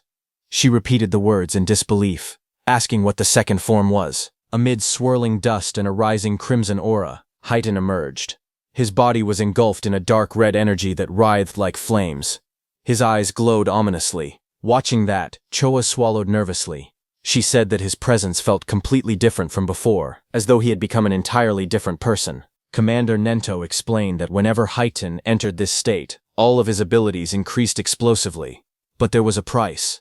In exchange for that overwhelming power, he became extremely aggressive and cruel. Hiten roared in fury, steam bursting from his mouth as his crimson eyes burned even brighter. He pushed back the massive Demon King Saru Shokuma with just his brutal force. Commander Nento continued explaining that the nickname given to him in this form was something entirely different. In the next instant, Hiten vanished. Like a streak of blazing red lightning, he shot forward. Behind him, a monstrous phantom seemed to rise, an enormous demonic visage with glaring eyes and twisted features, as though the embodiment of wrath itself had taken shape. Haiten's fist drove upward with terrifying speed. The punch collided with the Demon King Saru Shokuma's body in a violent explosion of force. Blood sprayed through the air as the Demon King was sent reeling backward. Before the Demon King could react, Heighten punched a hole in its chest and came down to the ground. Demon King Saru Shokuma's body came crashing down onto the ground, its impact thundering across the battlefield and sending debris flying skyward. Heighten just stood there as the red aura around him flared like burning embers, carving a path through dust and debris. In the next moment, he started moving again. From behind, his back was a canvas of blood and scars, muscles tense beneath torn clothing. Crimson energy crackled faintly around his silhouette, his long hair whipping wildly in the air. In the distance, Choha stammered in confusion, asking where he was going. Commander Nento answered that he was probably heading to destroy the stone pillar maintaining the barrier. Hearing that, Choha admitted that she had thought Hitten would simply rampage without direction. Yet even in that state, he was still able to keep his reason just as expected. Commander Nento told her that if Heighten had attacked without caring about friend or foe, then even if his power increased, it would only bring disaster. Such recklessness would mean he could never become a true special-class protector of humanity. On the other hand, Heighten reached the stone pillar. Heighten's fist smashed into the towering stone pillar with a thunderous crash. The impact sent cracks racing through the surface as fragments of rock burst outward in every direction. Dust and debris spiraled around him. The red aura surrounding him flared violently for a brief moment, then completely disappeared, and Heighten returned to his original self. As the dust began to settle, Heighten stood there with blood smeared across his face and torso. He looked down at himself and wondered why he was there. Then his eyes shifted toward the fallen Demon King below. He asked if the enemies had already been dealt with. Seeing all that, Heighten finally realized that his other self had come out again. Heighten sat beside the stone pillar. With a faint, almost exasperated remark, he commented that his other self was still as meddlesome as ever. Far above the battlefield, the massive crimson barrier dome started to disappear after Heighten destroyed the stone pillar. Choha looked up calmly and asked if this time it was finally settled. But then Commander Nento brought up what had happened earlier. He pointed out that she had tried to heal Heighten at the cost of her own life and asked if that was true. Choha answered yes. Commander Nento sighed and said that it was not like her to act that way. Normally, instead of risking her life for a small chance of victory, she would have suggested retreating first. He added that she was becoming more and more like Itsuki. Hearing that, Choha, flustered, quickly denied it, insisting that it was not like that. Trying to change the subject, she wondered aloud how Itsuki was doing. She mentioned that they were also in the forest now, but since there were high-level awakened like Yusuke-san with them, they should be fine. But far away in the dark forest, Itsuki, inside the dragon gear, clutched his head in panic, tears streaming down his face. His glowing eyes trembled as he screamed, asking why he was not dodging. Wind strikes tore through the forest as Itsuki continued walking toward Iberia. Blood trailed down his body while those wind strikes rained toward him from every direction. Yet he did not stop. He declared that physical pain numbed the mind. That was why he would not avoid Iberia's attacks on purpose. The next moment, he stood face to face with Iberia, who was inside the dragon gear. Its jagged jaws snapped open, fangs glinting as it lunged. With one hand, Itsuki reached out and grabbed Iberia's shoulder. Locking eyes with him, he called out his name, Iberia. He pointed his second hand at him. Dark purple energy began to gather around his arm, swirling violently like a vortex. A system message flashed before him, announcing the activation of Black Orb. His voice turned cold as he declared that this was the end. The vortex in his palm expanded into a spinning sphere of destructive energy. With a powerful thrust, he drove it straight into Iberia's body. The concentrated purple energy orb pierced straight through Iberia's massive body, tearing a long, glowing fissure down its torso. Just as it happened, Iberia fell into Itsuki's arms. Itsuki caught him as he fell. Then slowly, the dragon gear's mask fell to the ground, covered in blood. One by one, the entire dragon head started falling apart from Iberia's body. Blood splattered from Iberia's body as he trembled in pain. Tears streamed down his face. His body shook as he forced himself to speak. He apologized weakly, saying that he had messed up again. Through broken sobs, he confessed that he just did not want to be a burden to Itsuki. Blood ran down Itsuki's face, dripping from his eye and chin as he held Iberia close. In a steady, unwavering voice, he told him that he had never once thought of him as a burden. Iberia's tear-filled eyes widened. His lips trembled as he asked if that was really true. Itsuki answered that they were simply good at different things. Iberia's trembling hand clutched weakly at Itsuki's clothes as he forced himself to speak again. He said that he had faintly heard it earlier, that the disaster beast was not going to kill his father but control him. Through tears and blood, he placed his hope in Itsuki.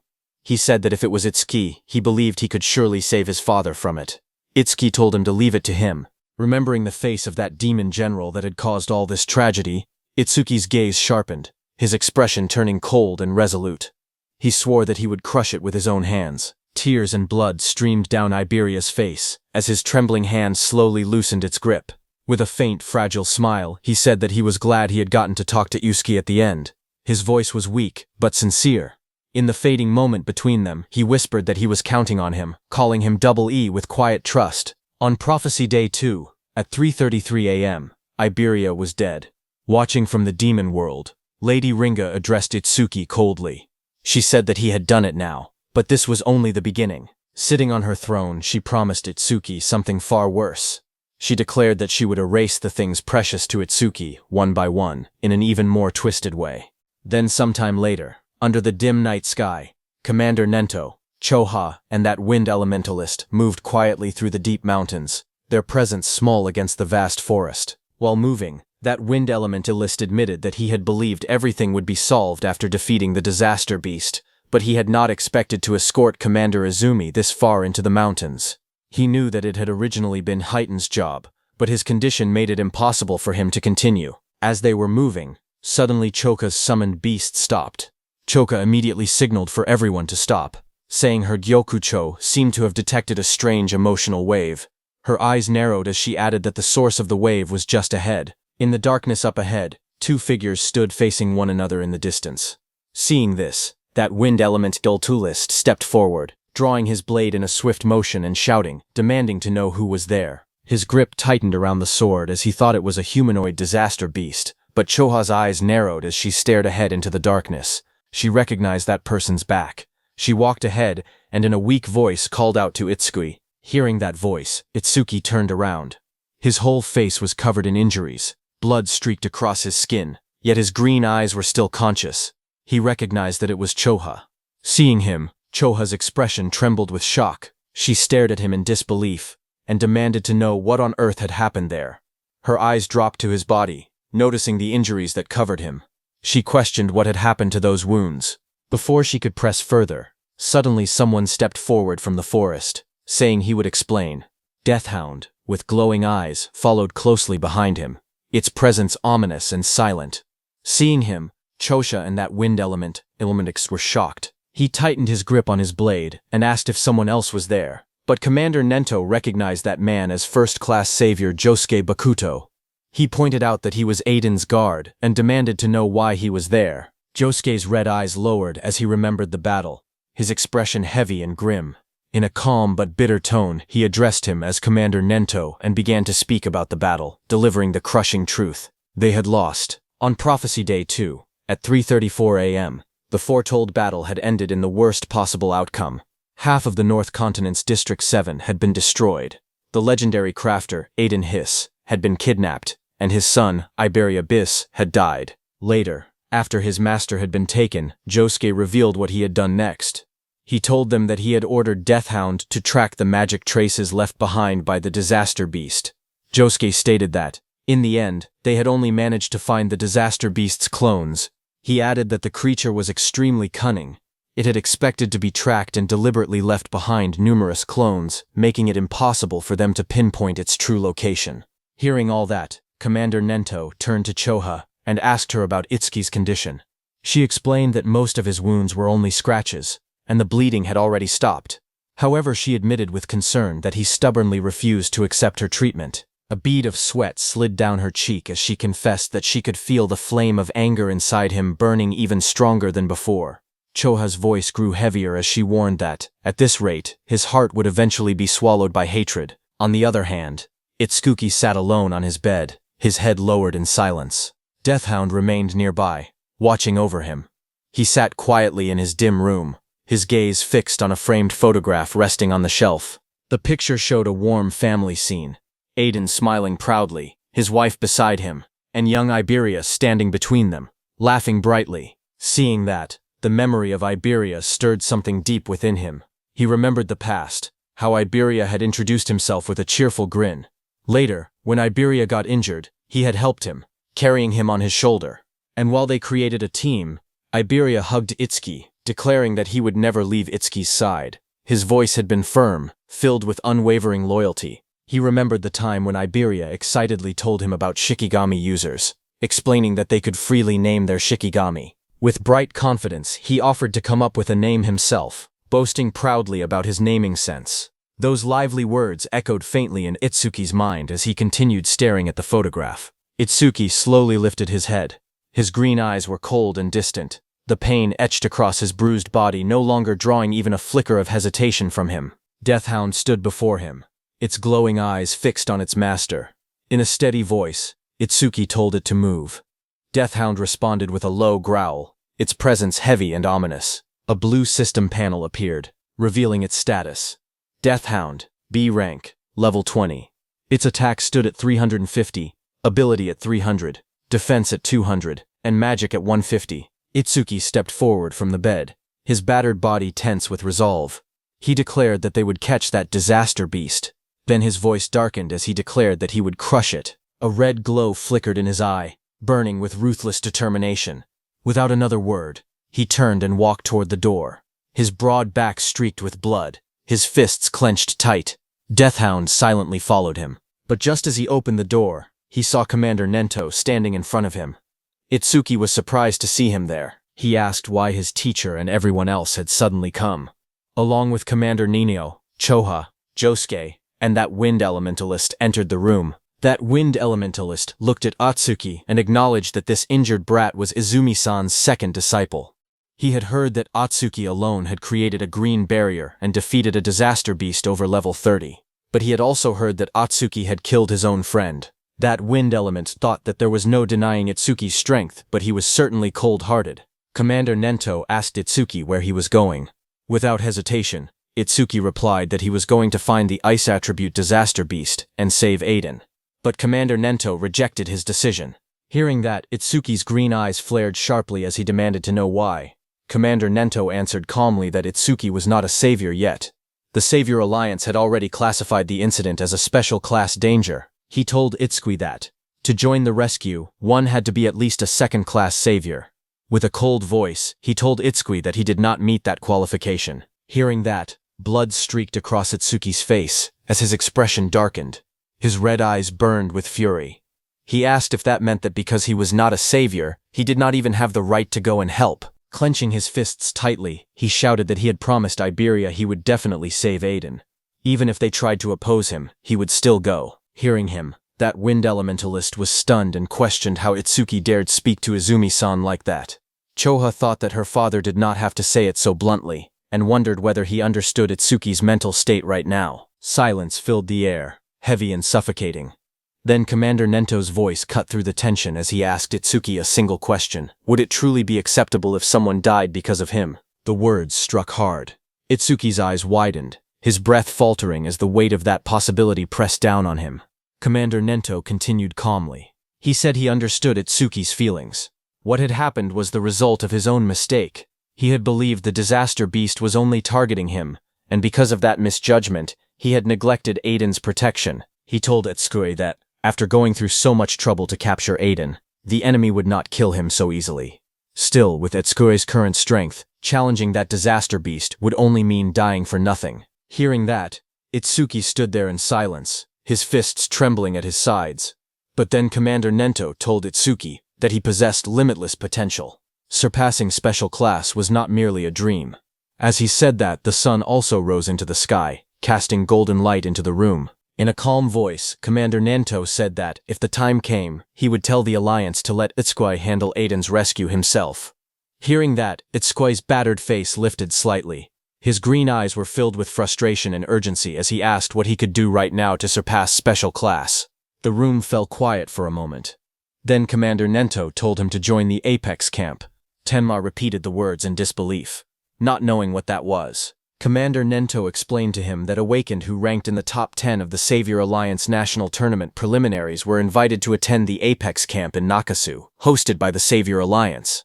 He said that strong humans like T.Y. and Hitan Akira had all endured that brutal training. Those who survived and overcame it became key forces in protecting humanity. His voice lowered as he revealed one final piece of information. This year's summit camp would be held in 3 days. Commander Nento calmly explained that if Itsuki safely overcame the trials of Apex Camp, not only would he rank high in the main tournament, but it would also serve as a shortcut to becoming a special class savior. Hearing that, Itsuki's green eyes steadied. The blood streaked across his face had not yet dried, but his resolve had already hardened. Without hesitation, he declared that he understood, and that he would join Apex Camp. Commander Nento nodded slightly, and added that before anything else, they needed to deal with Itsuki's injured body. Soon after, Choha gathered green energy between her hands and poured the healing light over Itsuki's battered form, wrapping his wounds in a radiant glow. As the pain eased and his strength slowly returned, Itsuki's gaze sharpened. He turned slightly and asked Choha if she knew about Apex Camp. As green healing light flowed from her hands, Choha looked at Itsuki and said that she knew about Apex Camp. However, she asked why he was suddenly bringing it up and told him not to say he was planning to join. Itsuki calmly asked if there was something wrong with that. He added that Sensei had said it was the perfect place to improve one's strength. Chu Hong's expression grew serious. She explained that only the geniuses among geniuses were allowed to join Apex Camp. The green light continued to wrap around Itsuki's body as she went on, saying that was exactly why it was so dangerous. She explained that people who had been praised as geniuses their entire lives often realized, after joining Apex Camp, that they were nothing special. When that happened, their minds broke. She had seen many like that. Her voice turned firm as she finished her warning. Apex Camp was a training ground for geniuses, but it was also their graveyard. Chulaha continued her warning, her voice steady but heavy. More than anything, she explained, the training at Apex Camp was brutal, and the level of each stage was extremely high. Because of that, fatal accidents happened every single year. Itsuki listened without fear. A faint smile curved on his lips as he said that it was actually perfect. The green light around Shoha's hands flickered as she stared at him in shock. Itsuki knew that against half-hearted disaster beasts or mediocre awakened ones, his over-mimicry would not even activate. He admitted that he had once been worried he would not find a worthy opponent, but that concern had been unnecessary. His gaze turned sharp and resolute. He declared that he could only grow stronger by fighting powerful disaster beasts at the very edge between life and death. He told Choha that fighting strong disaster beasts was the duty of the awakened. Hearing that, Choha's eyes widened, her breath catching as she realized he had already made up his mind. Noticing the flush on her cheeks, Itsuki looked at her and asked if her face was red because she had exhausted herself from healing him. Choha froze for a second, then hurriedly denied it. Flustered, she waved her hand and insisted that it was not like that at all. She quickly explained that using a skill for a long time naturally made the body heat up. Then she added, in embarrassment, that he really did not know that. Her heart pounded loudly in her chest. For the first time, she could hear her own heartbeat so clearly. The warmth spreading through her face only made her more confused. She wondered what she was even thinking. After a moment, Itsuki steadied himself and told her that his wounds were almost completely healed. He thanked her, then turned and began walking toward the door. She asked where he was going. Without looking back, he replied quietly that he was going to say goodbye. Under the quiet sky, beneath the shadows of tall trees, Josuke and Itsuki stood before a grave. The gravestone bore the name Iberia Hiss, with the dates 2000.118-2018 carved into the stone. A bouquet of yellow roses rested at its base, and a sword lay carefully placed in front of it. Josuke lowered his gaze and apologized softly, saying he was sorry for making Itsuki do such a cruel thing. Itsuki, standing beside him, replied calmly that it was fine. He had chosen it himself. After a moment of silence, Josuke asked if he was leaving already. Itsuki confirmed it. He said he would join Apex Camp and improve his skills so that one day he could kill that disaster beast with his own hands. He then asked what Josuke would do. Josuke answered quietly that if he had not met his master, he would have been killed by a disaster beast long ago and would never have become an awakened. His hand tightened around the hilt of his sword as he looked down at his armor and weapons, reflecting on the path that had brought him there. Josuke lowered his head and gripped the hilt of his sword tightly. In a quiet voice, he said that even his life had been given to him by his master. No matter what happened, he would find his master. Before his words could settle into the night, Itsuki extended his fist toward him. Seeing that, Josuke looked shocked. Standing before him, eyes burning with determination. Itsuki declared that he would become a savior. One day, he would rescue Adian together with Josuke. Until then, he pleaded with him not to die. Josuke looked back at him, a faint, almost helpless smile forming on his lips. In front of Itsuki, he felt pathetic. As the wind rustled the trees and golden petals scattered across the grave, Josuke answered that he would be waiting. Their fists met in midair, knuckles pressing together in a silent promise, sealing their resolve. From a distance, Commander Nento and Choha watched them from the shadows of the forest.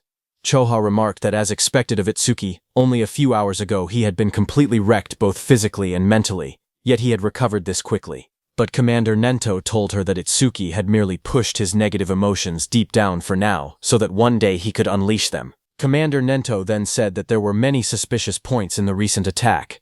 He intended to gather the commanders from each continent and hold a meeting. As he turned to leave, he added that while he was handling that matter, he was counting on her to look after Itsuki. Hearing that, Choha smiled brightly and told her father to leave everything to her. Just then, Itsuki appeared behind her. He looked at her in slight confusion and remarked that she seemed unusually happy. At that moment, her face stiffened, and she quickly tried to compose herself. Itsuki then noticed Commander Nento going into the forest and asked Choha where they were going this time. Clearing her throat, Choha replied that it was classified, so she could not tell him. She adjusted her glasses and informed him that her father had asked her to take care of him. From now on, she would be his guardian. She asked if he understood. Itsuki awkwardly answered yes, though he muttered that having a guardian made it sound like he was a child. He then asked what they were doing now. Choha turned her back to him and pointed ahead, saying that it should be obvious. With determination in her eyes, she declared that they were heading to Nakasu right away to join Apex Camp. Hearing that, Itsuki immediately responded with a firm agreement as a faint aura flared around him, and the two of them prepared to move forward together. On the other hand, a memory of a violent explosion flashed before someone's eyes. From the darkness, Itsuki emerged, blue lightning crackling around his body. Not far away, Reiji Kinoshita collapsed to his knees. Blood dripped from his mouth as he gasped in pain, sweat and dirt covering his face. His eyes trembled in terror as he looked up. Itsuki stood behind him, rain pouring down while lightning roared across the sky.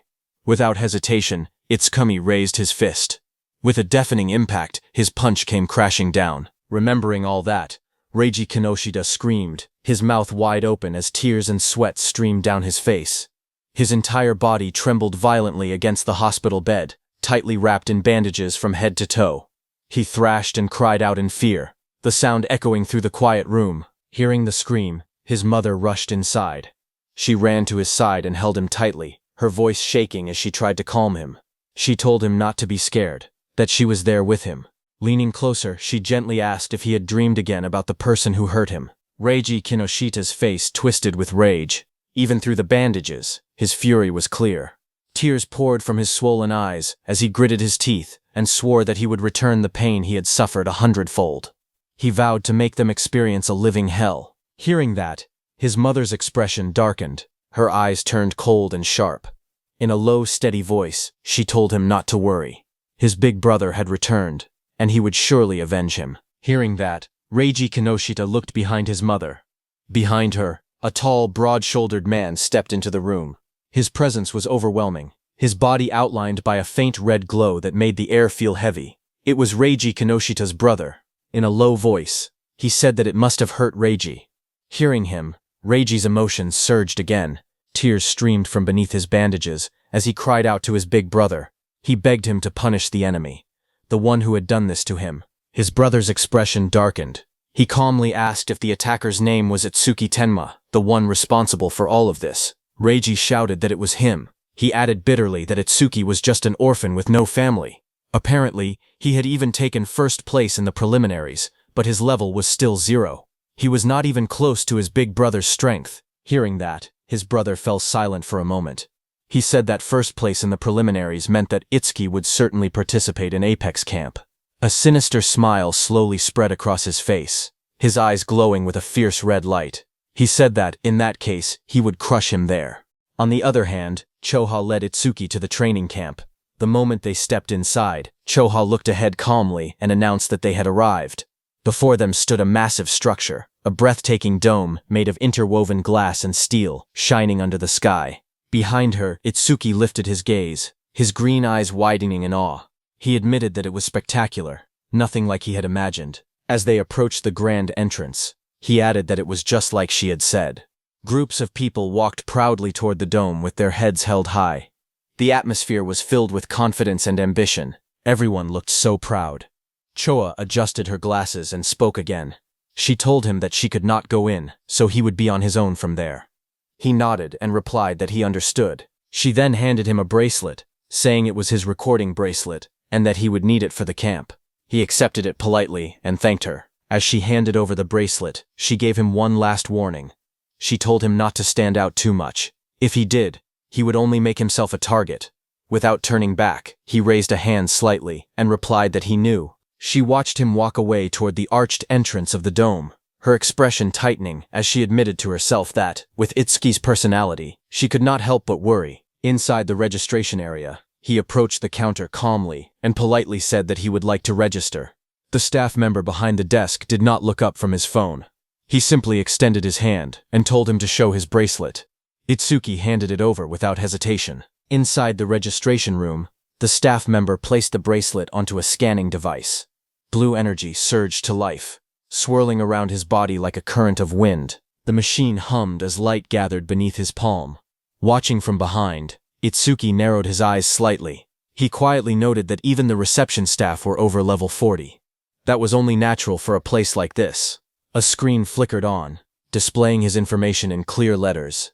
Name Itsuki Tenma, Level 0, Job Order Breaker, Gift Special Grade. The staff member's expression darkened as he read the data. He muttered that Itsuki had gotten in at level 0 and guessed that he had probably pulled some strings in the qualifiers. But he added that tricks like that would not work there. Without the strength to back it up, it would only be a matter of time before he broke. Itsuki remained calm, offering no reaction. After a brief pause, the staff member waved a hand dismissively and told him to pick a room and then pay the fee. Itsuki's eyes widened in disbelief, a bead of sweat sliding down his cheek as the realization struck him. He blurted out that it actually cost money to stay there. The staff member shot him a flat look and replied that it was not a charity. Of course it cost money. Hearing that, Itsuki lowered his head slightly, his expression darkening. He quietly wondered why Choha had not told him. In an embarrassed voice, he admitted that he did not have any money. The staff member frowned and reminded him that he had passed the qualifiers, so he should have earned some points. Itsuki blinked in confusion and asked what points were. The staff member raised a finger and began explaining that all resources there were based on the points earned during the qualifiers. For example, if someone earned 1,000 points in the qualifiers, they would have 1,000 points the moment they entered. He continued that participants could also earn more points by completing missions. There, points functioned as currency. They were used for food, daily necessities, and even for paying for a room. Itsuki nodded slightly and admitted that he understood now. So the points really were that important. Resting his fingers against his chin, he thought it through. He had earned quite a bit during the qualifiers. It should be enough. The staff member, growing impatient, slammed his stamp onto the desk and barked at him to hurry up and choose a room because he was still waiting. Itsuki lifted his gaze calmly and asked how much the most expensive room cost. The staff member was surprised to hear that. He then told Itsuki that a normal room of 35 square meters cost 100 points per month. A luxury room of 75 square meters required 500 points per month, and a villa of 200 square meters demanded 2,000 points per month. Itsuki considered it carefully. If it were just him, a normal room would have been fine, but he also had Deathhound with him. There was no way the large beast would fit inside a small space. After a brief pause, he made his decision without hesitation. He stated that he would take the villa. The staff member's eyes widened in disbelief. He stammered, asking what Itsuki had just said. Still staring at him, he warned that although Itsuki might have a lot of points right now, he should not waste them. Points would be needed for every little thing in that place. Itsuki remained calm and stated that he had already decided, then asked the staff member to hurry up and process it. Clicking his tongue, the staff member began typing reluctantly. He snorted and muttered that Itsuki was ignorant and should not come crying when he regretted it. After a moment, he took out a metallic wrist device and handed it over, telling him to take it. He then added that once he entered the camp, everyone's status would become private. He would no longer be able to see other people's names or their gift levels. Itsuki accepted the device and replied with a brief acknowledgement, As he walked away toward the camp entrance, the staff member watched his back and muttered to himself that Itsuki had really chosen the villa. He wondered just how many points Itsuki had earned during the qualifiers. The staff member clicked the mouse casually, expecting nothing unusual. A second later, his eyes nearly popped out of their sockets. Sweat rolled down his face as he stared at the screen in disbelief. He muttered to himself, wondering if this was some kind of bug. His gaze trembled as he focused on the number of points displayed. The screen clearly showed points, 106,600. His voice cracked as he shouted that it was over 100,000. He could hardly believe it. He slumped back in his chair, dazed. In a low voice, he admitted that he himself had only managed to earn 1,600 points. Watching Itsuki walk away toward the camp, he could only sigh bitterly. Kids these days were truly terrifying. On the other hand, Itsuki, who was going inside, suddenly came to a halt. A cold realization struck him. Sweat slid down his face as he ran a hand through his hair. He had forgotten to ask where the villa was. Letting out a quiet sigh, he decided it could not be helped. He would just head back to the reception and ask again. But as he turned to leave, he noticed two figures nearby. Their eyes glowed faintly red as they watched him in silence. He paused, looking at them with his green eyes. He asked if they needed something. The two men immediately broke into wide smiles. They introduced themselves as awakeners from the southern continent, saying they had just arrived the day before. From the looks of it, they said, he seemed to be lost. With exaggerated friendliness, they offered to guide him and asked where he was headed. He calmly told them that he was trying to get to the villa, and asked if they knew where it was. The large armored man stiffened slightly and said the villa was over there, pointing vaguely into the distance. The blonde man quickly chimed in, agreeing and repeating that it was over there. But when they understood that Itsuki had asked for a villa, both of their expressions froze. Their eyes widened in shock. Watching their sudden reaction, he looked at them quietly and asked if something was wrong. The blonde man immediately waved his hands and forced a laugh, telling him to wait a second because they were just trying to remember exactly where it was. The two of them then stepped aside and began whispering to each other in panic. From a short distance away, Itsuki observed them calmly, wondering why they needed to whisper just to remember a direction. A faint suspicion crossed his mind. Were they up to something? At that moment, a woman with long silver hair and sharp cat ears appeared nearby. A small black cat sat comfortably on her shoulder. She was the North Sector qualifier, 5th place, Shion Akagami, where Itsuki had also qualified from. Xiao Han tilted her head slightly, letting out a soft sound of curiosity. Looking toward the two men, she remarked that those guys were scamming newbies out of their points again, using guiding as an excuse. The black cat on her shoulder let out a small neigh, as if agreeing with her. Xian watched from a distance with a faint, amused smile. She casually wondered which idiot was foolish enough to fall for that obvious scam. Then her eyes shifted toward Itsuki standing calmly before the two swindlers. Her expression changed instantly. Her purple eyes narrowed sharply in recognition, as realization struck her like lightning. She immediately recognized that it was the monster who had scored over 100,000 points in the qualifiers. Meanwhile, the two scammers were still hunched over in panic, whispering to each other without realizing who they were dealing with. Xian slowly brought a finger to her lips, her smile deepening with intrigue. She murmured to herself that this was going to be interesting. The two scammers huddled together, whispering nervously. The armored man muttered that if Itsuki was staying in a villa, then maybe he was the preliminaries' first-place winner from some continent. The blonde man quickly shook his head, and replied that even a first-place winner would not waste 2,000 points on lodging.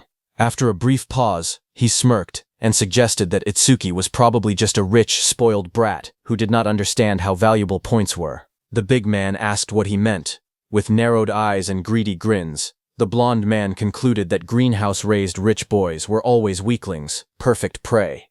They decided they would take all the points he had. Meanwhile, Itsuki stood calmly behind them.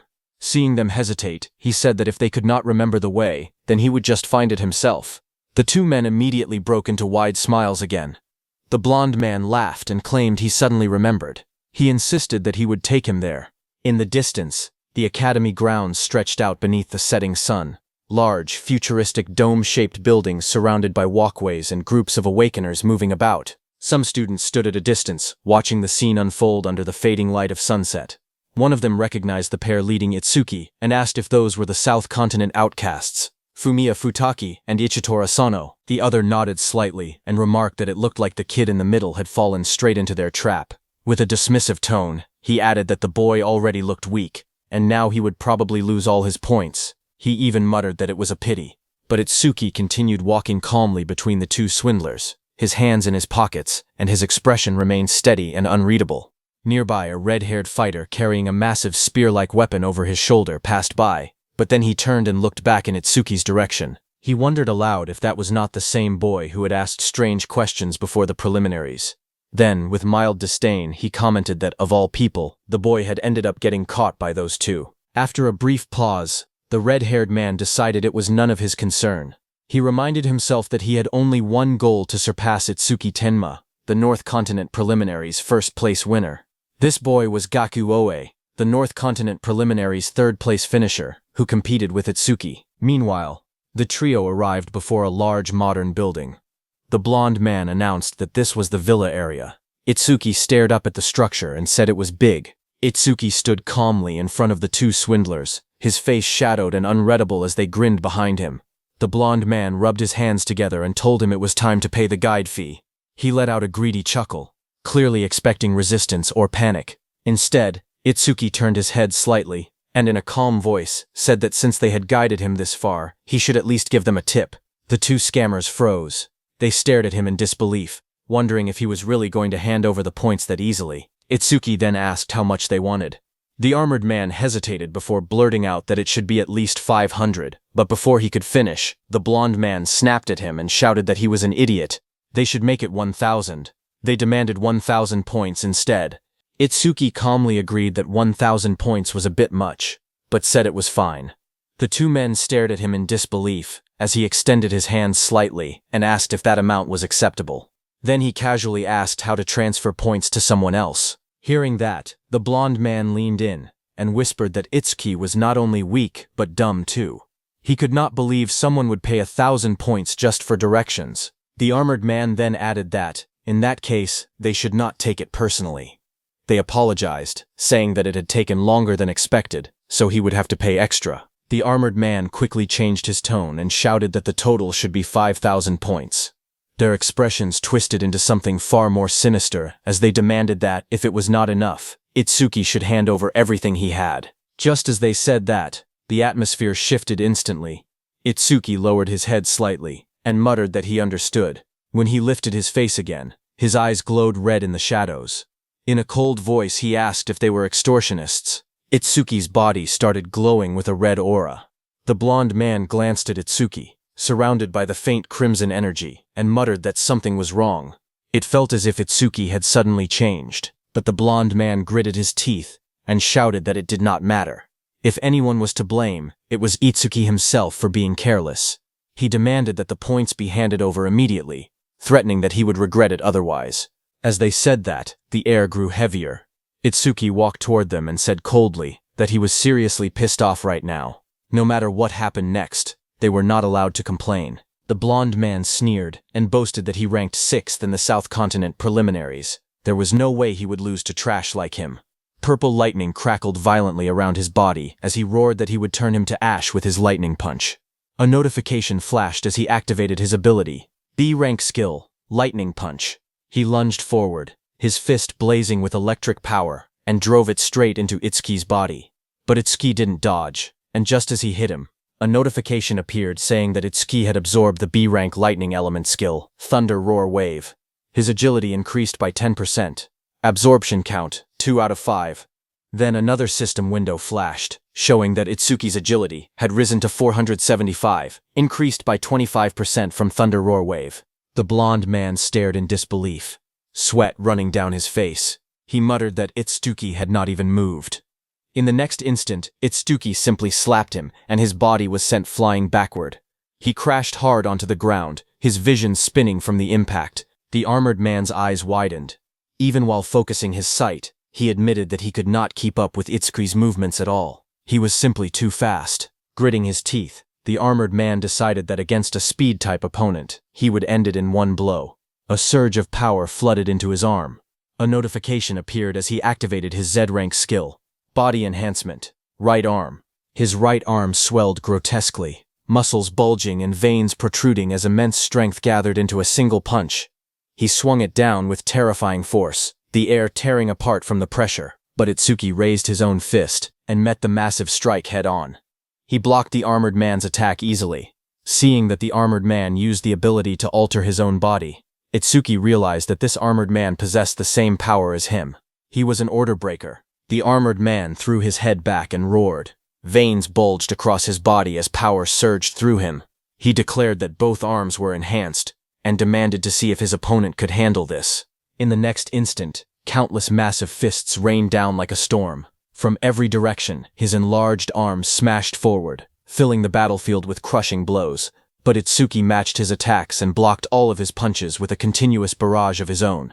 Yet all of this was very easy for Itsuki, and he thought that the armored man was too slow. Before the armored man could react, Itsuki shot forward. The ground cracked beneath his step as he dashed straight toward his opponent. A thunderous impact followed. The armored man screamed as his massive arm twisted unnaturally under the force. His confidence shattered in an instant. Staring down at his trembling arms, he muttered in disbelief that it was impossible. His enhanced arms possessed nearly 300 attack and defense. He looked at Itsuki standing before him and demanded to know what he was. Itsuki looked down at him and calmly stated that even after enhancing himself, his stats did not come close to his own.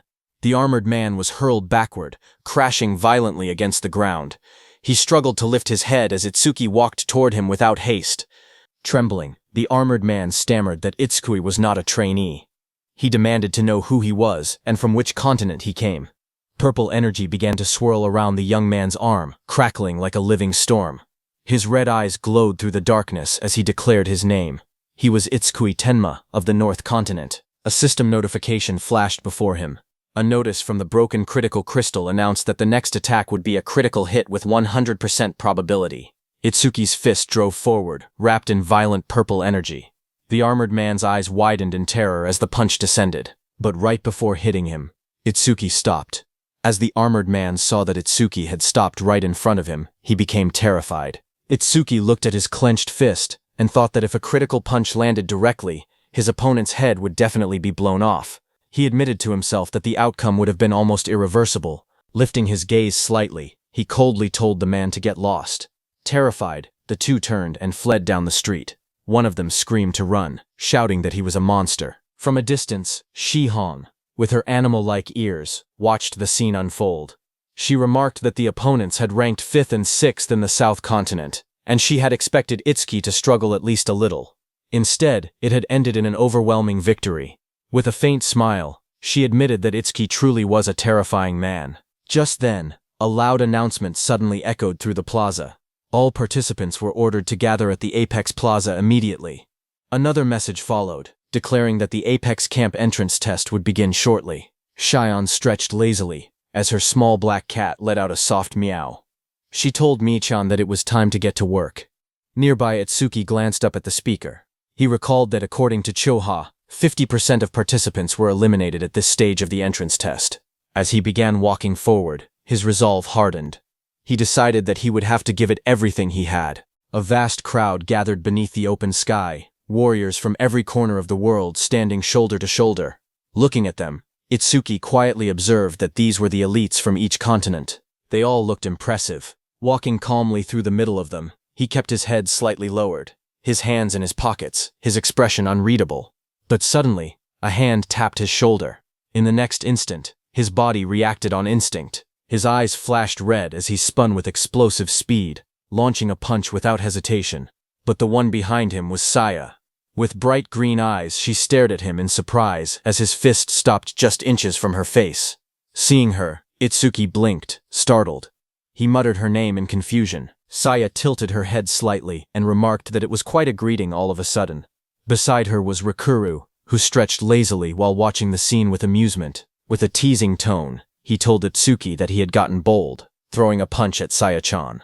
Saya looked at him with a slightly troubled expression as he withdrew his hand. Itsuki apologized quietly, explaining that he had thought she was an enemy. Saya let out a sigh and remarked that he was still as paranoid as ever. Rikuru crossed his arms and asked where Iberia was, pointing out that the two of them were always together like glue. At the mention of Iberia's name, Itsuki's expression darkened. A painful memory flashed across his mind, of Iberia covered in dirt and blood, tears streaming down his face. Saya noticed the change in his expression and grew uneasy. She wondered if he had been injured in the last attack. Lifting his head slightly, Itsuki answered that Iberia had stayed home. Seeing his gloomy face, Rikuru placed a hand on his shoulder and told him not to look so down. If it was only an injury, he would recover with rest. Then, with a more serious tone, he told Itsuki to listen carefully. Ever since that attack had started, Saya had been spacing out during training because she had been worried about him. Hearing that, Saya became very embarrassed and smacked Rikuru hard on the head. Rikuru clutched his head while she stood there with an annoyed expression. Ignoring the commotion, Itsuki lowered his head and spoke in a calm but heavy voice. He admitted that the last attack had made him realize just how weak he truly was. He declared that he would get stronger there, no matter what it took, using everything he had. Hearing that, Rikuru stared at him in disbelief, repeating his words in shock. Saya also looked at him, surprised that he would call himself weak. Before either of them could say more, a powerful voice boomed across the area, ordering everyone to be silent. At the top of the wide stage, an instructor stood alone, radiating authority as waves of pressure spread outward. The crowd below immediately fell quiet. The instructor announced that before life at Apex Camp began, there was something everyone needed to hear. Holding a megaphone, he explained that inside that place, all information except a person's name would remain private. In other words, no matter what glory anyone had achieved in the past, it meant nothing. Standing among the crowd, Itsuki, Saya, and Rikuru listened in silence as the instructor declared that everyone would start over from zero. Rikuru blinked in confusion, repeating to himself that all information except names would be private. Determined to confirm it, he said he would show his status screen so they could check for themselves. A glowing blue panel appeared before them. His name showed Rikuru, but level was private, gift was private, skills were private, and status was private. After reading it, Itsuki admitted that everything truly was private. Then, above the massive stage, a brilliant blue portal flared to life, energy swirling within its circular frame. Through the megaphone, the instructor announced that the entrance test would now begin. He then ordered everyone to enter the venue one by one, in proper order. The crowd began to move forward beneath the shining portal, while an instructor stood at the top with his megaphone raised as he watched Itsuki's group in silence. As they stepped through the entrance, Rikuru looked around in awe and exclaimed that it was huge inside, far bigger than the preliminaries venue. The vast interior stretched endlessly above them, its towering structure dwarfing everyone who entered. Ahead, Itsuki walked quietly down a long corridor. But suddenly, a voice called out from behind him, asking if he was the one who had insulted people from the South Continent. Itsuki paused and turned slightly in confusion. Standing before him was Kagen Imamichi, first place in the South Continent preliminaries, and behind him were the guys who had tried to extort points from Itsuki but were beaten instead. One of those men angrily pointed at Itsuki and declared that he was the one. He claimed they had guided him to his house, and when they asked for payment, he suddenly attacked them. Not only that, he added that Itsuki had mocked the awakened from the South Continent as nothing more than a worthless mob. Kagen's expression hardened as he looked directly at Itsuki and calmly asked if he cared to explain. Saya immediately stepped forward and firmly declared that Itsuki was not that kind of rotten person. She insisted that it had to be a misunderstanding. With a sharp glare, Rikuru added that those two had probably tried to extort points from Itsuki and ended up getting beaten instead. Rikuru then pointed directly at Kagen and bluntly stated that Itsuki had simply educated his underlings on his behalf, so he should be thanking him instead. Without warning, Kagen moved. In a flash, his figure blurred forward as a powerful aura burst around him like cascading light. His aura slammed into Rikuru, sending him crashing back in an instant. Kagen's voice turned icy as he warned him not to touch him with filthy hands, threatening that he would rip his arm off. Rikuru gritted his teeth in fury, but Itsuki grabbed him from behind, stopping him. He then stepped forward and faced Kagen. Itsuki coldly stated that he had no intention of explaining every little thing. After a brief pause, Itsuki's expression changed in an instant. A crimson light flared within his eyes, glowing intensely against the dark as killing intent poured out of him like a storm. His voice dropped to a deadly whisper as he warned Kagen not to lay a single finger on his friend or he would kill him. The air trembled between them as both of them released their aura and killing intent at each other. One was wrapped in a dark purple aura, while the other was covered in a cold blue aura like two comets about to collide. But before the clash could escalate further, Saya's voice cut through the tension, telling Atsuki to stop already because the test was about to begin. Those two men hurriedly warned Kagan that if he started a fight there, he would be penalized. Kagan clicked his tongue but remained composed. He remarked that there was apparently a training ground in the camp where trainees could fight each other without punishment. He suggested going there after the test. Itsuki's gaze steadied as the red light in his eyes faded. He replied that it was fine by him. Just then, the circular blue portal stopped. People were shocked to see the entrance. On top of that, there was no light inside at all. It was completely pitch black. As the pitch black space swallowed the light, someone's uneasy voice echoed through the darkness, questioning how they were supposed to conduct a test in an environment like that. But just then, a stage light flickered on, casting pale blue light across the room. A silver-haired instructor stepped between Itsuki and Kagan. With a faint smile, he remarked that he was glad to see everyone so fired up and said he hoped they would keep that same energy until the test ended. Turning his back to the group, he announced that he would now explain the rules of the entrance test. Then, after a brief pause, he added that there was not much to explain because this test had no rules. The words struck the trainees like a bolt of lightning. Several of them stared in disbelief, demanding to know what he meant by saying there were no rules. Others panicked, saying it was their first time seeing a test like that. Unbothered by their reactions, the instructor told them that from that point on, they would enter the 4 rooms behind him and take 4 different tests. The order of the rooms was entirely up to them. He further explained that there were no restrictions on equipment, items, or skills. In the end, there was only one goal: to raise their stats as much as possible and pass. The instructor's voice echoed calmly, as he explained that they would be graded based on their performance. A large display appeared before them, outlining the evaluation criteria. Scores above 80 would be considered excellent and would receive bonus points. Scores between 60 and 80 would be marked for observation and given additional training. However, scores below 60 would be considered a failure, and those who fell short would be expelled. The trainees quickly reacted to the earlier announcement about having no restrictions on equipment and items. Some stared in disbelief, questioning whether it was truly allowed. Others grinned confidently, claiming the test would be easy. One trainee even pulled out a glowing potion, convinced that the freedom to use items gave them an advantage. But not everyone shared that confidence. Rikuru regretted not bringing more supplies from their sensei, realizing that being empty-handed might put them at a disadvantage. Trying to lift the mood, Saya insisted that they had trained hard for this and would definitely be fine. Rikuru then turned to Itsuki and asked which stat test they should start with. Itsuki remained calm and replied that any would be fine, since they would have to take them all anyway. For now, he suggested starting with the nearest one. Rikuru glanced at him and commented that he seemed awfully relaxed. As he looked toward the nearest room, his expression suddenly brightened with excitement. With a wide grin, he exclaimed that it was perfect. Itsuki and his teammates stopped in front of a massive door labeled Defense. Without hesitation, Rikuru declared that he was a metal element user, so he was confident in his defense. The 3 of them stepped inside the vast empty chamber. The room was wide and long, with reinforced walls and a single figure standing at the far end. Rikuru pointed ahead and asked if that was the examiner. As they drew closer, a powerful aura radiated from the man waiting inside. Saya muttered that he looked strong. The man introduced himself calmly, welcoming them and stating that he was the examiner for the defense test. A display identified him as a level 40 earth element user. Golden energy flickered around his body as he raised his hands and explained that from that moment on, he would attack them with 5 kinds of rocks, with difficulty levels ranging from 1 to 5. Chunks of stone began to rise into the air around him. He finished his instructions by saying that their job was simple: they had to block them.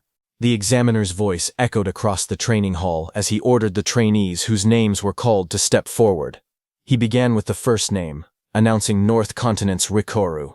Rikuru blinked in surprise and pointed at himself, asking in disbelief if he was first. Saya encouraged him calmly, telling him to do his best. Itsuki stood beside her with his arms crossed, watching silently. Rikuru smirked confidently and told them to relax, saying he could easily withstand a few rocks. Across the hall, the examiner reminded him that the test would start soon, and that he could use his skills beforehand. Rikuru grinned and declared that he would go all out right away. A metallic sheen suddenly spread across his arms as he activated his ability. A system message appeared, identifying it as a C-rank skill, Metallization, increasing his defense by 50%. He clenched his fists, fully coated in shining metal, and shouted for the examiner to bring it on. A status display appeared, showing that his defense was at 258. The examiner calmly raised his hand, golden energy swirling around him as he announced the first attack, difficulty level 1. A small glowing rock formed above his palm, spinning slowly as flames of earth element energy wrapped around it. With a sharp motion of his fingers, he launched the rock forward. It shot across the hall at high speed and slammed directly into Rikiru. The impact echoed through the chamber, but Rikiru did not move an inch. His metal-coated arms blocked the strike effortlessly. He smirked and declared that it did not even hurt, asking if that was all. Then he looked toward the examiner and said that this was boring, telling him to skip straight to level 2. The examiner responded calmly, saying very well. Another rock formed in his palm, larger this time, spinning violently with compressed earth energy. With a swift flick of his hand, he sent it flying. The blazing projectile roared through the air, hurtling toward Rikiru at far greater speed and force than before. Rikiru stepped forward and thrust both metal-coated arms out to block it head-on. The glowing rock slammed into his guard with explosive force, sending shockwaves across the hall. For a moment the impact roared through the chamber, but Rikiru held his ground. The spinning orb pressed against his crossed arms, grinding with intense friction. From the sidelines, Saya called out anxiously, asking if Rikiru was okay. Rikiru grinned confidently and gave a thumbs up, assuring everyone that there was no problem. At the same time, Itsuki quietly activated his magic detection skill. His glowing eyes analyzed the projectile carefully.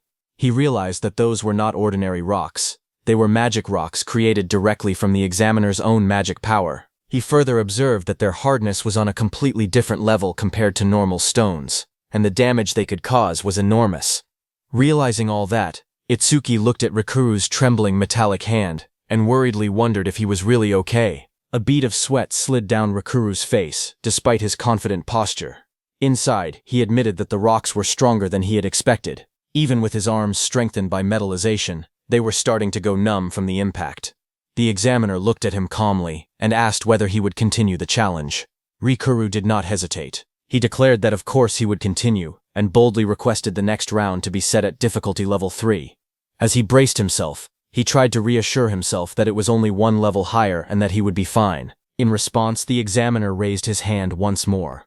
A much larger golden magic rock began to spin violently above his palm, radiating powerful energy. Facing the enlarged projectile, Rikuru clenched his fists and stepped forward. He shouted that he would not get scared just because it had grown a little bigger. The massive golden magic rock shot forward like a blazing meteor. In the next instant, it slammed into Rikuru with a deafening explosion. The impact burst outward in a violent shockwave, shattering fragments of magic stone in every direction as dust and sparks filled the air. Rikuru was thrown backward brutally. His body crashed into the ground, blood spraying from his mouth as the force overwhelmed even his metallized arms. The reinforced sheen on his limbs flickered, unable to fully withstand the power of the enlarged projectile. From the sidelines, Saya gasped in horror, covering her mouth as she watched him fall. Even Itsuki's expression sharpened slightly at the sight. Rikuru lay in a cloud of dust and debris, his body scraped and battered. For a moment, he did not move. Saya and Itsuki rushed forward through the settling smoke, calling out his name anxiously and asking if he was all right. As the dust slowly cleared, Rikuru weakly raised a trembling hand. In a strained voice, he assured them that he was okay. Rikuru slowly pushed himself up from the rubble, dust swirling around him. A faint smirk appeared on his face despite the bruises covering his body. He muttered that it was pathetic, admitting that he had not expected difficulty 3 to be this powerful. According to him, it was at least 3 times stronger than difficulty 2. The bald examiner looked down at him calmly and stated that taking a direct hit from difficulty 3 without passing out was impressive. He added that Rikuru would probably get a good score. Moments later, the examiner announced the next participant, North Continent's Itsuki Tenma, but Itsuki first crouched down and helped Rikuru to his feet, supporting his arm over his shoulder as they moved aside. While leaning on him, Rikuru quietly warned that every time the difficulty increased by 1 level, the rocks became several times stronger. He told him not to push himself too hard. Itsuki responded calmly that he knew. Then the examiner turned his back slightly and asked which difficulty Itsuki would start with. Itsuki stood quietly, his green eyes calm as he analyzed the situation. He calculated that even after metallization, Rikuru's defense should still be under 300. But thanks to the black water wall, his own defense had already reached 627. Seeing him not reply, the examiner narrowed his eyes slightly and assumed that Itsuki had grown frightened after watching Rikuru's struggle. He remarked that he could not blame him. Then he stated that if Itsuki did not choose a difficulty, they would begin from level 1. Without hesitation, Itsuki calmly replied with a single number, 5. The examiner froze for a moment, disbelief flashing across his face. He asked what Itsuki had just said. Itsuki raised his hand steadily and declared that he wanted to challenge difficulty 5. Behind him, Saya immediately panicked and shouted at him not to overdo it. Rikuru also protested urgently, saying that even with metallization, difficulty 3 was already his limit, and difficulty 5 was insane. The crowd immediately began whispering among themselves. Some scoffed, saying that starting from difficulty 5 was pure arrogance. They questioned his ranking in the preliminaries and mocked him as a show-off. One of them recalled that the North Continent's first place was also the national first place, and thought his name had been Itsuki. They wondered if this calm-looking man could truly be that same person. Others dismissed the idea, insisting there was no way someone who looked so ordinary could hold the title of national first place. Without another word, the examiner raised his hand, and an enormous boulder formed above him, swirling with golden energy. He coldly remarked that every year there was always someone reckless like this, an attention seeker. He added that such people usually ended up severely injured or unconscious, unable to continue the remaining tests, and were eventually forced to leave the camp. The examiner declared that if this was what Itsuki wanted, he would grant it. The massive rock descended with terrifying force, its size and weight shocking everyone present. Spectators stared in disbelief, exclaiming that difficulty 5 rocks were that enormous. Some muttered that if anyone were hit by something like that, they would be finished instantly. Now they finally understood why Apex Camp was considered so dangerous. The examiner told Itsuki to use his skills beforehand, but standing calmly beneath the boulder, Itsuki replied without hesitation that he had no skills to use, so this was perfectly fine. The examiner's eyes twitched with irritation as he stared at Itsuki. He wondered if this guy was mocking them. He used his full force to throw that massive boulder at Itsuki. The enormous rock tore through the air like a falling mountain, crashing downward toward Itsuki. Yet Itsuki did not move. He stood firmly in place, his coat fluttering behind him, hands relaxed at his sides as the shadow of the giant boulder swallowed him. In the next instant, the rock slammed into the ground with a deafening explosion. Light and debris burst outward in a blinding shockwave, cracks spiderwebbing across the floor as fragments of stone scattered everywhere. The crowd was forced to shield their faces from the blast. Rikuru and Saya raised their arms to block the violent wind and flying rubble, while others staggered back under the overwhelming impact. Dust and smoke surged across the hall, swallowing the scene in a cloud of chaos as the aftermath of difficulty 5 shook the entire arena. The spectators stared at the aftermath in horror. One of them trembled and said that the power behind that attack was basically a meteor. Sweat rolled down his face as he muttered that the guy was dead for sure. Near the edge of the arena, the examiner looked at the rising smoke and sighed, calling Itsuki an idiot.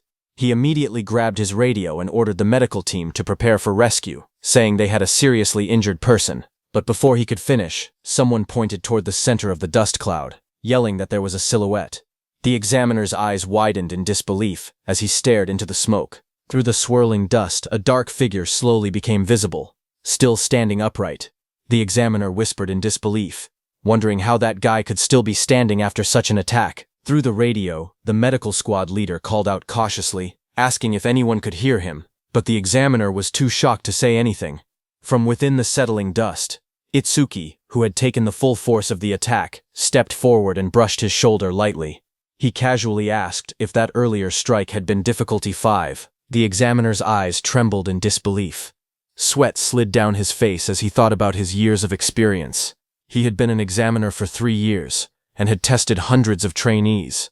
Yet someone who endured a difficulty 5 magic rock without using any skills and without even a scratch was something he had never witnessed before. It was a first. Itsuki adjusted his coat and calmly excused himself, walking away as the crowd stared in stunned silence. Meanwhile, the examiner stood frozen, overwhelmed by what he had just seen. In his heart he acknowledged the truth. North Continent's Itsuki Tenma was a top-class monster, even among all past participants. After watching Itsuki, some of the trainees began whispering among themselves. A few wondered if Itsuki truly had been the national first-place winner in the preliminaries. Others noticed that his aura felt completely different from before, and urgently told everyone to back away. As people subtly distanced themselves, Itsuki looked around in confusion and quietly wondered why everyone seemed to be avoiding him. Soon, a cheerful voice called out to him. Saya rushed over with bright eyes and praised him, saying he was amazing.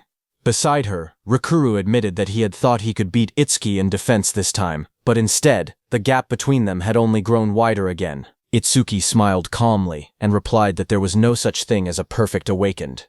He added that he was sure there were still things Rikuru could surpass him in. Rikuru's expression immediately changed. He hesitated and asked what those things might be, only to quickly mutter that it was nothing and tell Itsuki to forget it, embarrassed. At that moment, the next name was announced. North Continent's Saya Kisaragi was called forward. Rikuru encouraged her to do her best, while Itsuki gently reminded her to be careful. Saya turned back confidently, assuring them not to worry. As she stepped into the center of the arena, the examiner informed her that she was allowed to use her skills. Saya stepped forward and immediately activated her skill. Water surged around her body in spiraling currents, forming a protective flow that shimmered under the arena lights. The ability she used was the B-rank skill, Flow Shift, Water Wall. Facing the examiner, she calmly requested difficulty 3. The examiner nodded, calling it a brave choice as he summoned the magic rock. A glowing, blazing mass formed in his hand before shooting forward at tremendous speed. The massive rock tore through the air, crackling with power as it hurtled toward her. Saya narrowed her eyes, sweat forming on her forehead as she focused. The swirling water condensed into a dense barrier, meeting the incoming rock head-on. With a thunderous impact, the fiery projectile slammed into the spinning wall of water. Steam and energy burst outward as the currents twisted and redirected the force.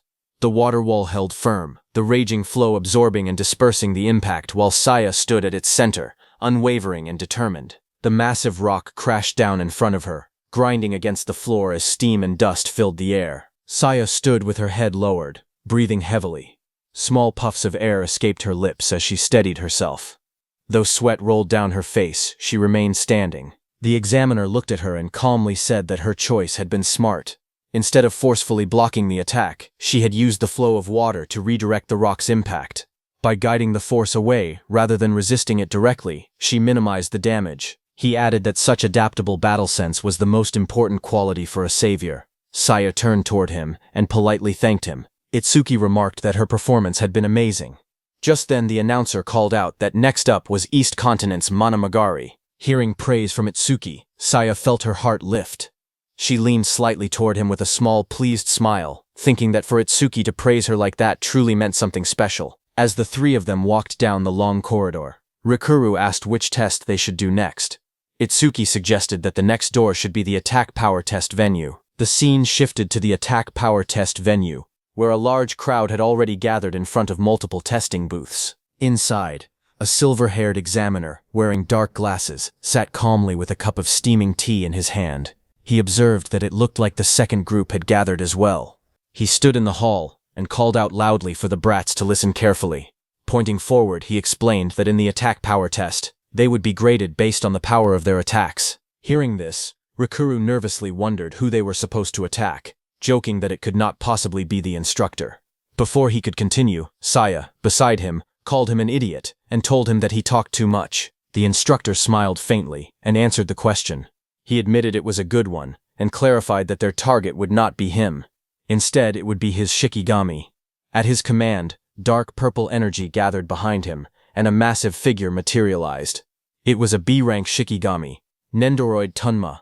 A giant stitched doll-like creature stood before them, its round body marked with rough seams and a cross stitched onto its belly. Its red eyes glowed faintly as a purple aura swirled around it. The group stared at it in disbelief. Saya blurted out that it looked cheaply made. Rikuru muttered that it was creepy.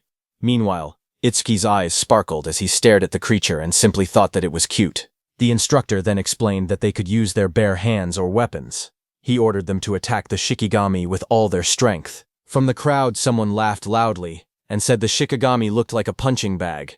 Another participant asked what would happen if they destroyed the Shikigami. The instructor looked at the group with a confident smile and told them not to worry. He explained that even a level 50 awakened might not be able to destroy the Shikigami. He added that Tonma would score them based on the power of the attacks it received. To demonstrate, he casually stepped forward and said he would show them how it worked. In the next moment, he threw a powerful punch straight into the Shikigami's massive body. The impact echoed through the hall, sending a burst of force across the room. The Shikigami remained standing and calmly announced the result: 50 points. The instructor then clarified that the scoring standards were already set so that the last hit equaled 50 points. He explained that a perfect score was 100 points. However, he smirked because he knew that the highest possible score was 99. To achieve a perfect score, one would need to be at least around his level, somewhere in the 40s. He concluded by stating that no matter how hard the level 10 students struggled, a perfect score would be impossible. Finally, he sat back comfortably and announced that the test would begin now. The instructor announced that the first participant would be Yuichiro Honma from the East Continent. Yuichiro stepped forward with confidence. After seeing that the instructor's careless punch had scored 50 points, he thought that going all out should easily earn him 100. Rikuru nearby muttered that the Shikigami looked weak. However, Itsuki warned them not to be fooled by appearances. He pointed out that the examiner was over level 40, and even his casual punch carried power far beyond theirs. The instructor calmly sipped his drink and reminded Yuichiro that once he was ready, he should just attack Tonma and not make him repeat himself. At that moment, a panel displayed the instructor's status. Level 45. Job Shikigami User. Yuichiro stared at the giant doll-like Shikigami and admitted that he almost felt bad attacking something that looked so harmless. But he steeled himself, saying that he needed to remain in Apex Camp, so no one should hold it against him. Green energy erupted around his body, as vines of power coiled around his arm. With a fierce expression, he thrust his fist forward and roared for the Shikigami to at least return to the dirt. Yuichiro's punch, wrapped in swirling green energy, slammed into the giant Shikigami's body with a heavy thud. The impact echoed through the hall, but the massive doll barely reacted. A voice coldly announced the result: 37 points. Yuichiro stared up in disbelief. Even though he had enhanced his punch with a skill, the score was only 37. Frustration flashed across his face as he realized how far he still had to go. The examiner calmly sipped from his cup and told him to stop whining before calling for the next participant. One after another, others stepped forward. A fiery punch struck the Shikigami and earned 28 points. A swift, sweeping slash followed, scoring 49. Another powerful blow infused with blue energy landed harder than the rest and reached 77 points. After reviewing the results without much interest, the examiner announced the next name, North Continent's Gaku Oe. As he adjusted his sunglasses and casually flipped through a magazine, Gaku Oe stepped forward and remarked that none of them could even reach 80 points. He called their performance pathetic. He narrowed his eyes as he stared at the massive Shikigami. He admitted to himself that the creature must actually be incredibly tough. But he did not waver. A fierce red aura ignited around his body as he declared that he had absolute confidence in his power. Gripping his weapon tightly, he swung with explosive force. A blazing arc of energy tore through the air and slammed into the Shikigami's enormous body, sparks scattering across the hall as the impact echoed loudly. The examiner lowered his magazine slightly and glanced over the top of his sunglasses, saying, "Not bad." Dust rolled across the floor as the Shikigami's long neck shifted from the blow. After a brief pause, the Shikigami calmly gave its verdict: 91 points. Gaku Oe clicked his tongue in annoyance. He muttered that it was not a perfect score. Still, he reassured himself that no one there could surpass him in raw power. With that thought, he decided that 91 points were good enough. Resting the massive weapon on his shoulder, he walked forward through the hall, wondering where Itsuki Tenma was and how many points he would score. At the front, the examiner lowered his magazine and calmly announced that the next participant would be North Continent's Itsuki Tenma. Hearing that, Gaku stopped walking. His eyes sharpened as he realized that the person he had been waiting for was already there. A fierce grin spread across his face as he declared that now he would finally see Itsuki Tenma's strength with his own eyes. At that moment, Itsuki stepped forward, tall, calm, and unreadable. Gaku Oe was stunned to see who Itsuki Tenma was. Gaku Oe was shocked to see who Itsuki was that had scored 100,000 points in the preliminaries. Then a confident smirk formed on his face. He declared inwardly that no one could surpass him in power while he wielded the 100 hammer. The hammer he was holding was the 100 hammer, a unique rank hammer that increased attack power by 100. Gaku Oe thought that even if Itsuki had taken first place in the preliminaries, their attack power was probably only equal. Ahead, Itsuki stepped forward and stood before the massive Shikigami. He remarked that he would feel bad landing a critical hit on such a cute creature, but there was no helping it. Not far away, the instructor leaned back in his chair, flipping through a swimsuit magazine. Without even looking up, he clicked his tongue and muttered that it was boring to see yet another loser score under 50 points. At that moment, dark red energy began to swirl around Itsuki's hand. The aura twisted violently, gathering into a dense spiral as the air around him trembled. Itsuki's eyes glowed with a fierce crimson light. Thin red veins spread across his face as his gaze sharpened with deadly focus. In the next instant, he punched as dark red energy erupted outward. It streamed from his body like a blazing torrent, wrapping around his arm as he lunged forward. The air split apart with a violent roar as the condensed aura shot straight toward the massive Shikigami. The red energy spiraled violently, forming a crushing vortex that tore through the space between them. The Shikigami's body burst apart as the attack slammed into it. Its stitched skin and jagged teeth were engulfed in the crimson blast, blood spraying outward under the overwhelming force and sending it flying back. Meanwhile, not far away, the instructor continued flipping through his swimsuit magazine. He casually remarked that the lady in the picture had a nice body. At that very moment, a deafening explosion erupted behind him. The shockwave blasted through the hall, scattering debris and sending dust and fragments flying in every direction. The instructor's eyes widened in disbelief as he nearly dropped the magazine from his hands. He stared at the destruction below and stammered in shock, unable to process what he was seeing. Sweat rolled down his face as realization struck him. Itsuki had torn Shikigami Tonma's body apart with his bare hands. He could hardly believe it and wondered if Itsuki was really a mere trainee. Amid the drifting dust and shattered tiles, Itsuki stood calmly.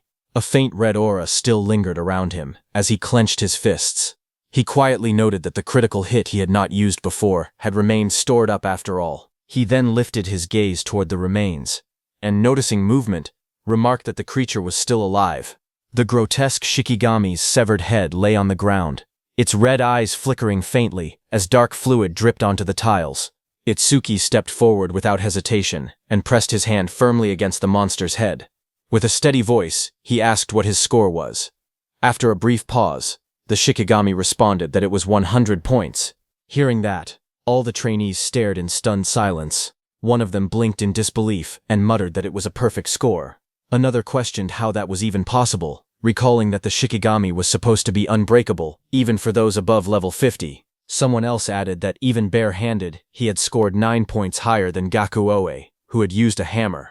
Gakuoe, gripping the large hammer, stood frozen as sweat streamed down his face. He slowly shook his head, correcting them. It was not just a 9-point difference. He explained that Itsuki only received 100 points because the scoring system did not allow anything higher. That single casual punch had easily surpassed his own full-powered strike. Regret flickered across his face as he admitted to himself how arrogant he had been. He had boasted that he would not lose in power, but now he realized he had seriously overestimated himself. The instructor stepped closer to the shattered remains, adjusting his glasses with a steady hand. He revealed that he had set the test so that only someone with power above level 50 could achieve a perfect score. His gaze shifted toward Itsuki in the distance. A heavy thought formed in his mind. Could it be that Itsuki had already surpassed that level? Itsuki glanced toward the instructor and felt a bead of sweat slide down his cheek. He wondered if the instructor was angry that the Shikigami had been completely destroyed. A nervous thought crossed his mind that it might be better to run while he still had the chance. Before the instructor could say anything, he immediately turned around and ran away. After a brief pause, the instructor announced that the test was temporarily suspended and instructed everyone to wait 10 minutes. Itsuki returned to Saya and Rikuru. Saya stepped forward with bright eyes, praising Itsuki enthusiastically. She exclaimed that not only his defense, but his power had been incredible as well. Itsuki scratched the back of his head awkwardly and insisted that he had only gotten lucky, claiming he could not produce that kind of power every time. Rikuru, beside him, laughed and told him not to be so modest. Rikuru then raised his arms and shouted to the crowd, asking what had happened to the guy who had said Itsuki would not even score 30 earlier. He pointed out that Itsuki had scored a perfect 100. Saya quickly scolded him, asking why he was acting proud when he was not the one who had scored it. As the noise settled, Itsuki calmly remarked that, at this rate, it would take a while before the test resumed. Saya then suggested that Itsuki should go take another test first, while they remained there. Itsuki gave a faint smile and agreed that they should meet at the plaza after finishing everything. Itsuki passed by Gaku Oe, who was looking at him with a stunned expression, but Itsuki did not even recognize him. He checked and saw that the next test was the magic power test. Soon, Itsuki arrived at the large door with the sign Magic Power written on it. Inside the magic power test venue, a wide circular platform stood at the center, surrounded by a dense crowd of examinees watching from all sides. A tall, red-haired instructor stepped forward confidently. She was level 42, and her job was crafter. After scanning the area, she announced that since everyone had gathered, she would now explain the contents of the test. Among the crowd, several young men stared at her with flushed faces and heart-filled eyes. One of them muttered that the instructor was unbelievably beautiful and that he wanted to date her. Another added dreamily that if he got a good score, maybe she would ask him out to dinner. Akagami Shion was also there.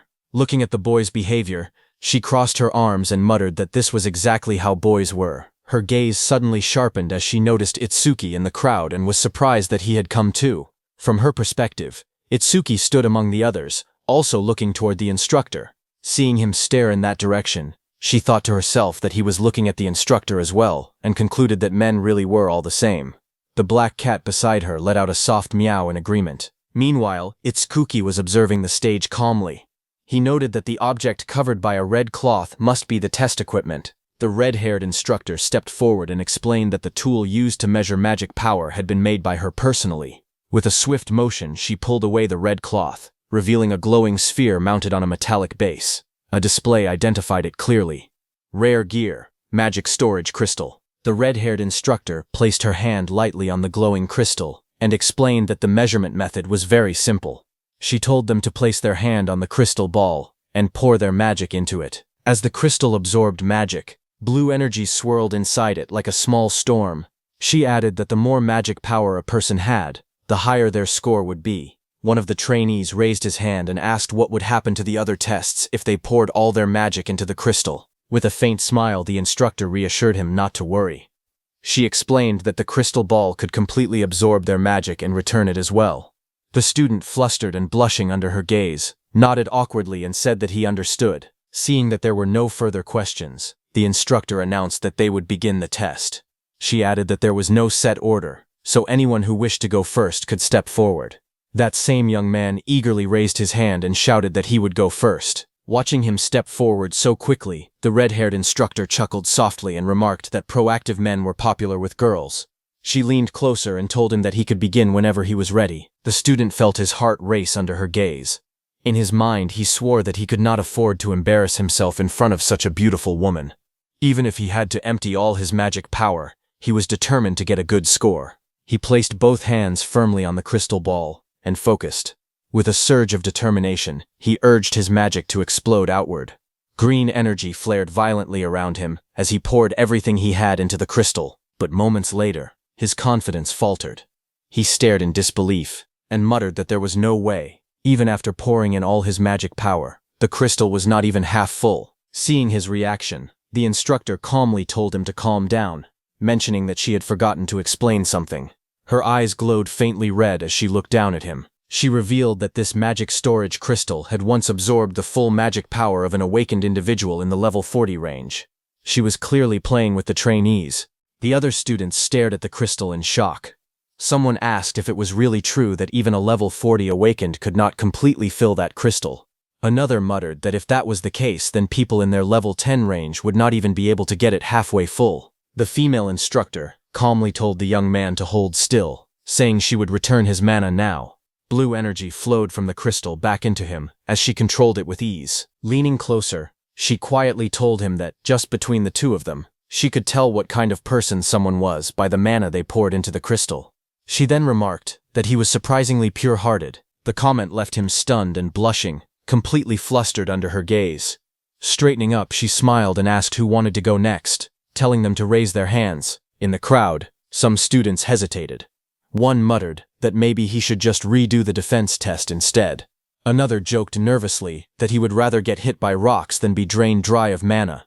Someone else said he had just finished the agility test, and his mana had not recovered yet, so he would sit back and watch for now. Hearing them, Itsuki thought to himself that the crowd had certainly changed their tune. Just a minute ago, they had been overly excited, but now they were backing away one by one. Looking at the hesitant students, he decided that, in that case, he would step forward himself. He moved through the crowd while raising his hand. The red-haired instructor noticed the movement and smiled. She announced that it looked like they had challenger number 2, and told him to come on up. Hearing that, Itsuki blinked in surprise. He had only just begun raising his hand, yet he had already been called out. But before he could fully process it, another figure stepped forward from the side. A tall girl with teal hair and a calm expression raised her hand confidently. Her presence alone shifted the mood of the room. She was North Continent Prelims Rank 2, Hanyu Kana. The crowd immediately reacted. Someone exclaimed that they knew her, and that she was Hanyu Kana, the North Continent's Rank 2. Another gushed that, with top-tier looks and Rank 2 in the prelims, they were already in love. Hearing this, Itsuki finally understood why she had looked so familiar. Seeing that, Akagami Shion smiled lazily, and said that having North's Rank 1 and Rank 2 both present should make things interesting. The black cat perched on her shoulder, let out a small meow. The red-haired instructor turned toward Kana and reminded her that she already knew the rules and could start whenever she was ready. Kana stepped forward without hesitation. She placed her gloved hand gently on the crystal sphere. At first, nothing dramatic happened. Then a surge of green mana burst out from her palm, swirling around the crystal in thick streams of energy. The sphere began to glow as her mana flowed steadily into it, green light wrapping around the orb in powerful waves. When the light finally settled, the result became visible inside the crystal. The crowd stared in confusion.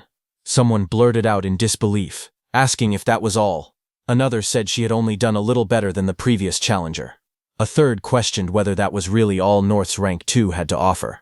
Students with glowing eyes and twisted smiles mocked from the void. They laughed that if they had entered the competition, they might have taken Rank 1 instead. Another voice sneered that, at this rate, they should have joined the North Continent preliminaries themselves. A final taunt told her that if she was finished, she should step aside and let those from the south show how it was really done. Kana stood silently before the crystal pedestal, her hand still resting on it. Green mana flickered faintly around her. Then she slowly raised her hand to the hilt of the sword on her back. With a sharp metallic sound, the blade slid free from its sheath. Intricate patterns along the sword's surface began to glow as green energy surged through it. Mana burst outward in violent waves, swirling around her body and whipping her cloak into the air. The air trembled as her power intensified, spiraling like a storm around her. Her eyes shone with a blinding blue light, cutting through the darkness with a cold, unwavering glare. A violent surge of green mana exploded outward, spiraling through the hall like a storm. The energy waves swept across the crowd, forcing everyone to shield their eyes. Someone shouted in shock that her mana had suddenly shot up. Another voice trembled, saying the magic waves they were feeling were several times stronger than before. Among the spectators, Itsuki watched calmly. He observed that the sword was her true mana source. Once she drew it, all the mana stored inside flowed directly into her body. At the pedestal, her hand pressed firmly against the crystal sphere. Inside, streams of glowing light swirled rapidly. A voice cried out for everyone to look. The crystal was almost full. Green energy continued to pour into the sphere as she stood there with her sword raised, mana spiraling around her like a living tempest. The red-haired instructor covered her mouth slightly, her eyes gleaming with interest. She remarked that it was just about 80%. With a score like that, she would have ranked number 1 for the past 5 years with ease. Kana finally steadied himself as all his mana was inside the crystal. The result showed that it had reached 80% of its total capacity. The red-haired instructor smiled brightly and said she was happy to meet a girl who was both strong and adorable like him. Kana glanced at her with a blank expression and calmly corrected her, saying that he was a guy. Hearing that, the crowd behind them froze in shock. Several voices cried out in disbelief, demanding their fluttering hearts back. Others insisted that his name and face were completely girl-coded. Even Itsuki admitted he had seriously thought Kana was a girl the entire time, since his voice and appearance did not match at all. The instructor blinked in surprise and muttered that the boys must be crushed. After a brief pause, the instructor told Kana that she would now send his mana back, asking if he was ready. Kana answered yes. Moments later, the instructor let out a tired sigh and said that sending back that much mana at once was far more exhausting than it looked. The red-haired instructor lifted her hand with a bright smile and asked who would go next, telling everyone to raise their hands. From the crowd, Itsuki raised his hand and asked to be chosen, politely asking her to let him go next. The instructor looked at him and smiled with interest, calling him handsome as well. Then she told him to start by introducing himself. He stepped forward calmly and introduced himself as Tenma Itsuki from the North Continent. Whispers immediately spread through the crowd. Someone muttered that it was the North again. Others recognized the name and questioned whether he was North's prelims rank 1. A few doubted him, saying he did not look stronger than Kana at all. While passing by, Kana turned his sharp gaze toward Itsuki and told him to show what he had. More voices chimed in from the side, claiming he did not look like someone with a magic-focused job and suggesting that mana might be his weak point. Another person pointed out that he did not even carry a weapon and insisted there was no way he could beat Kana. The atmosphere grew tense as all eyes focused on Itsuki, waiting for him to begin. As Tenma stepped forward, the instructor joked that she would put 50 points on it, betting that Itsuki's mana would top out at 300. Itsuki also knew that his base mana was only 380, so he would not even fill half of the crystal. However, he had Mana Detection's passive ability on his side. As he extended his hand toward the crystal, a status window appeared, saying, "Mana Detection Level 1 is active." Its active effect was that it continuously consumed mana after activation and detected mana flows within a 1,200-meter radius. Its passive effect was that each time one enemy unit was detected, Itsuki's own mana recovered by 10%. Itsuki placed his hand on the crystal, and a surge of dark purple energy burst outward from him, spreading like massive wings across the hall. Itsuki knew that as long as he detected one mana user within a 1,200-meter radius, his mana would increase by 10%. In other words, everyone present, including the instructor, was his mana source. The purple aura deepened and expanded, engulfing the entire space as Itsuki stood at the center of it all. Every awakened person in the hall became part of the flow. With the swirling energy rising around him, he declared that they were all his mana source. Itsuki declared that as long as they were there, his mana was bottomless. System messages began flashing repeatedly. One enemy unit detected. Mana increased by 10%. Again and again the notifications stacked, each detection restoring more of his energy. The crowd stared in disbelief. Someone shouted that he was still not out of mana. Another pointed out that he was doing it bare-handed, without even using a karma tool, something even Kana had needed. The red-haired instructor narrowed her eyes, a bead of sweat sliding down her cheek as she observed the crystal. She murmured that it was almost full. Under Itsuki's palm, the crystal glowed brighter and brighter, filling with dense, swirling purple light. Itsuki observed that it looked full, but there was still room to take more. His eyes glowed violently, with steady focus. Itsuki decided he would keep pouring mana into the crystal until it could not take any more. The red-haired instructor stared at the crystal in shock. She realized that the crystal was already full, yet Itsuki's mana still was not letting up. At this rate, something was bound to happen. She raised her hand and shouted that it was enough, warning that any more would be dangerous. Itsuki glanced up in confusion, but his hand remained pressed against the crystal. Suddenly, a sharp cracking sound echoed. Fine fractures spread across the glowing crystal's surface as violent purple energy surged inside. The entire room trembled as waves of mana burst outward. From afar, it looked as if the crystal might explode. The red-haired instructor shielded herself, her eyes wide as she yelled in disbelief, wondering if it was going to blow and cursing under her breath.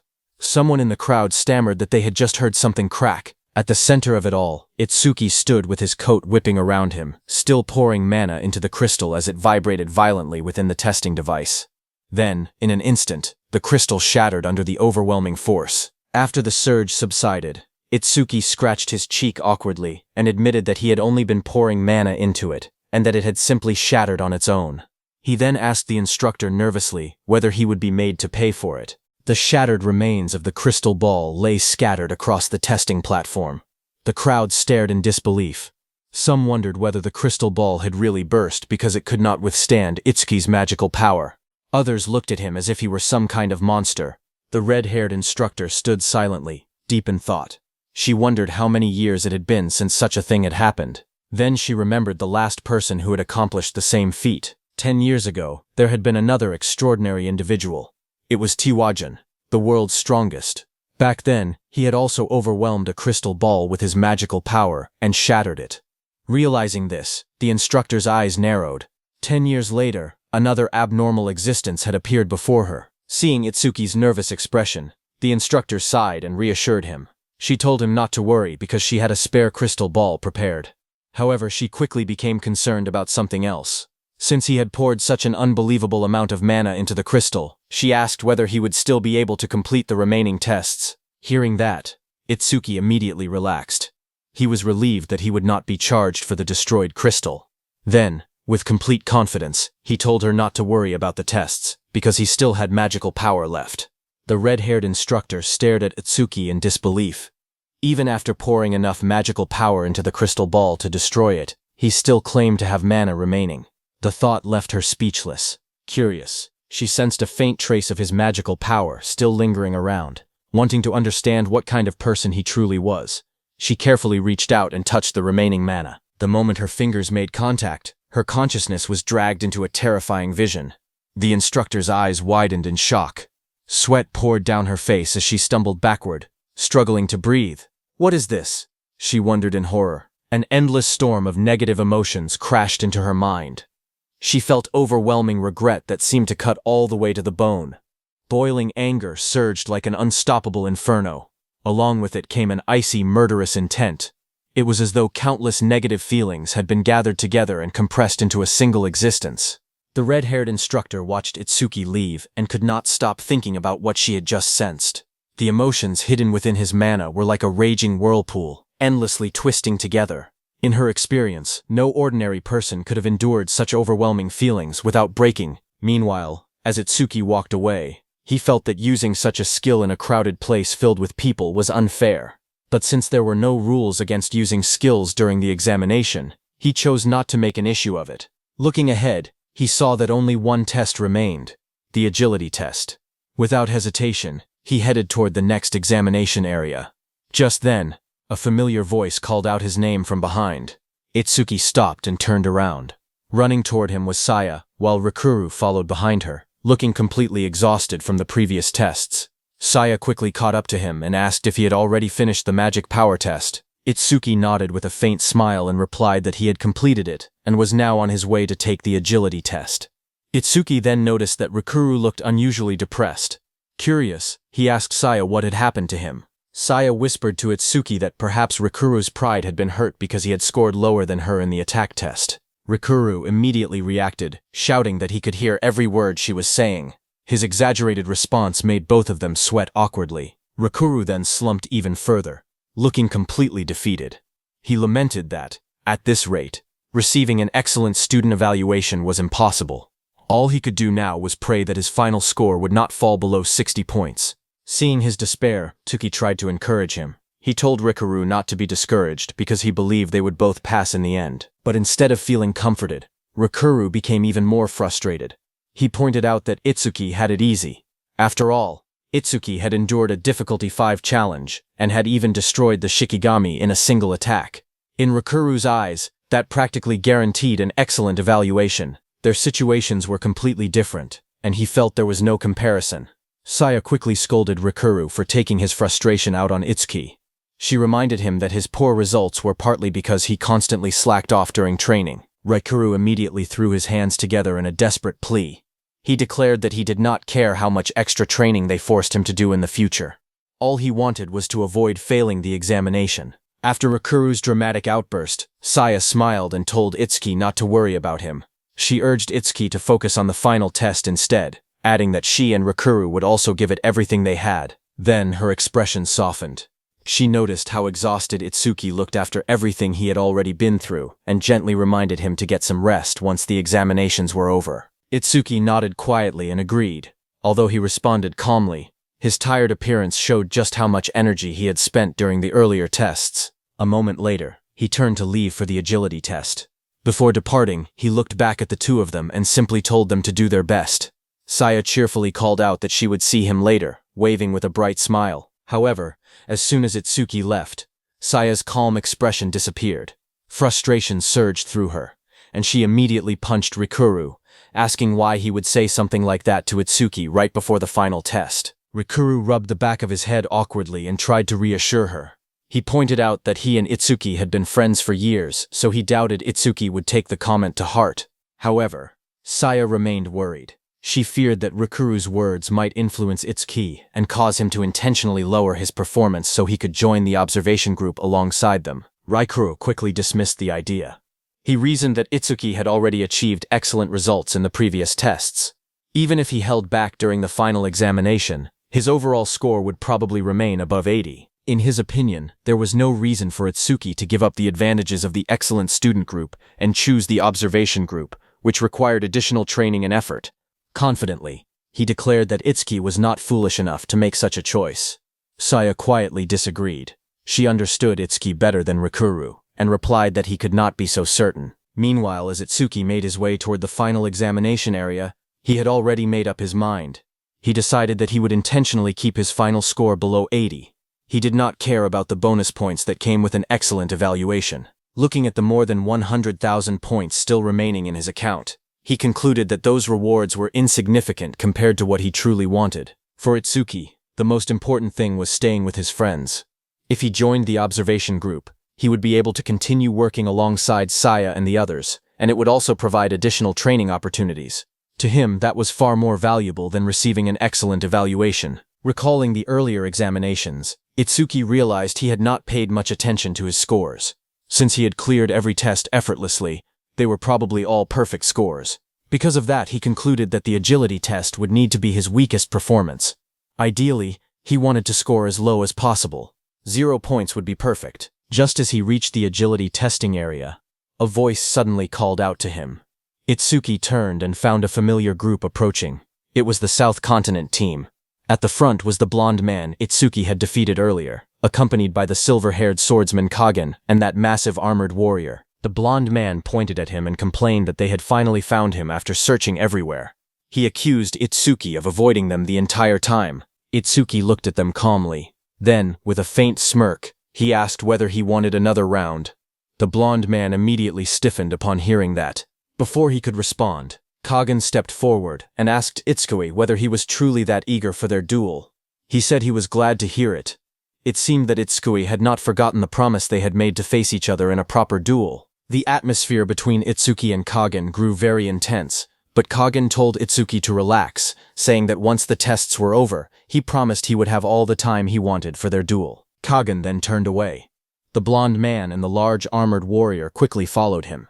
As they left, the blonde man made a killing gesture toward Itsuki. Watching that, Itsuki could not help feeling confused. He wondered whether those people had somehow hit their heads during the tests. After all, they had been the ones who challenged him to a duel in the first place, yet now they were acting as though they were accommodating Itsuki instead. Shaking his head, Itsuki decided not to dwell on it any longer. For now, the only thing that mattered was the final examination. He turned his attention toward the large arena designated for the agility test. There, an instructor began explaining the rules. According to him, the agility test was essentially a game of cat and mouse. The instructor explained that, just like a cat chasing a mouse while the mouse tried to avoid being caught, the examination would follow the same principle. Smiling confidently, the instructor introduced himself as a level 40 order breaker and announced that he would play the role of the cat. All of the examinees, meanwhile, would be the mice. He then pointed toward the large red circle drawn on the ground and explained the rules. Every participant would be restricted to moving outside that circle. Their objective was simple: keep running, avoid capture, and survive for as long as possible. However, to prevent the test from taking too long, a time limit had been set. The instructor raised a finger and declared that the limit would be 1 minute. Any participant who managed to avoid being caught for the entire minute would receive a perfect score. The announcement immediately caused a stir among the examinees. Several of them laughed confidently and felt that the challenge was far too easy. They questioned whether the instructor was underestimating them. To them, surviving for a single minute sounded less like an examination and more like a bonus stage. Many were already convinced that a perfect score was practically guaranteed. The instructor smiled as he looked over the crowd before announcing the name of the first participant.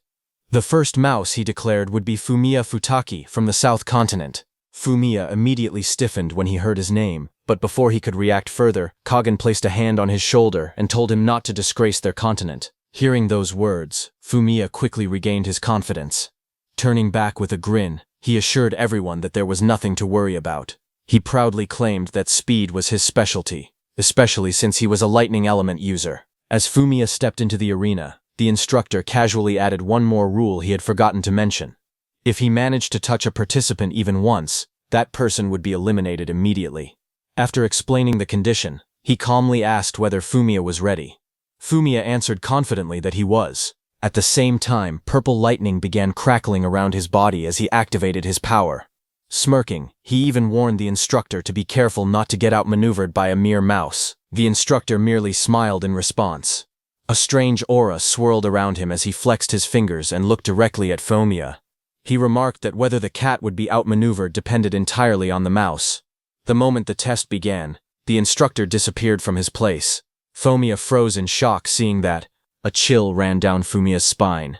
Before he could react, a dark figure with glowing red eyes silently appeared behind him. His face instantly turned pale as fear gripped his heart. The next moment, a hand landed on top of his head. Fumiya's body stiffened. He slowly turned his head and found the instructor standing right behind him. In a cold voice, the instructor remarked that a noisy mouse with slow reactions like Fumiya made for perfect prey. Fumiya hit the ground hard, his face pressed against the floor. His eyes trembled in shock, unable to comprehend what had just happened. Standing over him, the instructor, with a faint smile, stated that it had taken only 0.47 seconds. Hearing that, the surrounding participants were left stunned. None of them had been able to follow the movement. They questioned how the instructor had appeared behind Fumiya so suddenly and were horrified to realize that he had been caught in less than a second. Some of them admitted they had not seen anything at all, as the entire exchange had happened far too quickly. Among the observers, only Itsukui and Kagen realized that rather than relying purely on natural speed, the instructor had likely used some kind of skill. While they acknowledged that his speed was undeniably overwhelming, they believed it was not so absolute that it could not be tracked or countered. Meanwhile, the instructor, turning away from the defeated Fumiya, casually announced that it was time to choose the second mouse. He then selected another participant from the South Continent, Kagen Imamichi. As Kagen stepped forward, his armored teammate loudly cheered for him, urging him to do his best. Kagen, however, remained calm, assuring him not to worry. While passing by Itsuki, he declared that he would achieve a perfect score, and told him to watch closely. Looking at Kagen, the instructor realized that he was the number one from the South Continent, and said that it was as expected from someone belonging to the prestigious Imamichi family. Hearing this, Kagen immediately corrected him, making it clear that his family had nothing to do with him being number one. With a composed expression, he told the instructor that the only reason he was number one was simple: he was strong. The instructor acknowledged his words with a faint smile, stating that he hoped such confidence was not just empty talk. Saying that, the instructor moved and disappeared from his place. Seeing that, Fumiya shouted that it was the same move. He pointed forward and yelled for Kagen to watch his back. At that exact moment, the instructor had already closed in, charging at Kagen with overwhelming speed. However, instead of being caught off guard, Kagen saw the instructor's move and reacted instantly. As the instructor came at him, his body moved on its own, narrowly evading the blow with precise timing. From a distance, that armored guy excitedly praised Kagen, saying he had dodged instantly at a speed none of them could even perceive, calling it an incredible move. Fumiya smugly added that it was all thanks to his warning. However, Itsukui didn't agree with that, because he saw that Kagen had already reacted before any warning was given. Now Itsukui was curious, seeing that Kagen did not seem to be relying on his eyes at all, yet somehow he was still able to sense the instructor's position with uncanny accuracy. Meanwhile, the instructor watched with a faint smile and casually remarked that it was not bad, clearly impressed by Kagen's performance. Kagen himself remained focused, sweat trailing down his face as he analyzed the situation. Though pressured, he reassured himself that while the opponent was difficult, it was not impossible to handle. But before he could fully process his next move, the instructor suddenly closed the distance again at overwhelming speed, telling Kagen if this was really the time to be thinking. Kagen dodged the instructor again.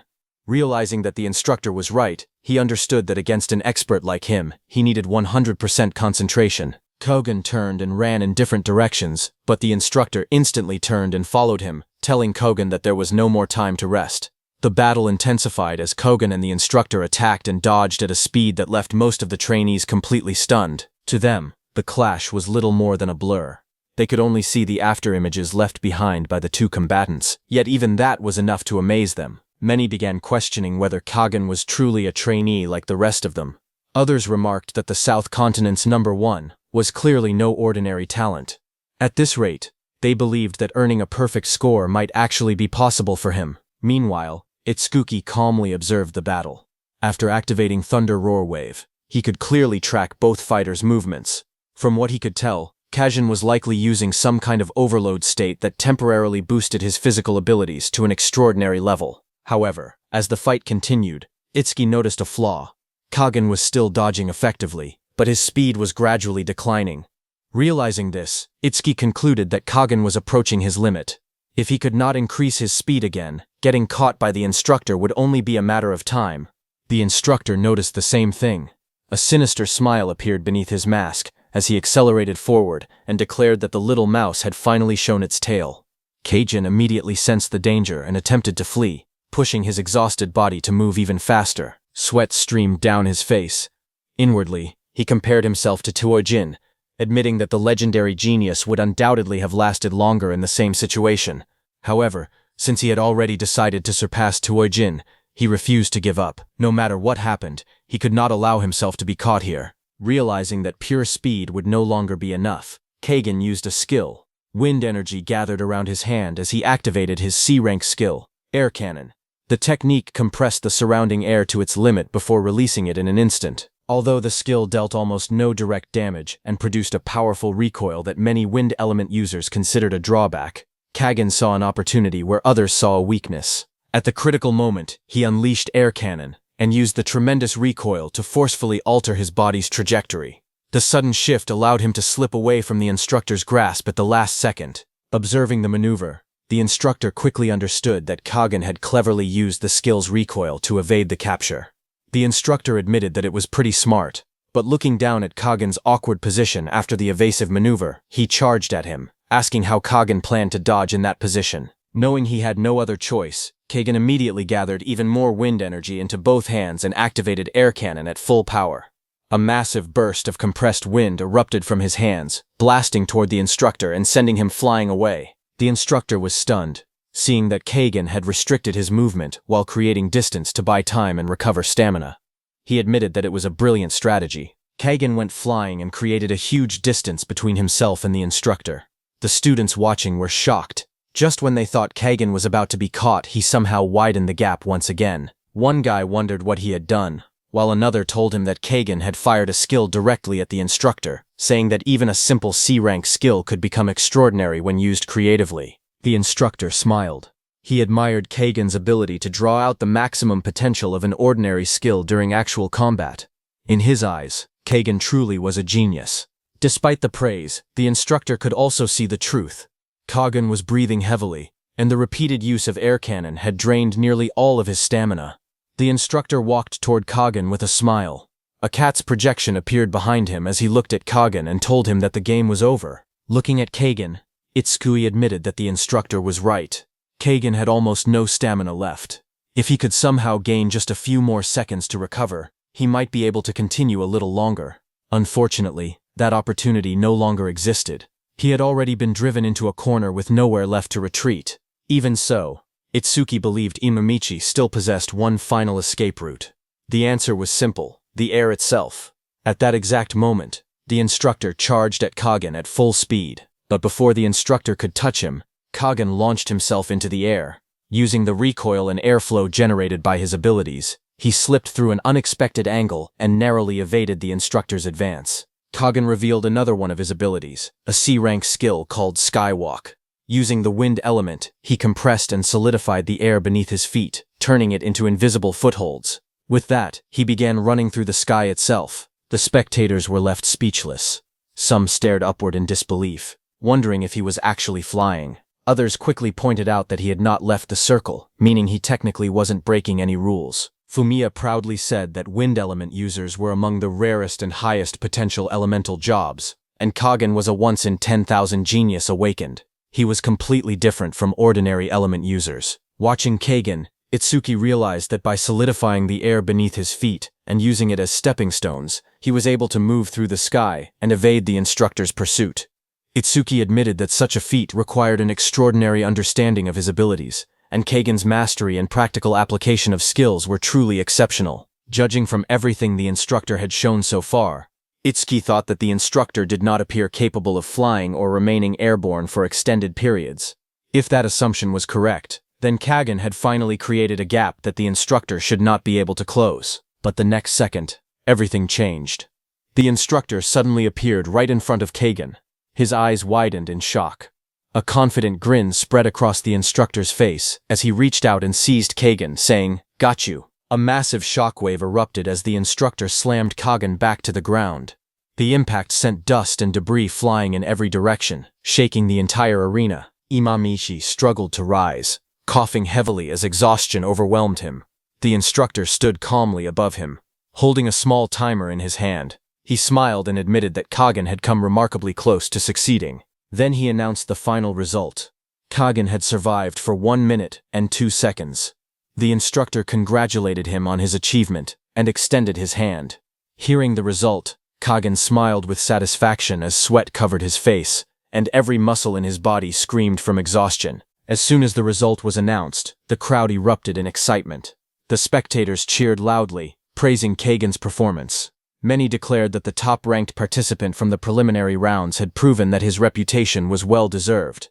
Others admitted that the chase had been so intense that they felt their hearts might burst from the tension. Among the audience, Itsuki watched quietly. He acknowledged Kagan's remarkable talent. Kagan had carefully managed his stamina throughout the test and demonstrated an exceptional ability to draw out the full potential of every skill he possessed.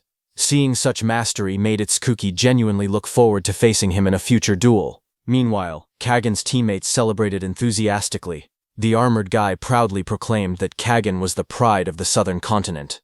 The instructor then approached Kagan and offered him a hand.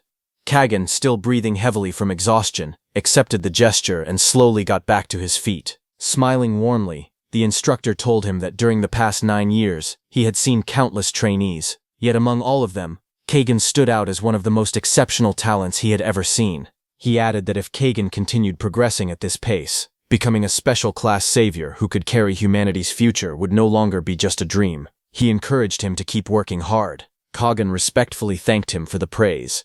Although exhausted, he felt honored by the instructor's words. As he turned to leave, a faint blush appeared on his face. After Kagan's test ended, the instructor announced that the next participant would be Ichitora Sano from the southern continent. It was the large armored guy from Kagan's team. Feeling inspired by Kagan's performance, Sano confidently declared that he had already figured out most of the instructor's movement patterns. He believed that watching Kagan had shown everyone the key to surviving longer against the instructor. Hearing this, Kagan simply wished him good luck. Kagan then approached Itsuki. Looking directly at him, Kagan stated that he would decide whether Itsuki was worth his attention after watching his performance in the next test. He warned Itsuki not to waste his time, but Itsuki remained calm and replied that Kagan might end up disappointed. Before Kagan could fully process the response, the next test's results were announced. Ichitora Sano's survival time was just more than 5 seconds. Sano lay frozen in shock. He could not understand what had happened. He had expected the instructor to attack from behind based on the patterns he had observed. However, the instructor told him that a cat never hunts using only one pattern. Standing nearby, Itsuki looked at Kagan with a faint smile and remarked that Kagan's demonstration had not been a very good example after all. Kagan immediately stiffened in embarrassment and frustration. Sano looked completely defeated. With a pained expression, he apologized to Kagan, saying that he had embarrassed him. Kagan immediately smacked the side of his head and told him that the one he had embarrassed was not him, but the entire southern continent. The instructor then announced that after the southern continent, it was time for the north continent's representative to take the test. He recalled that there was only one trainee from the north continent participating at this venue. He called Itsuki to step forward. When Itsuki's name was called, the crowd instantly became excited. Many trainees whispered among themselves, recognizing him as the #1 talent of the North Continent and the top-ranked trainee in the nation. After witnessing Kagan's performance, they felt fortunate that they would also get the chance to watch the national #1 compete. But as Itsuki walked toward the testing area, many people were skeptical. Some admitted that they could not sense the overwhelming presence that Kagan had displayed. To them, Itsuki did not look like someone capable of lasting even a full minute against the instructor. Itsuki listened to the comments without reacting. Originally, he had planned to stand still, get caught immediately, and intentionally score 0 points. However, After watching Kagan's test, his thoughts had changed.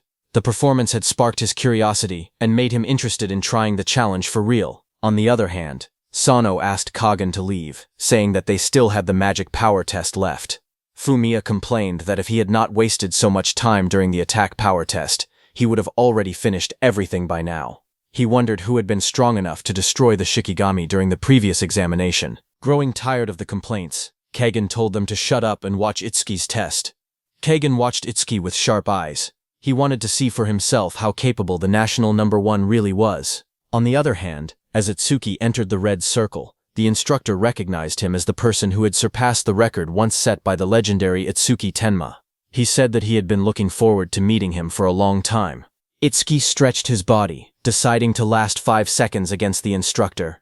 With that thought, he told the instructor that he might end up disappointing those expectations. The instructor smiled, telling him there was no need to be so modest. Saying that, he launched himself forward at incredible speed. His figure became a blur as he rushed straight toward Itsuki. But Itsuki moved to his side and dodged. Seeing that, the instructor admitted that Itsuki was fast, just as expected from the nation's #1 trainee. Itsuki then turned and ran in the opposite direction at full speed. The instructor also moved at incredible speed, chasing after Itsuki while confidently asking where he thought he was going. Meanwhile, Itsuki remained calm. In his mind, he counted the passing seconds. 2 seconds had passed. Itsuki moved in a zigzag pattern, but the instructor followed his movements without any trouble. Watching the match, the audience realized that Itsuki's speed was no weaker than Kagan's. However, many of them were confused. Instead of creating distance, Itsuki kept retreating all the way toward the boundary line. To them, it looked as if he was cutting off his own escape route. Some spectators assumed that Itsuki was panicking and simply running on instinct. Even Kagan reached a similar conclusion. He had initially believed Itsuki might become a worthy rival, but now he felt that Itsuki was only digging his own grave. Seeing this, Kagan lost interest and prepared to leave. Noticing that, Sano asked if he was no longer going to watch. Kagan replied that the result had already become obvious. In his opinion, the moment Itsuki had been cornered in less than 3 seconds, the outcome had already been decided. Continuing to watch would only be a waste of time.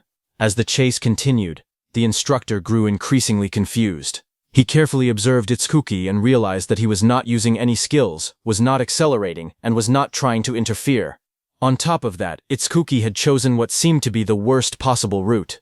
The instructor could not understand what he was thinking. At that moment, Itsuki suddenly shifted his footing and stopped with perfect control near the boundary line. A system notification appeared before him, saying Thunder Roar Wave activated. Agility increased by 100%. The instant the skill activated, electricity crackled across Itsuki's body, dramatically increasing his speed. Seeing this, the instructor smirked. He believed Itsuki had finally decided to use a skill, but in his opinion, it was already too late. Confident that victory was within reach, he stretched out his hand and lunged forward to catch him. However, the next moment completely shocked him. Wrapped in lightning, Itsuki suddenly slipped past him with unbelievable speed. The instructor's hand grasped nothing but empty air. His eyes widened in disbelief after seeing that Itsuki had dodged. The instructor was left in shock. A drop of sweat rolled down his face as he replayed what had just happened in his mind. Itsuki had accelerated so suddenly that even he could not track his movement for an instant. What shocked him even more was that, while dodging, Itsuki had lightly tapped his shoulder on the way past. To the instructor, it felt as though Itsuki was openly mocking him. Meanwhile, Itsuki remained calm. In his mind, he had only tapped the instructor's shoulder to warn him and avoid an accident. However, judging by the instructor's reaction, it seemed to have had the opposite effect and only made him angrier. The instructor's expression darkened. As a cat, he had caught countless mice. Some were interesting and had required a little effort, but in the end, they had all been nothing more than a game to him. But this time felt different. This was the first time he had gone all out against a mouse that was not just a game. The instructor's eyes gleamed with excitement as a wide grin spread across his face. Looking directly at Itsuki, he said that for a mere mouse, Itsuki sure had mocked him, the cat. The instructor's killing intent exploded, and he jumped toward Itsuki with lightning speed. His aura surged through the arena like a raging storm as he swore to make Itsuki regret provoking him. Moving at terrifying speed, he charged straight toward Itsuki, saying he would finish this before the information from Itsuki's optic nerves even reached his brain. As his hand was about to reach Itsuki, Itsuki suddenly turned and looked at him while counting in his mind that 4 seconds had passed. The instructor's eyes widened in shock. He could hardly believe that Itsuki had caught his movement. A split second later, a tremendous impact erupted across the arena, sending energy and debris flying in every direction and leaving everyone watching stunned. The spectators stared at the battlefield in confusion. Some asked what had just happened, while others wondered if Itsuki had managed to dodge again. However, Kagan calmly shook his head and declared that the match was already over. As the dust settled, Itsuki was pressed against the ground, while the instructor stood over him, with his hand planted firmly on Itsuki's chest. But the instructor felt something was wrong. If Itsuki had truly reacted to his movements, then why had he not dodged the attack? At that moment, Itsuki looked completely calm despite being pinned. In a relaxed voice, he quietly announced the time. 5 seconds. The instructor frowned in confusion. He had no idea what Itsuki meant. Then he glanced down and pulled out the stopwatch used for the test. His eyes widened in shock. The timer displayed exactly 5 seconds. The instructor stared at the stopwatch in disbelief. Sweat rolled down his face. The result shocked him so much that he could barely process it. Around the arena, the spectators noticed the strange look on the instructor's face. They could not understand why he seemed so stunned. Lying on the ground, Itsuki then told the instructor to announce the result. He also asked the instructor if he could let go of him now. The instructor fell silent, then slowly withdrew his hand. Finally, he gathered himself and made the official announcement.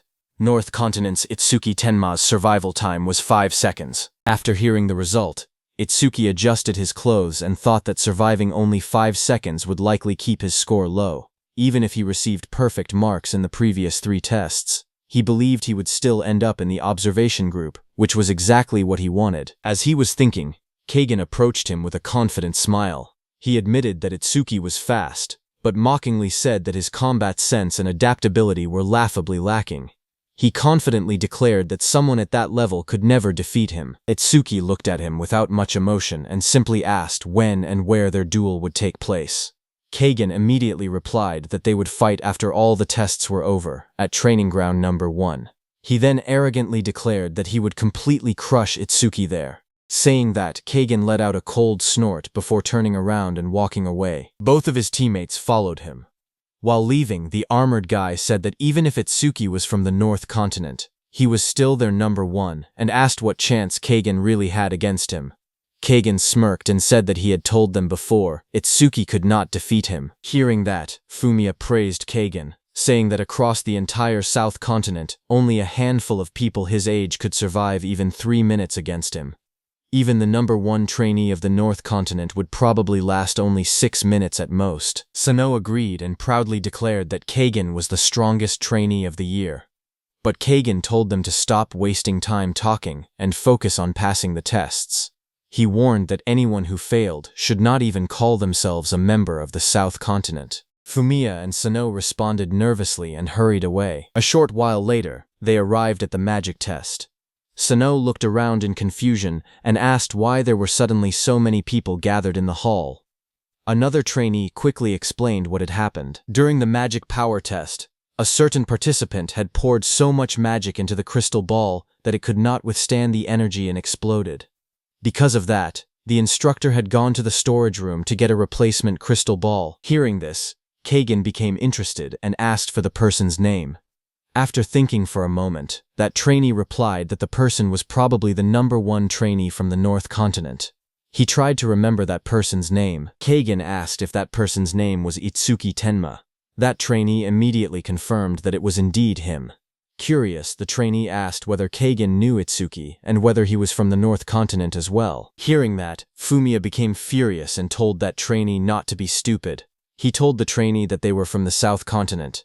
Hearing this, that trainee laughed and said that he had heard the number 1 fighter of the South Continent was incredibly powerful. He wondered who was stronger, the South Continent's number 1 or the North Continent's number 1. Fumiya and Sano immediately answered with confidence that Kagan was obviously stronger. But Kagan signaled them to stop. At that moment, the red-haired instructor returned with a new crystal ball and announced that anyone who wanted to take the test should raise their hand. Kagan stepped forward. He said that strength could not be decided through words alone. True strength was determined by ability and results. With that, he raised his hand and confidently introduced himself. He declared that he was Keigen Imamichi from the South Continent. As Keigen stepped forward for the test, the red-haired instructor could not help but stare at him. She was surprised by his appearance, quietly noticing his silver hair and silver eyes. The instructor began explaining the rules, but Keigen calmly interrupted. He already knew what to do. All he had to do was pour his magic power into the crystal ball. Meanwhile, the spectators started discussing the comparison everyone was curious about. Some wondered who possessed greater magical power, Keigen Imamichi or Itsuki Tenma. One person immediately answered that it had to be Itsuki. After all, Itsuki had poured so much magic into the previous crystal ball that it exploded. But Fumiya disagreed. He insisted that when it came to pure magical power, Keigen would not lose to anyone. According to Keigen himself, his magical power was supposedly limitless. As Keigen continued channeling energy into the crystal ball, the red-haired instructor suddenly smiled and invited him to have a meal with her after the test. However, Keigen paid little attention to her words. In his mind, he had originally planned to stop as soon as he reached a perfect score. But when he heard that Itsuki Tenma had managed to make the crystal ball explode, he changed his mind. Thinking about that, Keigen decided that if Itsuki Tenma could make a crystal ball explode, then he would do the same. The crystal ball quickly filled with magical energy until it was completely saturated. Seeing this, the red-haired instructor smiled in admiration. She praised him for filling the entire crystal ball and jokingly told him not to worry because she would return all the magic afterward. However, Keigen had no intention of stopping. The purple aura surrounding him grew even stronger. The overwhelming energy caused the instructor's expression to change. At first, she tried to stop him, warning that he had already done enough. But as she felt the frightening amount of magic still pouring into the crystal ball, she wondered if Keigen was about to do the same thing Itsuki had done. The next moment, a blinding burst of purple light exploded from the crystal ball. The tremendous amount of magical energy shattered it completely, sending shockwaves throughout the testing area. The crowd erupted into excitement. The spectators stared in disbelief and shouted that Keigen had blown up the crystal ball as well. Some called him a monster, unable to believe anyone possessed such terrifying magical power. Fumiya proudly declared that he always knew Keigen could accomplish it. After Keigen shattered the crystal ball, he calmly told the instructor that there was no need to return the magic power because he still had plenty of magic power left. Hearing this, the instructor could only stare at the destroyed crystal ball in disbelief and sadness. Sano could hardly believe that Keigen had destroyed a crystal ball capable of absorbing the magical power of a level 40 awakened. To him, such a feat was incredible. Fumiya immediately declared that first place in the test was already guaranteed to belong to Keigen. However, Keigen did not care about the ranking at all. In his eyes, earning first place in a low-level test like this was meaningless. There was only one thing that interested him now. Meanwhile, Rikuru was shocked to see that Itsuki had survived only 5 seconds in the agility test. Itsuki explained that the instructor's movement speed had been absurdly fast. He added that speed was not his specialty anyway. But Saya did not believe him and looked at him with suspicion. Itsuki noticed Saya's sharp stare and nervously wondered if she had realized that he had intentionally held back during the previous test. But then Rikuru proudly celebrated his result. Laughing loudly, he boasted that he had managed to last 8 whole seconds. He even joked that he had never expected there to be a test where he could outperform Itsuki. After all the entrance tests were completed, an announcement echoed through the examination hall. The participants were informed that the scores were being calculated, and that each person's results would be sent directly to their record bracelet within 1 minute. Hearing that, Seiya thought it was convenient that the results could be viewed directly on the bracelet. Meanwhile, Rikuru clasped his hands together and prayed desperately, hoping to score at least 60 points. A moment later, his bracelet lit up and displayed the results. Rikuru quickly checked his score and saw that he had earned 61 points. His breakdown was 11 points in attack, 15 in agility, 18 in magic power, and 17 in defense. The overall evaluation stated that observation was required. Seeing that, Rikuru immediately celebrated with excitement. He shouted happily that he could stay. However, Saya looked at him in disbelief and pointed out that he had only barely passed, yet he was acting as if he had achieved a perfect score. Soon after, Saya checked her own results. She had scored 62 points in total, with 12 points in attack, 16 in agility, 16 in magic power, and 18 in defense. Her evaluation also stated that observation was required. After seeing Seiya's result of 62 points, Rikuru immediately smiled and congratulated her. He joked that she had managed to score a whole point higher than him. Since both of them had been placed in the observation group, he cheerfully suggested that they get along from now on. Meanwhile, Itsuki silently calculated his own score. Since he saw in Rikuru's result that surviving for 8 seconds in the agility test was worth 15 points, he estimated that surviving for 5 seconds should still earn around 10 points. The realization made him uneasy. If his calculation was correct, he might end up in the excellent student group, which was exactly what he wanted to avoid. Thinking back, he regretted not simply standing still during the test. Curious, Saya asked Itsuki how many points he had received. Before he could answer, Rikuru confidently said there was no need to ask. In his opinion, Itsuki was obviously in the excellent student group. After all, Itsuki had achieved perfect scores in the other 3 tests, and even a small score in agility would be enough to push him into the top category. Itsuki simply smiled and agreed, making it seem as though he expected the same outcome. A moment later, all 3 of them looked at the result displayed on Itsuki's bracelet. The sight left them stunned. Rikuru and Saya stared in disbelief, wondering if Itsuki had somehow angered the instructor. Itsuki's results showed 25 points in attack, 25 points in magic power, and 25 points in defense. However, he had received only 5 points in agility, giving him a total score of exactly 80 points. His overall evaluation still read, "Observation required." Rikuru could hardly believe it. If Itsuki had earned just 1 more point in the agility test, he would have entered the excellent student group. Instead, he had missed it by the smallest possible margin. After learning that he had been placed in the observation group, Rikuru tried to comfort Itsuki. He said that although missing the excellent student group was frustrating, there was no reason to be too upset. Now the 3 of them could continue training together just like before. Itsuki nodded and agreed. On the surface, he calmly said that staying with everyone was not bad either. Inside, however, he was secretly delighted. Achieving exactly 80 points was the perfect result for him, and he quietly celebrated his success. At that moment, Kagan's group approached them. He looked at the trio with disdain and mocked them for being so excited about merely joining the observation group. He sarcastically wondered whether people from the northern continent had no ambition at all. Rikuru immediately became annoyed and asked why Kagan was acting so superior. If he looked down on them so much, then what score had he achieved himself? Immediately, Fumiya proudly stepped forward and announced the result. He boasted that Kagan had earned perfect scores in all 4 tests, giving him a flawless total score of 100 points. He wanted to continue bragging, but Kagan quickly stopped him. He said he had not come there to show off. Kagan then turned his attention to Itsuki and reminded him about the promise they had made earlier. Itsuki smiled and replied that there was no way he could forget. After all, Kagan had promised to teach him a lesson, and he was looking forward to it. As the 2 stared at each other, an instructor watched the scene with interest and remarked that this was exactly how young people should be. Hearing that voice, Itsuki and Kagan's group turned around to see who it was. It was a group of instructors that had suddenly approached them. Their arrival immediately caught everyone's attention. One of the instructors looked at Itsuki and Kagan and asked if he had heard correctly that they were planning to have a duel.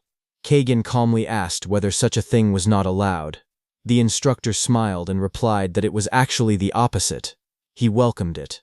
However, he pointed out that a duel without spectators would be rather boring. A mischievous grin spread across the instructor's face as he looked around the arena. Then he loudly announced that, as an instructor, he was officially inviting everyone to come and watch. In a loud voice, he declared that at 8 o'clock that evening, a duel would take place at training ground number 1. The match would be between Itsuki Tenma, the strongest trainee from the North Continent, and Kagen Imamichi, the strongest trainee from the South Continent. He encouraged everyone not to miss the event. The news immediately caused a huge stir among the students. Excitement spread everywhere as people talked about the upcoming battle. Many could hardly believe they would get to witness a clash between the number 1 trainees of the 2 continents right after the entrance tests had ended. Some students eagerly discussed who would win, while others even started making bets on the outcome. Everyone was looking forward to seeing which of the 2 prodigies would come out on top. On one side stood Kagan. On the other stood Itsuki. Now this was a duel between the strongest. Seeing all that, Kagen told Itsuki that he had never intended to make such a big scene out of their duel. He said that if Itsuki wanted to blame someone, he should blame the overly curious instructor who had turned it into a public event. Itsuki smiled confidently and admitted that he was actually looking forward to the duel. Seeing that both sides had agreed, the instructor cheerfully ended the discussion. He announced that everyone would get all the spectating they wanted that evening, and told the students to disperse. As the crowd walked away, they excitedly talked about the upcoming match. Some headed to the cafeteria because they had not eaten all day, while others planned to take a nap so they would have enough energy to grab a good viewing spot. Everyone eagerly counted down the hours until 8 o'clock. As the students began leaving, the instructor stopped Itsuki and asked if he had a minute to talk. Itsuki agreed. Sano then invited Kagen to join them for something to eat, but Kagen declined, saying they should go ahead because he wanted to take a short break. On the other hand, the instructor told Itsuki that he was the only person who truly understood how incredible Itsuki's performance in the agility test had been. Itsuki modestly replied that the instructor was giving him too much credit because he had only managed to last 5 seconds during the test. The instructor smiled and explained that, under normal circumstances, surviving 5 seconds in the agility test would have earned a much higher score. He then asked Itsuki if he knew why he had deliberately given him only 5 points. Itsuki replied that he had no idea, but he was perfectly satisfied with the score he had received. Hearing this, the instructor turned and said that although he did not know Itsuki's exact reason, he had realized that Itsuki was hiding his true strength. That was why he had intentionally lowered his score, calling it his own way of helping him. Hearing that, Itsuki asked the instructor that if he already knew he was hiding his abilities, why he had made such a huge announcement about the duel with Kagen, and placed him in the spotlight. The instructor smiled and admitted that it was simply a small punishment for the careless attitude Itsuki had shown during the test. He warned Itsuki that if he truly wanted to keep his real strength hidden, he should be more careful and avoid fighting at his full power. Hearing that, Itsuki smiled confidently and asked whether the instructor really believed Kagen was capable of forcing him to fight seriously. The instructor only shrugged and replied that no one could know for sure. However, he warned Itsuki not to underestimate Kagen, reminding him that Kagen possessed a special class gift. With nothing more to say, the instructor ended the conversation.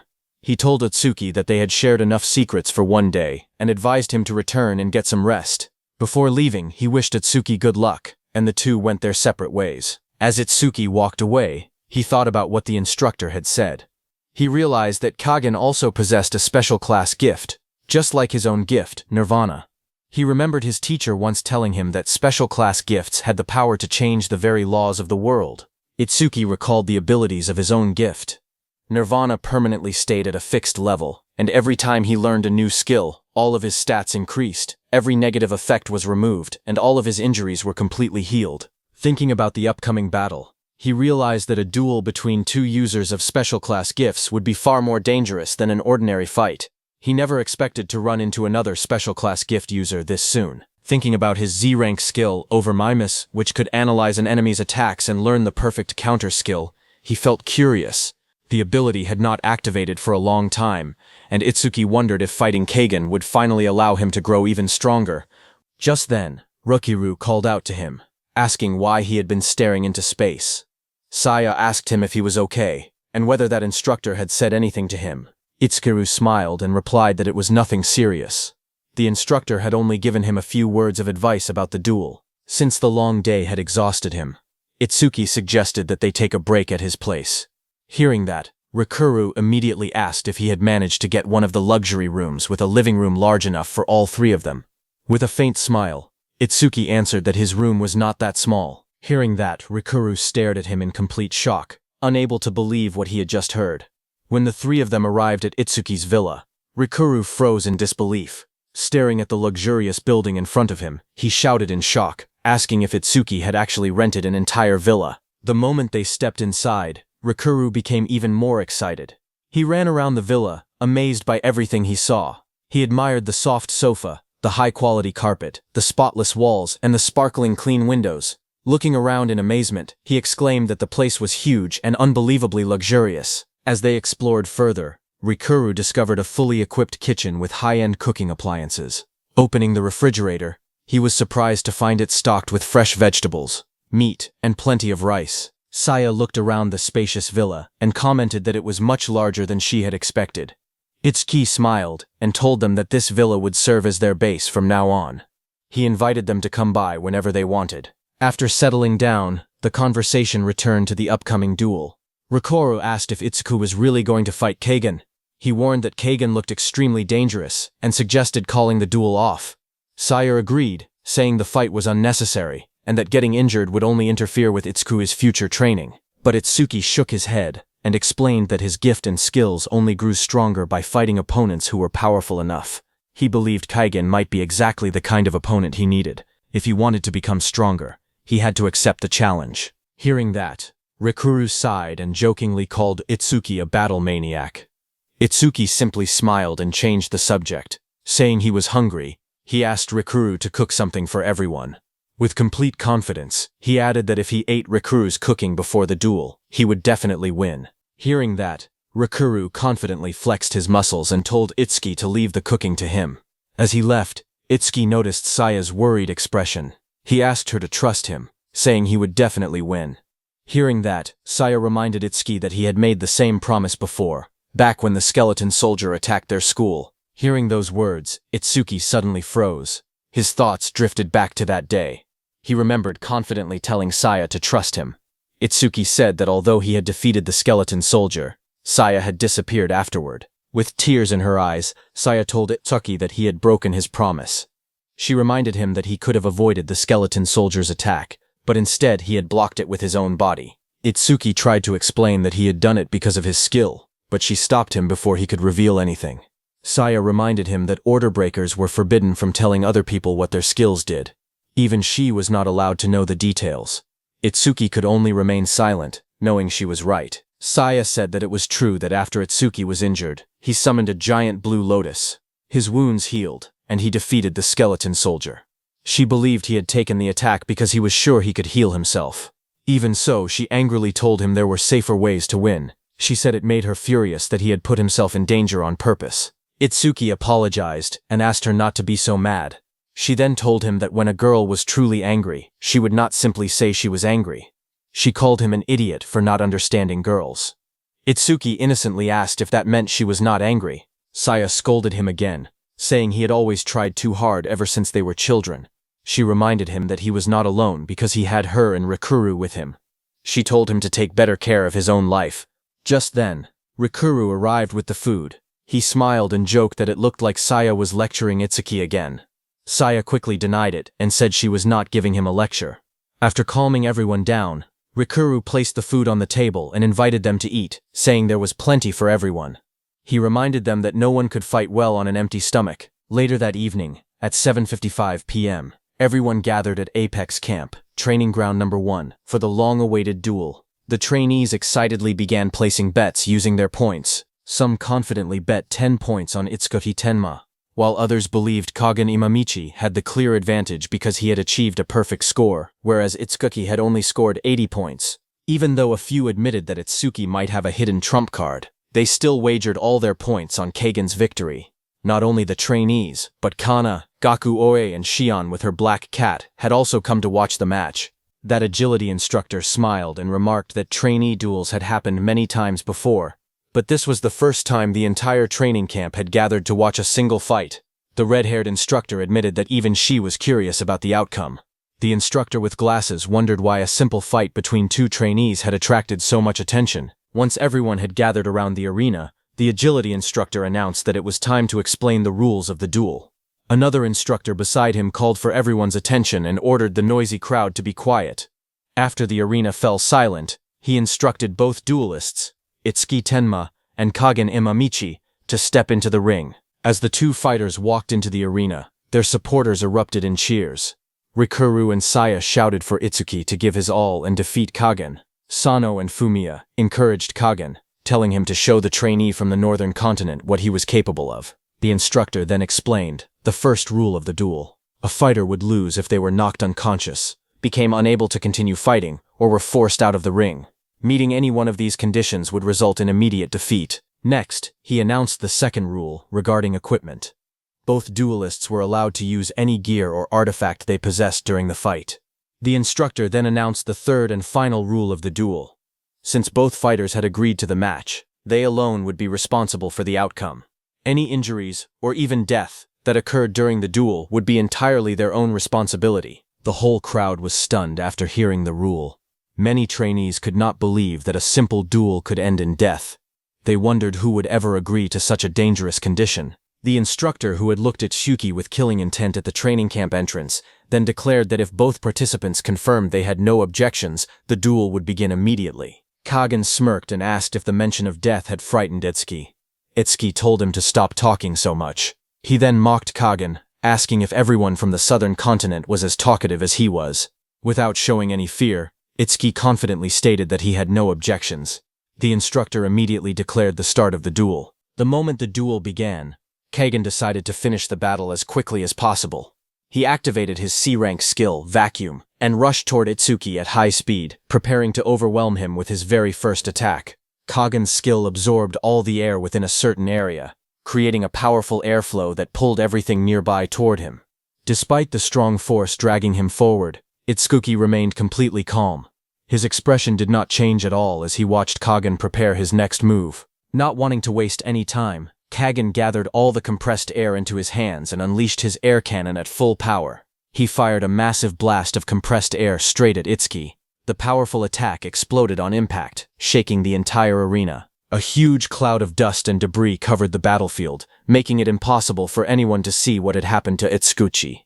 Confident that his opening attack had succeeded, Kagen looked toward the smoke and declared that if Itsuki could not even handle an attack that was only meant as a greeting, he should surrender now before he lost his life. However, as the dust slowly settled, Itsuki was revealed standing completely unharmed. He smiled calmly and warned Kagen not to get overconfident just because his surprise attack had worked once before. Seeing Itsuki standing there without a scratch, Kagen's confident expression instantly disappeared as he realized the duel between the two strongest contenders had only just begun. The force of Kagen's attack swept across the arena, tearing up the ground and sending huge chunks of stone flying in every direction, but Itsuki was completely unharmed. The spectators watched in disbelief. They wondered if Kagen and Itsuki were really students of the same class as them. Some questioned how a mere C-rank skill could produce such terrifying power. Others were even more shocked that Itsuki had taken Kagen's full-power air cannon head-on and remained completely unharmed. The agility instructor explained that wind-based skills naturally lost power the farther they traveled. That was why Kagen had used his vacuum skill to pull Itsuki closer before launching his strongest attack. By closing the distance, Kagen prevented the attack from losing strength, while also disrupting Itsuki's rhythm.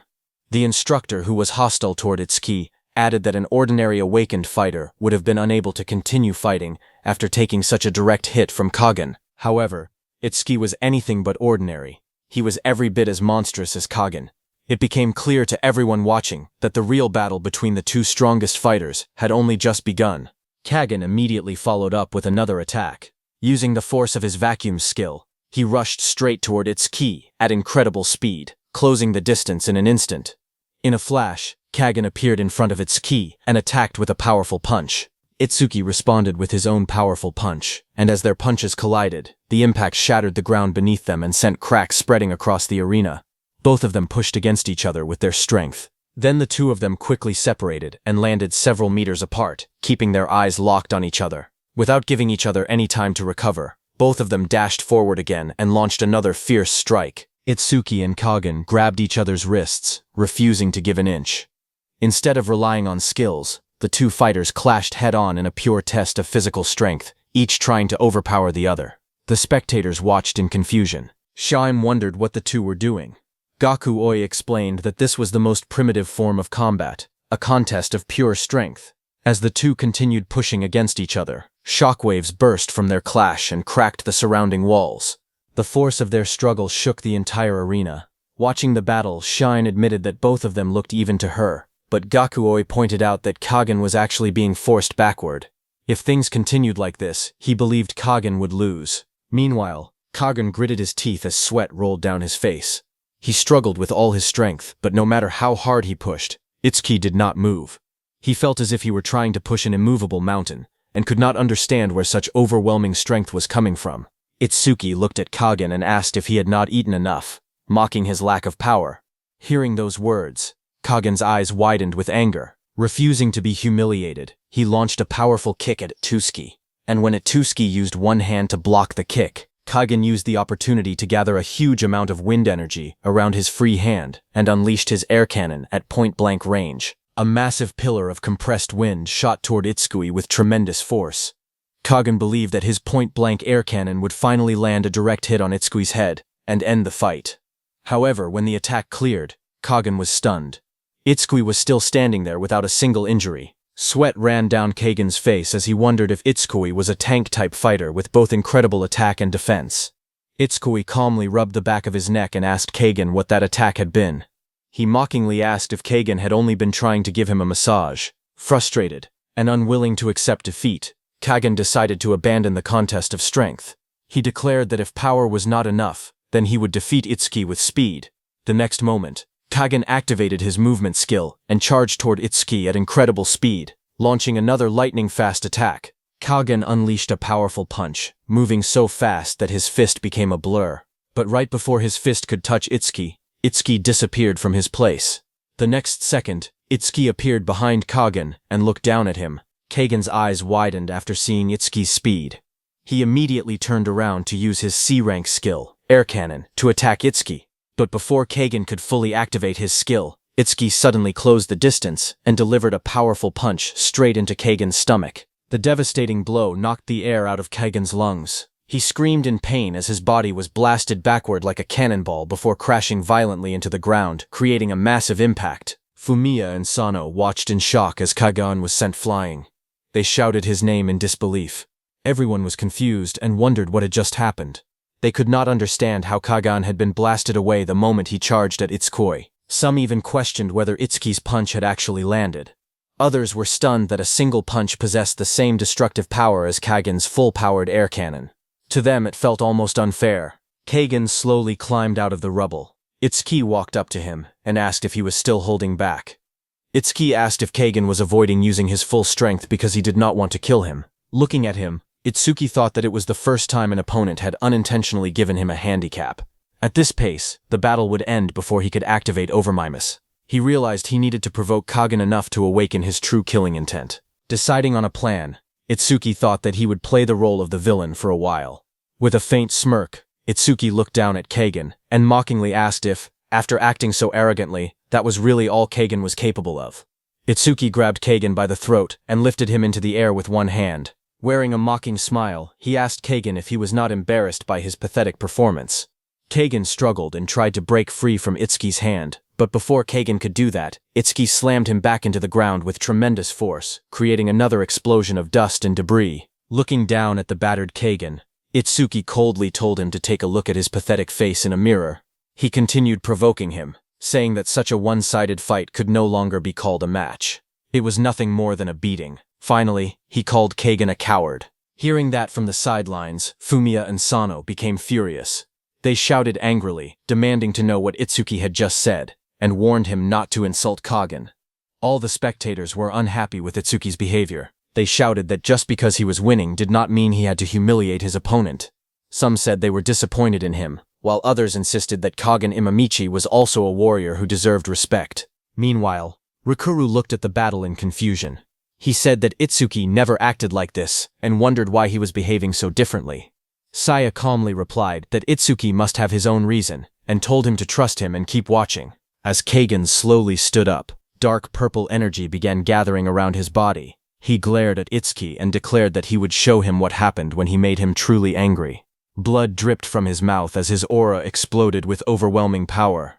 The air started vibrating as Kagen grew furious. Seeing Kagen's killing intent finally emerge, Itsuki's eyes turned red as he quietly thought to himself that it was finally coming. Kagen unleashed his C-rank skill, Wind Blade. Purple wind energy gathered around his arm before he swung it forward, sending a powerful blade of compressed wind straight toward Itsuki. Itsuki watched the attack calmly. As the wind blade rushed closer, his eyes glowed blue. He immediately recognized the technique and remembered that it was the same skill Iberia had once used against him. Without moving from his spot, Itsuki faced the sharp wind blade, but as the wind blade hit Itsuki's chest, it sliced across his body, and blood burst from the wound, staining his clothes. Even after taking the hit, Itsuki was stunned by the power of Kagen's attack. Kagen thought back to his childhood and remembered that he had always been the strongest among everyone his age in his clan. After becoming an awakened, he fought many people who were called geniuses. Yet the results were always the same. No matter who his opponents were, he only had to move slightly on instinct, and before he realized it, they had already been defeated. Because of those endless victories, his feelings gradually changed. The excitement he once felt after his first victory slowly disappeared, and winning became something that felt completely natural to him. Kaghan eventually became so used to winning that fighting started to feel boring. However, everything changed when he met Tiwajin, the person known as the strongest awakened. Kaghan believed that fighting Tiwajin might bring back the excitement he had once felt, even if he lost. With that hope, he challenged Tiwajin to a battle. However, the fight ended almost immediately. In only 2 seconds, Kaghan suffered the first defeat of his life. As Kaghan lay injured on the ground, Tiwajin asked why he looked so depressed and wondered if it was because he had lost. Kaghan admitted that it was the first time he had ever lost a fight. He had believed that experiencing defeat would bring back his passion for fighting, but things had not gone as he had expected. In the end, Kaghan realized that he was still bored even after experiencing his first defeat. Tiwajin explained to Kaghan that he felt that way because he had become too strong. He said that being completely overwhelmed by someone far stronger, like himself, would never bring back the thrill of battle. Instead, the true excitement could only be found by fighting someone close to his own level, age, and ability. Kaghan wondered if such a person really existed. Tiwajin told him to go to Apex Camp. He was sure Kaghan would find someone there who was worthy of making him fight with everything he had. Tiwajin assured him that battling such a rival would let him experience the true joy of fighting. Hearing those words, Kaghan's eyes widened as he finally found a new goal. Now, in the present, while attacking with Windblade, Kaghan mocked Itsuki and asked what had happened to all the confidence he had shown earlier. He unleashed another wave of sharp windblades that rushed toward Itsuki, but Itsuki blocked the windblade with his hand and sent it flying away. Kaghan's eyes widened in shock. Seeing that, he laughed with excitement. He realized that Itsuki could actually see the invisible windblades, and guessed that he possessed some kind of detection skill. Without hesitation, Kaghan gathered even more wind energy between his hands. He admitted that Itsuki might be able to dodge a single attack, but with a confident grin, he prepared to release a massive storm of wind blades that would cover the entire arena, leaving no place to escape. Kaghan smiled and remarked that he had never used this technique against another human before. Then he unleashed his B-rank skill, Wind Blade, Tornado. Countless spinning wind blades formed a massive tornado that rushed across the arena, destroying everything in its path as it moved toward Itsuki. Confident in his attack, Kaghan told Itsuki that he had only 2 choices. Itsuki could either leave the arena, admit defeat, and avoid the deadly wind blades, or stay where he was and let his body be torn apart. Itsuki didn't back down and stood his ground as the countless wind blades closed in from every direction. The wind blades struck his body, and blood splashed across the arena. At that critical moment, Itsuki smiled because his overmimesis finally activated. A system notification appeared. It announced that B-rank skill, Wind Blade, Tornado had been detected. Overmimesis had been activated successfully, and the analysis of the skill had begun. The analysis progress reached 1%. Rikuru was horrified as he watched the battle. He shouted for Itsuki to stop, warning that he would die if this continued. He cried that this was no longer a duel but an execution, and begged him not to risk his life over a simple match. More people in the arena became anxious and kept urging Itsuki to surrender. They could not understand why he refused to give up, and feared that he would be killed if he continued fighting. Even Fumiya and Sano were shocked by Kaghan's actions. They admitted that Kaghan was usually ruthless, but they had never seen him go this far. Although they believed Itsuki had acted arrogantly, they felt Kaghan was taking the fight far beyond what was necessary. Some of the instructors wanted to stop the duel immediately because they believed Itsuki was in grave danger. However, the agility instructor refused. He smiled and said that both fighters had reached the peak of their fighting spirit, and interrupting such a battle would be disrespectful. Meanwhile, Itsuki continued enduring the endless wind blades. While suffering heavy injuries, he activated Black Ice Wall to protect himself and buy more time. At the same time, the analysis of Kaghan's skill continued, and the system showed the progress increasing from 38% to 39%. At the same time, the strength testing instructor was shocked to see Itsuki use Black Ice armor. He could not believe it because he thought Itsuki was a lightning element user. The magic testing instructor sitting beside him wondered how Itsuki could use a water element skill and admitted that she had never even heard of Black Ice before. However, even after seeing the armor, she remained worried and questioned whether it would really protect Itsuki if he were struck by the powerful wind attack again. They all feared that Itsuki would still be torn to pieces. At that moment, the skill analysis progress reached 50%. Bagan looked at Itsuki with a confident smile and pointed out that the black ice armor was designed to defend against fire element skills. He mocked Itsuki, saying that using it against a wind element attack like Wind Blade was a terrible choice. As the sharp wind blades continued slashing through the armor, cracks quickly spread across it, and blood began pouring from Itsuki's body. Despite the unbearable pain, Itsuki remained determined. He believed that if he could endure the attack until the analysis was complete, victory would be his. Itsuki's system continued analyzing Kagen's technique, while Kagen maintained the pressure with his B-rank skill, Wind Blade, Tornado. The system showed that the analysis progress had already reached 75%. But Itsuki continued to suffer as countless wind blades cut across his body. Blood covered him from head to toe, yet he refused to fall. Kagen looked at Itsuki and said that simply enduring attacks was no different from losing.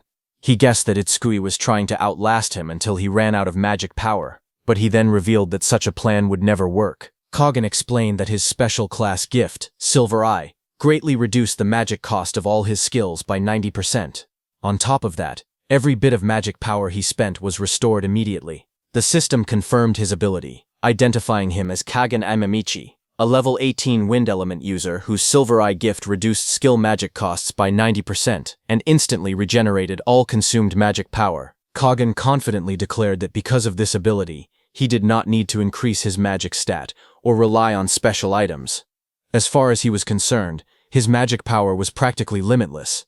His current status showed attack 250, defense 250, agility 400, magic power 20, overall 920. The spectators were stunned after learning the truth.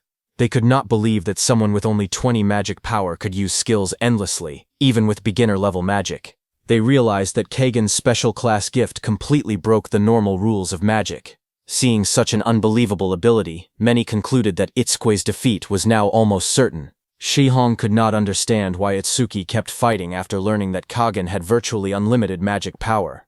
Gakuoi believed there was no point in continuing and thought Itsuki was only dragging out the duel to protect his pride. Meanwhile, as countless wind blades continued to rain down on Itsuki, the system showed that the analysis progress had reached 95%. Kana, watching closely, noticed something strange. She realized that Itsuki had not run out of magic power. Instead, he had removed his black ice armor himself. Rikuru and Saya looked at Itsuki with worry, knowing that he was completely defenseless. Shion and Gakuoi believed there was now only one possible outcome, his death. The wind blade struck Itsuki's unprotected body without mercy as the analysis progress increased to 98%. Blood flew through the air, but he continued to endure the attack. Then, at the very last moment, bright blue energy burst from his body as the analysis progress climbed to 99%. Itsuki looked up with a faint smile despite being covered in blood. He quietly said, "Finally." At that exact moment, the system announced that the analysis progress had reached 100%. Immediately, a powerful blue aura burst out around Itsuki, forming the shape of a lotus. Itsuki had finally completed the analysis of Kagen's B-rank skill, Wind Blade, Tornado. As the energy lotus wrapped around Itsuki's battered body, another system message appeared, announcing that he had successfully acquired Magic Detection Level 2. Standing inside the energy lotus, Itsuki was surprised to see that his magic detection had advanced to Level 2. Another system notification appeared, telling him that Magic Detection Level 2 had 3 effects. Its active ability continuously consumed magic power to detect the flow and true nature of magic within a 500-meter radius. Its passive ability restored 20% of his magic power whenever it detected an enemy. It also gained a special effect that automatically released magic power and launched a counterattack whenever it detected a B-rank or lower wind element skill. Itsuki quickly understood the automatic counterattack effect, but he was still curious about what the true nature of magic actually meant. Just then, another system notification appeared. It confirmed that he had acquired Magic Detection Level 2, increased all of his stats by 20 points, removed every negative status effect, and completely healed all of his injuries. Itsuki checked his status and saw that his attack, defense, agility, and magic power had all increased to 400, raising his overall stats to 1600. He calculated that normally each level raised one's stats by 50 points. This made him roughly as strong as a level 32 fighter under normal conditions. However, he knew that was only his base strength. After adding the bonuses from Black Ice Wall and Thunderwave, his overall stats rose to 1,960, making him nearly as powerful as a level 40 fighter. Satisfied, Itsuki smiled and thought that he had already achieved his goal. There was no reason to drag the duel on any longer. It was time to finish the fight. Meanwhile, everyone watching the battle noticed a huge blue lotus-like barrier that had stopped Windblade, Tornado. They were confused because it had blocked the attack perfectly. Yet it did not seem like an offensive skill. They wondered if it was simply a powerful shield. Just then, the brilliant blue lotus suddenly bloomed on the battlefield and began shining with an intense light. The glow was so powerful that the spectators could barely keep their eyes open. Many covered their faces and shouted that they could not see anything. They had no idea what was happening and could only watch as the mysterious lotus continued to shine. As the light slowly faded, all the instructors stared at the battlefield in disbelief. The power testing instructor was shocked to see that Itsuki's injuries had completely disappeared. He rubbed his eyes, wondering if he was dreaming. Standing calmly in the middle of the glowing lotus, Itsuki looked completely unharmed. His body had been fully restored, and not a single injury remained. Kagen was stunned by what he saw. He could not understand how Itsuki had recovered so quickly. Fumiya and Sano were equally stunned, seeing that just moments earlier, Itsuki had looked as though he could barely continue fighting, but now he stood there in perfect condition, as if nothing had happened. Kagen refused to accept the situation. With a furious expression, he declared that no matter how many times Itsuki healed himself, the outcome of the battle would never change. Without holding back, Kagen unleashed Windblade, Tornado at its maximum power. A gigantic storm of razor-sharp wind rushed toward Itsuki, carrying enough force to tear apart everything in its path. Itsuki remained calm. Instead of trying to dodge, he quietly activated magic detection and focused on the incoming attack. As the violent tornado reached him, a wave of magic spread out from Itsuki's body. The power of magic detection reacted automatically, stopping the Windblade before it could strike him. Everyone watching the duel was left stunned. The power testing instructor asked in disbelief if the others had just seen what happened. The magic testing instructor shouted that Itsuki's magic power had actually stopped the Windblade. The agility testing instructor could not understand why Itsuki had not used such an incredible technique from the very beginning of the fight. Itsuki calmly watched as the purple magic completely swallowed Kagen's powerful Windblade. A satisfied smile appeared on his face as he realized that magic detection had stopped the attack exactly as he had hoped. He admitted to himself that the skill's additional effect was even stronger than he had imagined. Kagen stared at Itsuki in shock. Unable to understand what had happened, he demanded to know how Itsuki had managed to stop his Windblade. Itsuki replied calmly that he had simply not wanted to use any unnecessary skills earlier in the fight. He then created a fireball in his hand, looked at Kagen with respect, and admitted that Kagen was a worthy opponent. However, Itsuki also made it clear that to show that respect, he would no longer hold back. He declared that he would end the duel by fighting with everything he had. Kagen refused to accept Itsuki's words. Filled with frustration, he shouted at him to stay quiet and declared that he would be the one to win the duel. Ignoring Kagen's outburst, Itsuki activated his skill, Renso, and clapped onto the fireball in his hand. Instantly, a massive pillar of blazing fire shot into the sky and exploded with overwhelming force, shaking the entire battlefield. In that attack, the whole arena was completely destroyed. The spectators stared at the enormous explosion in disbelief. They could not understand how the fight had changed so suddenly. Some of them were certain that Kagen had no chance of surviving such a devastating attack.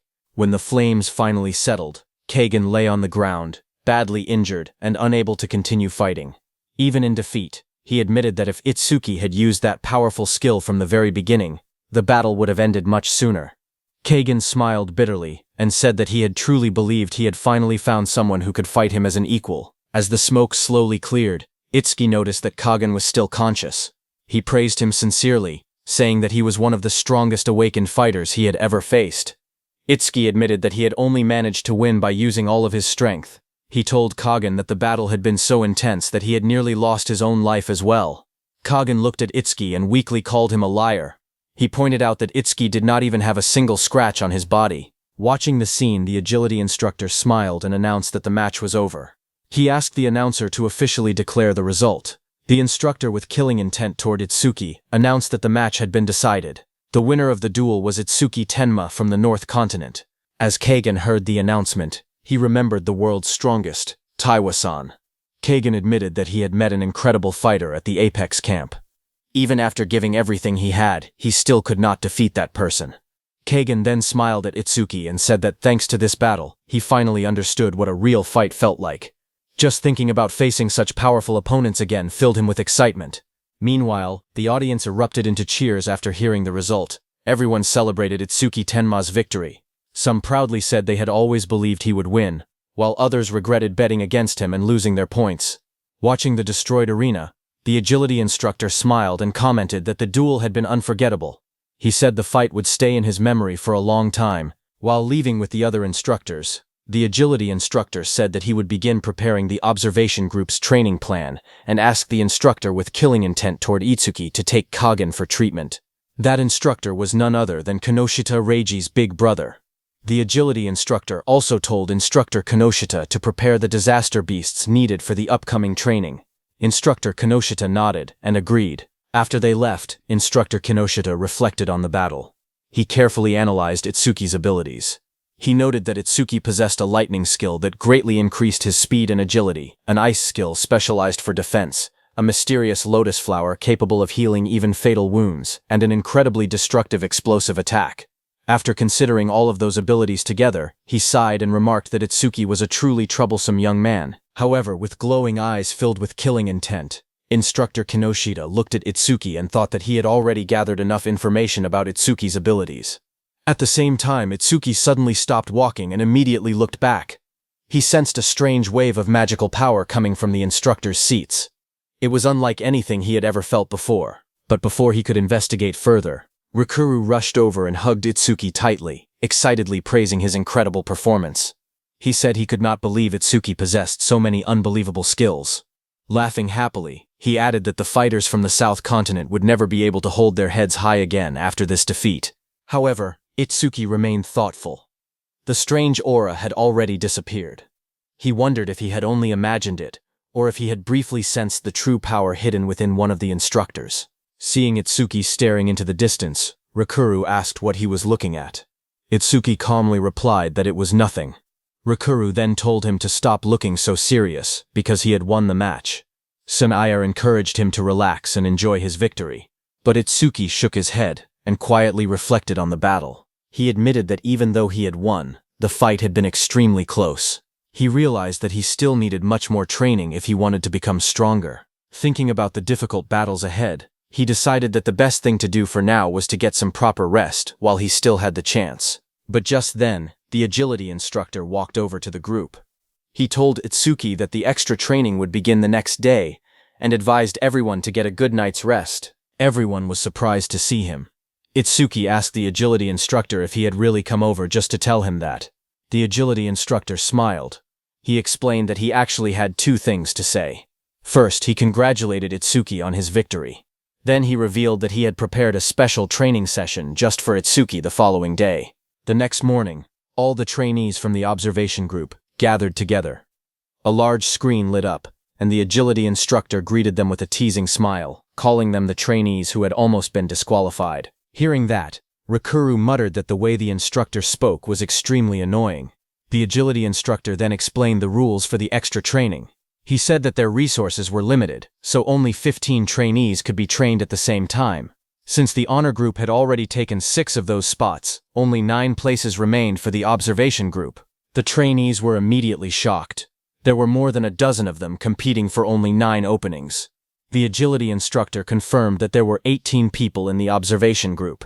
However, after the extra training ended, only the top 9 performers would be allowed to remain, while the others would be eliminated. Hearing that, Rikuru complained that eliminating half of the observation group was far too harsh. Ignoring the complaints, the agility instructor asked Instructor Kinoshita to explain the rules for the extra training. Hearing that name, Rikuru remembered that Kinoshita was the instructor who had officiated their duel. Hearing his name, Itsuki remembered Kinoshita Reiji and silently looked toward him. Instructor Kinoshita stepped forward and explained that the extra training would use a special format called Survival Race Tag. He told the trainees that they would soon be transported to Area A. Their objective was simple: reach Area B on the other side of the river. Anyone who reached Area B would complete the training. The trainees were free to choose any route they wanted. Kinoshita then revealed that Area A was filled with disaster beasts, ranging from level 5 to level 25. Hearing that, the trainees were stunned. Rikuru nervously pointed out that they were only around level 14 and asked how they were supposed to survive against level 25 monsters. Thinking calmly, Saya said that most of the disaster beasts were slow. If they avoided the monsters' territories and ran at full speed, they might be able to reach the destination safely. However, Kinoshita smiled and warned them that the disaster beasts were not the only danger waiting for them. Since the exercise was called Survival Race Tag, there was another obstacle. He then revealed the real challenge.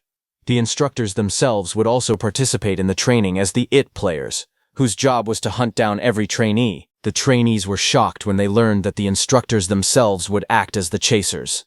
Fumiya asked how they were supposed to reach Area B under those conditions. He pointed out that every instructor was at least level 40, making it impossible for the trainees to escape from them. Seeing their panic, Instructor Kinoshita assured everyone that the instructors would not have their full strength.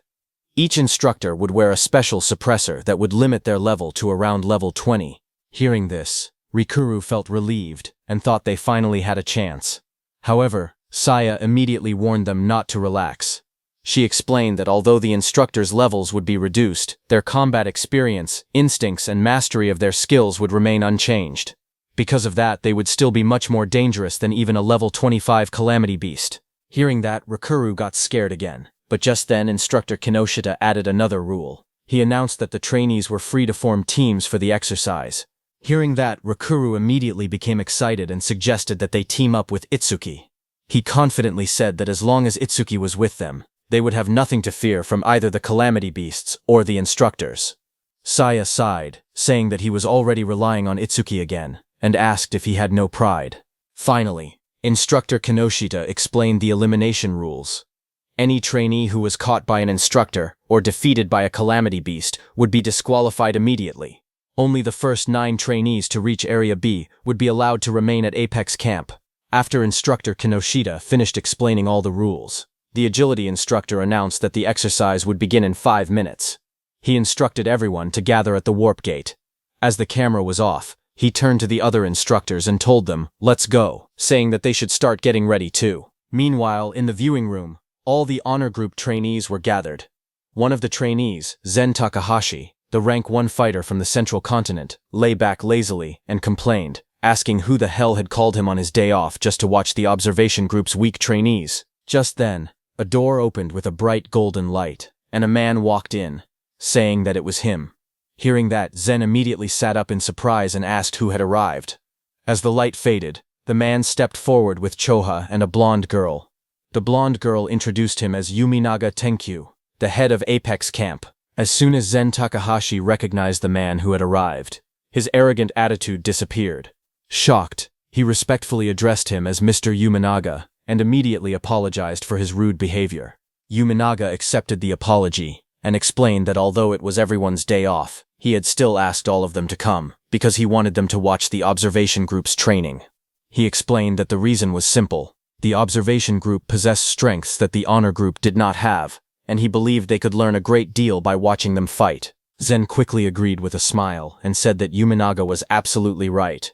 However, deep down, he still believed there was nothing those weak trainees could teach him. Yuminaga then thanked Choa for coming in Izumi's place.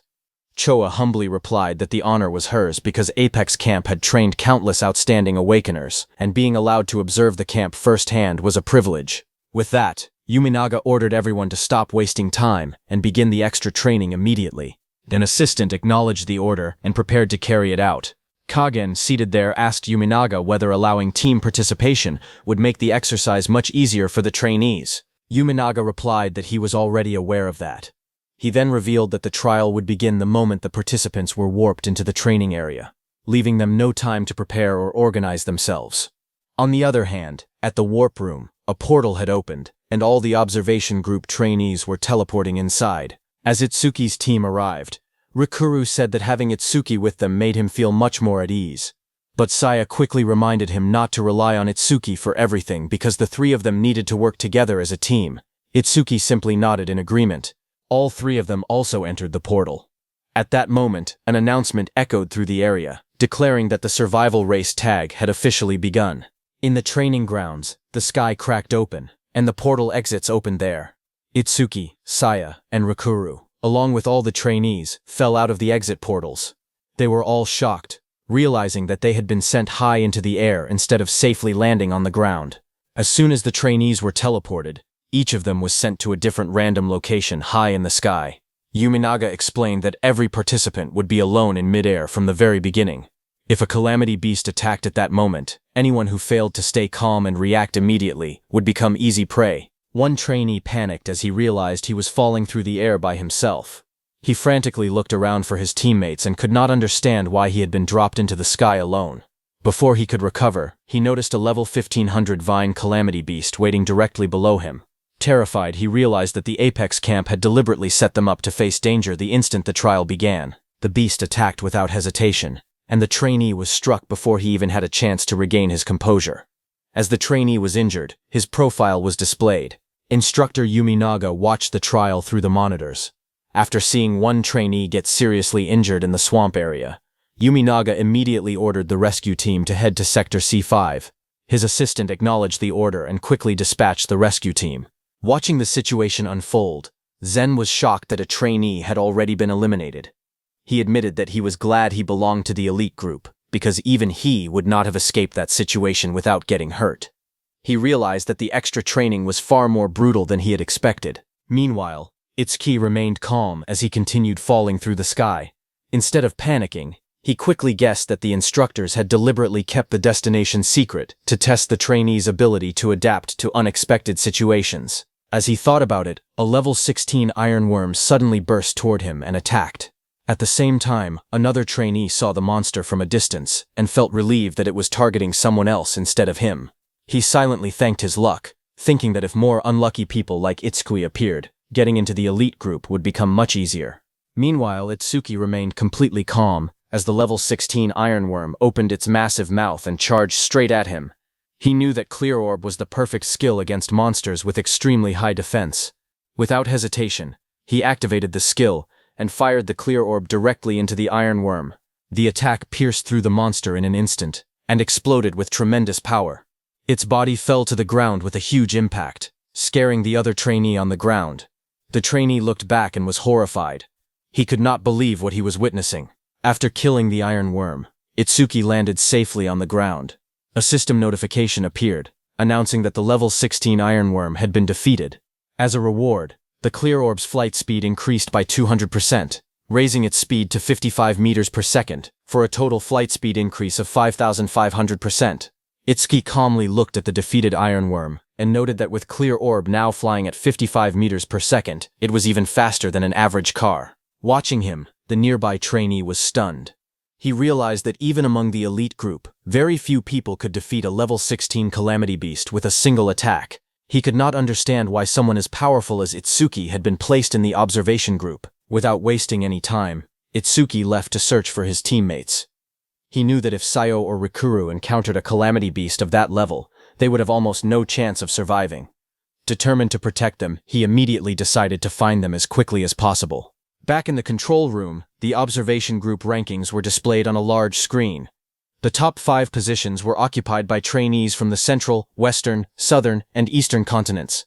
Seeing that none of the northern continent trainees had reached the top 5, Zen was surprised and asked, "Are the northern continent trainees okay? Not one of them is in the top 5. Looking at the screen, Choa noticed that Itsuki was going in circles around the starting area and wondered if he was searching for something. At the same time, Sayo found herself in an even worse situation. The moment she arrived, she encountered a level 20 Thundercat, a lightning-type calamity beast. It was the worst possible opponent for her, because its lightning abilities directly countered hers, making her situation extremely dangerous. The level 20 Thundercat gathered lightning around its claws and unleashed its B-rank skill, Thunder Snap. Powerful bolts of electricity rushed straight toward Sayo. Already exhausted and badly injured, Sayo closed her eyes and sadly apologized to Itsuki. She believed she could no longer fight by his side. Just as she accepted defeat, a calm voice suddenly told her that she was safe now. Surprised, Sayo immediately opened her eyes. Itsuki had appeared in front of her and blocked the Thundercat's attack. His Thunderbreaker skill absorbed the B-rank lightning element skill, increasing his agility by another 10%. With that, Thunderbreaker had absorbed 3 out of its 5 possible skills, raising Itsuki's agility to 540 with a 35% Thunderbreaker bonus. A moment later, Rikuru also arrived there. Seeing him, Sayo asked if he had met Itsuki first. Rikuru told Sayo that Itsuki had found him shortly after they landed, and the two of them had been searching everywhere for her ever since. Relieved to see them both, Sayo immediately urged Rikuru that they had to help Itsuki. She believed that if the 3 of them fought together, they could defeat the Thundercat, but as Rikuru and Sayo looked ahead, they were stunned. Itsuki instantly killed the level 20 Thundercat with a single strike. They could hardly believe what they had just witnessed. Itsuki calmly turned towards Sayo and asked if she was all right. Still shaken, Sayo hesitated for a moment before quietly answering that she was fine. Satisfied with her reply, Itsuki threw the Thundercat's head onto the ground and told her that was good. He then said he would lead the way and told Sayo and Rikuru to keep up, saying that now they were charging straight through to the finish. However, on their way to the finish line, countless powerful calamity beasts and instructors stood in their path, ready to block their advance,